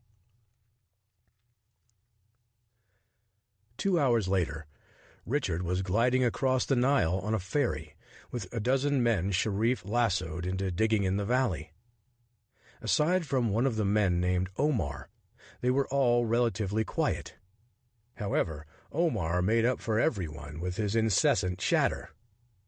Richard deduced that Omar had just grasped enough of the English language to carry on a conversation and seemed determined to hold one with anyone who would listen. "What is it we searched for, Mr. Francois?" Omar asked. "A king's treasure, hidden in a tomb," Richard said. "Did Sharif not tell you?" "He told us to work for him or he would hurt our families." Richard furrowed his brow. "Are you sure that's what he said?" Omar nodded. "I think that's how you say it." "Did he say that if you worked for him, it would help your families?" Omar looked up, scanning the blue skies with his eyes. "Maybe I am not saying the right word. Is hurt when you do something nice for someone?" "No, that's help." "Okay. He said he would help us if we helped you." Richard winced. "Are you sure he said he would help you if you helped me or hurt me?" My head hurts," Omar said. "Let's talk about something else." Richard felt uneasy about his conversation with Omar. "Perhaps there's a reason why everyone is being quiet. They're going to attack me and leave me for dead in the desert." The thought wasn't a pleasant one, but Richard couldn't shake it. While Jabari sang Sharif's praises, Richard was never certain he could fully trust Sharif. All Richard could think about was the possibility that Omar's translation was twisted, and all of it made Richard wonder if he was about to get blindsided by the man supposedly helping him. Money makes people do crazy things. At least, that's what his father always told him. Despite Richard's appetite for luxury, he adopted that same perspective for himself, seeing money as a means to accomplish goals. He never wanted money for the sake of simply having it. There always had to be a purpose for it, and he only wanted more at the moment to afford a team willing to work around the clock to excavate the site. But Sharif? Richard wouldn't have been surprised to learn that Sharif absconded with every last shilling. Richard couldn't waste time wringing his hands over something that might or might not happen. Any fallout from that was minor compared to the Germans finding the tomb first, keeping Richard focused on his priorities. Find the tomb! Find the tomb! Find the tomb! Richard's team scratched at the sand and dug deeply in surprisingly quick fashion. According to Dr. Miller's estimations, the entrance to the tomb was buried about 6 feet beneath the surface. He believed there would be steps leading to a secret entrance. Dr. Miller proffered forth a theory that Tutankhamun actually faked his own death, escaping out of his sarcophagus and fleeing Egypt where he could live a normal life. Richard hadn't learned enough about the life of Tutankhamun to accept or reject Dr. Miller's notion. Such a ploy seemed unlikely for a young boy, but he could have had help from some advisers or even a power-hungry relative who was in line to ascend to the throne. The idea was fascinating to think about, though Richard wondered if Dr. Miller was simply conjuring up a fanciful idea that fit more firmly in the world of fiction than fact. 3 hours into the shift, one man started yelling excitedly in Arabic and gesturing for Richard. He dropped his spade and crawled down into the hole the man had dug that had already reached a depth of more than 6 feet. "What is it?" Richard asked. Omar hustled over to translate while the man continued speaking. "He said it looks like a step," Omar said. Richard's eyes widened as his mind wandered with the possibilities. He didn't move from his spot, perched on the surface above, where several men were digging away. No more than a minute went by before the men started shouting again. "It's another step," Omar said. Over the next hour and a half, the crew worked furiously to remove the sand covering the steps. When they were finished, what remained was a door no taller than 5 feet. "It's the perfect size for a young boy," Richard said. "That's what I think," Omar said. "This is unlike anything I ever saw working in the Valley of the Kings." "What do you mean by that?" Richard asked. "Entrances are grand and ornate, but this one is simple." Richard nodded. While giving tours among the tombs, he had seen enough of them to know that Omar was right. Highly skilled artists' renderings decorated the corridors leading into the tombs. Carvings and treasures adorned the walls and ceilings. But this entryway was almost natural-looking, crafted from the rock wall, perhaps in an effort to be hidden in plain sight. Richard motioned for the men to move out of the way as he descended the steps. He placed the palms of his hands flush against the door and pushed. It didn't budge. Turning sideways and crouching low, he rammed his shoulder against the rock. Still nothing. On the side of the map was a short riddle. Richard read it out loud. "To enter life, you must place 1 foot in the grave." He studied the area over the top of the door and tried to brush away some of the sand.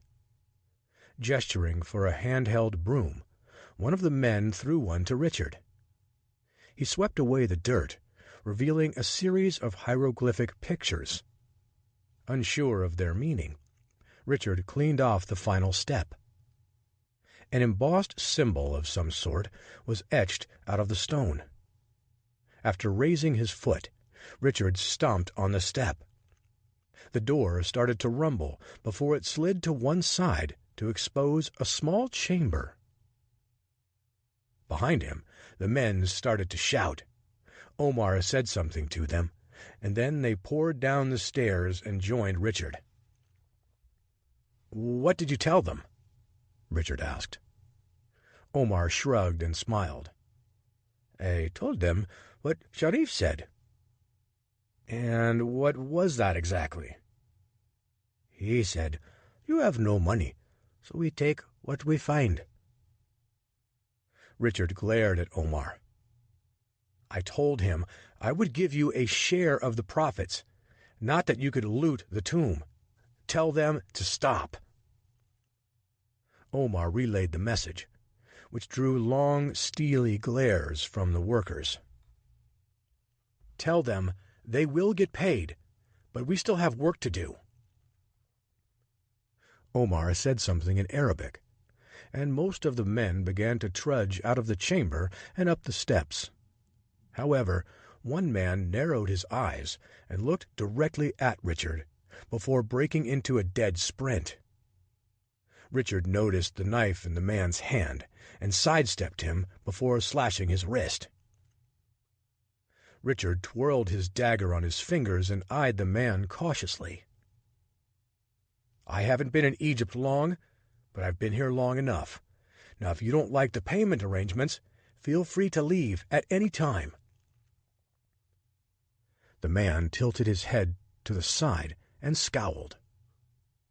"Omar, please translate for me," Richard said. Upon hearing Omar's words, the man nodded slowly before leaving the chamber, sneering at Richard. Meanwhile, Richard hustled over to a corner and peered through a small slot. He couldn't see anything, but he could feel a draft coming from the portal. Glancing down, he noticed a small stone with the same markings as the one positioned just outside the chamber door. That must be the actual tomb. The real treasure was inside the king's tomb. This small chamber was just a passageway of sorts, perhaps designed to appear like a tomb for one reason or another. Richard quickly formed a working hypothesis that this was where the supplies were stored for the boy king. However, the fact that valuable items remained here after all these years puzzled Richard. Richard found a pouch full of gold, more than enough to give each man on both crews one piece, and it would be worth hundreds of pounds. But he was smart enough to know that the real gold lay on the other side of the wall. That was what the Germans would be after, but a trap would scare them away. Richard resurfaced and explained to all the men what they were going to do. He informed them that all the treasure had been accounted for, and it was much. However, they were each to receive a gold coin, which would be worth hundreds of pounds each.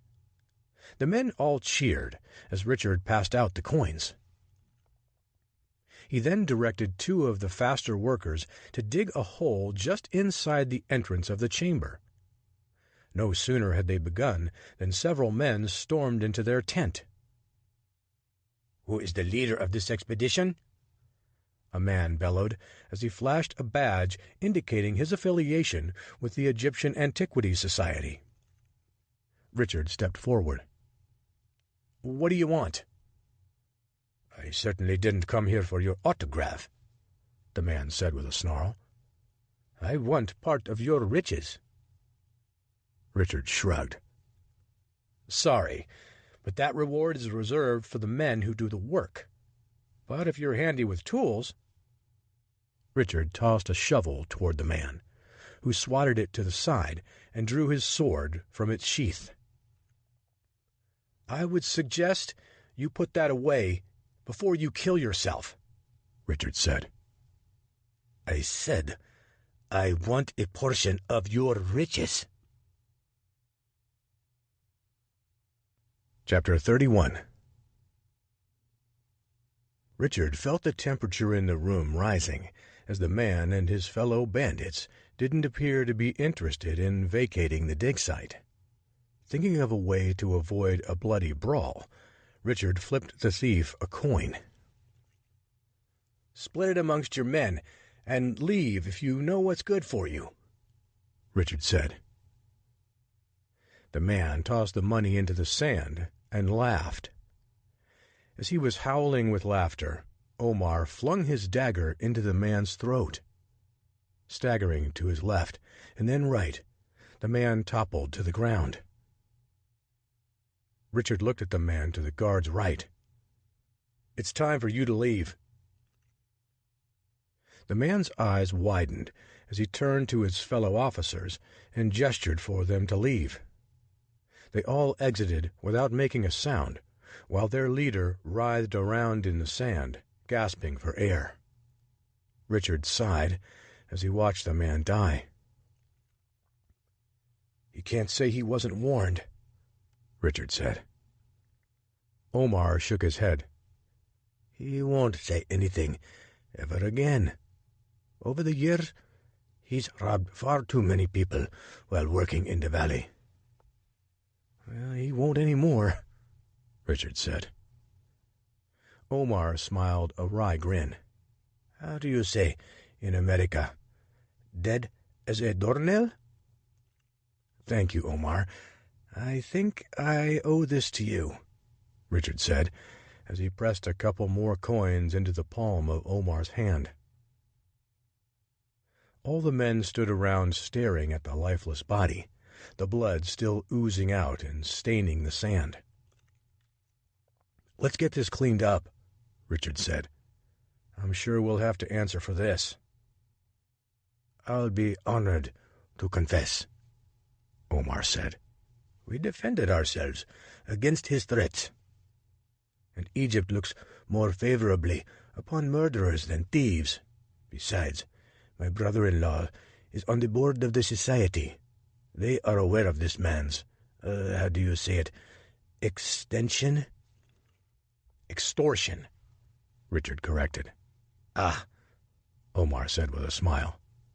"I learned a new word today. That makes me happy." "Happier than getting paid with gold coins?" "I have many reasons to be happy today," Omar said with a wink. Richard hustled back down the steps to check on the progress of the two men digging. Once the hole went down deep enough, Richard climbed inside and buried several spears in the ground, their sharp ends pointing upward. If anyone fell into the hole, they would not crawl out without serious injury, if they could even get out. The men had dug the opening in a triangular shape, narrowing from the bottom up. Climbing up the side would be difficult, as well as dangerous. Richard shimmied up with a rope and then covered the hole with a parchment paper before shoveling some sand on top. He then directed several of the men to bring him large rocks and a net. Using some of his Princeton ingenuity, Richard constructed a trip line that would trigger the net to dump the rocks in front of the door, preventing anyone else from getting access into the chamber. When they were finished, Richard left a note for Sharif and the day crew with instructions on what needed to be done to secure the site. Richard also issued a stern warning not to go into the chamber or risk death. Upon returning to the Winter Palace Hotel just before dawn, Richard stumbled into his room and found a letter someone had shoved beneath his door. He immediately recognized the handwriting. It was Jabari again. Richard tore open the letter and shuffled across the room to the window, which had just enough light to illuminate Jabari's message. "After tonight, Wilhelm is going to search elsewhere for the tomb. He plans to send a team of men to investigate your site tomorrow night. Beware. Jabari." Richard could only hope that Sharif tied up all the dangling ends left behind from the night before. The moment of truth had drawn nigh. Chapter 32. Refreshed from 6 hours of sleep, Richard ate a quick lunch before hustling down to the Nile. He paid for a ferry ride across the river on a boat that was packed with Thomas Cook and Son tourists. A few of the people noticed Richard and pointed at him, while speaking to each other in hushed tones. Richard tried not to let the ordeal bother him, especially since it was Earl Thomas's face-saving lie that ignited the rumor mill. But the negative attention was hard to ignore. Richard eventually walked to the stern of the ship and stared out at the water, his back to the other passengers. Although the trip was short, he was lost in thought and didn't see the man approaching him from behind. "Mr. Francois," a familiar voice said. Richard turned around to see the Earl holding his hat in his hand. "Come over here to start some more rumors?" "Actually, I wanted to apologize to you for starting them in the first place," the Earl said. "I should have never made up those awful things about you, and I feel dreadful for doing it." "If you want to truly apologize, you should just admit that you fibbed in the first place," Richard said. "I never meant for word to get around like that. It's just that my wife was upset that I acted foolishly, so I had to tell her something or suffer her wrath." "Sounds like a wonderful marriage you have there." Earl Thomas sighed. "When families of nobility are merged through marriage, the end result isn't always happiness." "I'm sorry about your disagreeable wife, but that's never a reason to sully a man's reputation. In this world, my name is all I've got, and I can assure you that mine has suffered immensely as I've had to endure a burdensome weight beneath your fanciful tales."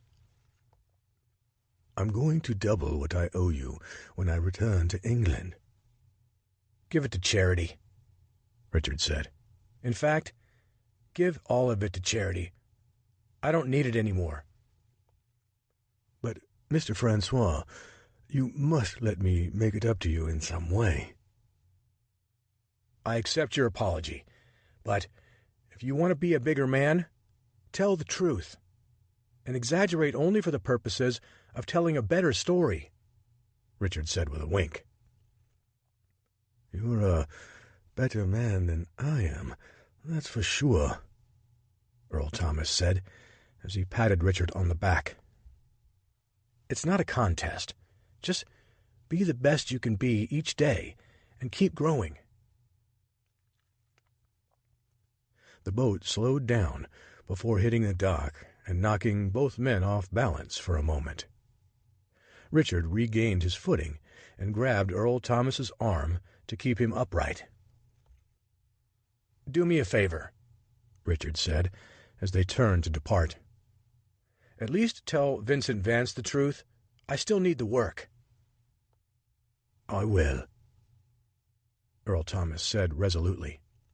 "And I'll do it first thing when I return this afternoon.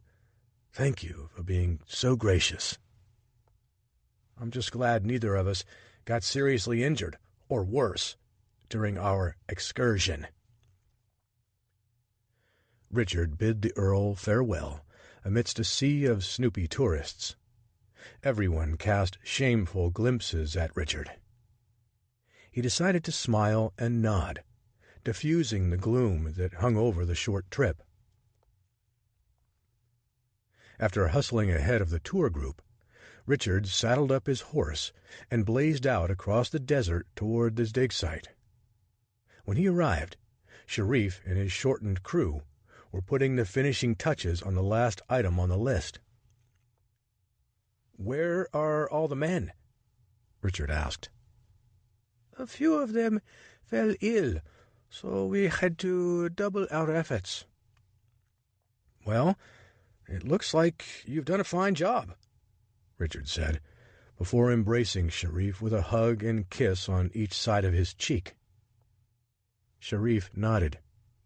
"We've worked hard to complete everything you asked. If you hadn't, we could be in serious trouble." "Why's that?" "Apparently, the Germans are growing troubled by Jabari's supposed inability to read a map," Richard said. "They think he's toying with them."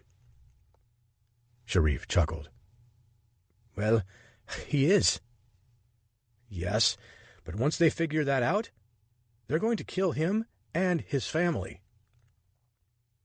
"And what are we going to do about it?" Richard motioned for Sharif to follow him. "Come with me. I want to show you our trap." Richard led Sharif down the steps and near the front of the chamber door. Turning to face Sharif, Richard explained the purpose of the trap. "If we can ambush the German soldiers, we should be able to stop their ambitious attempt to steal one of the king's treasures. There are a few more traps I want to install now before this final one, but once they recognize that they're not going to get this fortune, they'll leave." "And how are you going to ensure that happens?" "With this specially designed trap," Richard said. "All they have to do is jump on this stone here." The door began to slide open slowly. "And then they can gain access to the chamber," Richard said. Sharif grabbed Richard's arm and stepped into the chamber, mouth agape. "This is amazing," he said over Richard's pleas to return. "I've never seen anything like—" Sharif's foot gave way, and he started to fall into the hole Richard's team had dug. Thinking quick on his feet, Richard got down onto his stomach and reached into the hole, grabbing Sharif's forearm and gripping it tightly. Sharif shrieked as he looked down, realizing that death by impalement was a very real possibility if he slipped out of Richard's hand. "Please, don't drop me," Sharif said. "I didn't know. I swear it." Richard grunted as he strained to keep Sharif from plunging downward to his death. Chapter 33. Richard tightened his grip on Sharif and urged him to quit wriggling so much. With forearms afire, Richard wasn't sure how much longer he'd be able to keep Sharif from sliding down into the impalement pit. "You haven't even set off the tripwire yet," Richard said in an attempt to assuage Sharif's fears. "If you do that, I'm not sure I'll be able to hold on to you, so stop moving if you want to live." Sharif went limp, hanging there in an almost lifeless state, as he let Richard navigate him back to the surface without triggering an avalanche of stones and boulders. Once Sharif was safely back in the stairway, he collapsed. "I almost," he said, either unwilling or unable to finish the obvious truth. "But you're not dead," Richard said. "You're very much alive, so stop dwelling on what almost was and think about how fortunate you are." Sharif's eyes watered as he looked up at Richard. "You saved my life." "Now we're even," Richard said. "Let's get back to work." Richard reset the trap, this time positioning a small treasure chest just beyond the impalement pit. He placed one gold coin on the ground in front of it, guaranteeing the Germans would charge in after it. Richard was counting on the first person through to fall into the hole, and the second to break the tripwire and all but seal the door. And with such a small unit, Wilhelm wouldn't risk sending more men after that into the chamber to retrieve the treasure for fear of being descended upon by thieves after exiting the Valley of the Kings. Once Richard was finished, he announced that it was time to pack up and leave. "I don't understand," Sharif said. "I thought you came here for the treasure." "The real treasure is preserving whatever is inside there for future generations to enjoy," Richard said. "I only took what was necessary to compensate all the men for their hard work." "But aren't you curious about King Tutankhamun's sarcophagus?" I am, but I'll save that for another trip, after someone far more skilled has excavated the tomb and maintained its integrity." "You're a strange man, Mr. Francois." Richard smiled. "I'll take that as a compliment." The team finished packing up its gear and began the short trek across the desert. All the men kept scanning the area in anticipation of an attack. With only 6 men total, Richard feared they would look like a prime target for the Arabian losus. "What does Arabian losus mean?" Richard asked as they plodded along. "It means 40 thieves," Sharif said. "The leader of the group is named Ali Baba. He has quite the sense of humor." "I certainly don't find marauders funny, especially when they're killing innocent people." "You've experienced what they do," Sharif said. "They are harmless. Except for the fact that they are plundering the riches of every good man and woman who crosses the desert. Besides, I thought Egyptians took a harsh view toward stealing." "Only when we're stealing from our own. But taking from the wealthy tourists who visit the Valley of the Kings, no one cares about that as much. The guards for the Egyptian Antiquity Society claim to care, but as soon as they're handed some money, they'll happily look the other way." Richard glanced back toward the dunes and saw flames flickering near the top of a ridge. "Look up there," he said as he pointed toward the lights. "What is that?" "The better question is, who is that?" Sharif said. "That's the Arabian losus, and they're headed straight toward us." Sharif turned toward the men and shouted something in Arabic. In an instant, the horses went from plodding along at a steady pace to tearing across the desert. Richard could scarcely figure out what was going on before he found himself enveloped in a cloud of dust. Digging his heels into his horse, he darted ahead to keep up with the rest of the pack. After making the trek across the desert for the past few days, Richard felt like he had a solid grip on how much farther they had to go before reaching the Nile. He estimated at least 3 more miles. And with the thieves thundering toward Richard and his crew, he sounded the alarm.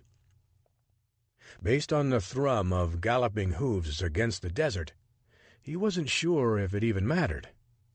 Every man in the crew appeared to be driving his horse as fast as possible.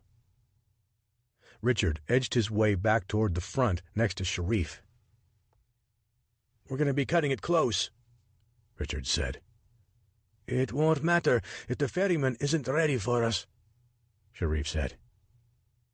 Richard nodded, remembering the operator Earl Thomas put at the bottom of the Nile. The herd stormed over a hill and raced toward the water's edge about a quarter of a mile away.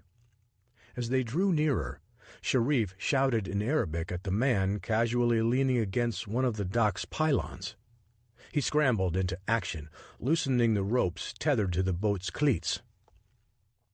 By the time they reached the water, the men worked furiously to collect their tools and remove them from the horses. Richard was safely on board, but some of the crew was still working when the Arabian Losus stormed over the top of the ridge.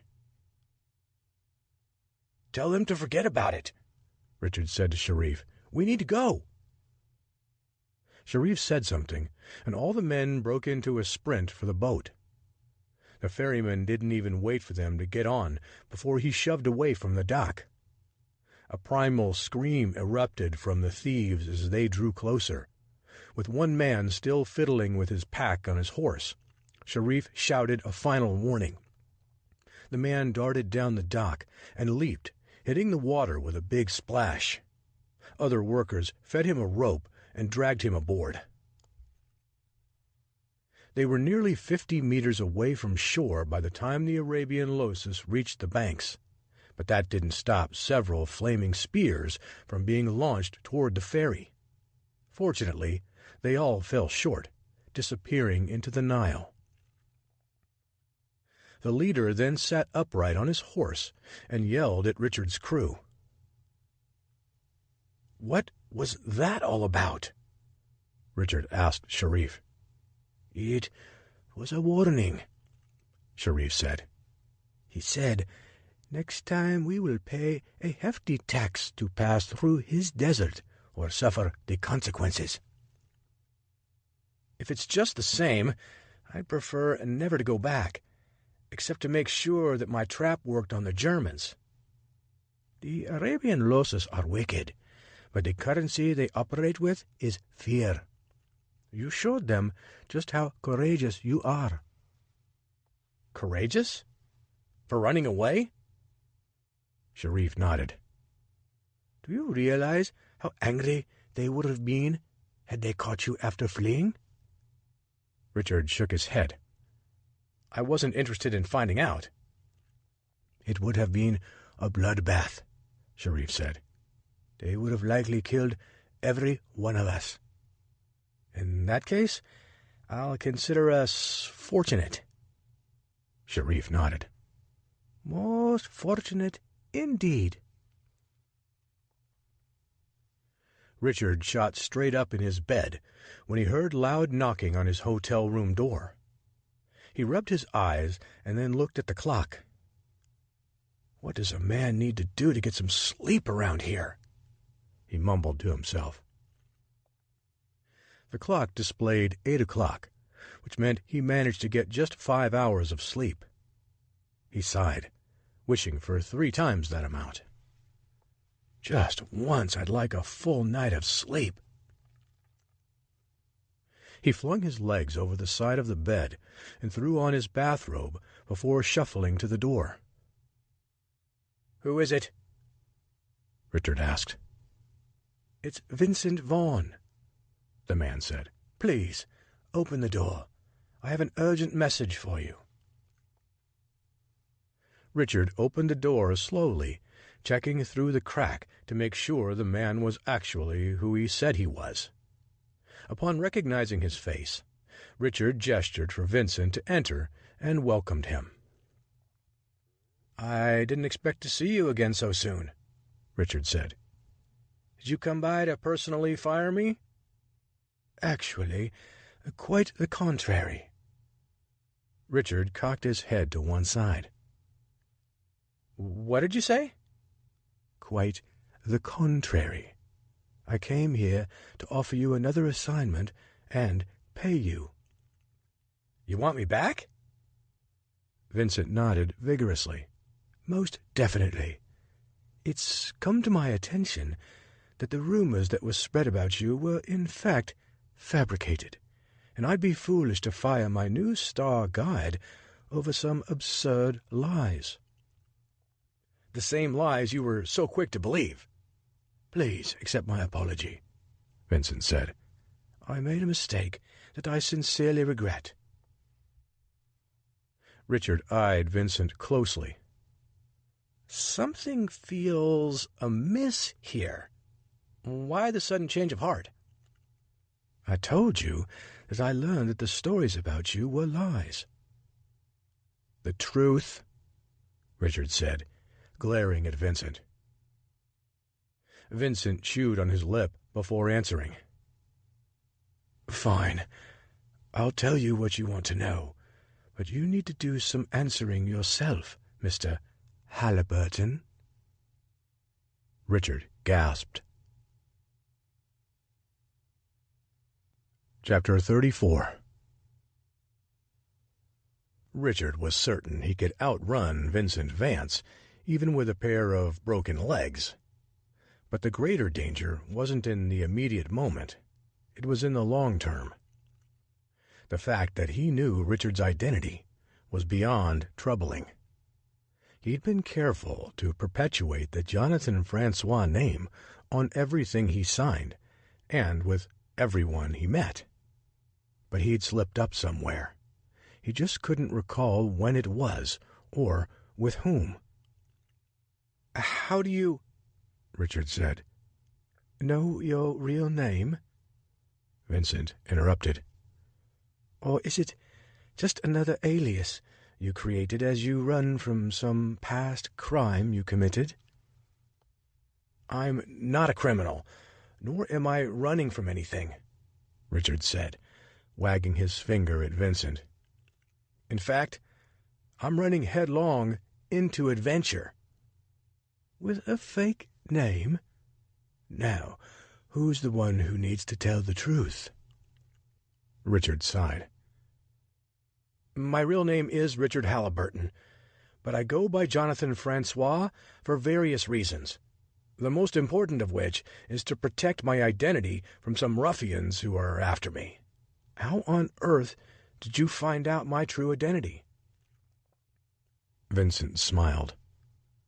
"A Miss Elizabeth Corbett can be thanked for that, and she's also your next client for a half-day tour that starts in the hotel lobby at noon." "Oh, Miss Corbett," Richard said, shaking his head. "She caught me in a moment of weakness in Cairo." "That's not exactly how she described it," Vincent said with a chuckle. "I certainly wasn't thinking straight since I was in—" Richard stopped himself for fear of undoing the story he'd just sold Vincent as being a man of virtue. "Handcuffs is the word you're looking for?" Vincent said with a grin. "What did she tell you?" "Everything. She saw you at the dining hall and pointed you out to me while we were sharing drinks. I told her you were a guide, and she suddenly wanted to book a tour with you as her guide. She insisted that your name was Richard Halliburton, not Jonathan Francois." "If I take her on a tour, please swear to me that you won't divulge my true identity to anyone." Vincent nodded. "Your secret is safe with me. Now, wash up and get ready to show her a good time this afternoon. She's a very influential woman, and a good review from her could translate into more business from London's elites." "She'll be singing the praises of Thomas Cook & Son by the time we return," Richard said. "That's what I like to hear," Vincent said, patting Richard on the shoulder. "Now get cleaned up. She'll be expecting more than a disheveled fugitive for a tour she's paying a hefty sum for." Richard nodded and ushered Vincent toward the door. He turned and slapped an envelope full of money into Richard's chest. "For what it's worth, I wish I had a dozen men like you," Vincent said. "Be safe." Richard locked the door behind Vincent and exhaled slowly. While Richard's secret was safe, he needed to keep Vincent happy and quiet, or else Wilhelm would be able to find his chief competition for the tomb with a simple inquiry at the front desk. And even though Richard had apparently defeated the Reichswehr on that front, he wasn't about to announce his presence.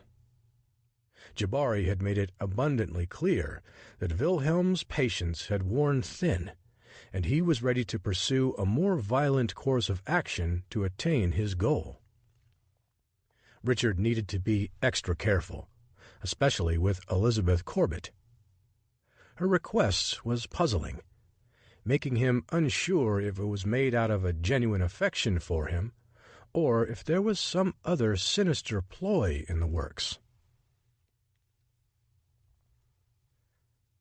Richard descended the stairs, spilling into the Winter Palace Hotel's central lobby, dressed in neatly pressed khaki pants, a white shirt with a sport coat flung over his shoulder.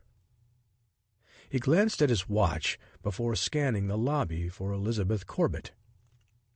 After one sweep around the room, he made a second, this time spotting her at the bar, drinking a beer while wearing pale green pants and a tan loose-fitting long-sleeved shirt. She appeared more ready for war than a simple tour to the Valley of the Kings.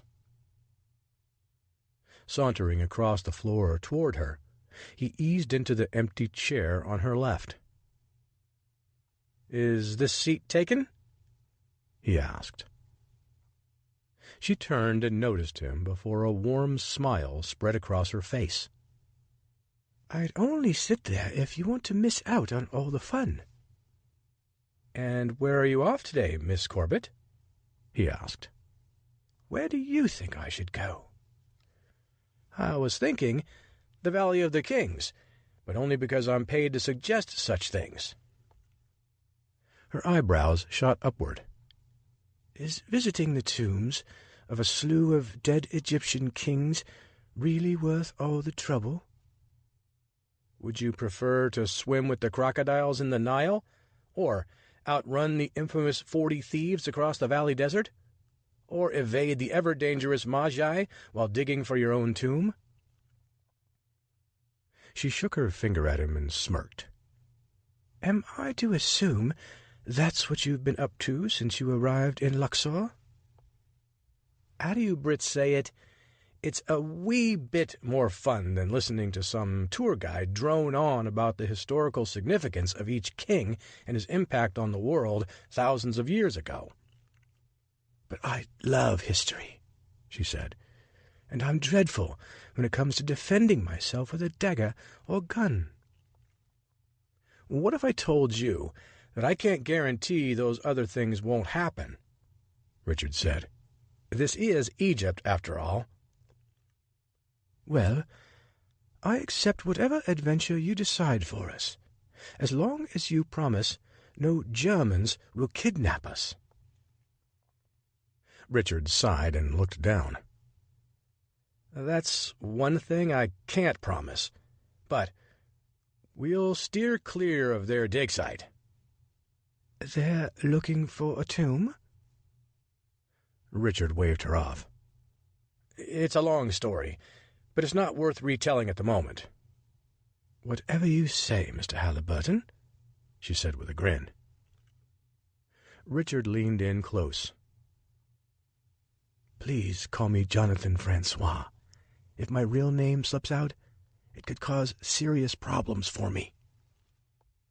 "Fair enough," she said, as she rose to her feet.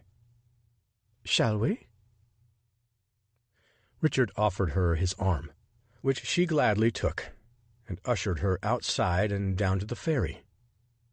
They waited a half-hour before the boat returned, allowing Elizabeth to recount everything that had happened since she arrived in Luxor. For the most part, she had been subjected to little more than museum browsing and souvenir shopping.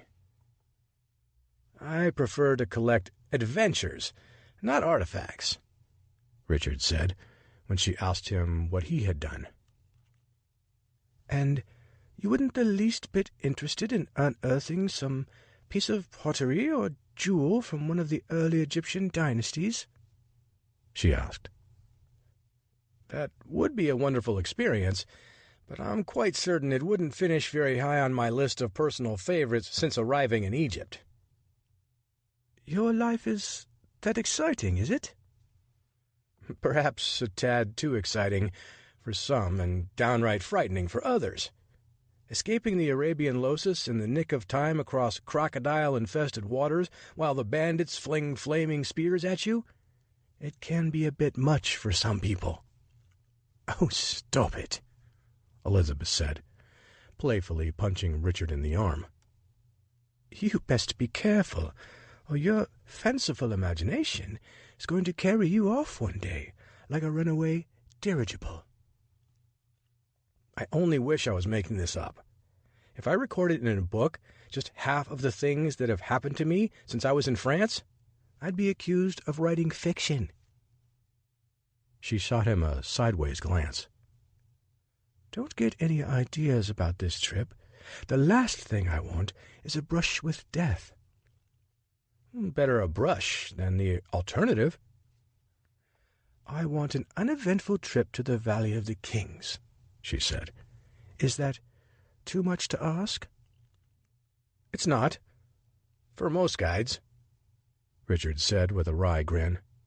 "But you requested me, so it's not unreasonable for me to believe that you actually do want something more." "If I wanted to play roulette with my life, I would have stormed across the desert on my own." "The only promise I'll make to you right now is that you won't die." She chuckled. "I guess I'll have to settle for that, then."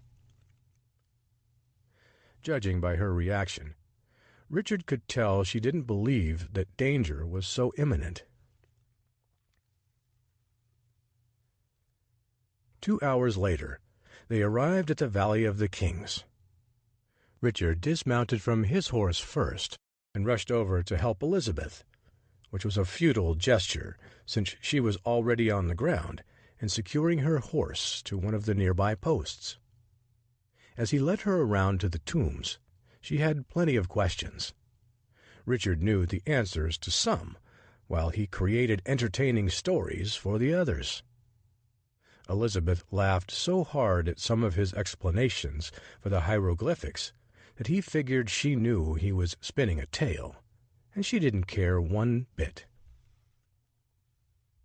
By the time the sun started to dip low on the horizon, Richard glanced at his watch. "It's getting late," he said. "Are you ready to return to Luxor for the evening?" She shook her head slowly. "There's still so much I want to see." "We can come back tomorrow if you like," Richard said. "I don't have any plans." "I'd rather spend more time here and see this place beneath the stars." Richard cocked his head to one side. "You were the one who said you wanted an uneventful tour. If we stay, everything could change quickly." "But I'm with the great Richard Jonathan Francois. What do I have to be afraid of?" While Richard wanted to play along with her whimsical attitude, he couldn't help but notice the movement from the shadows of the surrounding caves. Most of the tourists left a half-hour ago. Aside from a few stragglers making their way back to their horses and camels, Richard and Elizabeth were nearly all alone. "If I only had half your confidence," he said. "However, I've witnessed firsthand what these thieves will do to you if you aren't willing to acquiesce to their demands. And it's not pretty. However, I can't imagine what they would do if they found a woman roaming across their desert. I strongly suggest we go back now." Elizabeth sighed. "Fine. I don't know how you transformed into being such a stick in the mud in a matter of hours."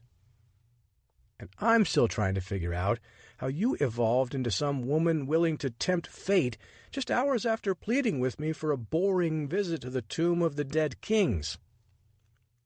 "You've rubbed off on me," she said with a wink. "While I appreciate adventure, my experiences the past few days are hardly the kind I want to relive." "But now I want to see the tombs under a blanket of twinkling stars and behold these ancient sands." Richard reached into his satchel and pulled out a sandwich. "Since I know attempting to convince you otherwise would be futile, may I offer you something to eat?" he asked. She chuckled and snatched the half of the sandwich he held out to her. I'm going to tell Mr. Vance that you truly are the best tour guide I've ever had on a Thomas Cook & Son excursion. Richard shrugged.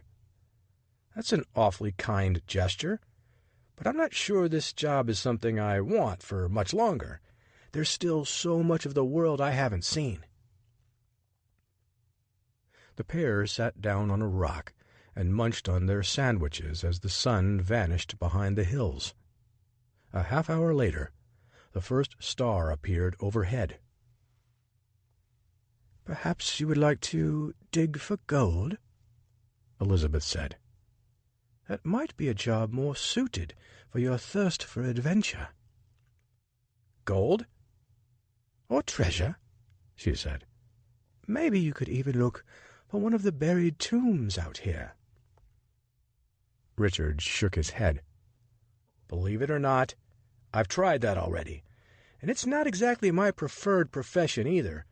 Too much of a rote task, scratching at the dirt while hoping to find something incredible. Did you ever find anything? Richard nodded. What I found was amazing, but it didn't stir some dormant passion within me to become an archaeologist. However, discovering the treasure was exhilarating. You found treasure out here? She asked, as her eyes widened. It wasn't life-changing, but I found a small amount. I knew it, she said as she leapt to her feet. You do love searching for treasure. She continued on for at least another minute, blathering about how she was right regarding Richard's future. But he was focused on something else near the top of the ridge, near his dig site. Slowly rising to his feet, he walked past Elizabeth as she talked and peered into the distance. What is it? She finally asked once she realized he was engrossed by something else. It's our site, he said. They found it. Who? The Reichswehr unit, searching for the tomb. Is this the same tomb you discovered? Richard waved her off. We need to get closer and see what they're doing. Why? I thought we were going to enjoy this scenery beneath a starlit sky. The stars are barely out, but the Germans are on the prowl. Without any explanation, he hustled up the hill and took up a position on a large boulder. Elizabeth scrambled after him. What are you doing? She called after him. I thought you were a gentleman, but apparently you aren't after leaving me in the dust. He turned around and froze before putting his index finger to his lips. Once she caught up with him, he crouched and spoke in a whisper. I'm truly sorry, but I must see this. She smirked. I knew you wanted to be an archaeologist. He shook his head. It's not like that, though I wish it was. So, you wish to spy on Germans? Richard peered through his binoculars, ignoring her question. What is Jabari doing? Richard said to himself, as he lowered his binoculars and widened his eyes. Chapter 35. Wilhelm marched the Reichswehr's night shift crew right by the site they had been digging in for the past few days, and led them elsewhere. Jabari protested that they were abandoning the place Dr. Miller had specified on his map, but Wilhelm ignored the Egyptian guide. If it weren't for his connections in securing a few knowledgeable workers, Wilhelm would have killed Jabari already. But his time would eventually come. That much Wilhelm was sure of after getting hoodwinked. Following several days of unsuccessful digging, Wilhelm sought out another local expert and showed him the map. His conclusion varied greatly with Jabari's. Wilhelm could only conclude he was being toyed with, especially after the man seemed genuinely surprised that Jabari would have directed them to such an area. "Everybody knows there's nothing in this portion of the valley," the man had said. Wilhelm decided he wouldn't waste another minute searching in the wrong location. However, when he arrived at the new site, Wilhelm was incensed when he realized someone had been working there recently. "What is this?" Wilhelm bellowed as he investigated the spot. "Someone was just here." "But they're gone now," Hans Reinhardt said. "I checked this morning with the Egyptian Antiquity Society, and they said the location had been vacated as of last night." Wilhelm cursed as he paced around. "What do you think that means, Hans?" "It means that they found what they came for." Reinhardt shrugged. "Or maybe they didn't find anything, or ran out of funding. Not everyone is after the same thing we're out here." Wilhelm sighed. "Everyone must get to work now." After setting up their site, one of the crew members noticed large rocks piled up against a boulder. "What is this?" Wilhelm asked. "It looks like an entryway of some sort," Jabari said. "Have your men remove these rocks immediately." For the next hour, they scuttled everything away from what appeared to be a door. Once it was all clear, Jabari called Wilhelm over to inspect it. "Is this what I think it is?" Wilhelm asked. Jabari shrugged. "There's only one way to find out." "That's right," said a man from behind the crowd of onlookers. "Open it up, and let's see what's inside." Wilhelm spun around and noticed one of the guards from the Egyptian Antiquities Society pushing his way to the front. "I'm afraid I must ask you to leave," Wilhelm said. "You'll be able to investigate after we've finished exploring the tomb. Only authorized personnel are allowed to be on our excavation site." "I'm an inspector," the man countered, flashing his credentials. "We have permission to investigate any site at any time." Wilhelm glared at the man before whipping out a knife and slashing the man's throat. He staggered to the ground in a futile attempt to stop the bleeding. "Drag his body outside," Wilhelm said in German, pointing his blade at a couple of his men. "Make it look like he was murdered by thieves." The men hustled into action, hoisting the body off the ground and carrying it outside the tent. Wilhelm returned his attention to the door while carefully positioning his feet to avoid the blood. To his left, Jabari looked on as he shifted his weight from one foot to the other. "Nervous?" Wilhelm asked as he looked at Jabari. "I'm anxious to see what's inside." "Perhaps if you knew how to read a map, we could have seen the inside of this tomb several days ago." "I apologize for the mistake. It was my best guess based on everything I know about the valley as well as Dr. Miller." Wilhelm scraped dirt away from a divot in the door that ran 5 feet up from the ground. He stopped for a moment and turned to Jabari again. "Based on what I was told, I'm not sure I believe you," Wilhelm said.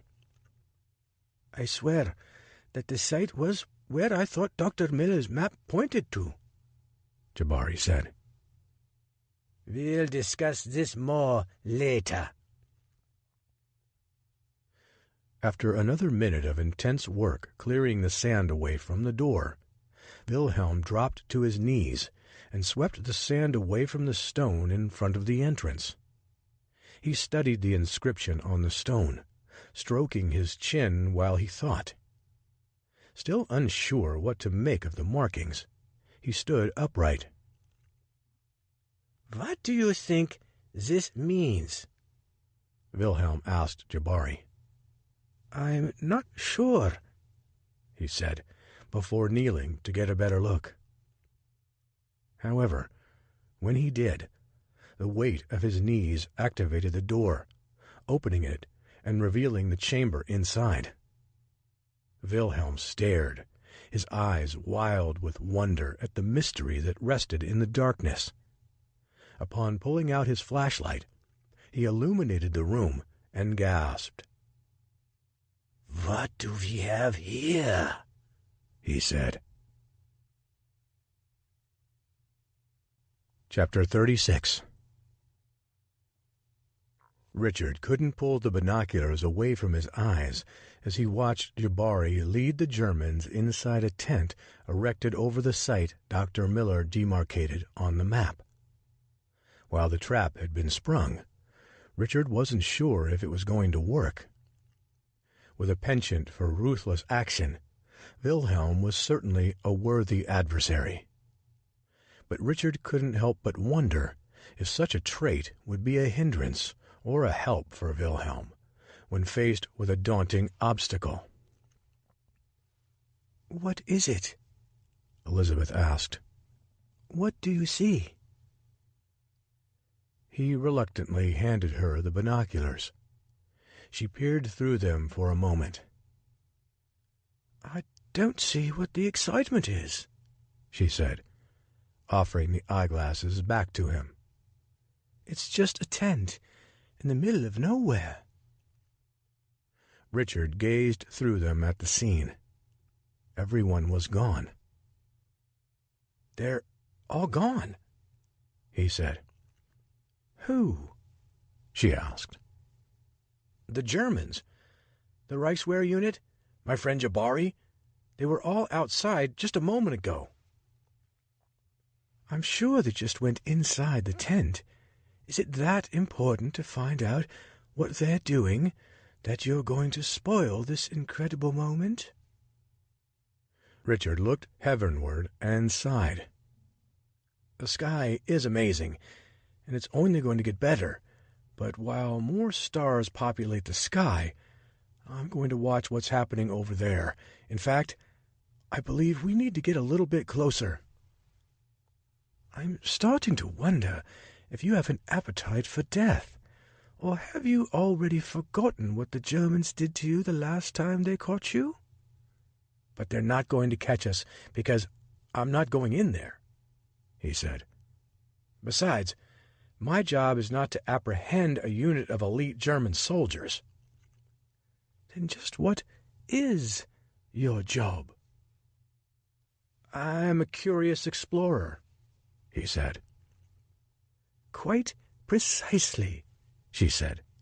"Your job, as you call it, is to stir up adventure so you will have fanciful tales to share with all your American friends living in drudgery oceans away from here."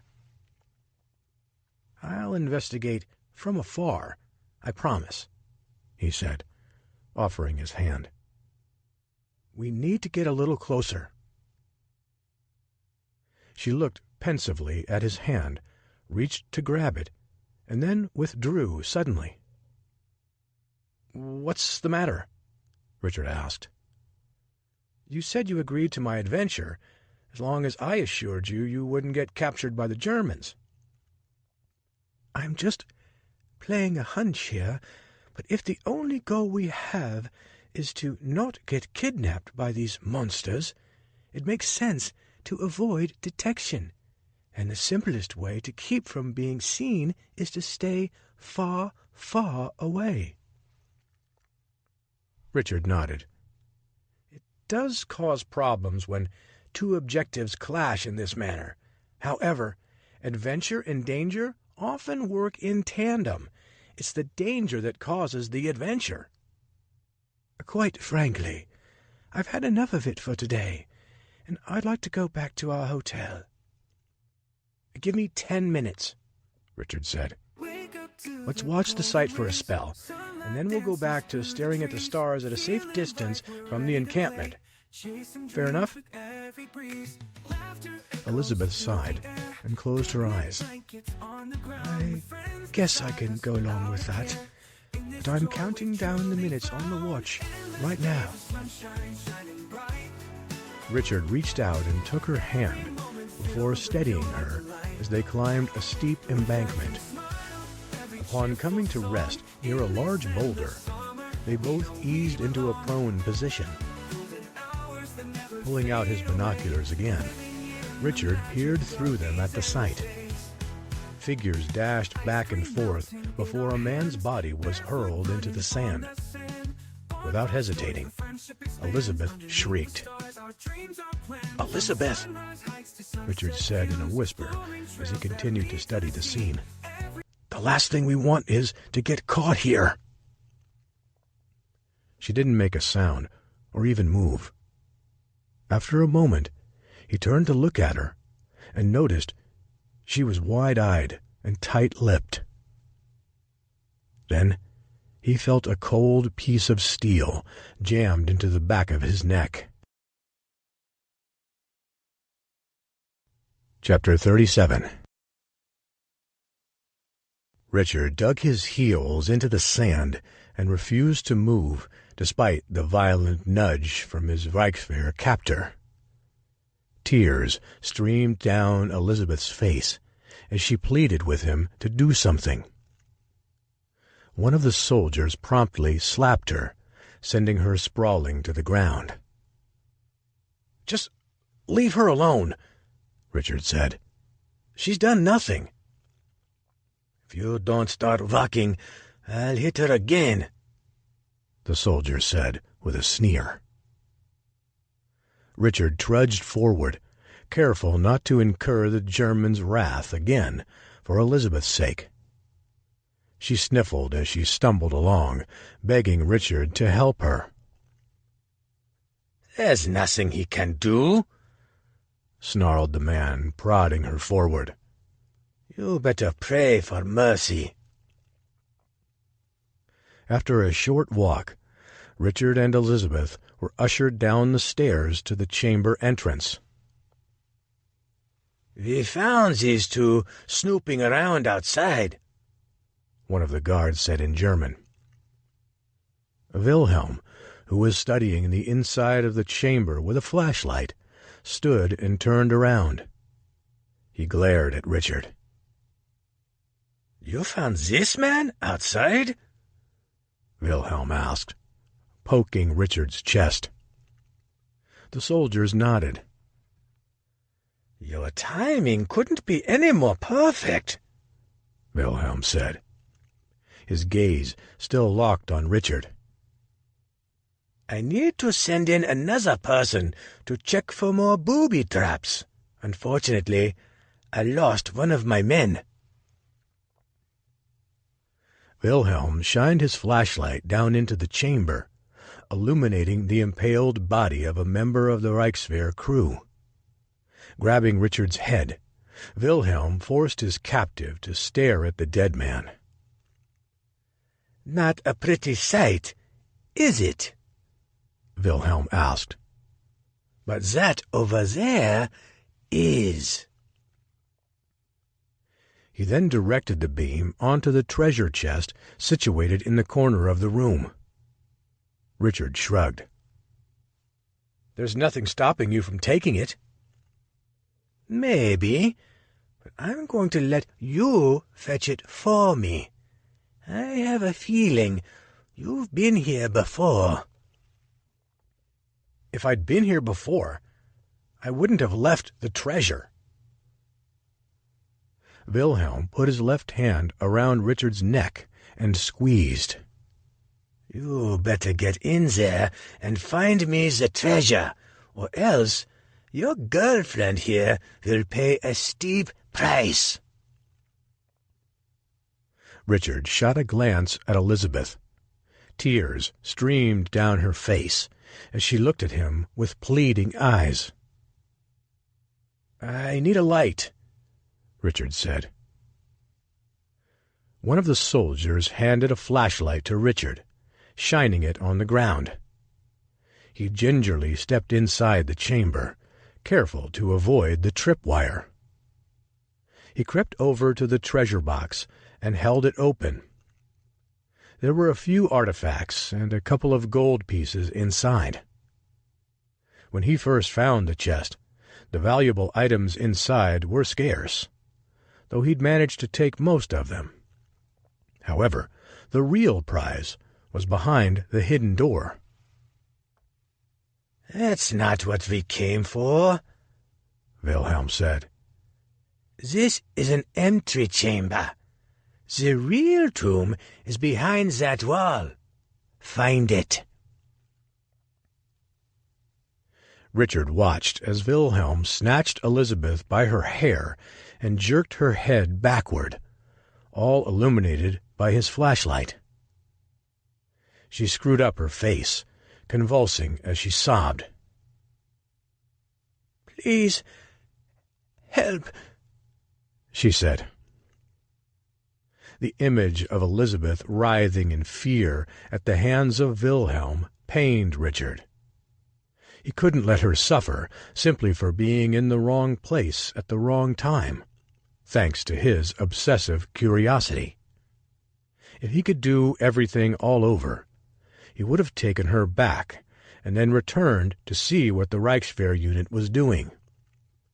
This wasn't the adventure either of them wanted. "Everything's going to be all right," he said. "Trust me." "I did trust you, and look where it got me," she said, her words biting. Wilhelm stamped his foot. "Enough! Find me that treasure, now!" Richard turned his focus back toward the far wall. The night before, he'd peeped through a hole and into the actual tomb of King Tutankhamun, but he wasn't sure how to get inside. Maybe the hole can help open it up. He stuck his finger inside and tried to move the wall. Nothing happened. "Quit stalling," Wilhelm said. "Open that door." Richard stepped back and studied the area once more, scanning it with his light. This has to be it, but where's the key?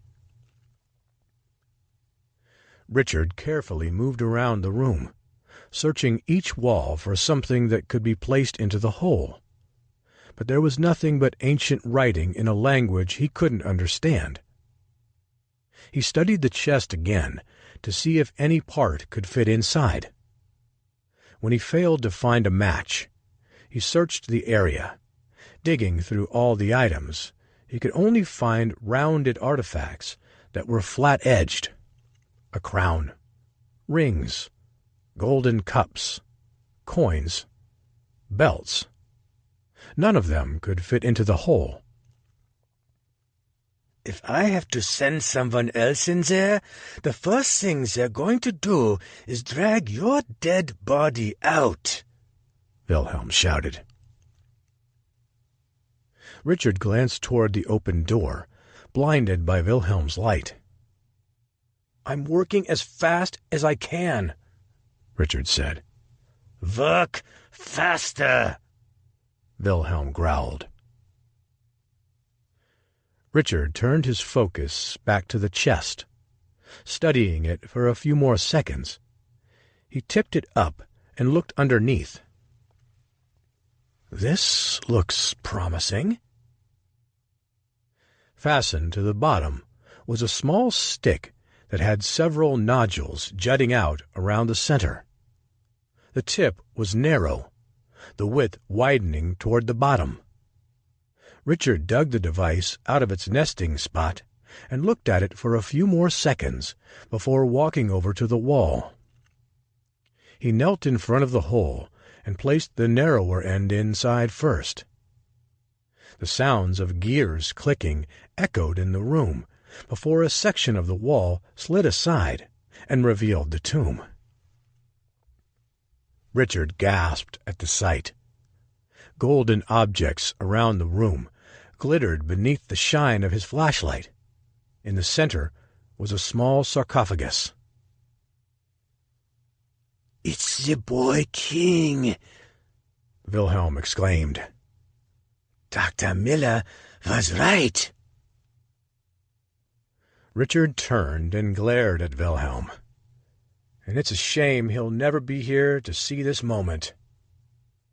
"Get me that treasure, unless you'd like to join him," Wilhelm said. Richard approached the sarcophagus, intrigued by the work of art that encased the body. Ornate carvings along with vivid paint decorated the box that rose about 4 feet off the floor. The walls were adorned in a similar fashion, a combination of chiseled-out tributes to Egyptian gods and hieroglyphics. As Richard leaned over the coffin, he placed his hands on the side, and it began to rumble. A few seconds later, it split open, revealing the mummified body. However, it was the golden death mask over the face that captured his attention, and Wilhelm's too. While Richard had yet to inspect it fully, his initial assessment of the object was that it was the real treasure. Inlaid with colored glass and precious gems, it stood out in a room teeming with coins and other ancient artifacts that would fetch a hefty sum on the collector's market. "Bring that mask to me," Wilhelm said. Richard shook his head. "It's wrong to disturb the dead." "You can bury your own dead if you want," Wilhelm said with a growl. Richard turned back to see Wilhelm jamming his gun into Elizabeth's head as she groaned. With a sigh, Richard returned his attention to the mask. He studied it for a moment before wrapping his hands around the top and bottom and then tugging upward. He was surprised at how easily it lifted from its position, despite its heavy weight. "That's it," Wilhelm said. "Bring it to me." With Wilhelm creating a pathway with his flashlight, Richard moved steadily across the room toward the outer chamber. However, when he attempted to cross the threshold, the ground started to shake. He froze as a statue in the corner toppled and smashed onto the floor. Pieces of the ceiling crashed downward, stirring up dust. Quickly dropping to his knees, Richard covered his head. "I need that mask now," Wilhelm said. Richard looked up and shook his head. "I can't get this to you." "Figure out a way," Wilhelm said, as he glanced at his gun. Before Richard could move, the tripwire he'd set snapped, and the rocks tumbled down from above and partially blocked the doorway. There was little chance that he could fit through a small opening, though Richard assumed the odds that he would survive if he got through were lower than an armed Wilhelm just waiting for his prized treasure. As much as Richard wanted to keep the golden death mask out of Wilhelm's hands, Elizabeth's life was still at stake. Richard couldn't just let her die. Scrambling over the rocks, Richard fed the heavy piece through the opening to Wilhelm. Once it was through, he picked up his gun and started firing at Richard. With the ground still moving, Richard darted away from the clearing in search of a place more difficult for Wilhelm to reach with his gun. Once Richard ran out of room, he crossed back into the tomb, and the shaking stopped. So had the gunfire. For a moment, Richard wondered if the Reichswehr unit had vanished since they got what they came for. Poking his head around the corner, he peered into the chamber and toward the doorway. 2 more bullets whistled past Richard's head. "Come on out, Richard," Wilhelm said. "I hear a bullet to the head is far better than being buried alive." 2 more Reichswehr members followed Wilhelm's orders to pursue Richard. Unsure of what to do next, he eased inside the chamber, which began to shake again.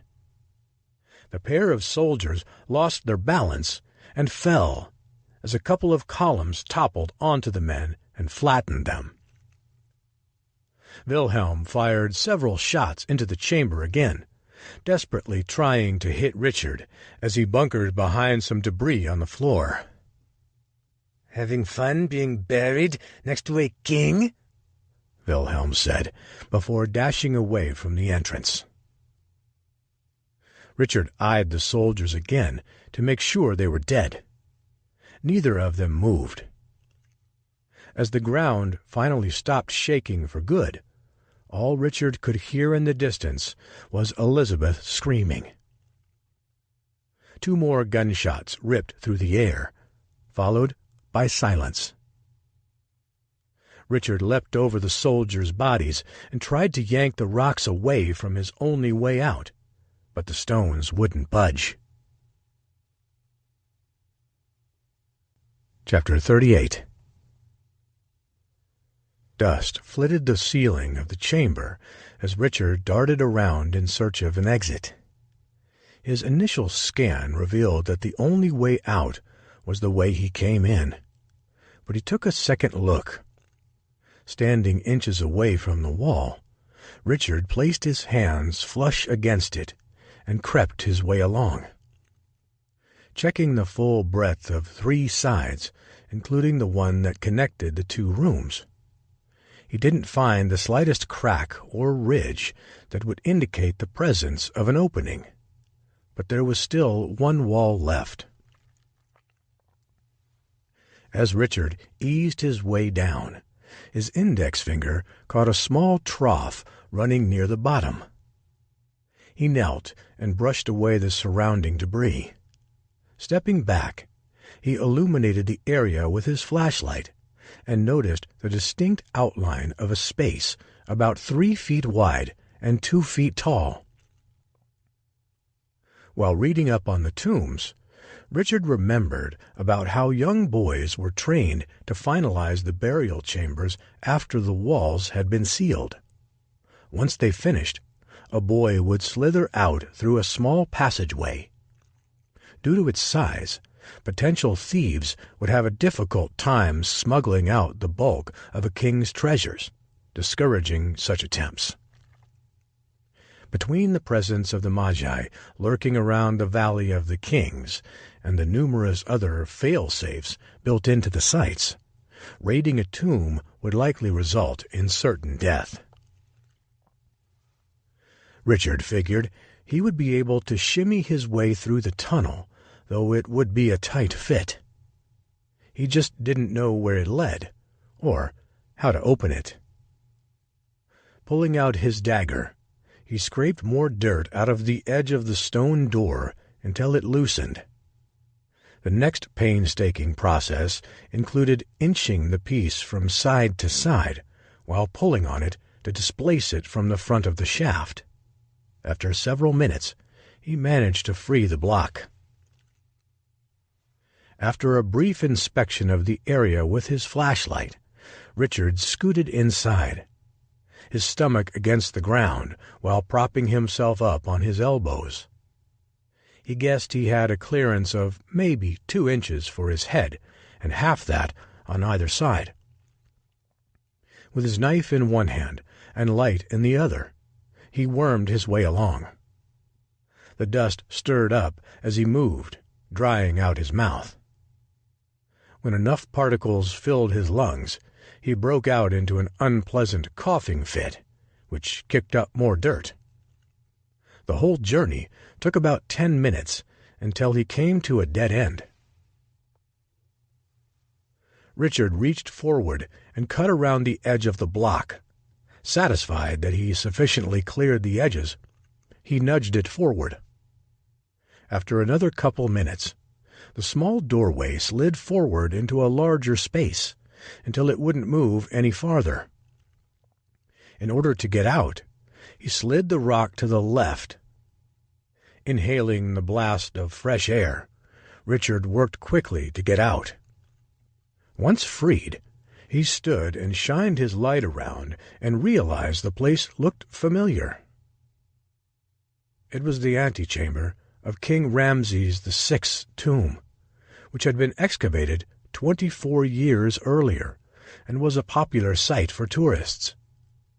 Richard could only assume that the pillar positioned in front of the tunnel was glossed over by archaeologists searching for Ramses' burial chamber, unaware of what was underneath their noses. After catching his breath, Richard returned the stone to its position, resealing King Tutankhamun's tomb. Convinced no one would notice the disturbance near the base of the wall, he raced outside in search of Elizabeth. Richard hustled down the side of the hill and over to the dig site that was virtually abandoned. The tent, the tools, the workers, everything was gone. He shined his light against the area where he had dug with Sharif. Nothing but a pile of rocks. Richard hustled to the top of the ridge and peered out across the sea of darkness in an attempt to spot Wilhelm. For a few seconds, he surveyed the valley below and didn't see anything. Then he stopped when a glint of fire moving quickly in the distance caught his eye. Wilhelm! Richard raced down the hill and found his and Elizabeth's horses where they'd been left. As he was untying his steed, Richard noticed 2 men lying on the ground, surrounded by a pool of blood. He rushed over to check on them. One man was dead, with a bullet hole in his forehead, while the other was clutching his chest. When Richard knelt next to the man to help him, he shook his head. "It's too late," he said in a whisper. "The Germans, you must stop them." Then he exhaled his final breath. Richard shut the man's eyes before standing back up and scanning the area once more. There was no doubt that the small caravan racing across the valley floor was the Reichswehr unit. Richard mounted his horse and tore off across the desert. He wasn't sure he'd be able to catch the Reichswehr entourage before they reached the ferry, but he had to try, if not for the sake of the treasure, for Elizabeth. When Richard reached the dock at the Nile, the ferry was gone, already halfway across the river.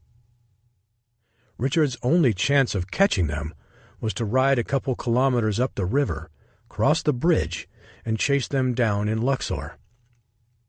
He dug his heels into the side of his horse and raced to the bridge. As he rode, he pondered the best approach to fighting off the entire Reichswehr unit, despite the reduction in number of troops. He needed to reach them before they arrived at their hotel and regrouped. The breeze created by the swift jaunt along the sandy path sent a chill over Richard. With the moon beaming brightly above, he would have preferred to stop and admire the scenery. galloping across the Egyptian desert beneath a starry sky, is the kind of moment he knew his grandfather would have wanted to experience, though likely in a different scenario. The winding road that led Richard to Egypt and ultimately the Valley of the Kings was unexpected in many ways, but he chose to embrace his assignment and count it as a unique adventure. Such a perspective was the only way he kept from wondering if he'd actually gone mad. Hoofs thundering across the bridge echoed in the still of the night, interrupted only briefly by the shrill train whistle in the distance. Richard guided his horse back toward the hotel where the Reichswehr had been lodging. When he arrived, he dismounted and then sprinted toward the entrance, stopping short on the veranda when he heard a familiar voice. "They're gone," the man said. Richard swung around to see Jabari slumped against the wall, applying pressure to his right bicep with his left hand. Trickling blood glistened in the faint light. "I tried to stop them," Jabari said, "but one of the men I was fighting surprised me and slashed my arm." "Are you going to survive?" Richard asked. "I live, but your lady friend is in grave danger. They plan on using her as a pawn until they get out of the country." "Do you know where they were going?" Jabari shook his head. "I'm guessing the train depot. Once they leave, they'll be nearly impossible to catch." Another whistle broke the otherwise serene evening. "Better hurry," Jabari said again. Richard leaped up to jump onto his horse. He rode hard and arrived at the station several blocks away in a matter of minutes, only to see the train pulling away from the platform. "Do you speak English?" Richard asked one of the nearby attendants. The man nodded. "Did you see any Germans board that train?" "There were quite a few, and they looked like they were in a hurry to leave." The lights on the caboose dimmed as it rolled away. Richard darted back toward his horse before saddling up and charging down the tracks after the train. He managed to catch the train before it reached full speed and grabbed onto the handrail. Pulling himself aboard, he steadied his feet and took a deep breath. Then he eased inside the cabin, which was little more than a rolling supply closet, littered with train parts, dry goods, and luggage. He also found several attendant uniforms hanging from a rack. Without hesitating, he suited up in one, figuring it would give him the best chance to maneuver throughout the train without drawing to suspicion. Upon exiting the caboose, he leapt across the coupler links and entered the last passenger car. He smiled and nodded at some of the passengers who made eye contact with him as he flitted down the aisle. Richard went through both second and third classes on the train without the slightest hint of the Reichswehr presence. For a moment, he wondered if the man on the platform had been intentionally misleading. Then Richard reached first class. The first thing he saw when he stepped inside the dining car were two familiar German soldiers sitting at the bar, drinking. Richard pulled his hat down low across his brow and eased past them without earning even a glance. He hopped across another set of couplers and into the first-class sleeper cabins. Moving steadily down the corridor, he tried to determine which ones belonged to the Reichswehr. As he sauntered past each one, he strained to hear any conversation inside. Based on previous observations, Richard knew that Wilhelm would likely have a compartment all to himself, and with only 7 other soldiers and Elizabeth, the group required a total of 3 rooms. When Richard neared the end of the car, there were only 3 rooms left. "This has to be where they're staying." He leaned in to hear a snippet of the conversation. The combination of German, along with Elizabeth's voice, confirmed his suspicions. Richard spun and headed along the corridor. When he reached the bar, he grabbed a napkin and scribbled a note on it. Then he ordered a drink and billed it to what he presumed to be Wilhelm's room. Upon gathering the cocktail, Richard strode back down the hallway and knocked on the door. He kept his head down when one of the soldiers answered. "For the lady," Richard said in his best thick English accent. The man rolled his eyes and took the glass, along with the napkin positioned underneath, before sliding the door shut. Richard headed toward the dining car to lie in wait. The instructions were simple. Go to the restroom in the dining car right now. Richard clung to the rails on the outside of the car as he waited. Less than a minute passed before the door from the dining car slid open and the 2 soldiers jumped between the pair of cars. One of the men glanced at Richard with a furrowed brow, but he quelled any suspicion by wishing the men a good night with a thick English accent. Almost immediately, the train headed across a large ravine that had a sizable tributary branching off from the Nile. Moments later, the sleeper cabin door opened, and Elizabeth stepped through, leaping to the other side. She gasped as she looked down. Then her eyes widened upon noticing Richard. "Go to the caboose and wait for me there," he said. She nodded and didn't hesitate. Then a Reichswehr soldier followed after Elizabeth. But as he was in mid-stride between the 2 cars, Richard rocked back and drove both his feet into the man's midsection, knocking him off balance. He grasped for the railing and came up empty before he plummeted into the ravine. Richard sighed, then poked his head back into the sleeper cabin. With the hallway clear, he moved to the next part of his plan. He stole down the corridor and exited through the front of the car before climbing on top of the roof. Lying prone, he looked down and lined up his target, Wilhelm's window. With a thunderous crack, Richard kicked through the glass and tumbled into Wilhelm's room. The sudden interruption caught the German unit chief off guard as he scrambled to his feet. Richard kept Wilhelm on the defensive, landing a flurry of punches before spotting the golden mask. Richard snatched it and headed back toward the window. With Wilhelm staggering to his feet, the other Reichswehr members rapped on the door, which was locked. After not getting a response, they tried to kick the door down. Richard worked quickly to knock the stray fragments of glass out of the frame before climbing back through and onto the roof, and Wilhelm followed. Wilhelm grabbed his gun and tucked it into the back of his pants before scrambling after the thief. Still woozy from the pounding, Wilhelm closed his eyes and shook his head to rid himself of the dull ache.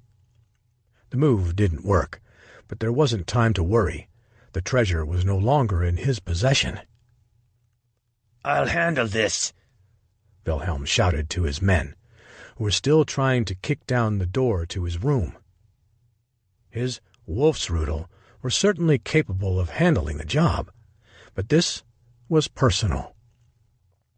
He underestimated the American and had failed to eliminate him not once, but twice, a mistake Wilhelm wanted to correct on his own.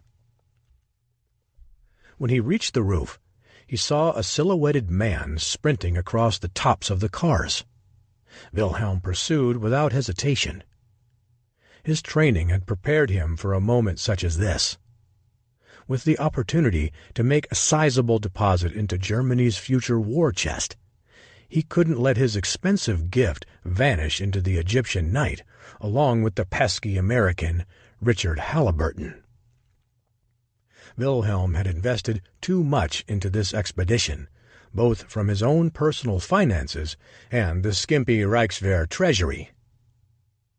Using his long, lanky steps, Wilhelm almost overtook Richard before tackling him from behind. The mask slid toward the back of the car, farther away from the grasp of both men. Richard swung first, but Wilhelm had wised up from the earlier beating. The order of punches seemed rehearsed and predictable as he dodged every one. Then he went on the counterattack, slamming his fist into Richard's face repeatedly until the American was left bloodied and sluggish.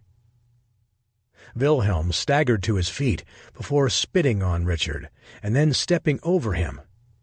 With the treasure just a few feet away, Wilhelm staggered toward it before looking up to see a fast-approaching tunnel.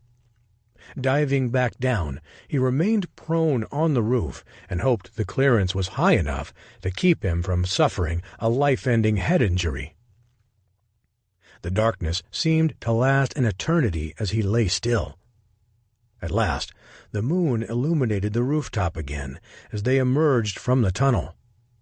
But when he looked toward the spot where the treasure had come to a rest, it was gone. And so was Richard Halliburton. Chapter 39. Richard stashed the golden mask in a chest tucked away in the corner of the caboose. He glanced up at Elizabeth, who was shaking. Taking her hand, he gave it a reassuring squeeze. "Just stick with the plan," he said. "It's all going to work out." "Are you sure?" Richard shrugged. "It's like roulette. Red or black. Someone has to win." "You're not exactly instilling me with much confidence." Before he could respond, a thud hit the platform just outside the door. "Get ready," he whispered. Seconds later, the door flew open as Wilhelm stormed inside with his gun trained straight ahead on Richard. "You're a sly fox," Wilhelm said, "but you won't be able to get away from me again. Now, hand it over." Elizabeth swung an iron skillet at Wilhelm, connecting with his arm and knocking the gun out of his hand. Richard dove for the gun, as did Wilhelm. In the scuffle, it skidded across the floor and slipped out the door. Wilhelm put his knee into Richard's chest and pinned him to the ground. "I guess we'll have to do this the old-fashioned way." The German got off 2 more punches before Elizabeth wielded her skillet again in a fit of fury. However, Wilhelm ducked as the iron collided with the wooden door, splintering it and sending shards flying in all directions. Wilhelm grabbed the pan and ripped it from Elizabeth's arms. Seizing the opportunity to regain the upper hand, Richard wriggled free from Wilhelm amidst the bustle and scrambled to his feet. After backing up a few feet, Richard took a run at Wilhelm and drove him against the wall. Wilhelm groaned as his back slammed hard into the wooden siding. Richard proceeded to punch Wilhelm several more times, bloodying his face. "It's time for you to leave," Richard said, as he backed up and surveyed the damage to Wilhelm's face. "Not without my gold," Wilhelm said. The Reichswehr leader spun to his right and dug a gun out of his shoe before attempting to get a shot off on Richard. However, when Wilhelm had become so engrossed with Richard that he didn't see what was happening to the side, Elizabeth drew back and smashed Wilhelm in the face with the skillet, knocking him out. Richard sighed in relief before springing into action. He grabbed Wilhelm beneath his armpits and dragged him toward the door. "Can you get his ankles?" Richard asked. Elizabeth nodded and then hoisted his feet off the ground. Richard shuffled back and outside to toss the body onto the third-class train's platform.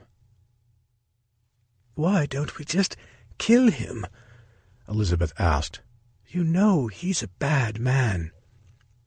"I'd prefer not to have the full weight of the Reichswehr chasing me down the rest of my life," Richard said, pausing before he hoisted up Wilhelm and flung him to the third-class train. "It'd be a short one if that was the case." Richard dashed back inside the caboose and located a large pair of bolt cutters. He returned outside and hacked away at the coupler that attached the caboose to the rest of the train.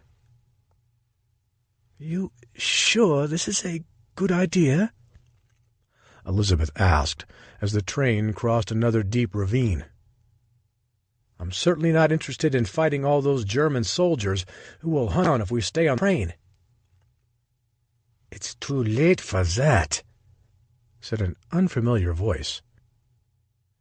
Richard looked up to see a pair of Reichswehr unit members standing on the platform in front of him. As the train started to move uphill, Richard returned his focus to the coupler and made one final snip, freeing the caboose from the rest of the train. Although disconnected, the caboose's momentum carried it upward and hadn't yet separated much from the car in front of it when one of the soldiers acted as if he was going to jump to the caboose. "I wouldn't do that if I were you," Elizabeth said. Richard looked over and saw her with Wilhelm's gun in her hand, trained on the soldiers. Then he saluted the soldiers and winked. The other soldier went for his weapon. Richard noticed what he was doing and instinctively pulled Elizabeth inside the caboose, which had drifted farther away from the other cars. Several shots ripped through the wall. "Stay down," Richard said, as he attempted to cover Elizabeth with his body. He heard a couple more shots, but they didn't hit anything. That's when Richard realized they were drifting backward. "What's going on?" Elizabeth asked. "We're on our own." Richard kept his arm over Elizabeth until they were barely moving. He then stood and looked out toward where they had been coupled with the train. It was nowhere to be seen. Elizabeth hopped up and smiled. "We're finally rid of them," she said. "I wouldn't celebrate yet," Richard said, as he surveyed the area. They were stuck over the center of the ravine. Elizabeth's eyes widened. "How are we going to get off here?" "Walk?" She shook her head. "I'll sprout wings and fly before I do that."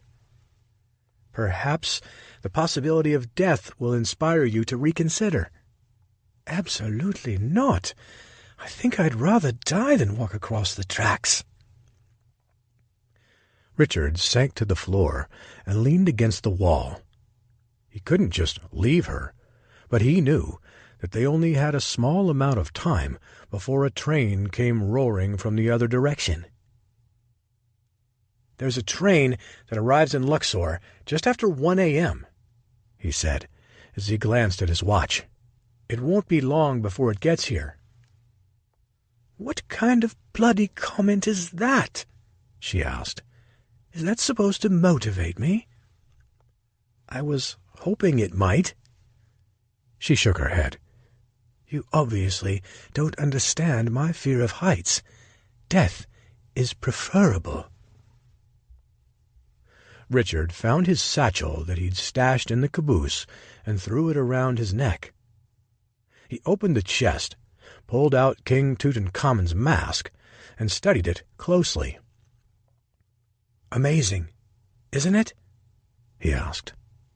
"Quite decadent, especially for something that ancient," she said. "I wouldn't expect such a lavish golden mask from that era, but what do I know?" "This is quite incredible," Richard said, unable to take his eyes off it. "It's no wonder the Reichswehr chose this artifact to escape with. I have no idea just how valuable it is, but I'm sure it'd fetch a pretty penny." He turned the object over in his hand, studying each detail closely. After a couple minutes, he stuffed it into his bag and cinched it shut. "Now what are you going to do?"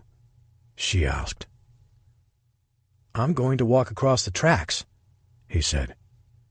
"Are you going to come with me?"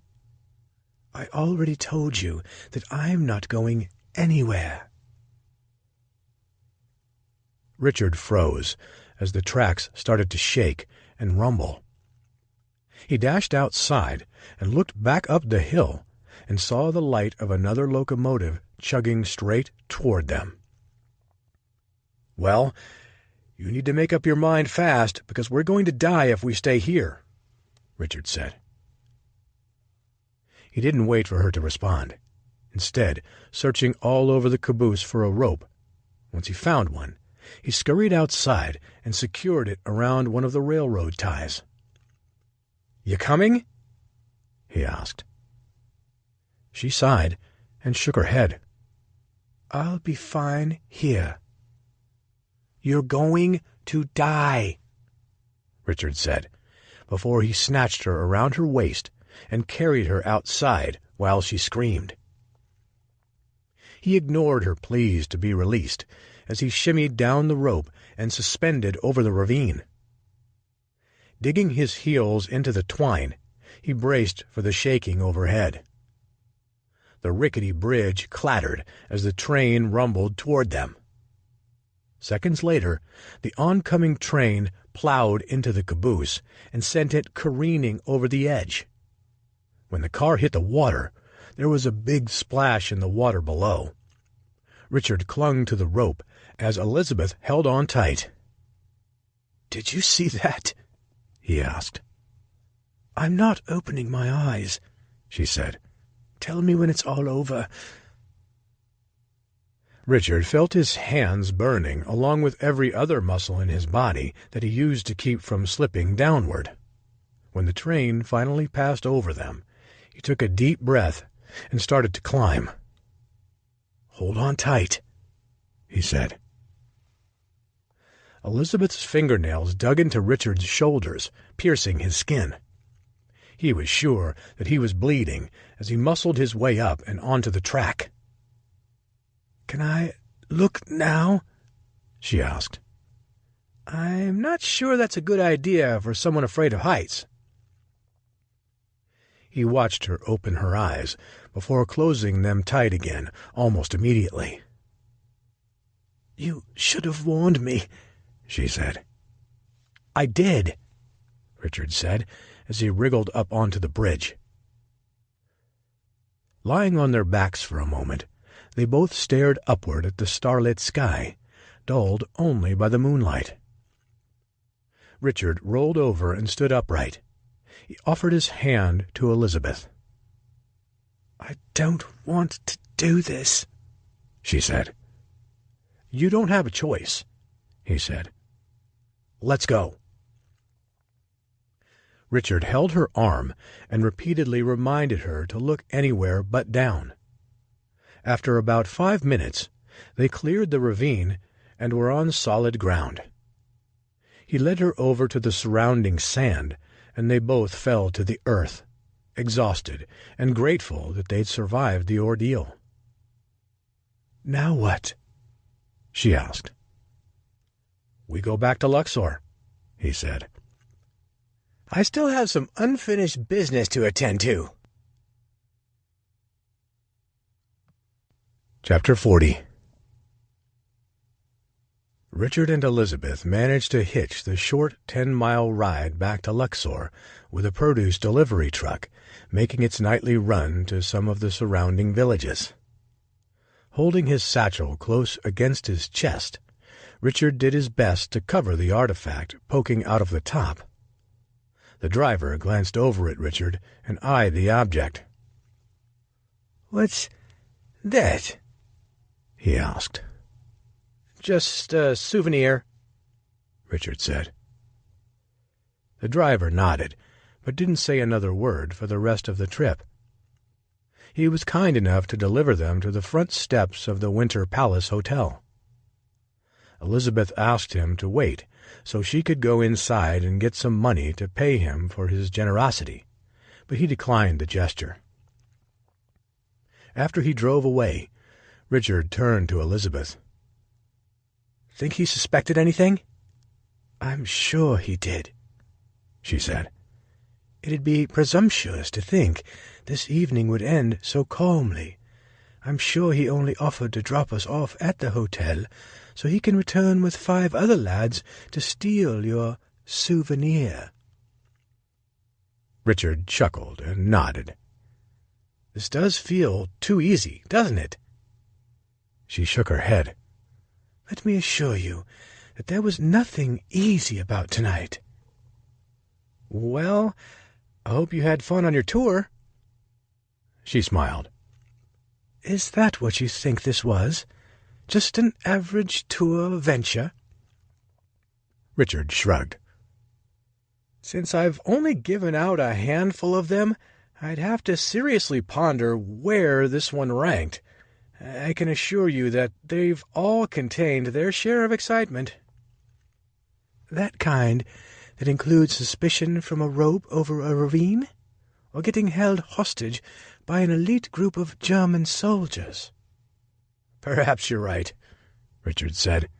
"This may have been slightly more exhilarating. It's not every day that you get to uncover the hidden tomb of an ancient king." "You're ridiculous," she said with a smirk. "I'll take that as a compliment." "Take it however you may. However, I need some sleep.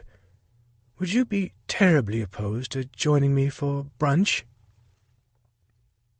Richard glanced at his watch. It was just past 3 a.m. "I have some things I need to do in the morning." "Are you mad? I'm about to fall over from exhaustion." "So am I, but there are some things that I must do first. Perhaps we can reconvene for dinner?" "I'm afraid I already have plans," she said. "We'll find the time again. Don't worry," he said. "I certainly hope so," Elizabeth said, before kissing Richard on the cheek and then dashing up the steps. He smiled and waved as she glanced over her shoulder for one final look. Lingering for a moment outside, Richard gazed at the majestic ridgeline in the distance, lit up by the bright moon. "Grandpa, you would have loved Egypt." Richard slept hard until 6:30 a.m., when his alarm startled him awake. He staggered to his feet and got dressed in a set of fresh clothes before hustling back down to the dock. The 7 a.m. ferry was preparing to depart when he boarded. Paying the attendant, he was the last passenger allowed on before the vessel shoved off across the Nile. Richard clutched his satchel, keeping it close to his body and trying to hide just how much the object weighed him down. He didn't look out of place among the dozens of other workers attempting to get a few hours of digging in before the blazing sun inflicted misery upon them for the majority of the day. But he was certain he was the only one carrying an artifact, the kind they all might kill for, some figuratively, others quite literally. He rented a horse and joined the caravan for the Valley of the Kings, peeling off when they reached the site. As most everyone else scurried off to their assigned site, Richard tied off his steed near the entrance to the area and stole off into the tomb of Ramses VI. Richard only needed an hour to slither his way back down the tunnel into the burial chamber for King Tutankhamun. He inched his way through the tight quarters, placing his bag along with his flashlight in front of him. Though the trip was unpleasant in its nature, Richard looked forward to returning to the ultimate destination and getting an opportunity to investigate it without a lunatic threatening others just a room away. Once inside, he crept up to the sarcophagus and replaced the mask, hoping that he didn't set off another geological event that would shake the foundations of the valley. Leaning over the mummified body, Richard eased the artifact back into place and released it before moving his hands slowly away. Nothing happened. Richard sighed in relief. He waved his flashlight around the room, gawking as he took the scene in. The ornate nature of every item housed in the burial chamber arrested his attention. From everyday objects to the royal treasure, they were all meticulously crafted and undoubtedly what were the most expensive materials of that time. I could spend days in here. Richard took 15 minutes to inspect all the fine details before deciding to return. He did his best to ensure that every item was left just as he'd found it.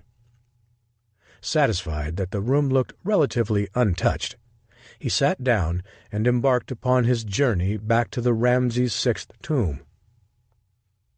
Instead of traveling head-first down the tunnel, Richard led with his feet so he could reseal the portal. He dragged his flashlight and satchel with him. However, when he reached the end, his feet ran into a solid wall. He pushed at it, but it wouldn't budge. Just stay calm. While the tombs fascinated Richard, he certainly didn't want to die in one. Not like this. He wasn't sure if he felt the oxygen growing thinner because he knew he was in a sealed compartment, or if breathable air actually was vanishing. Either way, he couldn't panic, knowing that any form of hyperventilation would reduce the amount of time he had to get out. Richard decided to ease closer to the tunnel entrance from the Ramses VI tomb and try again. After drawing his knees as high up as he could, he forced them downward. 3 times he pushed without any movement. However, on the 4th shove, the stone slid, though no more than an inch. Convinced that he had discovered a blueprint for escaping, Richard remained determined and hopeful. He repeated the process many times, incrementally moving the rock with each kick. After 5 minutes, the doors skidded out into the tomb as oxygen rushed into the tunnel. Richard filled his lungs with the fresh air before shimmying out. Elated that he escaped, he hopped to his feet and started brushing off all the dirt he'd accumulated. He was so relieved to get out that he hadn't even noticed the trio of Magi agents who'd surrounded him. Richard swallowed hard as the end of a scimitar blade lifted up his head so he could see the 3 men surrounding him. Chapter 41. Richard threw his hands in the air as he scanned the faces of the Magi guards around him. They all scowled as they glared at him. While he wasn't prepared to come up with an explanation, he knew he needed one. "Gentlemen," Richard began as he forced a smile. "Nice day for a little exploration of the tombs, don't you think?" "What were you doing in that tunnel?" asked the man, who was still holding his sword beneath Richard's chin. He cocked his head to one side. "Would you believe me if I told you that I was replacing a precious artifact?" "Search him," the soldier said. The other two guards sprang into action, ripping Richard's bag off his shoulder and rifling through all the papers inside. One of the men pulled out the map that Jabari had drawn for Richard. The guard handed it to the man in charge. "What's this?" he asked, waving the sketch in front of Richard's face. "It's a map." "To what?" "A tomb," Richard said. "Which tomb?" "Would it make any difference what I told you?" The man narrowed his eyes, repeating his question in a measured tone. "Which tomb?" "King Tutankhamun's," Richard said. The three men all broke into laughter. "King Tutankhamun," the man said, as he pointed at Richard while glancing at his colleagues. "He thinks he's going to find it." Richard's jaw went slack as he watched the men enjoy a good chuckle at his expense. If only they knew. "Did you think you were going to find it in that tunnel?" one of the men asked. "I don't know, I just—" "He found nothing," one of the other guards said after completing his search of Richard. The leader nodded knowingly. "That tunnel leads nowhere. I've been down it several times. It comes to a dead end after a long way. You're lucky that you made it out alive." "We noticed a stone ajar here," another agent said. "So we sealed it back with some mortar. Fortunately for you, it hadn't fully dried yet." "You're very lucky and foolish," the leader said. "Whoever sold you this map did so at your expense. The legend of King Tutankhamun's tomb is nothing more than a fanciful tale." One of the other agents shoved Richard's bag into his chest. "I suggest you stop wasting your time and get out of here." Richard wanted to tell the men what he'd found, especially since they were tasked with being the guardians of the tombs. But if they thought he was a fool and were ready to release him without further incident, Richard figured he'd keep his mouth shut and let them assume whatever they wanted. Less than a half-hour later, he was racing across the valley on his horse back toward the ferry. Later that evening, Richard was heading downstairs for dinner when he ran into Vince Vance. "Mr. Francois, I had another satisfied client gush about your abilities as a tour guide." "Miss Corbett?" Richard asked. Vincent nodded. "I think we need to consider appointing you to this post on a permanent basis." "While I appreciate the kind words and the gesture, I'm not sure I want to stay here." "Why not? I've never heard of anyone unearthing such adventure in only a week in Luxor. You have an extraordinary gift that's only going to result in a stampede of future clients if you're here, and these clients are all quite wealthy." Richard shook his head. "I've always wanted to see Egypt, but there are other places I'd like to explore. My wanderlust won't be quenched by a permanent post escorting wealthy English noblemen and their wives to the Valley of the Kings." "Are you declining my offer?" "In no uncertain terms do I want to stay here, though I have appreciated my time with Thomas Cook and Son, even if we got off to a bit of a bumpy start."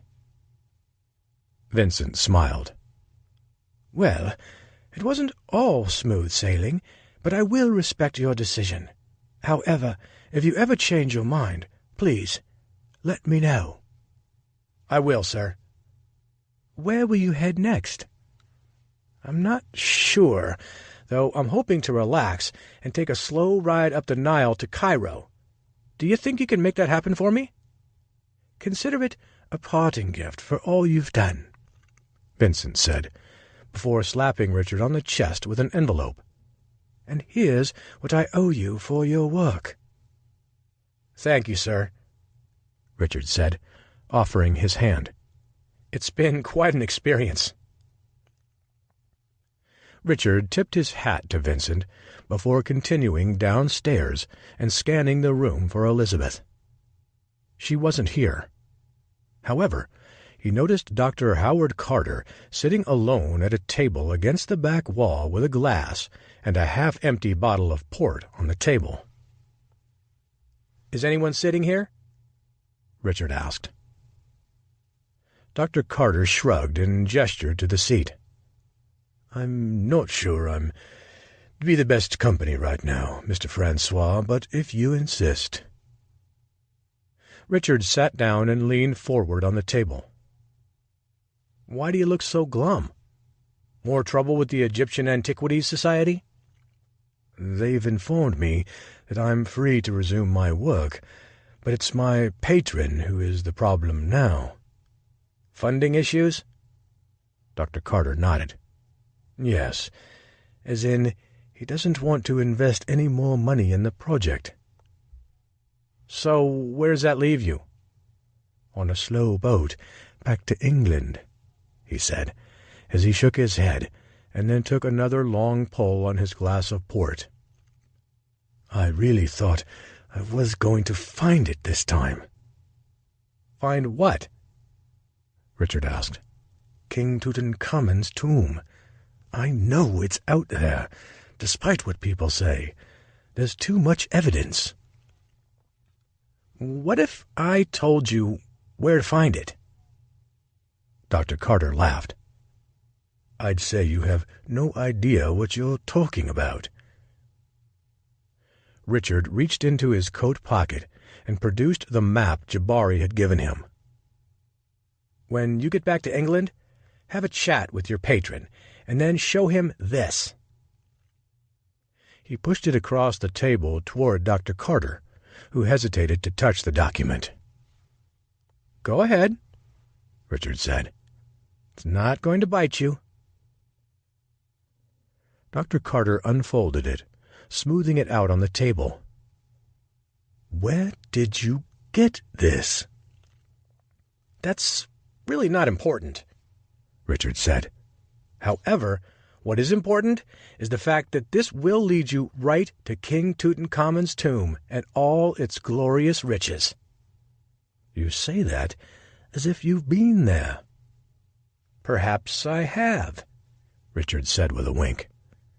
"But you have done some great work here. You deserve to be the one to discover it and handle it with the care necessary to preserve such a historic find."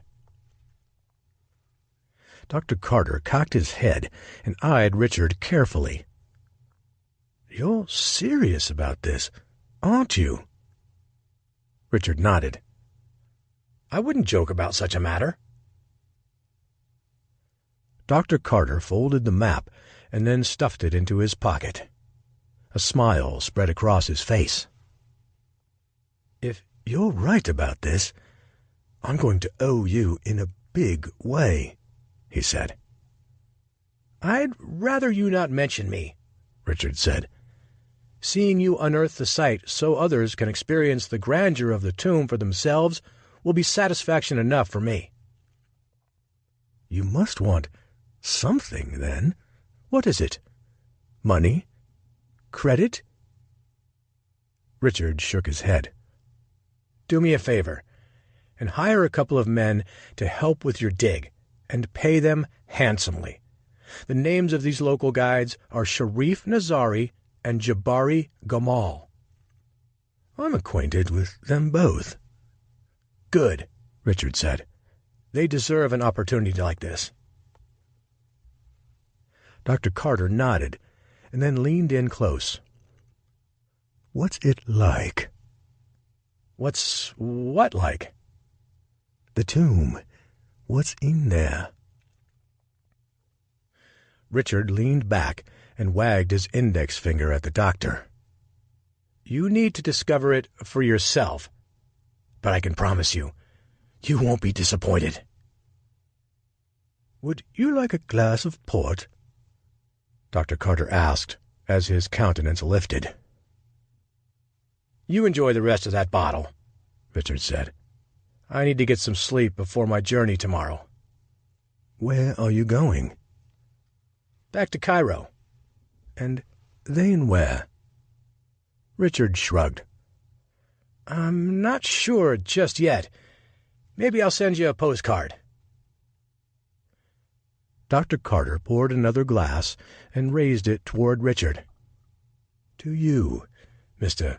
Francois. Actually, that's just my tour guide name. Oh? Yes, I'm Richard Halliburton from Memphis.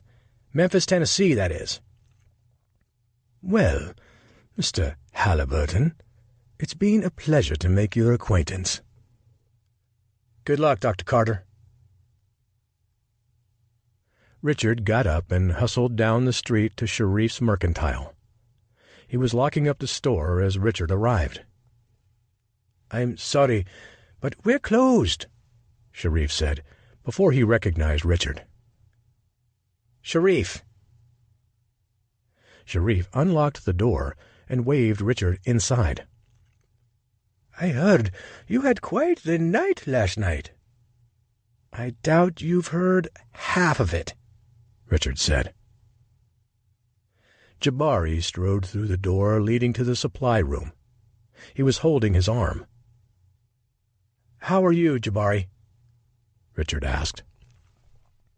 Jabari shrugged. I've been better, but I'm alive, and I see you somehow made it, too. I was beginning to get worried. I managed, Richard said, as he produced the envelope Vincent had given him. After removing $20, he handed the rest to Sharif. What's this for? Sharif asked. It's not much, but it's a portion of what I owe you for all your help. Divide it amongst yourselves. You need this more than I do, Sharif said. Perhaps, but I want to make good on all my debts, and on that note, I wanted to let you know that Dr. Howard Carter will be hiring you both to help him on his new dig site, the tomb of King Tutankhamun. Should be simple enough, Jabari said, with a wry grin. I appreciate all that you did, and I'm sorry you got caught up in all this. It's not your fault, Sharif said. If anyone's to blame, it's Jabari. He's the one who got me into this mess. Richard looked at Jabari. How's your family? Safe and far away from where the Germans will be able to find us. Thank you for asking. I doubt the Germans will be bothering you again, Richard said. If anyone is going to draw their ire, I'm certain that will be me. Did you get the golden mask back? Jabari asked. Richard nodded as Jabari's eyes widened. How on earth did you? It's a long story. And where is it now? Jabari asked. They won't be finding it any time soon, Richard said as he grinned. You need to worry more about the Magi than the Germans, Sharif said. I already handled them, too. Richard glanced at his watch. I'd love to stay and chat, but I need to get going. I'm leaving in the morning, and I need to gather all my things. Both men approached Richard and gave him a hug. You are forever our brother, Sharif said. If you need anything ever again, you know how to find us. I'm going to miss you both, Richard said, before he turned and walked out that back exit. Chapter 42. The journey on the steamship back to Cairo took 5 days, most of which Richard spent either sleeping or gazing upon the exotic wildlife roaming around the banks of the Nile. He consumed plenty of free drinks given to him by grateful Thomas Cook and Son tourists. While he had related numerous stories to return home with, he didn't mind giving them a few more about his previous ventures around Europe, which may or may not have included a few embellishments. However, the rest of his time was spent conversing with Elizabeth Corbett. On the final night of their voyage, he dined alone with her before inviting her to join him on the dance floor. While Elizabeth was considerably cultured, she hadn't fully embraced the American dancing styles. When Richard asked the band if they knew any jazz, the leader said they had recently learned one, and as they began to play, Richard introduced Elizabeth to the foxtrot. After the song ended, Elizabeth clapped her hands before bending over and resting her hands on her knees. "That was quite different," she said. Richard glanced up to see that their performance had gathered a small crowd of onlookers who were also applauding. "Bet you didn't think you were going to be on display, did you?" he asked. She shook her head and smiled. "Though I'm beginning to expect the unexpected when I'm with you." He chuckled and led her back to their table, where they both sat down. "So, where's our globe-trotting explorer off to next?" Elizabeth asked. Richard shrugged. "I'm not quite sure, to be honest. I have some business to attend to in Cairo, but after that, who knows?" She reached across the table and took both of his hands. "Come back with me to England, then. There are plenty of places I'd love to take you, places that won't require your acrobatic, aquatic, or antiquity skills." "Sounds rather dull, don't you think?" Richard said with a wink. "Oh, don't be so daft. You'll be amazed by some of the sights I can show you, and likely in a way that not many others can." "You do remember that I've already been to England, don't you?" "Maybe you mentioned it, but I'm offering you the opportunity to see it in a new light." Richard withdrew, pulling his hands away from Elizabeth. "I've really enjoyed our time together, but I'd hate for you to get the wrong idea." "The wrong idea? About what?" Richard's eyebrows shot upward as he cocked his head to one side. "Oh, Elizabeth, perhaps I've misread your intentions. I just thought—" Her face fell as she threw her hands in the air and set her jaw. "Say no more. I'm the one who's being the fool." Richard could tell she was fighting back tears. "There's no denying that we have a special connection after what we've went through," he said. "However, as much as I adore you, I'm afraid I could never be faithful to you." She eyed him closely as she knit her brow. "What kind of man are you?" "A good one, I hope," he said. "What I mean is that adventure will always be my mistress, and I'm certain that you nor anyone else will be able to compete with her. She's quite demanding in that way." Elizabeth leaned on the table and looked down. "I knew you were too good to be true. Why did I ever—" "Stop," he said. "I never meant to give you the wrong impression." I know. You've been nothing but a perfect gentleman, and I just—" He reached across the table and grabbed her hands. "You're a courageous woman. Don't ever change. You'll find a man who will appreciate your spirit and be ready to explore the world with you. And to be quite frank, I'm not that man, though it has nothing to do with you and everything to do with me. If there's one thing I know about myself, it's that I'll never settle down." She sighed as a faint smile crept across her lips. "Don't ever change, Richard." "I don't plan on it." "And good luck," she said, before she stood. Richard stood with her, and they exchanged cordial kisses on the sides of their cheeks before exiting the dining room together and retiring for the evening in their respective quarters. Once the ship made port the next morning, Richard searched for a place to send a telegraph to Hank Foster. Richard composed a brief report using Foster's cipher. "Treasure safe. Germans departed region. Please respond."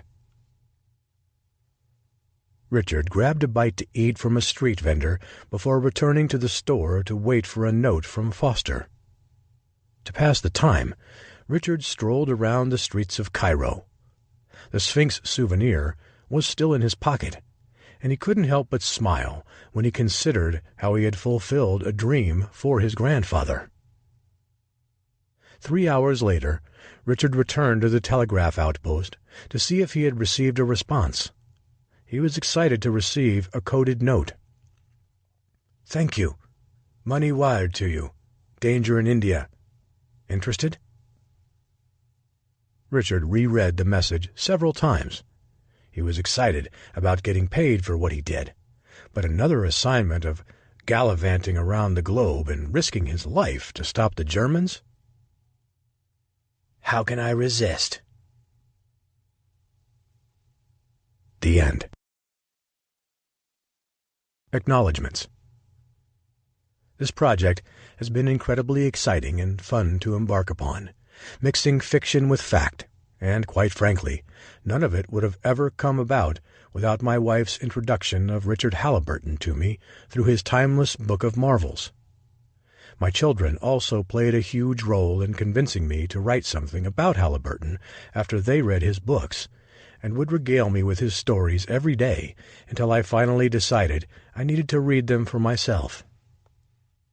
I'd like to thank Rhodes College and Bill Short for allowing me access to Richard Halliburton's archived journals and other material that helped fill in the blanks about what kind of man Richard really was and where he really went. Bill was an incredible help in gathering the information for me and graciously allowing me to plod my way through the material I requested. Without Bill's assistance, I'm not sure this project would have ever become a reality, at least in my lifetime. Sir Richard J. Evans also enthusiastically aided the creation of this story in giving me plausible creative ways to weave the storyline of the Reichswehr into this fictionalized tale.